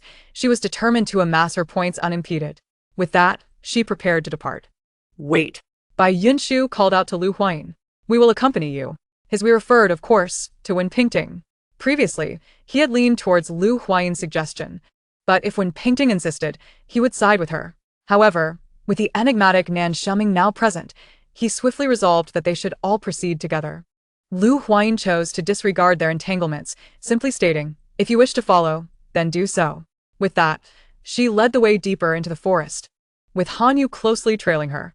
Bai Yunshu pursed his lips, reluctantly pulling Wen Pingting along in the same direction. At the rear, a flicker of malice flashed in Nan Shuming's eyes. It seemed that to thwart Huayin's acquisition of points, alternative strategies would be required. He had initially considered aligning with Wen Pingting to both divide the group and curry favor in the presence of beauty. However, he had not anticipated that a guardian would accompany her, one with a notably keen sense of vigilance. Nonetheless, it mattered not. The object of his desire was still within reach. The system, sensing his emotional fluctuations, could only shake its head in exasperation, wishing it had never crafted such a character for him. Rather than diligently fulfilling his mission, he was preoccupied with chasing after women. The path ahead grew increasingly ominous, as the dense foliage completely obscured the sunlight. A damp, shadowy atmosphere began to envelop them, prompting Wen Pingting to swat away the myriad insects buzzing around her. Had it not been for Bai Yunshu's constant reminders, she would have likely raised a ruckus already. Observers experiencing the scene through a live perspective could not help but comment, "Honestly, I'm a bit scared. What are they doing? Why are they heading this way? Is Huayin leading them astray? I see other teams have already slain several beasts. Had I known, I would have preferred to heed the young lady's guidance." Sigh. This woman is simply inadequate. This barrage of comments ignited a wave of indignation. "How can you speak like that? I see you men are the ones who are inept." Exactly. Look at other teams. Which one does not have the ladies contributing the most? What era is this? Why are there still such narrow-minded people? In truth, regardless of the era, disputes between genders were prevalent, and the interstellar realm was no exception. Although numerous outstanding female figures had emerged, the emergence of physical and mental prowess had subtly begun to dismantle the barriers between genders. The status of women still, to some extent, lagged behind that of men. This might be an enduring consequence of centuries of patriarchal society. The heated exchanges in the comments section persisted, leading to the appearance of numerous blocked terms. Finally, the righteous messenger, Science Guy, made his reappearance. If I am not mistaken, Huayin is likely searching for a particular beast. This creature thrives in dark, damp environments, with levels ranging from A to B. The exaggerated and bold comments from Science Guy floated across the viewer screens. Now you see your error, don't you? Let us see if you dare to speak so recklessly again. Despite the clarity of the information presented, some remained obstinate, unwilling to concede. Who knows if what he says is true? Just as he finished typing, he was swiftly contradicted. Lu Huayin came to a halt, signaling her teammates to take cover. Ahead lay a muddy pit, bubbling ominously as if boiling. Lu Huayin understood that the bubbling was not due to hot water but rather the breaths of the beasts residing within. She had sensed that the environment bore a striking resemblance to that of a beast she had encountered in her readings, prompting her to approach with a spirit of experimentation. Now, it appeared her judgment was indeed correct. How is that for a reality check? The comment section erupted in synchronized mockery of those who had previously stirred up trouble. How is that for a reality check? How is that for a reality check? Chapter 64. The arrogant Nanshumming. The floating mud lizard is a gregarious beast, typically found in groups of 5 to 10, with levels spanning from A to B. Even without a suitable weapon, Lu Huayin could easily dispatch them. Her teammates included one whose combat prowess was uncertain, 2 medically inclined individuals who were glaringly weak, and 1 Nanshumming whose status remained ambiguous. In truth, during the shooting competition, she had harbored suspicions that Nanshumming had sabotaged her. While Li Fan was also a suspect, his demeanor and name suggested he was a typical underdog protagonist. However, if he were truly ineffectual, he would have been cast out of the first military academy by the first challenge. Lu Huayin had perused various online novels in her past life and knew that suspicion would lead her to investigate. After her health check, she had returned to the training grounds. From that perspective, the only one who could have acted against her was Nanshumming. Li Fan had no opportunity to do so, and upon leaving, she had seen him diligently practicing in the shooting room, further alleviating her doubts about him. Moreover, she had discreetly looked into his background and discovered he was merely an unremarkable yet ambitious prodigy. In contrast, Nanshumming raised numerous red flags. While she suspected he had acted against her, she possessed no concrete evidence. Their competition had been thoroughly recorded, and the cameras used by the First Military Academy were relatively advanced, yet no issues had been detected. Even if her wrist had sustained an injury, it did not definitively implicate him. It could have been an accident of her own making. If one were to wield the influence of their family, it would likely lead to accusations of bullying through their power. Given the current circumstances, she could only remain vigilant and seek opportunities to seize upon his weaknesses. This is the habitat of the mud lizard. You all ought to be on high alert. Lu Huayin turned to remind her companions. Bai Yunshu cast a contemplative glance her way, while Wen Pingting gasped in surprise, covering her mouth. She refrained from uttering any more irritating remarks, for she had just perceived the silhouette of a mud lizard emerging from the mire. This creature was far more terrifying than what she had witnessed on the Star Network. Although the depiction on the Star Network was realistic, everyone subconsciously understood it was fabricated, thus they faced it without fear. But what lay before her now was undeniably real. Not only was it grotesque, but it also posed a lethal threat. Nervously, she clutched Bai Yunshu's sleeve, retreating behind him. Nanshumming, believing himself to be quite dashing, approached Wen Pingting with an air of confidence, stating, "Wen, fear not, I shall protect you. Why would I need your protection when my little Bai can look after me?" Wen Pingting retorted, her disdain evident. "With a face like yours, you should find somewhere cooler to linger instead of pestering me." Nanshumming's expression stiffened. This was the second time she had publicly disregarded him. "Very well, woman, you have successfully captured my attention." His interest in Wen Pingting intensified, yet he recognized that this was not the opportune moment to provoke her. He had to restrain his racing heart for now. Bai Yunshu discreetly intervened, separating the two, and inquired of Lu Huayin. "Lu, do you think you can handle these mud lizards?" Lu Huayin, not having noticed the squabble, pondered for a moment while stroking her chin before nodding. "I can manage." "That's reassuring." Bai Yunshu thought to shift the topic. He knew that since Lu Huayin dared to bring them here, she was certainly capable of slaying these aberrant beasts. At this moment, Nanshumming finally recalled his mission, to thwart Lu Huayin from accumulating points. However, he pondered how to execute this plan as they were currently live-streaming, and if his actions were too overt, he would undoubtedly face scorn from the audience. It would even be possible for the school to summon him for a discussion. Subtlety was difficult. He couldn't overpower Lu Huayin and seize prey from under her nose. Just as he was at a loss, the system provided a reminder. If one person could not match her, surely a group could not fail? As long as there were enough points, she would naturally become the target of collective ire. Would others be able to resist the temptation to join in and avoid the hassle? This reasoning was sound. The top 10 teams would be announced later. And if he quietly set a trap for Lu Huayin, she would undoubtedly be eliminated by others. With clarity, he ceased his attempts to thwart her from earning points. Nan Shuming even volunteered to hunt down a few mud lizards. With someone stepping forward, Lu Huayin certainly would not hinder him. After all, the points gained would be credited to the group. Be careful, Nan, she cautioned him before resuming her vigilance, scanning the area for any other beasts that might disrupt their efforts. Nan Shuming turned back, casting a charming glance at Wen Pingting, striding confidently to secure his points.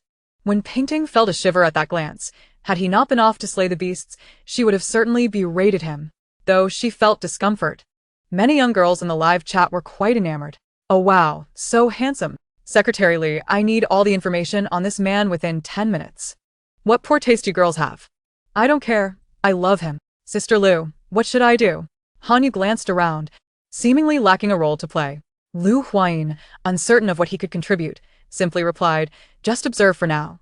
If he gets injured, you can step in. Hanyu nodded, silently praying for an opportunity to prove himself. He felt a bit insecure relying on someone else's strength. Nan Shuming had some skills of his own, and with a short knife drawn from his backpack, he easily dispatched a mud lizard at first. Although it was merely a B-class creature, it was enough to incite cheers from his small fanbase. However, the scent of blood seemed to agitate the remaining mud lizards, causing them to become restless. Lu Huayin's assessment was accurate. There were 9 mud lizards in total, 5 of which were A-class and 4 B-class. With 1 B-class lizard slain, 8 remained. The mud lizard, a reptile measuring approximately 1 to 2 meters in length, possessed a powerful tail capable of shattering boulders and formidable jaws that could rend ordinary metal as if it were mere paper. The mire was shallow, barely reaching Nan Shuming's knees, but the sludge greatly hindered his movements. As he fought, Nan Shuming found himself outmatched. Several mud lizards surrounded him, their tails and claws attacking in unison, occasionally snapping their jaws. Outnumbered, he inadvertently fell victim to one lizard's tail, which struck him and sent him crashing into the mire. Just as he was about to be bitten by a pursuing mud lizard, leading to his elimination, Lu Huayin swiftly snatched the weapon from Hanyu's grasp, firing several shots in that direction. The entire sequence of actions flowed seamlessly, completed in mere seconds. The bullets struck the mud lizard, but their power was insufficient to deliver a fatal blow. Nan Shuming, now freed, endured the pain in his body as he escaped the encirclement of the mud lizards. Chapter 65. Slaying the mud lizards. Lu Huayin tossed the gun into Hanyu's still-dazed hands, leaping forward with graceful agility to kick an A-class mud lizard that was closely following Nan Shuming. A scalpel glimmered sharply as it emerged from her sleeve. The mud lizards, already severely wounded by her bullets, were easily dispatched by her surgical blade. The remaining creatures stood no chance against her. She stomped on one lizard's head while plunging the scalpel into the vital point of another that lunged at her. Blood sprayed forth as Lu Huayin deftly evaded the attack. She swiftly turned to eliminate another mud lizard attempting to ambush her from behind. The lizard beneath her foot had been battered to the brink of defeat. She did not forget to deliver a final blow. In under a minute, all the mud lizards had been vanquished, leaving both teammates and viewers in a state of astonishment. Alas, my brother lacks culture. A single exclamation carries the day. Sister is so cool. I adore her. What do men amount to? Girls are the true champions. Had I not been glued to the screen, I might not have understood what transpired. I declare, from this day forth, I shall bear the banner for my sister. Mom asked me why I was watching on my knees. Without comparison, there can be no pain. For Lu Huayin, with her S-class capabilities, these mud lizards posed no challenge whatsoever. It was true for her, and any genuine S-class individual would be able to manage them effortlessly. However, the overwhelming strength of Nan Shuming, an S-rank, made Lu Huayin's prowess stand out even more. Nan Shuming, who had relied on drugs to boost his capabilities, had neglected proper training since his transaction with the system, rendering his current strength rather dubious. It was likely that even a formidable A-rank opponent could easily best him. Following this battle, Lu Huayin garnered a considerable number of admirers. Those who had previously been captivated by Nan Shuming's looks swiftly switched allegiances after his significant blunder, abandoning him for others. Fortunately, Lu Huayin and her companions were oblivious to the barrage of comments. Otherwise, Nan Shuming would undoubtedly have been infuriated. Presently, he was in a foul mood, as the male protagonist, finding himself outmatched by a woman who was evidently a mere cannon fodder villain. His resentment towards Lu Huayin was palpable, and he perceived mockery in everyone around him. In reality, neither teammates nor spectators were paying him any mind. Their attention was solely on Lu Huayin. Hanyu stared blankly at the gun in his hand, realizing that while he was still contemplating how to fire it, she had already executed the entire process of disarming him, shooting, and returning it within mere seconds. The most critical aspect was that he felt nothing during those moments. Once he comprehended the situation, he rushed over to Huayin, eagerly offering his weapon. Esteemed one, this weapon is better suited in your hands. He possessed enough self-awareness to recognize that in his grasp, it was merely ornamental, better placed in the hands of someone with true capability. Huayin paused momentarily before understanding his intent. With a smile, she graciously declined, "There's no need, it would be better for you to keep it. At least it can serve as a deterrent. In an environment devoid of supplies, once energy was depleted, a gun would become a useless toy." In contrast, she preferred cold weapons. Although her scalpel was small, it was undeniably sharp. Very well. Seeing that Huayin was not feigning her words, Hanyu reluctantly retracted his weapon. Bai Yunshu approached, pulling Wenpingting along, and remarked, "Classmate Lu, your strength is quite impressive." Huayin glanced at him in surprise, puzzled by his statement. Was it not advantageous to possess strength? Bai Yunshu had pondered extensively. With Huayin's formidable abilities, she would not merely drift through this competition. Initially, he believed that with the addition of Nan Shuming, they would have 2 solo combatants, thus achieving a top-tier configuration. Even venturing into perilous areas to accumulate points would ensure their safety. However, who could have anticipated that Nan Shuming was a mere sham? An S rank who couldn't even contend against several A and B ranks? His abilities were even inferior to Bai Yunshu's. And yet, he still dared to flirt with Pingting, truly shameless. Bai Yunshu scorned Nan Shuming before explaining to Huayin, "I had initially thought we would have 2 solo combatants. So I devised some plans. Now it seems I must revise them. The command system inherently requires coordination. Since we are all on the same team, I cannot rely solely on others. Alright, please share your plan. If it is suitable, we shall proceed accordingly." With someone willing to take initiative, Huayin would not obstruct them. At that moment, Nan Shuming's weak voice interjected, "Could someone come check on me?" He had sustained injuries from the mud lizard, barely escaping its clutches, yet everyone remained focused on Huayin's victory, neglecting his plight. He endured in silence until he could no longer restrain himself. "My apologies, Nan. I'll take a look." Upon hearing his words, Hanyu hurried over to support him. "It's nothing, cough cough." Nan Shuming struggled to speak. "I'll be fine after a short rest." Though he spoke confidently, his pale complexion betrayed his condition. Hanyu, disregarding his protests, conducted a rudimentary examination. Externally, he appeared relatively unscathed, perhaps merely suffering some internal injuries. However, given that Hanyu had only a basic understanding, he was uncertain of his assessment. Ultimately, Huayin decided they should rest for a moment, using the time to discuss their next course of action with Bai Yunshu. Nonetheless, they needed to move elsewhere first, otherwise, the scent of blood might attract other beasts, which would be undesirable. Were it solely up to Huayin, she would gladly wait here for prey, but with teammates involved, she could not act unilaterally. The strength of an individual is inherently limited, thus military academies emphasize the cultivation of teamwork. The Freshman League serves as their first exposure to teamwork, and at this early stage, everyone has yet to be tempered by the rigors of military life. Each individual retains their unique personality traits, resulting in a rather disorganized team formation. It is possible that no one fully respects one another, and some of the more powerful individuals might abandon their teammates to go solo, while others might unite to leverage each member's strengths. It is believed that by the conclusion of the event, everyone will come to appreciate the significance of teamwork. Half an hour later, as the time approached, Huayin and Bai Yunshu finalized their plan, and she suggested they depart. Nan Shuming was somewhat unwilling, as he had just thought of a clever way to delay Huayin from acquiring points. As teammates, he reasoned that as long as he was injured, she would undoubtedly be compelled to attend to him, thus naturally prolonging their time. The idea was promising, yet execution proved challenging. As he noticed that his teammates did not seem particularly morally inclined, they only reacted to his injury once he voiced his distress. Chapter 66. Attacked by a giant bird feigning weakness, Nan Shuming lagged behind Huayin and the others, occasionally coughing lightly. His demeanor significantly slowed the team's progress. When Pingting was the first to lose patience, her face contorted in disdain as she exclaimed, "Go cough somewhere else. Don't disrupt us." After finally accepting this wilderness survival project, we now have a slacker in our midst.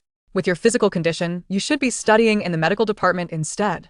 Look at classmate Lu, another solo combatant, who dealt with the beast effortlessly, while you were injured by one of a lower rank. Truly embarrassing. Her words poured forth, like a machine gun, a relentless stream of criticism. Nan Shuming's face flushed with anger, left powerless to retort. To think that a future overlord of this world would be subjected to such humiliation, he vowed that if he ever got his hands on that insufferable woman, he would make her pay. At that moment, all his previous flirtations vanished, and his gaze towards Wen Pingting was shrouded in dark resentment. Bai Yunshu grasped Wen Pingting's hand, urging her to temper her words. He sensed that Nan Shuming was not one to take insults lightly. It was possible that her words would earn her his lasting enmity. Although he was not afraid of Nan Shuming, it was better to err on the side of caution, as he certainly did not wish for any harm to come to Pingting. With Bai Yunshu's admonition, Wen Pingting moderated her tone slightly. Enough, cease your pretense. Although Han Yu is a newcomer, his medical skills are commendable. If he asserts that your health is sound, then it is indeed so. Both the Wen and Han families are esteemed in the medical field, and Wen Pingting has been compared to Han Yu since childhood. Lacking the inexplicable fortune that Han Yu possesses, she has always found herself slightly inferior to him. She believes that apart from luck, she holds no lesser competency than him, and thus has harbored a disdain for Han Yu. Previously, when Han Yu suggested that Nan Shuming may have suffered injuries beyond his detection, Wen Pingting recognized it as an instance of false modesty. Initially resolving to tolerate it since they were teammates, she was taken aback to find him becoming increasingly insufferable. The viewers in the live stream were left bewildered. When Wen Pingting had previously scolded Nan Shuming, they deemed her cruel for not sparing even the injured. Now, with her latest remarks, the truth of the matter became uncertain. Which side is telling the truth? Not sure. Let's observe further. I believe this young lady is simply stirring trouble. I concur. The young lady has a point. Nan Shuming is indeed a burden to the team. But he was injured while battling a beast. That is what he gets for being overconfident. With this, the debate reignited. Naturally, Nan Shuming dared not acknowledge Wen Pingting's accusations. Although he was unaware of the live stream, he was still surrounded by teammates, albeit ones he despised. I understand that my previous actions may have led to some misunderstandings, but please refrain from slandering me. His words dripped with a mix of grievance and pity. Slander? You are merely putting on an act. Wen Pingting retorted loudly. Unable to contain her indignation at his denial, observing their quarrel, Lu Huayin regretted her decision to team up with them. Even without teammates, she could have amassed sufficient points on her own. If only she had known, she would have ventured forth alone. Now, escape was no longer an option. Not wishing to engage further, Lu Huayin began to survey her surroundings. As she examined the area, she noticed something peculiar and crouched down to sift through the dry twigs and leaves. Rising to her feet, she took a few steps forward, glancing back at her bickering teammates, shaking her head without calling out to them. Following the trail, Lu Huayin discovered that the trees grew denser ahead. Looking up, she saw layers upon layers of leaves, realizing that if something were concealed within, she would be none the wiser. Suddenly, a bird's cry pierced the air, causing her expression to shift. That sound originated from her teammates' vicinity. She pivoted and hastened towards them, entirely oblivious to the rustling leaves behind her. Not only was she unaware, but the dwindling audience of the live stream also missed it. The intensity of the argument drew most viewers to observe the commotion, leaving only a handful behind with Lu Huayin. At that moment, the remaining viewers were fraught with anxiety as the situation escalated. Their previous location had been relatively safe, otherwise, Lu Huayin would not have felt secure departing. Unbeknownst to them, amidst their heated discussion, a bird-like beast suddenly swooped in from a distance. It appeared agitated and attacked indiscriminately upon spotting any target. Unfortunately, Nan Shuming and his companions found themselves in the path of the beast's wrath. If it had been an A-level beast, they might have stood a chance. But this was an S-level creature, specifically, the formidable corrupted bone eagle. With their collective strength, they were wholly incapable of confronting such a foe. In mere moments, everyone but Han Yu was injured. The viewers exclaimed, "Goodness, we no longer need to debate the authenticity of the injuries." Nan Shuming's instinct was to flee at once. Yet the corrupted bone eagle afforded him no such opportunity. In its eyes, these individuals were mere prey, and escape was not an option. Bai Yunshu shielded Wen Pingting, accumulating fresh wounds as he did so. Han Yu, fortunate enough to have protective gear and a stroke of luck, rolled on the ground a few times, sustaining no serious injuries. He silently prayed for Lu Huayin's swift return, Otherwise, he too would soon find himself in peril. Thankfully, Huayin had not strayed too far and returned promptly. Upon her arrival, viewers in the live stream collectively exhaled in relief, and Hanyu excitedly waved to her. Spotting the corrupted bone eagle attacking her teammates, Huayin gasped in alarm. This creature was not to be trifled with. Bai Yunshu's injuries were worsening, and when Pingting cried out for help, without hesitation, Huayin dashed towards the fray. She leapt up, grasping a tree branch, and delivered a kick to the attacking corrupted bone eagle. The strike caused the beast to tilt its head, though it did not suffer significant harm. However, Bai Yunshu seized the moment to lead when Pingting out of harm's way. Enraged, the corrupted bone eagle redirected its fury towards the newly arrived Huayin, launching an attack. Quick and agile, Huayin maneuvered between the trees, evading the corrupted bone eagle's strikes. As the creature grew increasingly agitated, its eyes blazed a deeper crimson. With a powerful sweep of its wings, it felled a tree nearly a meter in diameter. Fortune smiled on Nan Shuming, as the falling tree narrowly missed him while he fled. It seemed to follow him, toppling wherever he ran. Nan, be cautious. The corrupted bone eagle appears fixated on you. Huayin shouted from atop a tree. Instinctively, Nan Shuming turned to look, only to be struck by the oncoming wings of the beast, sending him crashing into a tree with a resounding crack as it fell. Crumpled on the ground, he coughed up blood. Huayin, observing his plight from the tree, felt a flicker of amusement. She had intentionally lured the corrupted bone eagle towards him, given Nan Shuming's malice towards her. This was a perfect opportunity to eliminate him and prevent future troubles. It was unfortunate that their team's score would diminish as a result. This whirlwind of events left viewers bewildered, and the livestream audience was at a loss to comprehend what had transpired, witnessing Nan Shuming's elimination. What just happened? Am I seeing things? How did Nan Shuming get eliminated? A series of question marks filled the chat, yet no one was there to provide answers. Having lost all ability to move, Nan Shuming was fortunate that the protective shield had activated just in time. Otherwise, he would have been finished. Though injured, he was, at least, still alive. With Nan Shuming eliminated, Huayin no longer had any worries and unleashed her full potential.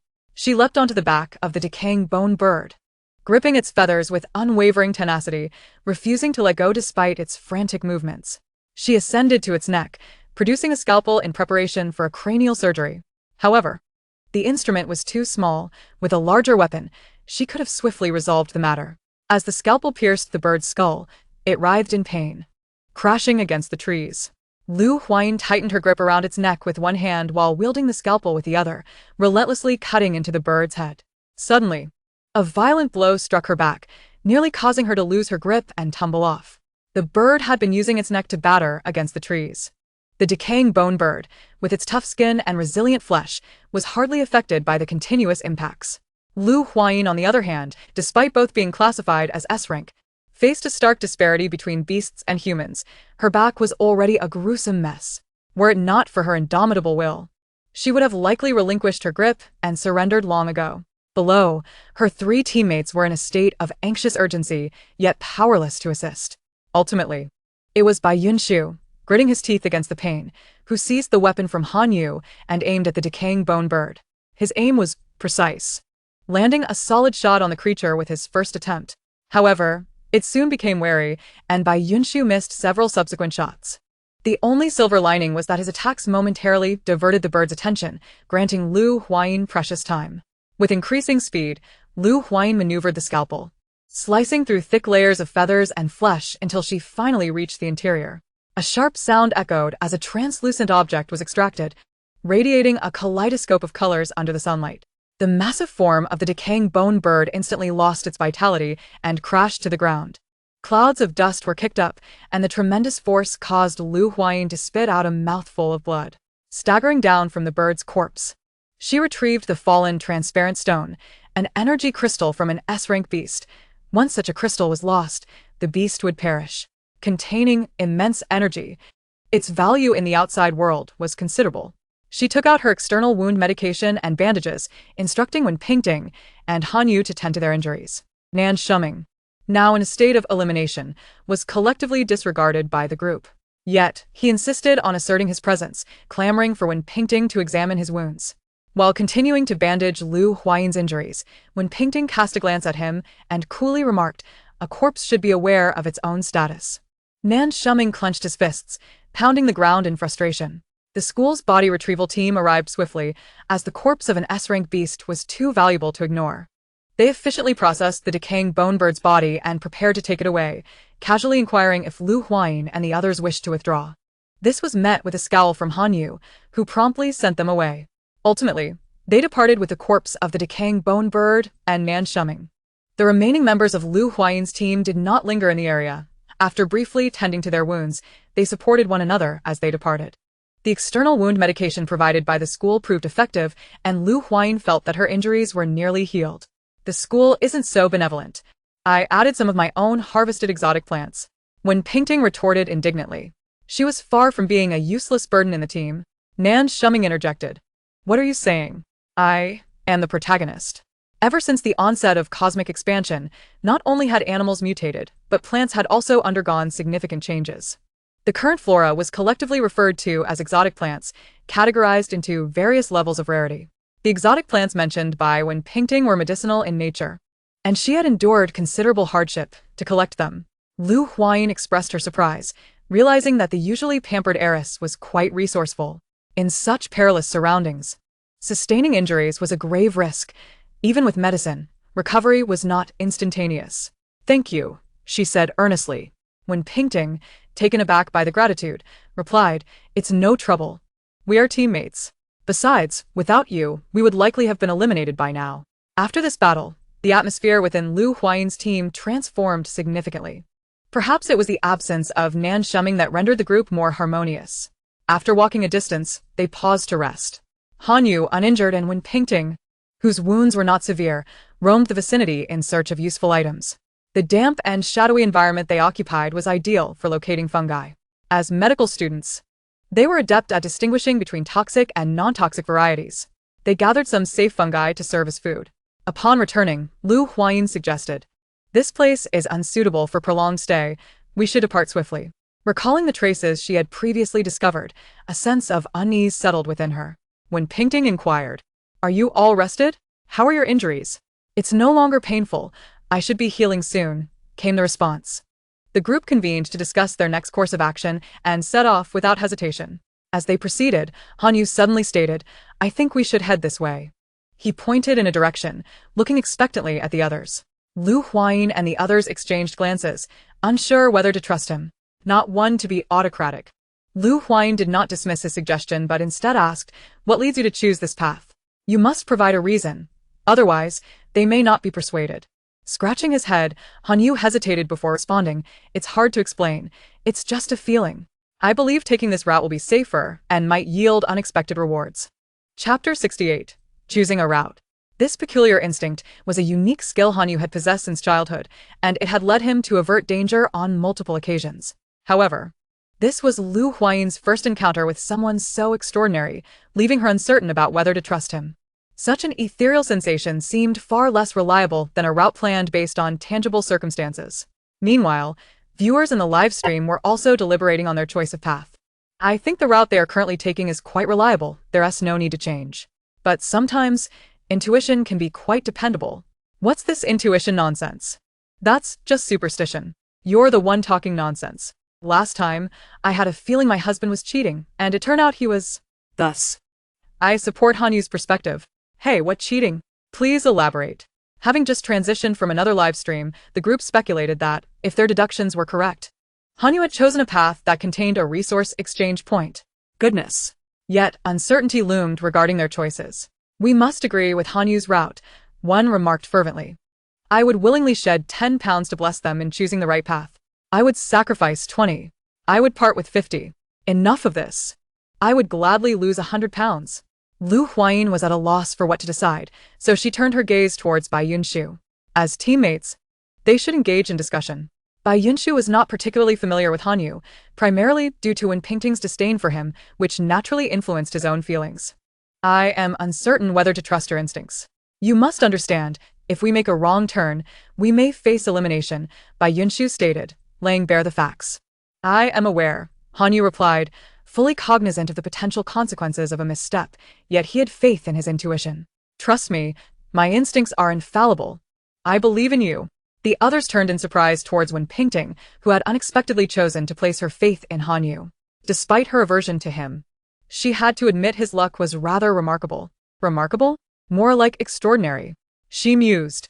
In our previous competition, despite my superior skills, I lost to him simply because he managed to find the right exotic plant at a crucial moment. She had once resented the unfairness of fate, yet such matters were often beyond anyone's comprehension. Now that they were on a team together, while Wen Pingting might bicker with Hanyu, she would not deliberately oppose him at such a critical juncture. With Wen Pingting's belief in Hanyu, Bai Yunshu felt no further hesitation. He had always followed her lead. The majority outweighed the minority, rendering Lu Huayin's opinion seemingly less significant. Nonetheless, everyone awaited her input rather than making a hasty decision. Isn't that obvious? He is our primary strength. Any discord or division among us would only hinder the three of us, Hanyu exclaimed. Since everyone had confidence in Hanyu, Lu Huayin found herself indifferent. After all, she was not one to outrun or outfight them. Ultimately, it was unlikely she would bear the brunt of any misfortune. However, she took solace in their consideration of her opinion. At least they were not dismissing her with scorn. Everyone trusts you, so I will too, Lu Huayin said, patting his shoulder. Lead the way. As this path was chosen by Hanyu, it was only fitting that he take the lead.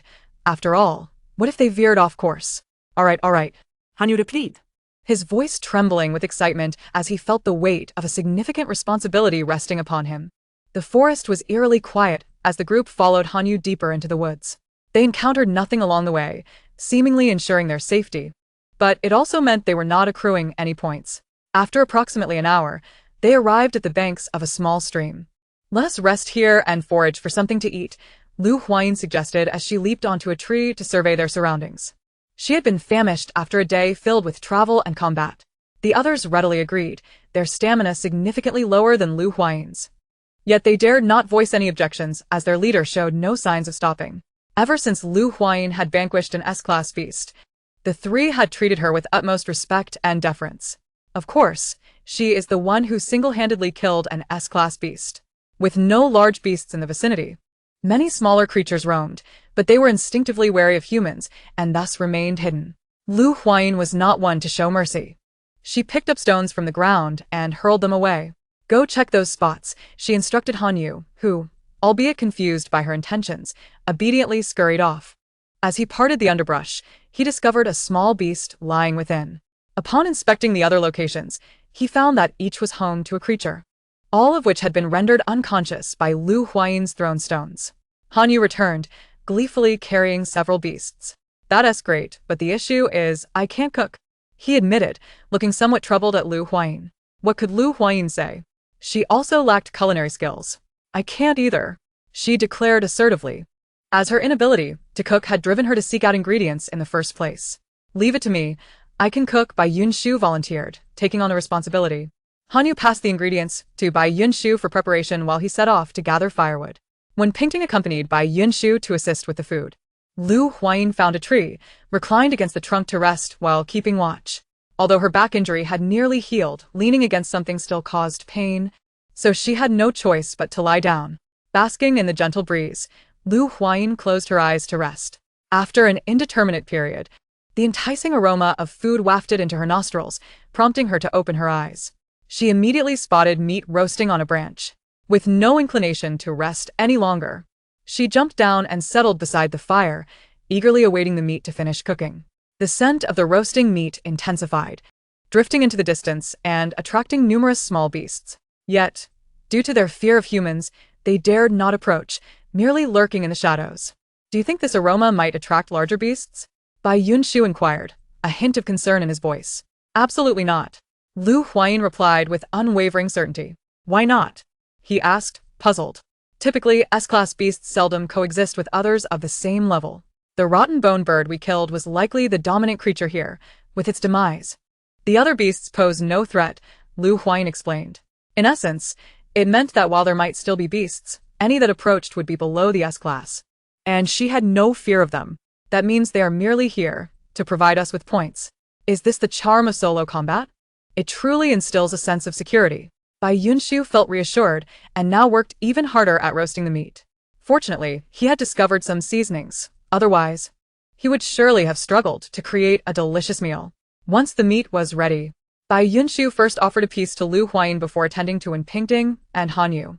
Lu Huayin accepted the fragrant roasted meat without hesitation, savoring each bite with delight.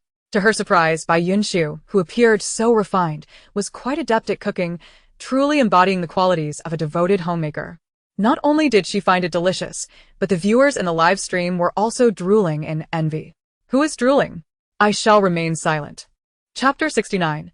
The bird brat who loves to cause trouble. Bai Yunshu's culinary skills were superb, and the group feasted with satisfaction. Coupled with Wen Pingting's rich mushroom soup, their meal was even more delightful. The best part was that while they enjoyed their food, they occasionally received points, making the experience all the more blissful. Lu Huayin set down the half-eaten grilled meat, grasped the knife left by Nan Ming, and proceeded to deal with the disruptive beasts that had interrupted her meal. One must admit, the adage that a weapon is more formidable with each inch of length holds true. The surgical knife was simply too diminutive, barely sufficient to penetrate the hide of the monstrous creatures. The knife, however, was a different story. One strike, one kill, akin to slicing through vegetables. The viewers in the live stream trembled at her lethal demeanor. The big shot. Unquestionably the strongest newcomer. Meanwhile, those who foolishly directed their attention towards the beasts met their demise shortly after. As a beast, I didn't even have time to react before I perished. How tragic. What a waste of my experience card. Experiencing the perspective of a big shot was exhilarating, huh? I concur with the sentiments above. The first-person experience cards were available for purchase, allowing viewers to select their preferred subjects. Among these, Lu Huayin's perspective commanded the highest price, yet also attracted the most buyers. After all, who wouldn't he desire to relish the sensation of being a powerful figure? Once she had dealt with the beasts, Lu Huayin returned to her grilled meat. However, after only a couple of bites, she heard the familiar chirping sound. What was happening? Could that feathered creature have come running over? Yet, that seemed unlikely. It hadn't even fully grown its feathers yet, and with those two spindly legs. How could it have traveled such a distance? Dismissing the sound, Lu Huayin continued to enjoy her meal. But before she could take another bite, the chirping erupted once more. The call was crisp yet juvenile, clearly not emanating from any large beast. Thus, Han Yu rose and remarked, "I'll go take a look." Following the direction from whence the sounds originated, Han Yu searched left and right but failed to spot the incessantly chirping bird. Scratching his head in confusion, he prepared to leave. Just as he stepped away, the bird's cry transformed into a piercing wail, as if it were about to be slaughtered. The sound was right beside him, sending chills down his spine, and he quickly withdrew his foot. A wave of goosebumps spread across his body. Surely there couldn't be anything unclean lurking about? In this interstellar age, despite technological advancements, ancient legends still whispered through time. Unfortunately for Han Yu, he had encountered such tales. As he succumbed to the depths of fear, a sudden sharp pain shot through his leg. Startled, he snapped back to reality. Looking down, he discovered a featherless chick vigorously pecking at his leg. A look of exasperation crossed Han Yu's face as he realized that the source of his fright was merely this creature. He reached out to remove the chick from his leg, only to be met with a sharp peck that drew blood. Frowning at the small wound on his hand, he threatened, "Let go of me at once, or you shall regret it." The chick, oblivious to his words, clung tightly to his leg. With no other choice, Han Yu reluctantly returned with it in tow. "What's going on? Did you find something?" Lu Huayin inquired. Han Yu pointed to the chick clinging to his leg, his expression filled with resignation. "It's just this thing." However, when he looked down, the chick that had been stuck to him had vanished without a trace. Upon spotting Lu Huayin, the chick had decisively abandoned Han Yu and darted towards her. Despite its slender and short legs, it moved with surprising speed, reaching Lu Huayin in the blink of an eye. It stretched its tiny wings and chirped incessantly at her. Lu Huayin looked down in astonishment, and to her surprise, she discerned a sense of grievance and accusation within the bird's cries. How peculiar! How could a bird exhibit human emotions? "Are you the bird that fell on my head?" Lu Huayin asked tentatively. The chick nodded eagerly while chirping, clearly understanding her words. The other three were even more astonished than Lu Huayin, especially Han Yu. He pointed at the chick in indignation. "You can understand human speech. Why do you pretend not to when I speak?" Yet the chick paid him no mind, turning its head to snuggle against Lu Huayin. Oddly enough, it appeared rather endearing in this posture. The viewers in the live stream were equally astonished. Many were unaware that some beasts possessed intelligence. "What is happening?" This bird can truly understand human speech. I'm shocked. This is my first time witnessing such a phenomenon. Shocked one, don't be surprised. Many beasts reach S rank and possess a certain level of intelligence. This was not entirely surprising given the viewer's limited experience. Many had likely never encountered even A rank beasts. This chick, having just hatched, can understand human language. It must be the offspring of a high-level beast. I recall someone mentioning this before. Yes, indeed. Huayin observed the eager chick nestled against her, the corners of her mouth twitching. Who could fathom that she would perceive a fawning expression on a bird's face? The little creature thought to itself. Having finally found a powerful ally, it must cling tightly. In its species, the survival rate during infancy was exceedingly low, and it needed to devise a strategy for survival. Upon first sighting Huayin, it recognized her as someone extraordinary, and thus sought to follow her. Little did it expect her to show no compassion, abandoning the chick to flee. In reality, Huayin was simply the first human it had encountered. It had no choice in the matter. How did you get over here? Huayin grasped its tiny wing, lifting the bird to her eye level for a closer inspection. Remarkably, this little creature was indeed a rare beast. Chirp, chirp, chirp. I came over riding on a snake's tail. Unfortunately, Huayin could not comprehend its speech. After watching the chick chirp for an eternity, without making sense, Huayin decided to abandon the effort. Forget it. I can't understand what you're saying. She set the chick down and resumed her interrupted feast. The other three were quite curious about the chick, but unfortunately, it was too disdainful to acknowledge them. While Huayin savored her grilled meat, she suddenly felt a scorching gaze fixated on the morsel in her hand. Do you want some? She waved the meat before the chick. The little bird's eyes followed the grilled meat, drool dripping from its beak. Upon hearing Huayin's question, it nodded vigorously, its eyes glimmering with anticipation. Oh. Huayin replied nonchalantly, then turned her head away with an expressionless face, uttering the cruel words, "You won't get any." The light in the chick's eyes extinguished in an instant, leaving it looking utterly dejected and on the verge of tears. The other three individuals, along with the viewers in the live stream, were utterly beset by sympathy. Chapter 70. The journey continues.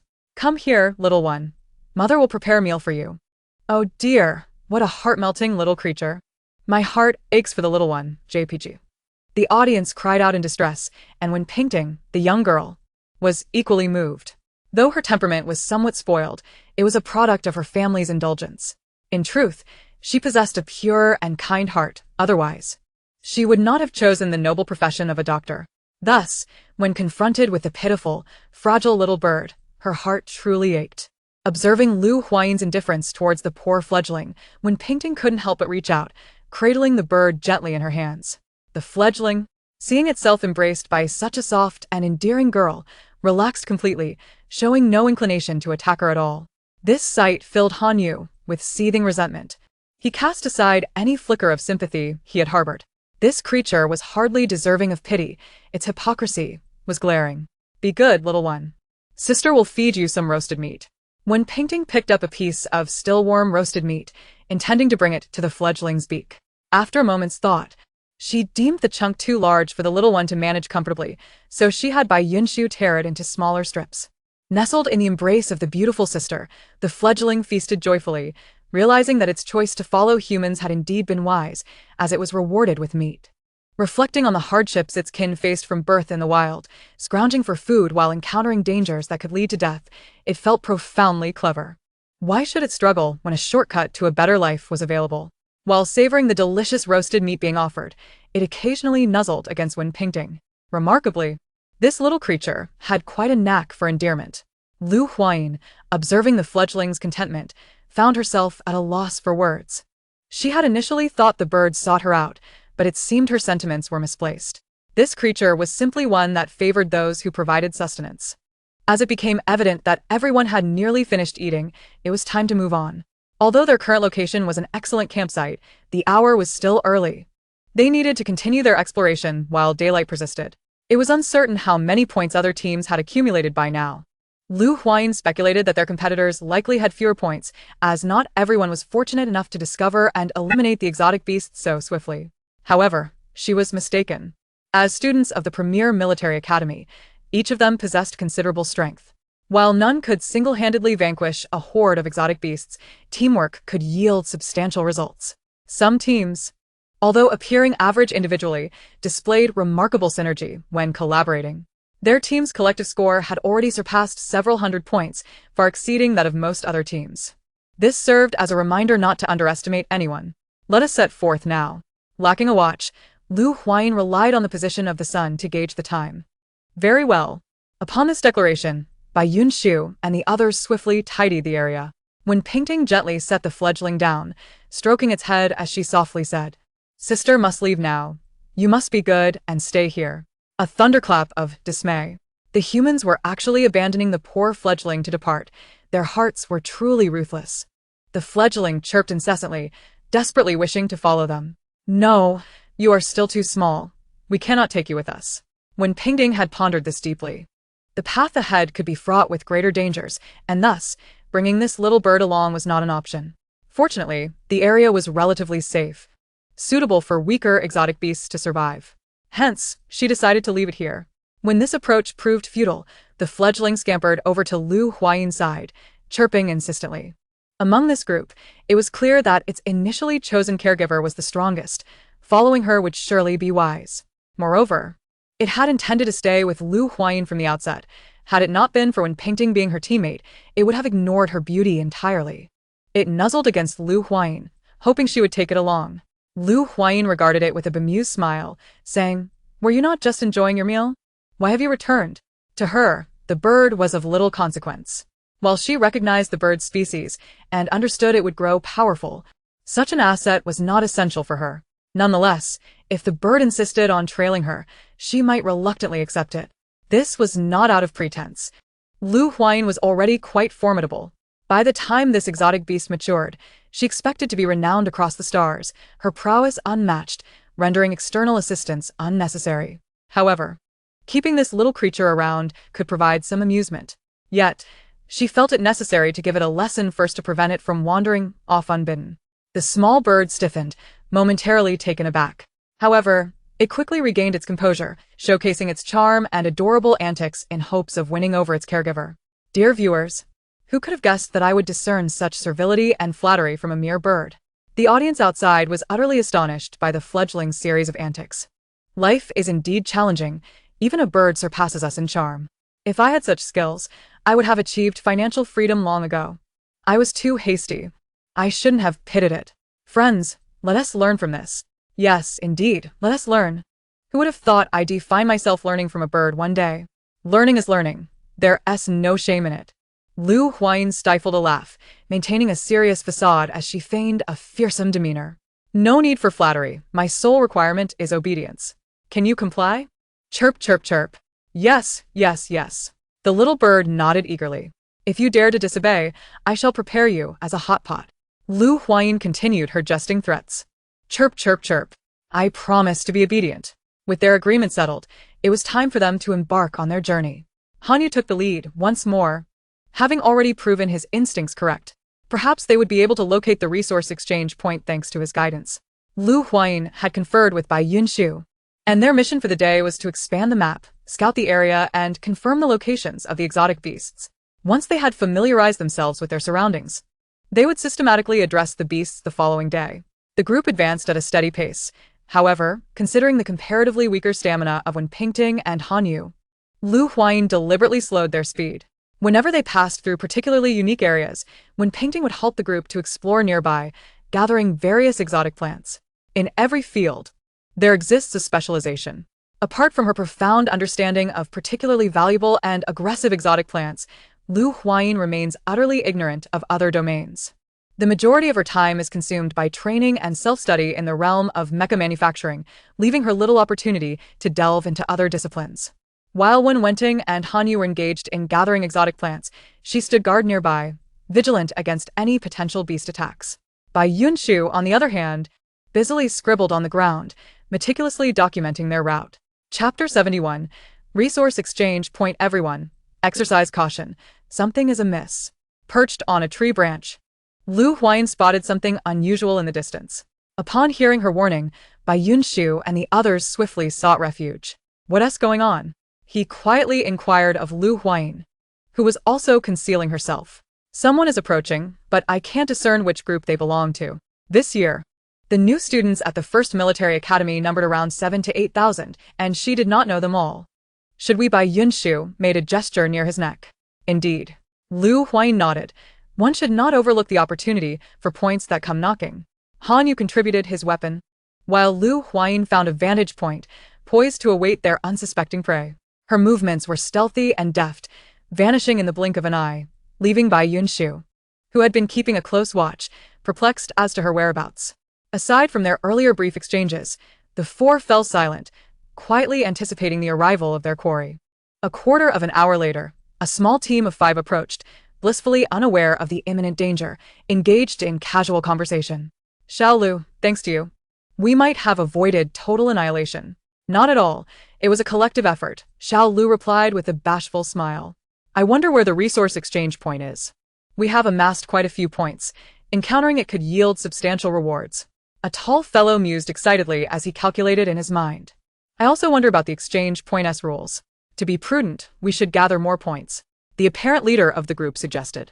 Indeed, the captain speaks wisely. The others nodded in agreement. Children, please be mindful. You are being ambushed. Observing their naive demeanor, the audience in the live stream felt compelled to rush into the video to warn them. It's over, they're going to be eliminated. Indeed. It seems that one should never become complacent. Just as the viewers flooded the chat with their frantic messages, Lu Huayin pulled the trigger. With a series of gunshots echoing, 2 members of the group fell, while the remaining 3, having evaded critical hits, scrambled for cover. Everyone, be cautious. There's an ambush. The words had barely left her lips when another member collapsed. Bai Yunshu advanced with his blade, facing 2 opponents, without losing ground. How despicable of you! One of the protected individuals, realizing the situation, cursed at Lu Huayin and her companions. Han Yu, without hesitation, kicked him, exclaiming, You've already become a corpse. And yet you still speak. You show no awareness of your demise. Although the eliminated individuals were out of the game, their vital areas were shielded, preventing them from losing consciousness. They often failed to grasp that they had been eliminated, leading to their erratic remarks. With the 2 remaining opponents injured, Bai Yunshu swiftly dispatched them. Once the 4 had confiscated all the equipment from this group, the school's retrieval team arrived to escort the eliminated participants away.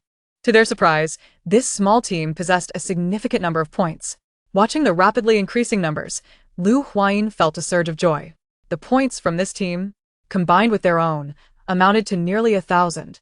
She turned to Han Yu and inquired, Shall we find a place to rest, or continue onward? She believed Han Yu's judgment was far more reliable than her own, as they had gathered numerous valuable items along their journey, with their points climbing steadily. After a moment of contemplation, Han Yu replied, Let us press on. He felt they could still advance further. Very well, then onward we go, Lu Huayin declared without hesitation, leading the group in the direction Han Yu indicated. As the forest grew increasingly dim and nightfall approached, Lu Huayin's team showed no signs of halting. When Wenting was the first to succumb to exhaustion, her stamina had reached its limit, having never endured such hardship in her life. Are we there yet? I can't go on. She felt both hungry and fatigued, her legs aching, utterly unwilling to move. Han Yu, though somewhat better off, was also nearing his limit. Yet, since he had suggested this path, he felt compelled to persist. Lu Huayin, brimming with energy, maintained her vigor. After all, her S-rank physical capabilities were no mere boast. Even 3 days and nights without rest posed little challenge for her. Bai Yunshu, with commendable endurance, was still able to continue. However, given Wenting's condition, he was uncertain whether they should press on. Xiao Han, should we continue forward? If not, they could find a campsite to rest. Lu Huayin felt a tinge of frustration. If it were just her, she wouldn't need to concern herself with such matters. Unfortunately, with teammates relying on her, abandoning them was not an option. Let us keep going. Han Yu panted, leaning against a tree to catch his breath. Can you still walk? Upon receiving her response, he looked at the only one lagging behind in their group, Wenting. I can't go on, I'm done for. She leaned against Bai Yunshu, her voice weak and devoid of energy. Don't worry, I'll carry you, Bai Yunshu said, squatting down and gesturing for Wenting to climb onto his back. Seeing this, Lu Huayin nodded in approval. This was precisely her intention. Bai Yunshu had good stamina, making him the best choice to carry Wenting. As for Lu Huayin herself, she needed to forge ahead, constantly surveying their surroundings and, most importantly, be prepared for combat. If she were to carry someone, she would be unable to fulfill these responsibilities, and if a beast were to attack, there would be no one to defend against it. Once their plan was settled, they resumed their journey. After about half an hour, a house appeared faintly ahead. A house? Could it be what I hope it is? Lu Huayin approached with exhilaration to investigate. Indeed, it's a resource point, she exclaimed, relieved. Thank goodness, we persevered. Had we stopped earlier, we would have missed this opportunity. The four of them supported one another as they made their way to the resource point, primarily Lu Huayin, and by Yunshu assisting when Wenting and Hanyu, who were utterly spent. You two can't keep going like this. Being a doctor also demands a great deal of energy, Lu Huayin couldn't help but admonish. The youth's frail body was only marginally superior to her previous incarnation during her school days. Understood. The two nodded in unison. Once they returned, they would dedicate themselves to physical training and abandon any notions of deceit. Upon entering the resource exchange point, they were met with a vast emptiness, devoid of human presence. Save for the robots tasked with maintenance and cleaning. The rules for exchange were prominently displayed on a large screen in the center, detailing the items available for redemption. Here, acquiring weapons consumed the most points, followed by various defensive gear, with everyday items being the least expensive. After a thorough discussion, they concluded that each of them needed to redeem certain items, with weapons being indispensable. Whether ranged or melee, Lu Huayin each selected one. Once the weapons were chosen, they also redeemed a defensive shield and several practical tools, the most expensive being a large area protective dome. This semicircular shield, with a diameter of approximately 4 meters, could withstand attacks from S-grade beasts. With it, Lu Huayin and her companions would no longer need to worry about ambushes while they slept at night. After much deliberation, they spent all the points they had earned that day. Fortunately, the points spent would still be accounted for in the final tally, or else they would not have dared to be so reckless. The resource exchange point allowed a maximum stay of half an hour. Once the time elapsed, robots would usher them out. Lu Huayin meticulously distributed the items they had exchanged, insisting that they linger until the very last second before exiting. As soon as they stepped outside, the door of the resource exchange point closed firmly behind them, offering no chance for return. Let us find a place to rest. We shall discuss the remaining matters tomorrow, Lu Huayin proposed. The night had fully descended, rendering the forest pitch dark. In such an environment, wandering aimlessly would only hasten their elimination. The other three nodded in agreement with Lu Huayin's suggestion. To be frank, if there had been an open space in front of the resource exchange point, it would have made for an excellent camping site. Alas, it was nestled between several towering trees, leaving no opportunity for the students to take advantage of it. The design was quite deplorable.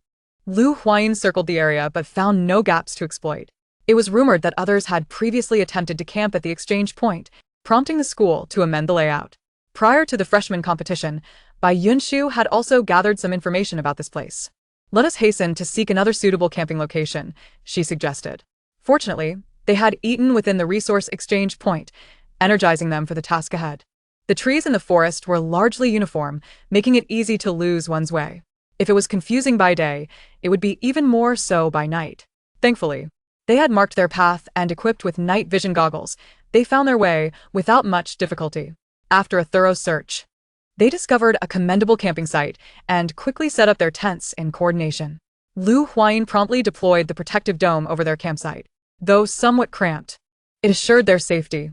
The group arranged for separate tents for the boys and girls, taking turns to keep watch at night. Each person was assigned a 2-hour shift, totaling 8 hours for the 4 of them. Lu Huayin was tasked with the midnight watch, as vigilance waned most significantly at that hour, making them susceptible to ambush. In the stillness of the night, only the faint sounds of insects persisted. Lu Huayin sat on a wooden stump, resting with her eyes closed. Despite her closed eyes, her ears remained attuned to the surroundings. By midnight, most viewers in the live stream had succumbed to slumber, leaving only a handful of night owls to watch. Suddenly, one viewer spotted a massive shadow fleeting across the screen, startling them into alertness. Did I just see that? Something just passed by. A solitary message appeared on the screen. Shortly after this message was posted, the lurking night owls were stirred into action. I saw it too. That figure was enormous. Why didn't I see it? Are you all imagining things? Impossible. I swear on my boyfriend. Something was there. Boyfriend, I truly appreciate that. What was it?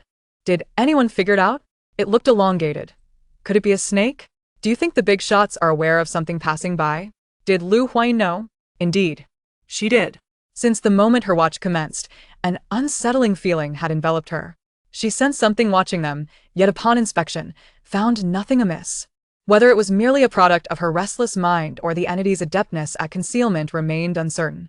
Thus, she opted to feign sleep, hoping to lure the creature out. A rustling sound reached her ears, and the little bird in her pocket was restless. Had she not firmly held its beak, it would have chirped incessantly. The little creature was anxious, sensing a familiar presence. Though it could not vocalize its warnings, it persistently squirmed to alert Lu Huayin. A serpent was approaching. Lu Huayin gently patted the little bird in her pocket, urging it to remain still. A chill breeze swept overhead, causing her hair to flutter gently. In the darkness, a cold gaze fixated on Lu Huayin's pocket, its large, slit-like pupils brimming with bloodlust and greed. It had caught the scent of the corrupted bone bird's energy crystal and was determined to seize it. Consuming the energy crystal would allow it to break free from its constraints and ascend to the next level. It was truly unexpected that these humans possessed such formidable abilities, capable of capturing even a corrupted bone bird. Earlier that morning, shortly after Lu Huayin's departure, this massive python had stealthily approached the nest of the corrupted bone bird and devoured all its eggs. Upon returning to find its offspring missing, the corrupted bone bird had traced the python's scent to pursue it. Along the way, it had encountered several setbacks, which only fueled its rage.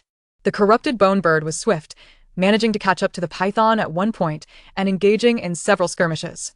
The python, unable to withstand the onslaught, resorted to cunning tactics to escape. On its vengeful pursuit of the python, the corrupted bone bird had encountered Bai Yunshu and her companions, and in its fury, it had attacked them directly. The traces Lu Huayin observed were left by the python, which had been lurking in the shadows, watching her retreat to rescue her teammates. However, fearing that the corrupted bone bird might finish off the humans and then pursue it, the python quickly vacated the area. Yet, once it returned to its territory, it could not resist the urge to witness the outcome of the battle between the corrupted bone bird and the humans, hoping to benefit from the aftermath. Thus, the python made its way back to the site of the conflict. By the time it arrived, however, there was nothing left to be found. The unwilling python followed the scent left by humans, eventually arriving at their location. Upon its arrival, it immediately sensed the essence of the energy crystal from the bone corruption bird. Although it was unaware of how the bone corruption bird had met its demise or how its energy crystal had come into human possession, it did not deter the creature from seizing it. After a prolonged wait, the python finally bided its time until the human's vigilance waned to its weakest. Its massive body coiled around the tree trunk, fixating its gaze on the diminutive human encampment below. With a gaping maw, it prepared to swallow all the inhabitants in one fell swoop. Lu Huayin suddenly opened her eyes and hurled a bomb package into the python's mouth. The moment something entered its mouth, the python instinctively closed its jaw and swallowed. In the next instant, the bomb detonated, causing a gruesome explosion that tore open the python's belly, showering the area in blood. The sound of the explosion roused her teammates, who hurried outside to assess the situation. As they emerged, they were met with the sight of a massive serpent's tail descending upon them. The defensive shield flickered with light, successfully blocking the tail's attack. When the serpent attempted to strike the shield again, Lu Huayin bravely stepped forward. She could not allow the serpent to continually assault their protective barrier, for the points they had earned through hard work were at stake. White Yunshu and the others, momentarily stunned, quickly donned their gear and prepared to provide cover for her as she engaged with the python. Chapter 72. Slaying the python. Lu Huayin now wielded a beam sword, an item she had exchanged for 50 points. Though costly, it proved to be exceptionally effective. In the enveloping darkness, the beam sword was nearly the sole source of illumination. Yet this very fact made her figure more conspicuous. Even if the python's vision was poor, it could clearly discern her presence. The sound of gunfire echoed behind her as her teammates provided cover. Equipped with night vision goggles, they were able to spot the python's movements. But the creature's thick hide made it a formidable foe, rendering their weapons little more than mere tickles against its tough exterior. Had Lu Huayin not previously dealt a significant blow by tossing a bomb into its mouth, their current attacks would likely have been even less effective. With a swift leap, Lu Huayin aimed her beam sword at the python's eye. The serpent writhed, attempting to evade her strike. Inadvertently exposing the wound on its abdomen, one that she had just inflicted with the bomb. Feigning a distraction, she tossed several more bombs into the gaping wound. The ensuing explosions reverberated, delivering multiple heavy hits that nearly severed the python's body in two. The force of the blast propelled Huayin far away, and she only came to a halt when she crashed against a tree. Severely injured and unwilling to succumb, the python attempted to drag its near-split body away but was intercepted by Huayin, the strongest combatant aside from Huayin. With Huayin unable to stop the python in time, he took it upon himself to engage. His successful assault bought Huayin precious moments. Supporting herself against the tree, she stood up despite the intense pain coursing through her body and leaped forward, intent on delivering a fatal blow to the python's injured form. The python, unwilling to perish at that moment, thrashed violently, snapping its jaws at Huayin, who had been persistently harassing it. Its body twisted to evade Huayin's assault. Failing to strike, Huayin pressed on, her beam soared, leaving only an afterimage in her wake. The previous bomb had not only nearly bisected the creature, but had also damaged numerous internal organs, resulting in the python's waning strength. With each strike Huayin landed, she ultimately succeeded in cleaving its body apart. With a sigh of relief, she recognized that, despite being an S-class beast, this python was far more challenging than the bone corruption eagle. Though its body was severed, the python was not yet dead. Huayin, well aware of a snake's resilience, did not underestimate its final thrashing. Once she had thoroughly vanquished the python and extracted its energy crystal, she finally allowed herself to relax. However, as she did so, exhaustion washed over her, and she nearly collapsed to the ground had it not been for Wenpingting rushing to catch her. The successful defeat of an S-class beast sent the night owls into a frenzy of excitement. Midnight perks. Is this the benefit of sleeplessness? Who would have thought a beast would launch a surprise attack in the dead of night? Boys, did you capture any screenshots? Tomorrow, others will be envious. Throwing confetti. I almost thought our champion was done for. Why are there so many people awake? What was initially thought to be a benefit for just a few turned out to be a plethora of night owls. Is it true that people nowadays are so averse to sleep? Luckily I pre-ordered. I receive alerts whenever intense battles occur. Wealthy folks, get out. Seeking support. Since the commencement of the live stream, the First Military Academy has developed various lucrative channels. From diverse perspective experience cards to advertisements and battle alerts, there is nothing the audience can conceive that the First Military Academy cannot achieve. On just the first day, their earnings had already become substantial. Unbeknownst to Huayin, the Academy was reaping significant profits thanks to their exploits, while she was being assisted by Wenpingting into the tent. Their defensive shield was still active, and with the presence of the S-class beast's carcass nearby, it was unlikely that any other foolish creatures would dare approach. Thus, the group decided not to relocate, planning to remain until dawn. Inside the tent, Huayin allowed Wenpingting to examine her injuries and apply medication. She had been propelled by the blast and slammed against a tree, causing her previously healing wounds to reopen. Additionally, she sensed internal injuries as waves of pain coursed through her. She felt an urge to voice her grievances against the Academy. They had previously discussed acquiring a healing device, but after multiple attempts, they had yet to obtain one. The Academy was truly infuriating. Her face contorted in frustration as she gritted her teeth. Whoever came up with such a foolish idea. Was the healing device truly so expensive? If only she knew whose misguided suggestion it was. She would surely give them a good thrashing. Meanwhile, the finance department head, who had secretly swapped the healing device for medication, sneezed abruptly. He rubbed his nose, pondering who was thinking of him once again. Clearly, he was a beloved figure, yet one whose flowers remained unbloomed. Once her wounds were treated, Huayin refrained from going outside, choosing instead to rest her eyes within the tent. Little did she know, sitting upright was quite uncomfortable. With her back injured, lying down was impossible, and sleeping on her stomach was equally painful.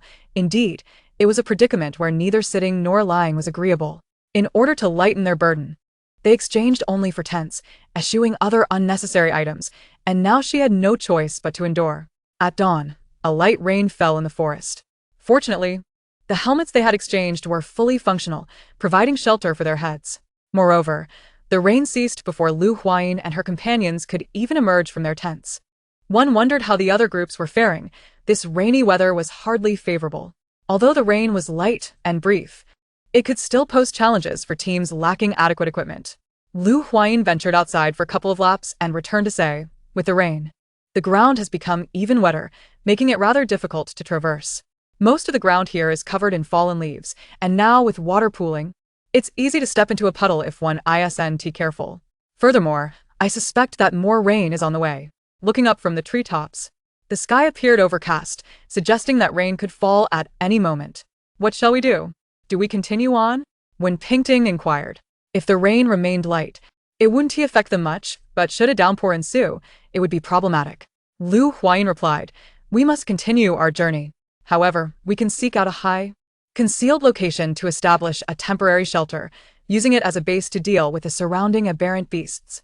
The site where we rested last night was suboptimal. We certainly cannot linger here. Fortunately, we have already scouted this area and are aware of the aberrant beasts present. We can select a campsite in a central position. At this juncture, Huayin suddenly recalled an excellent location. The nest she had fallen into upon her arrival was indeed a prime campsite. With this thought in mind, she no longer hesitated and quickly beckoned her companions to gather their belongings and follow her. Chapter 73. Finding the campsite thanks to their clear route. They swiftly arrived at the nest Huayin had mentioned. Before departing, they had also revisited the exchange point to acquire some additional equipment. However, upon reaching the nest, Huayin was taken aback. The once tree-mounted nest had, at some point, been reduced to half its original form, with the eggs mysteriously vanished. The surrounding environment was even more disheartening, resembling the aftermath of a fierce battle. Several trees were snapped in half, and the ground bore the scars of struggle, with many claw marks etched into the tree trunks. The earlier rain had rendered the scene even more desolate. Once Huayin regained her composure, she approached to inspect the remnants of the conflict, discovering that the combatants had been the bone corruption birds and a giant python. After a moment of contemplation, she pieced together the sequence of events. The three companions trailing behind her were initially stunned by the scene, then expressed their concern, given the state of this place. Should we still establish our campsite here? Of course. Huayin gestured for them to observe the half-destroyed nest. Though it is only partially intact, its concealed position is advantageous. With a bit of effort, we can set up our tents atop it. The tree before us is in the best condition, though it bears signs of destruction. It remains lush and can easily conceal us. Upon hearing this, Hanyu displayed a conflicted expression. After much hesitation, he finally mustered the courage to say, "What if we can't get up there?" Huayin, perplexed, wondered how it could be difficult to ascend. The nest wasn't exceedingly high. "Surely, we can reach it with ease." She tilted her head, feeling quite puzzled. Observing Huayin's expression, Hanyu felt his face redden. Although he was reluctant to show weakness in front of her, he genuinely found it daunting. He felt on the verge of tears. "It's just too high. I really can't make it." When Pingting, who had been quietly listening, timidly chimed in, I can't make it either." What was happening?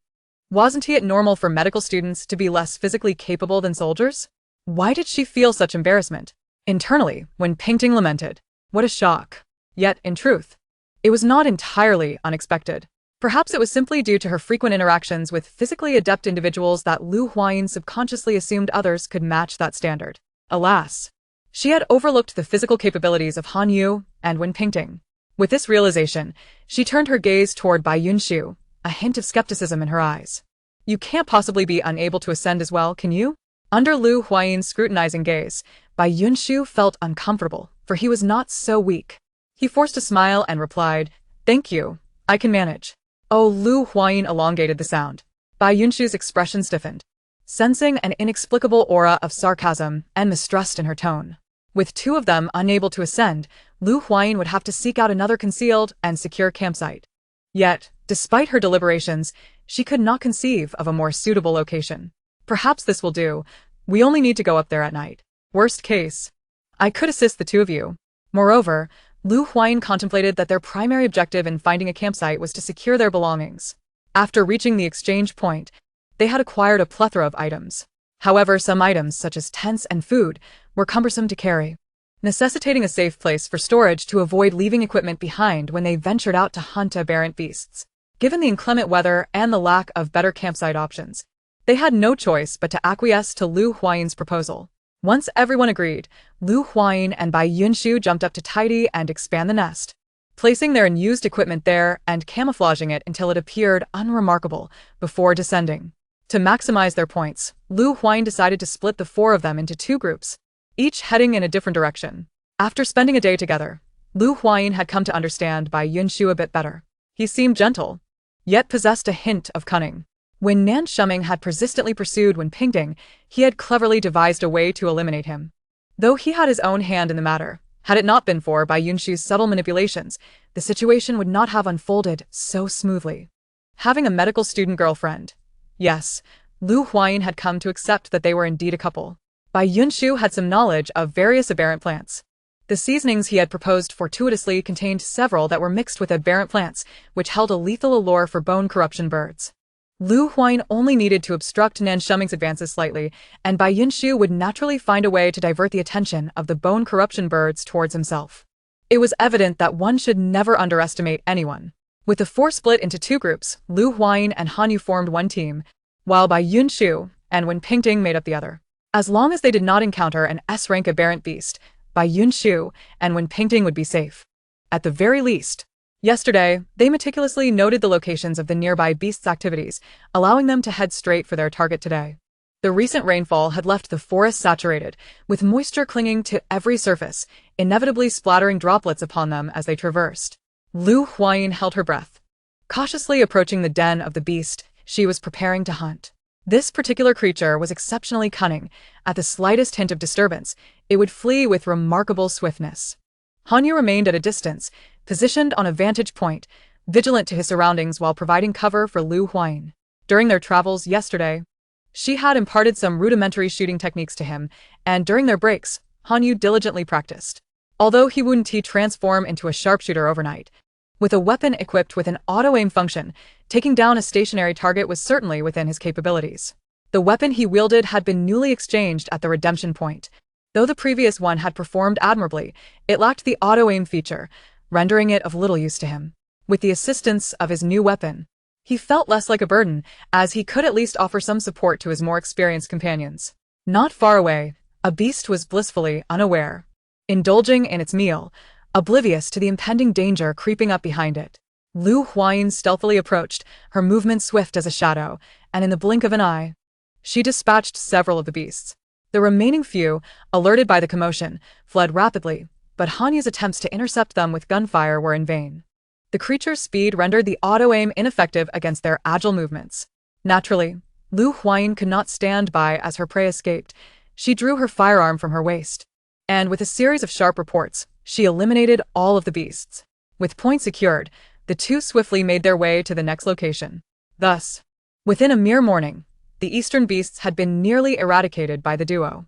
Lunchtime marked their scheduled rendezvous, where the four of them convened to share their individual achievements. Upon hearing that Wen Pingting had also slain a beast and acquired points, Han Yu felt a wave of inadequacy wash over him. How is it possible that he fell short even compared to Wen Pingting? Chapter 74. The battle beneath the rain veil lunch was once again prepared by Bai Yunshu, whose culinary expertise remained unparalleled. This time, the ingredients were even more abundant, and the array of dishes was a feast for the senses, capable of eliciting tears of longing from onlookers. Takeout ordered, thank you. Mom asked me why I'm drooling. Mom, I'm starving. The cafeteria food is utterly inedible. I'm in despair. The little bird, having spent the entire morning cooped up in Lu Huayin's pocket, sought to console its fragile spirit by devouring every morsel of leftover food with remarkable speed. Han Yu, astonished, poked its belly, questioning, where does it all go? You don't seem to have gained an ounce. Chirp, chirp, chirp. The bird flapped its tiny wings, brushing his hand away, its beady eyes filled with disdain. How dare this feeble human touch the esteemed bird lord? Hey, You little wretch, you're turning your beak up at me? I'll keep poking. Han Yu. Displaying a childlike stubbornness, continued to prod the bird.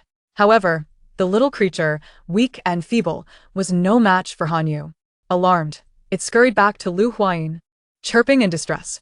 Covered in dirt from rolling around, the bird was a disheveled sight. Lu Huayin extended a finger, resting it atop its head. Oh dear.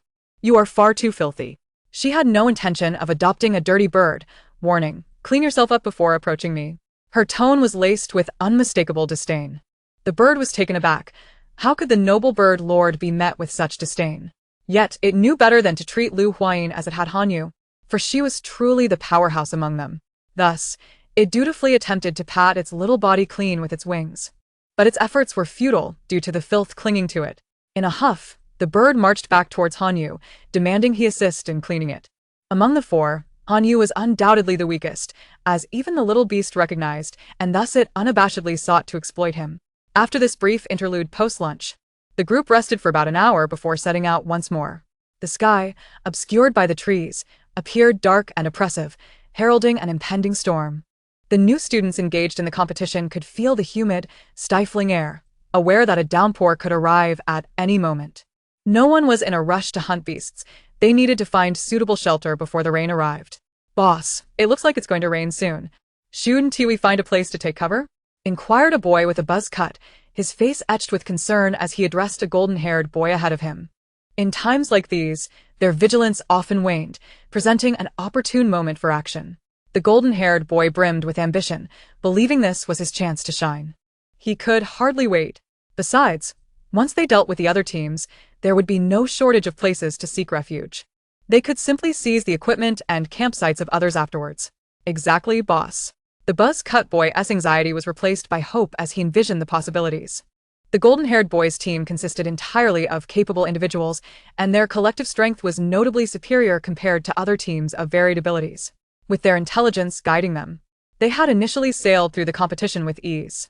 After indulging in the golden-haired boy's enticing promises, the team members felt invigorated, charging forward with renewed vigor, successfully dispatching several smaller teams.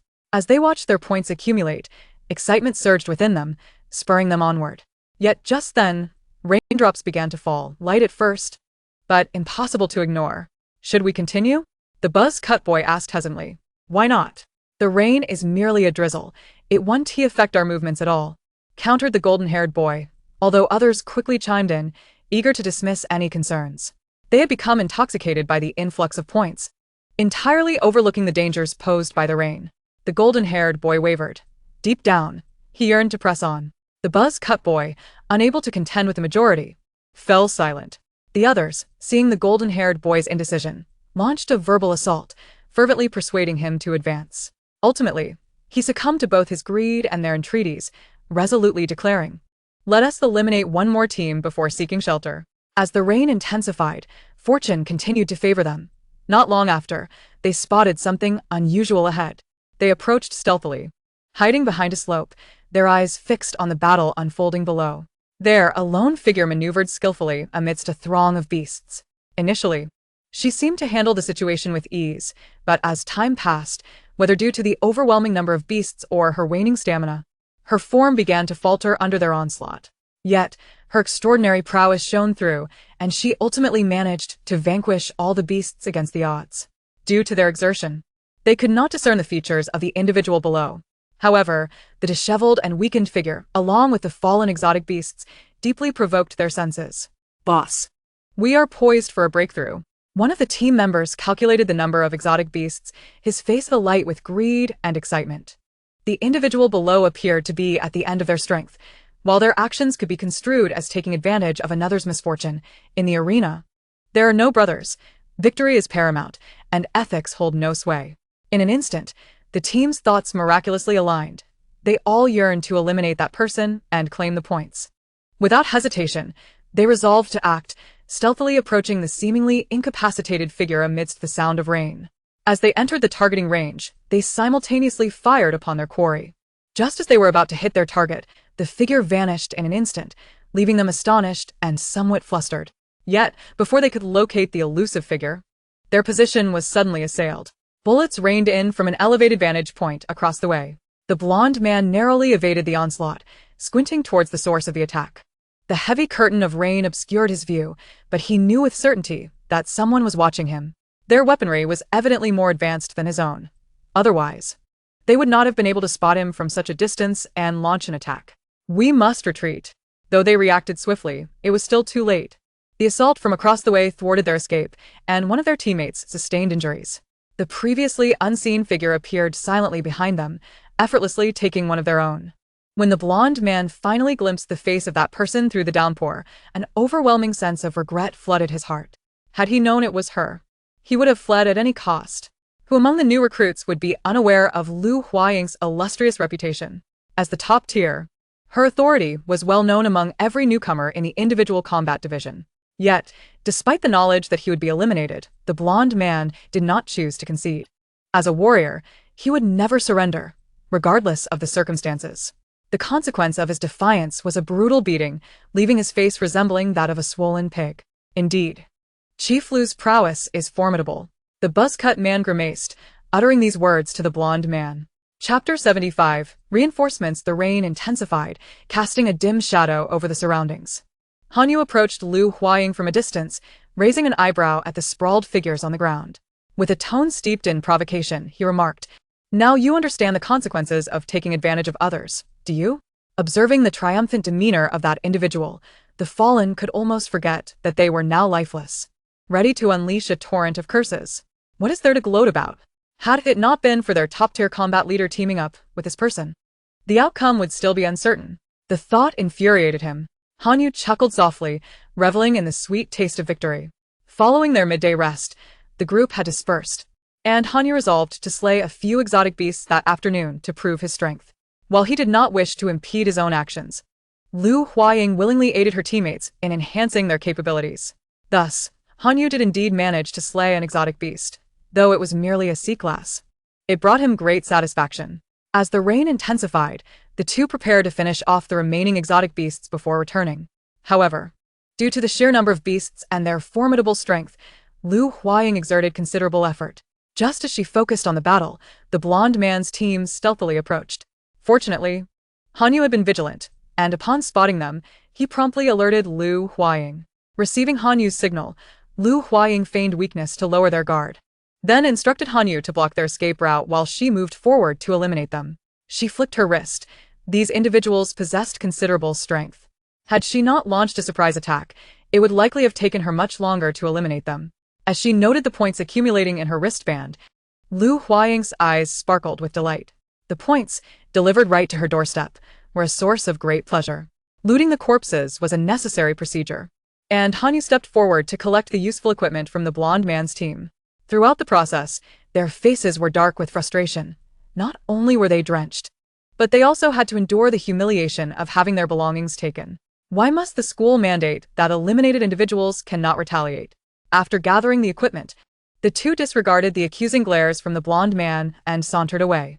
They hastened back to the camp, where Lu Huayin discovered that Bai Yunshu and Wen Pingting had yet to return. The rain was pouring heavily. She wondered how they were faring. Despite having previously instructed them to return promptly after the rain began, they had evidently chosen to ignore her. Could something have happened to them?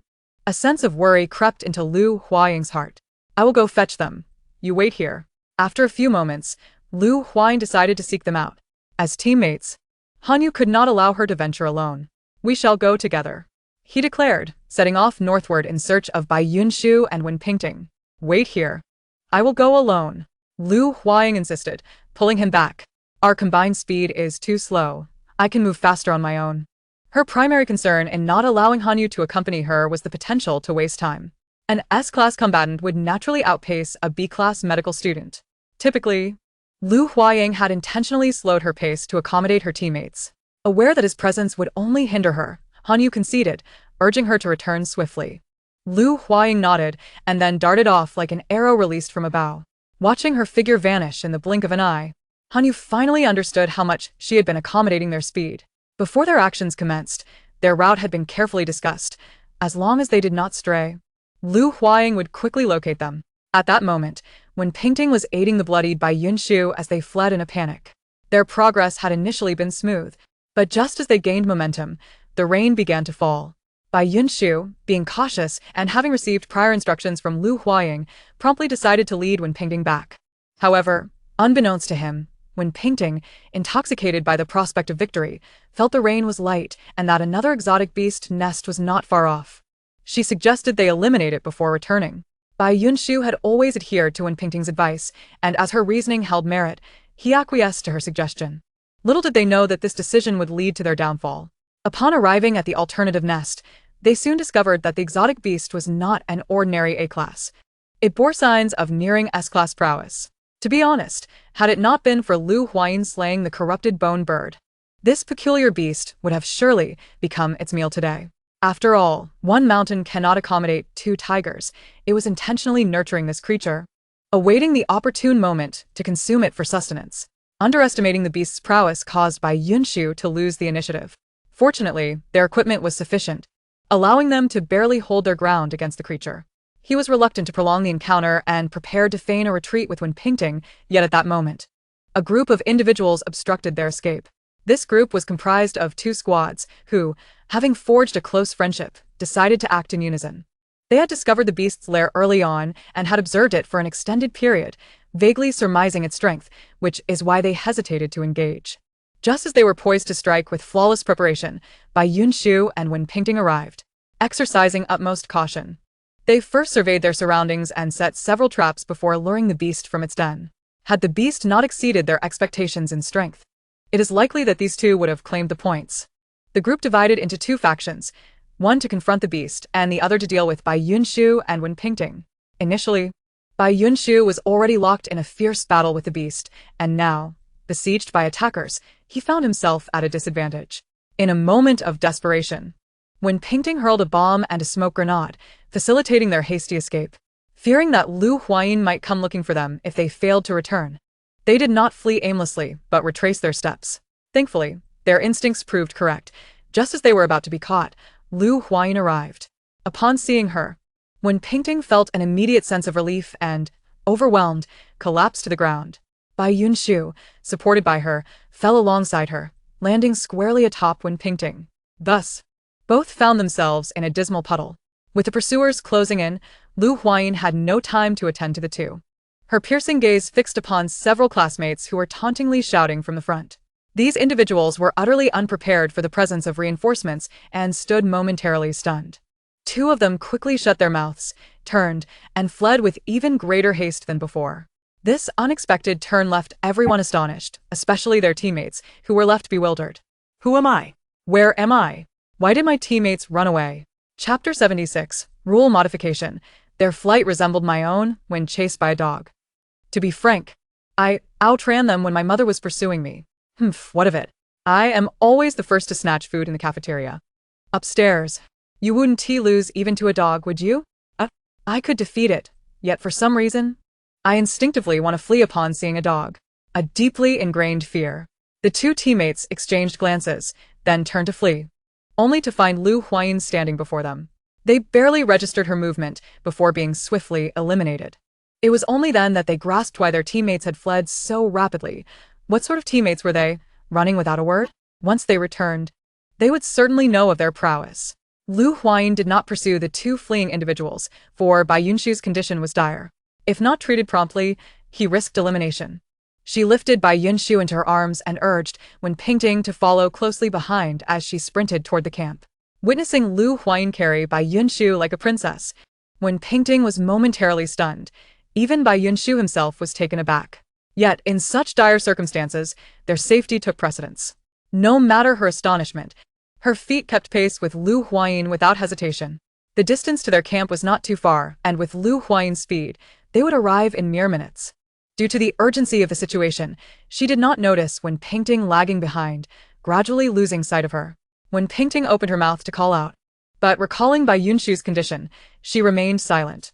Upon their return, she nimbly leaped up a tree with Bai Yunshu in her arms, but upon placing him down, she turned to search for Hanyu, only to find no one in the tree. Just then, she heard Hanyu's voice, as Huayin poked her head out from the tent, expressing her dissatisfaction. "What are you doing? Hurry up and check on Bai Yunshu," he injured. "I can't get up there," Hanyu exclaimed, feeling exasperated. He had attempted several times to ascend, but the tree was too tall. Huayin rubbed her forehead, regretting her choice of such a high camping site. At that moment, she realized Wenpingting had yet to catch up. Sighing, she descended to assist Hanyu up, instructing him thoroughly before returning to find Wenpingting. Thankfully, this time there were no further mishaps, and she successfully retrieved her. Finally, everyone was present, and not only did Huayin breathe a sigh of relief, but the viewers in the live stream also shared in her relief. The random matchmaking of the First Military Academy was exceedingly flawed. Those of Lu's caliber were burdened by teammates who were a hindrance. Not only Lu, but they also observed several competent students being let down by their teammates. How could this be allowed? If such circumstances persisted until the final tally, these individuals would be left in dire straits. They absolutely could not permit this to happen. Thus, a large number of individuals flooded the First Military Academy's official website to voice their protests. The website's administrator was taken aback and promptly convened a meeting to seek solutions. The Academy's recent live stream was a resounding success.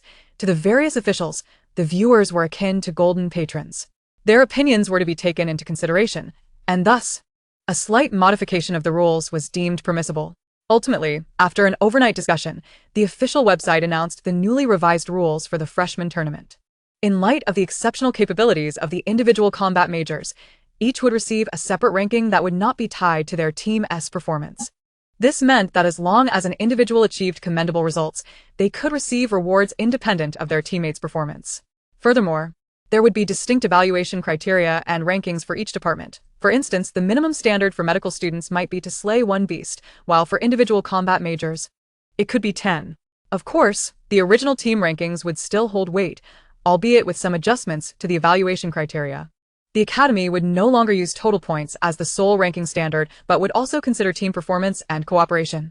Following the announcement of the new rules, the majority of viewers expressed satisfaction, with only a few nitpicking. For such individuals, the First Military Academy adopted a strategy of indifference. They could voice their complaints, but the Academy would remain resolute. The revised rules were only disclosed to the audience, leaving the students in the competition blissfully unaware. They are currently facing the most profound crisis since the competition began, a torrential downpour.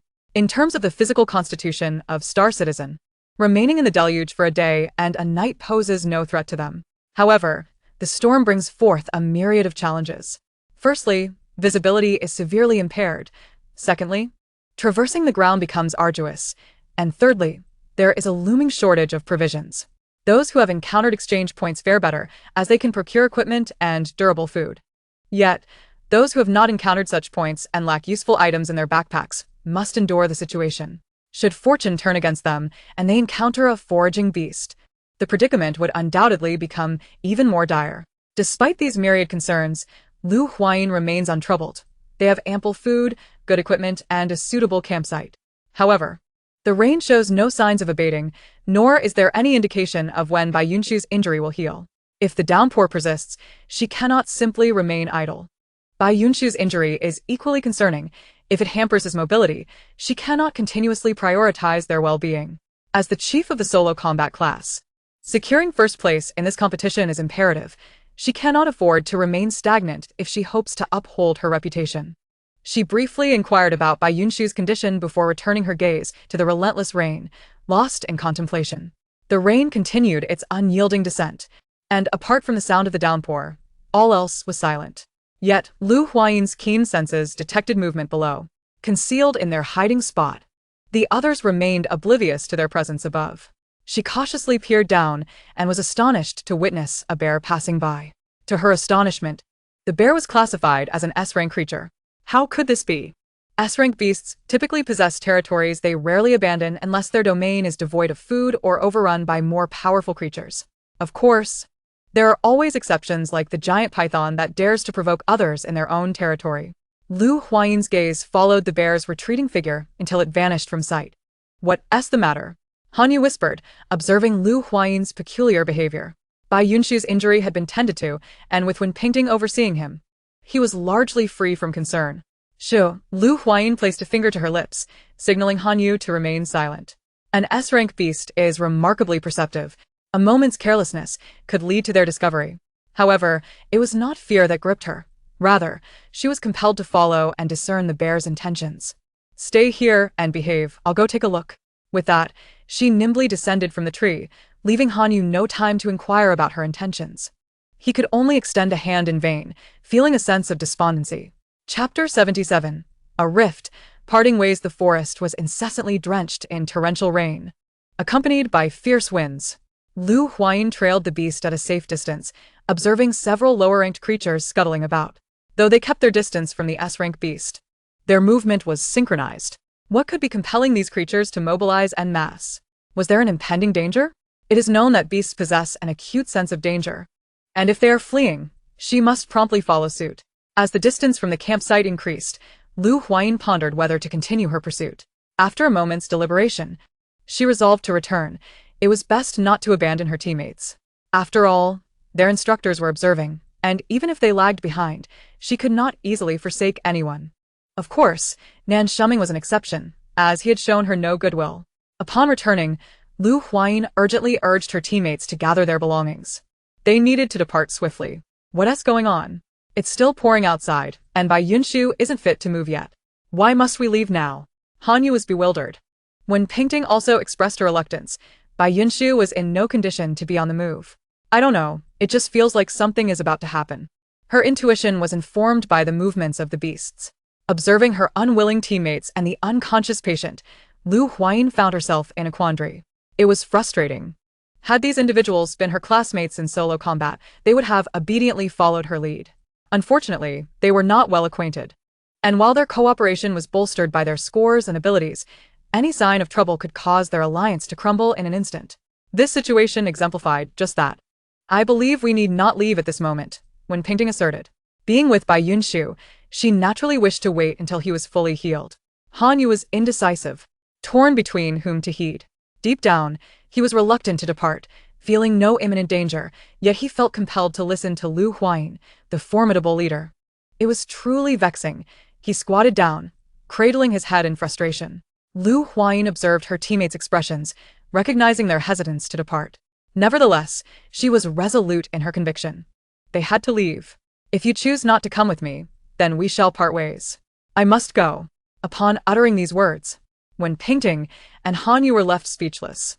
They had assumed that by voicing their opinions, the matter would settle amicably, never anticipating that their leader would choose to abandon them. After all, they were supposed to be teammates. They naturally believed that teammates should stick together. Aren't we teammates? Hanyu courteously inquired. Yes, we are, Lu Huayin nodded.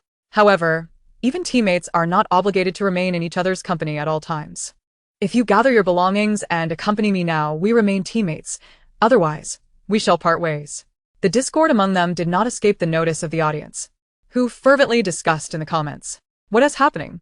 Is the leader planning to separate from her teammates? It seems so. How can that be? Aren't they teammates? Hold on, it's not that simple. Each person has their own thoughts, and they haven't known each other for long. It feels a bit unethical for the leader to do this. Isn't this abandoning her teammates? I think the leader is justified. These individuals are clearly hindering her progress. But still, one shouldn't abandon teammates. Clearly, they are the ones abandoning the leader.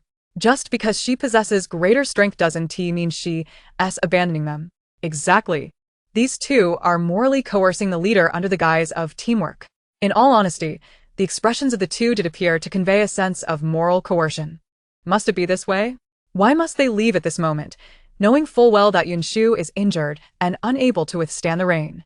When Pingting's face was a mask of fury, her tone laced with questions and dissatisfaction. The beasts are far more attuned to sensing danger than we are. You all witnessed the S-rank creature passing through here. It fled, leaving us with nothing but death. Of course, only they will meet their demise, for I can easily escape. It was solely because they were her teammates that she felt compelled to urge them to leave quickly. Were they strangers, she would have paid them no mind. Such sweet words. Who knows if what you say holds any truth? When Pingting scoffed, utterly disbelieving of Lu Huayin's assertions. With a skeptical expression, she remarked, "You don't truly believe we're a burden and wish to rid yourself of us, do you?" Her words ignited genuine anger in Lu Huayin. If I intended to abandon you, would I have waited until now? Not wishing to engage in further arguments, she turned to leave, only for Wen Pingting to reach out. Whether to push her down or to seize her, she could not tell. Regardless of her intent, Lu Huayin deftly evaded her grasp. Witnessing the escalating tension, Hanyu felt compelled to intervene, but was at a loss for words. Although he did not believe that Lu Huayin wished to forsake them, their presence undeniably hampered her progress. What are you doing? Lu Huayin shot a piercing glance at Wen Pingting, causing her to stumble back in fright. Yet. She quickly regained her composure, standing tall and defiantly declaring, "You cannot leave. If you go, there will be no one to protect us." Unreasonable, Lu Huayin retorted. "Everything here is yours to keep. You may choose to leave or stay at your discretion. I, however, shall take my leave." With that, she turned her back on them, refusing to grant them another moment of her time. "Humph, who would covet your possessions?" After Lu Huayin departed, Wen Pingting shouted in frustration. raising her hand to hurl an item, but ultimately hesitated, setting it down with a sheepish expression. Huayin pursued the path the beasts had taken, indifferent to the rain drenching her. The commotion with her teammates seemed to have no bearing on her demeanor. Perhaps she had anticipated this scenario all along. Rather than waiting for a critical moment to falter, it was better to ignite the conflict now. From their initial encounter, she had discerned that Bai Yunshu was not one to accept a subordinate role. Her strength merely held him in temporary submission. Should she find herself in peril or gravely injured, this ticking time bomb could explode at any moment.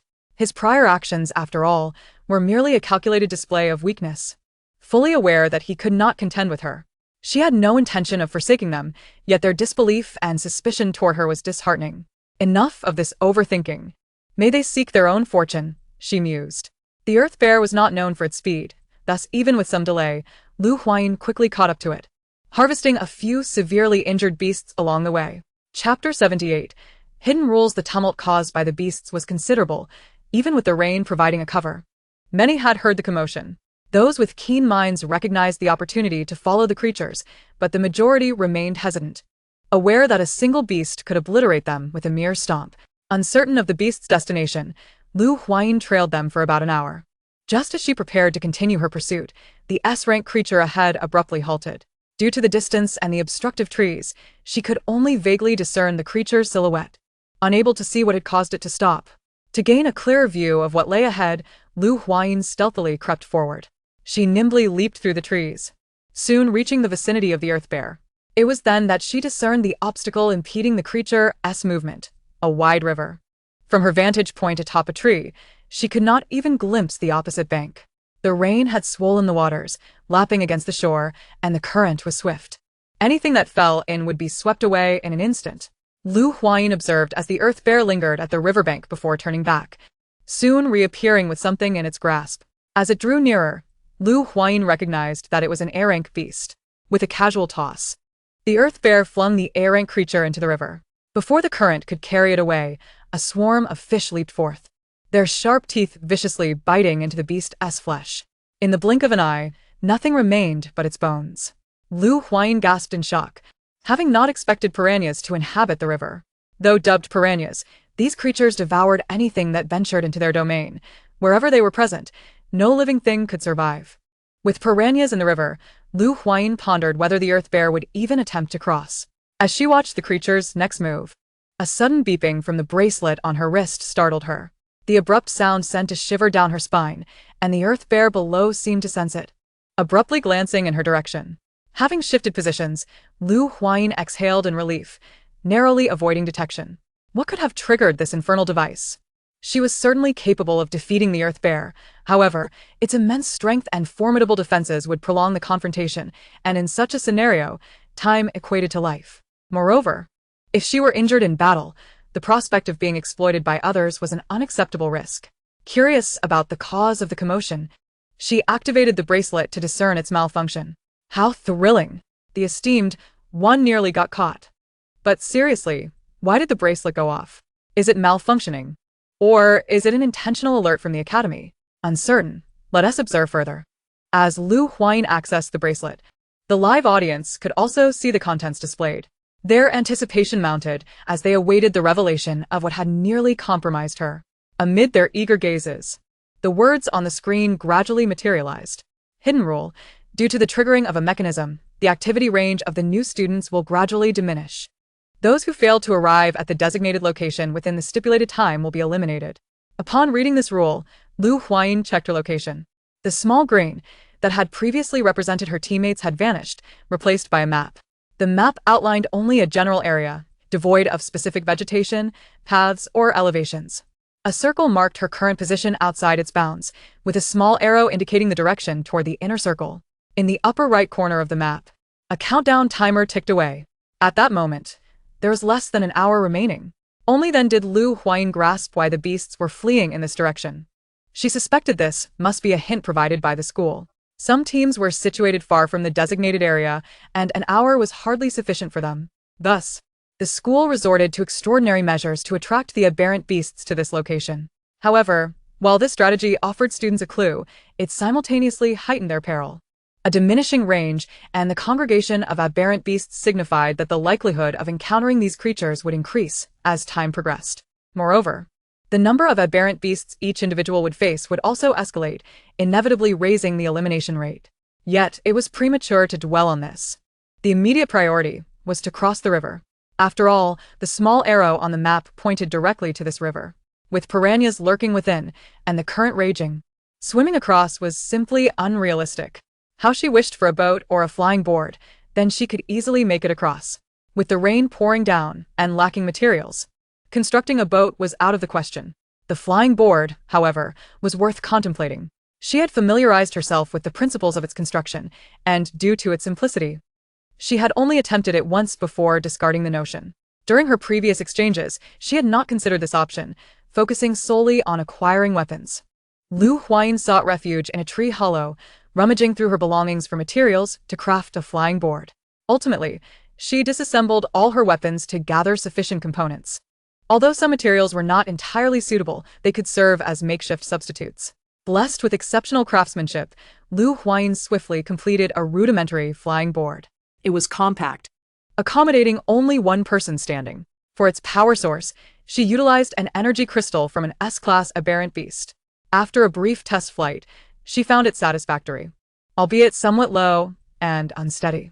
Balancing precariously on a board that could collapse at any moment, Huayin wobbled her way to the riverbank. The river was wide, devoid of any obstructions, and as Huayin emerged, she instantly captured the attention of all onlookers. Am I seeing things? Is there someone flying? One person rubbed his eyes, scrutinizing the river surface. Oh my, where did she get that flying board? In shock, he nearly exclaimed an expletive. Could it be from the exchange point? Another questioned uncertainly. Impossible. We've been to the exchange point. You know what's available there. I can assure you, there were no flying boards. The astonishment Huayin's flying board evoked extended beyond the competitors. The livestream audience transitioned from confusion and skepticism during her crafting process to sheer astonishment once she succeeded. Their emotions a complex tapestry. Can someone explain what is happening? Isn't this person a specialist in single combat? How is she so adept with her hands? She makes us seem like fools. In truth, there were other students capable of swiftly constructing flying boards. However, Huayin's prior reputation as a solitary combat specialist had deeply ingrained itself, hence their astonishment. Chapter 79. Crossing the river. The river's expanse was vast, and Huayin's flying board glided slowly through the downpour. In the distance, some recognized her, exchanging knowing glances before instinctively gravitating toward the riverbank. Weapons were primed, awaiting the signal to unleash the first shot. The atmosphere was thick with tension, an impending storm looming. None dared to act first, yet the temptation to eliminate the top contender lingered in their minds. Regardless of their prior strengths, a stroke of luck in being the first to eliminate the leader would elevate their status among the specialists. Graduates from the first military academy inevitably joined various military factions, and selection criteria were based on student strengths and performances. With a record of eliminating the top contender, would they not fear poor performance? Even if they had no intention of joining any military faction, the opportunity to gain recognition was alluring. Huayin, bold enough to traverse the river openly, had certainly devised a strategy. She had previously examined the weapons available at the exchange point and understood their ranges. According to her calculations, if she could endure for 10 seconds, she would be out of their firing range. However, her sole concern was whether there were others capable of weapon modifications like her. The first military academy was brimming with talent, and she did not believe herself to be the only exception. As seconds ticked away and she neared the edge of their range, the spectators ceased their observation, each pulling the triggers of their weapons. In an instant, a barrage of attacks rained down upon Huayin, but just as the projectiles were about to strike her, they inexplicably halted midair. A transparent light shield unfurled before Huayin, effectively deflecting all incoming assaults. With a smirk, Huayin provocatively gestured at the competitors by the riverbank. Humph. Did you not expect this? I had long prepared my defensive measures. Besides her beam sword, all her other equipment had been dismantled to craft the flying board. Although she lacked long-range weaponry, fortunately, the leftover materials sufficed to create a defensive light shield. The energy crystal from the S-class aberrant beast easily powered the small shield. Huayin held both energy crystals from the S-class aberrant beasts, utilizing them to their fullest extent.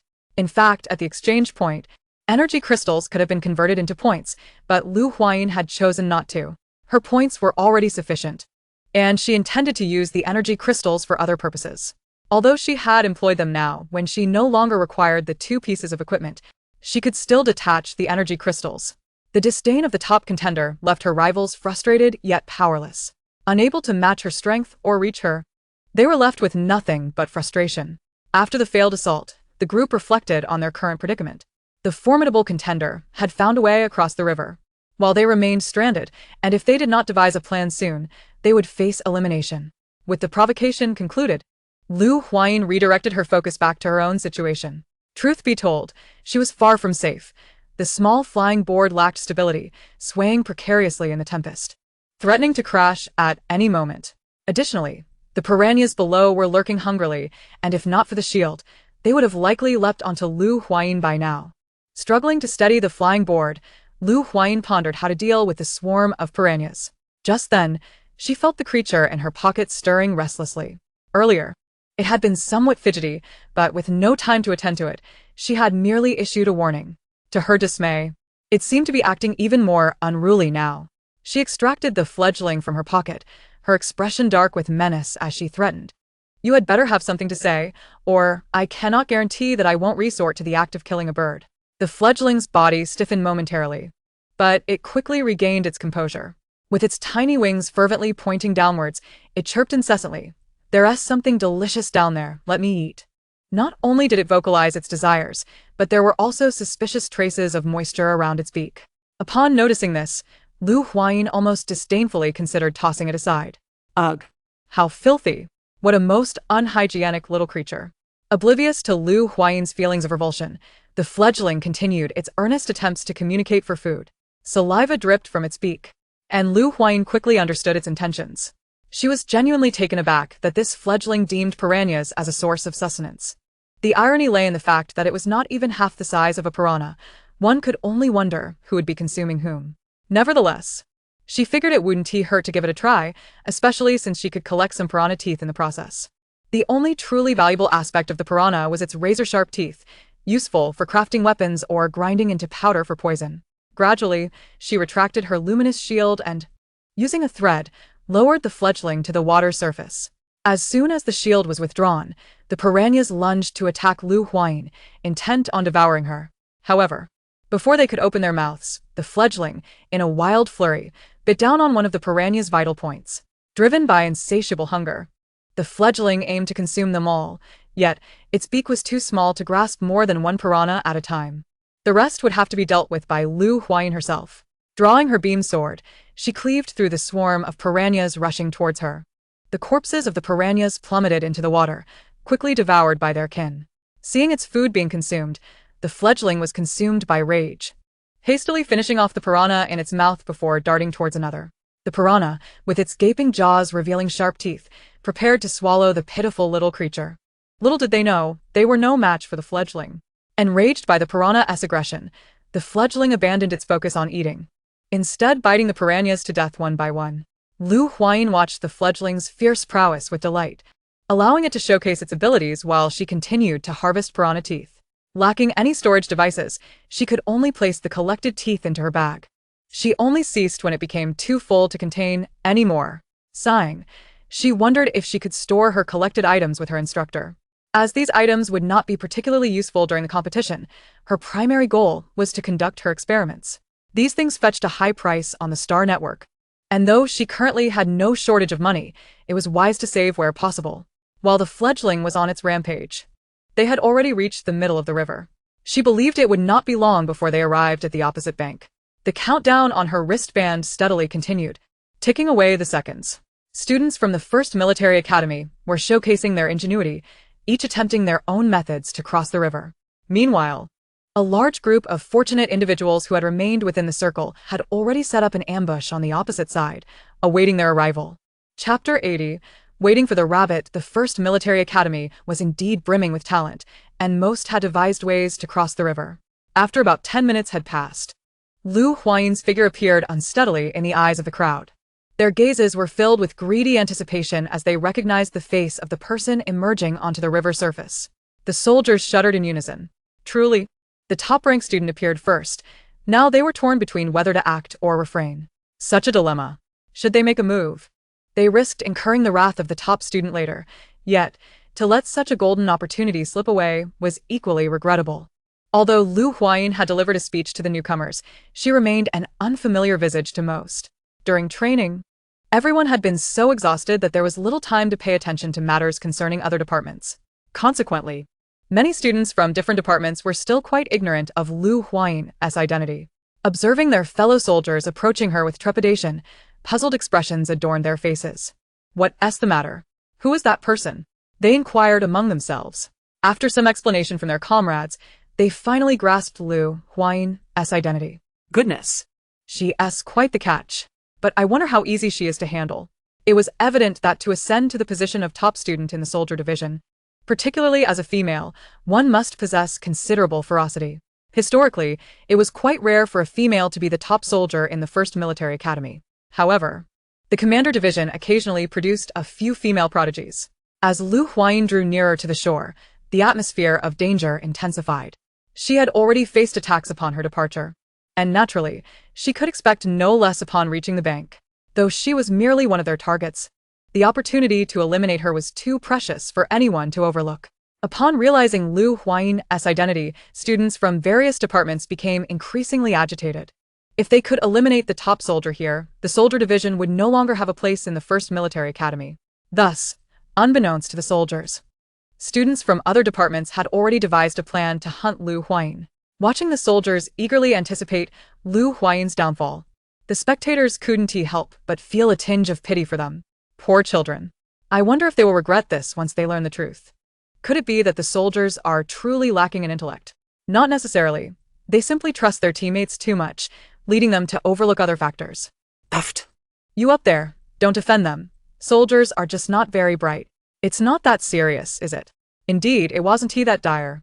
As not all soldiers were devoid of intelligence. A few could see beyond the surface and grasp the underlying essence. Their teammates were stealthily avoiding them, and they were oblivious to it. They simply had no inkling of their teammates' true intentions. Sigh, I wonder who came up with this foolish idea. Who else could it be but those from the commander division?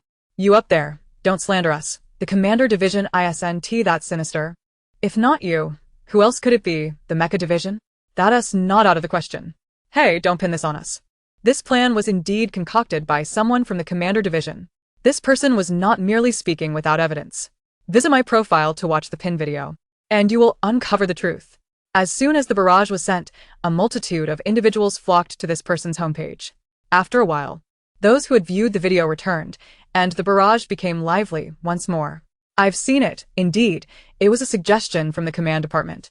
To the one above, did you truly watch it? The mecha division was involved as well. Stop spouting nonsense. We had no part in it. If you don't believe me, go watch it again. You mecha division contributed significantly to this idea. In the end, it all falls on those two. Speaking of the originators of the idea, the two in question had some history with Lu Huayin. They were Lunette and Schroeder, who, after failing in their competition for a speech, also lost in their bid for the position of department chief. As a result of this, they had long since cast Lu Huayin aside, their focus entirely shifted to their respective aspirations of becoming departmental leaders. Due to their prestigious family backgrounds, they had been exposed to the underhanded tactics typically employed by prominent families from a young age. They directed all these schemes against the chiefs of the command and manufacturing departments, had it not been for the intelligence of these two chiefs. Combined with a bit of family influence, they might have already fallen victim to Lunette and Schroeder's machinations. Naturally, the school would not permit such rampant behavior. However, the two strategically chose to act during school breaks and never appeared in person, leaving the school without a solid justification to intervene. Consequently, the institution could only keep a watchful eye on the two chiefs and advise them to refrain from leaving campus frequently. Today, upon seeing Lu Huayin and learning of her chief status, they resolved to take action against her, fueled by a mix of old grievances and new animosities. Fortunately for them, they were unaware that a live broadcast was currently underway. Otherwise, their blatant conspiracy would have been far more cautious. Once they exited and witnessed the edited video, they could not help but feel immense regret. Lu Huayin was aware that someone intended to target her, yet she remained oblivious to the fact that a coalition had formed against her. Furthermore, she had no knowledge of who Lunette and Schroeder were. As soon as an assailant signaled for an attack, One individual fired the first shot, followed by a barrage of assaults. Lu Huayin remained remarkably calm, her countenance devoid of any fear amidst the overwhelming onslaught. A luminous shield gradually unfurled, deflecting all incoming attacks, and a similar scene unfolded once more. Her defensive measures remained unchanged. After all, whether a tactic was old or new mattered little as long as it proved effective. The only notable difference this time was that, despite the failed assaults, the individuals on the riverbank did not retreat. Their attacks continued unabated, one wave following another without a moment's pause. Of course, ranged attacks were merely one facet of their strategy. Numerous traps had also been set on the open ground by the riverbank. Should Lu Huayin dare to tread upon them, there would be no return. However, Lu Huayin did not need to step onto the ground, as she possessed the ability to fly. These traps were not specifically prepared for her, and the planners had failed to consider the aerial approach. It wasn't until Lu Huayin soared above the river that they belatedly realized she was flying. Under such circumstances, the second round of traps became ineffective. Thankfully, Lunette and Schroeder had devised several contingency plans to eliminate Lu Huayin. One such plan involved cornering her outside the designated area, allowing the rules to automatically disqualify her. With so many individuals on their side, even employing a tactic of sheer numbers would be sufficient to overwhelm Lu Huayin. Lu Huayin, of course, remained unaware that several strategies had been formulated specifically against her, but even if she had known, it would not have concerned her. Chapter 81. Formulating countermeasures. Lu Huayin emerged from the storm of gunfire onto the shore. She did not descend from her flying board, but instead soared directly towards the safety zone, following the directional indicators. Midway through her flight, she encountered an obstruction ahead. The individual blocking her path was not a student from the infantry division, but rather a student from another department with some degree of prowess. Faced with Lu Huayin, the infantry students hesitated to act swiftly, yet this moment of indecision granted an opportunity for the infantry students to contemplate the situation. After all, students who gain admission to the foremost military academy are not lacking in intellect. Even if they momentarily falter, they can quickly regain clarity with a little prompting. Thus, once they comprehended the intentions of others, they became eager to retaliate. Wait, let us not act so impulsively. What should we do?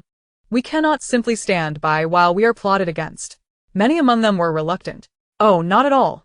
What we need to do is strike unexpectedly. Once the other departments gather, we will act and eliminate them all. They would not let the others conspire against the infantry division without response. What shall we do now? Someone inquired, concerned that they might merely watch. You few, go investigate who originated the idea to ambush our chief. Tao Yuan dispatched a group to gather intelligence. She then pointed to another group and instructed, we will proceed as previously agreed. However, when engaging with the chief, do not fight too earnestly. We only need the chief to understand that we are on their side.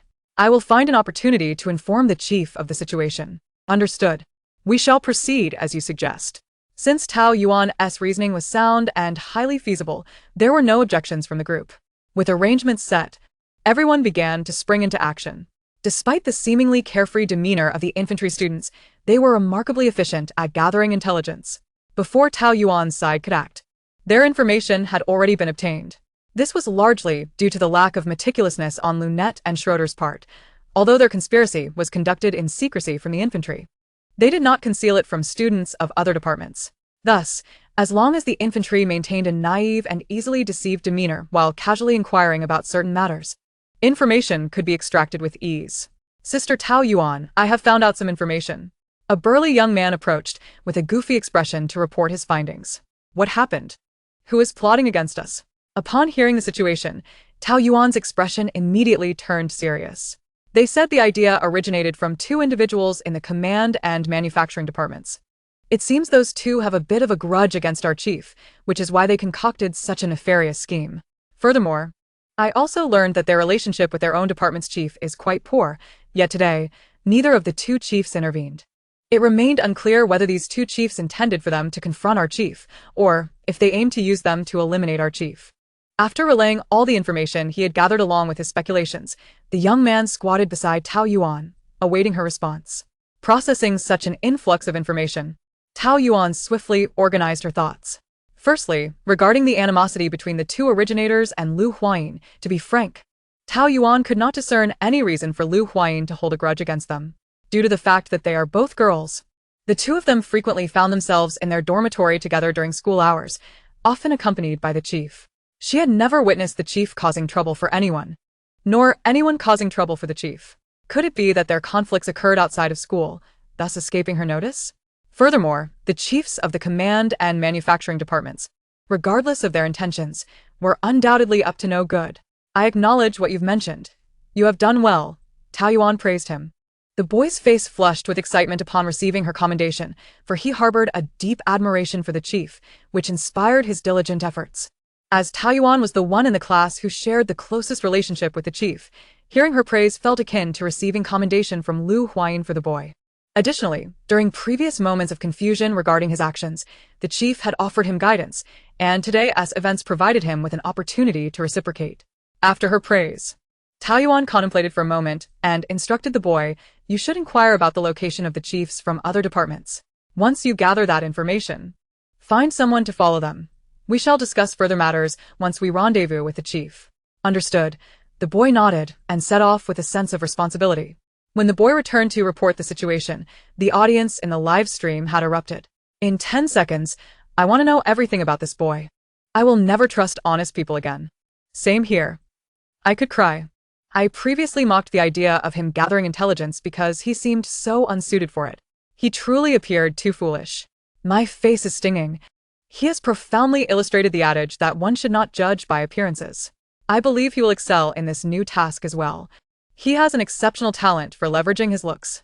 The boy's name was Chu Daliang, a rather unremarkable name for a remarkably ordinary and honest individual. Yet, it is precisely such individuals who can most easily lower others' guard. He gathered information with minimal effort, merely adopting a few innocent expressions and subtly guiding the conversation to extract the desired information. Once Chu Daliang departed, Taoyuan and the others commenced their operation. Those who had previously attempted to besiege Huayin stood no chance against her. It took little time before they signaled for help. When the students from the infantry department arrived, they were met with the sight of bodies strewn across the ground, while the instigator, Huayin, stood there with an air of calm. After the skirmish, aside from the traces left by the rain, there was no indication of any struggle upon her. The fallen individuals, upon seeing the reinforcements, trembled and uttered, "She is truly ruthless." Before losing consciousness, Huayin regarded the approaching figure wielding a weapon with a quizzical tilt of her head and blinked. "Are you also going to attack me?" She wondered, curious if she had unwittingly incited the wrath of the masses, pondering whether eliminating her opponents might yield additional points. "Indeed, should you eliminate me, perhaps I shall become the next chief," one person boldly declared. "Very well, if you aspire to become chief, let us see your capabilities." Due to the veil of rain obscuring her view, she could not discern the expressions on their faces. Consequently, Taoyuan's eyes were nearly strained, and Huayin remained oblivious to her signal. As the crowd hesitated to act, Huayin began to feel a twinge of impatience. Furrowing her brow, she remarked, "Are you going to fight or not? If not, I shall take my leave." "We will fight. Who said we wouldn't? Are you afraid of us?" a boy retorted, his expression fierce. Little did anyone know that internally, he was on the verge of exclaiming with excitement. His inner monologue, "Mom, I've made it." I dared to speak boldly to the chief. I want to scream with exhilaration, but I must hold back. I cannot let anyone discover my enthusiasm.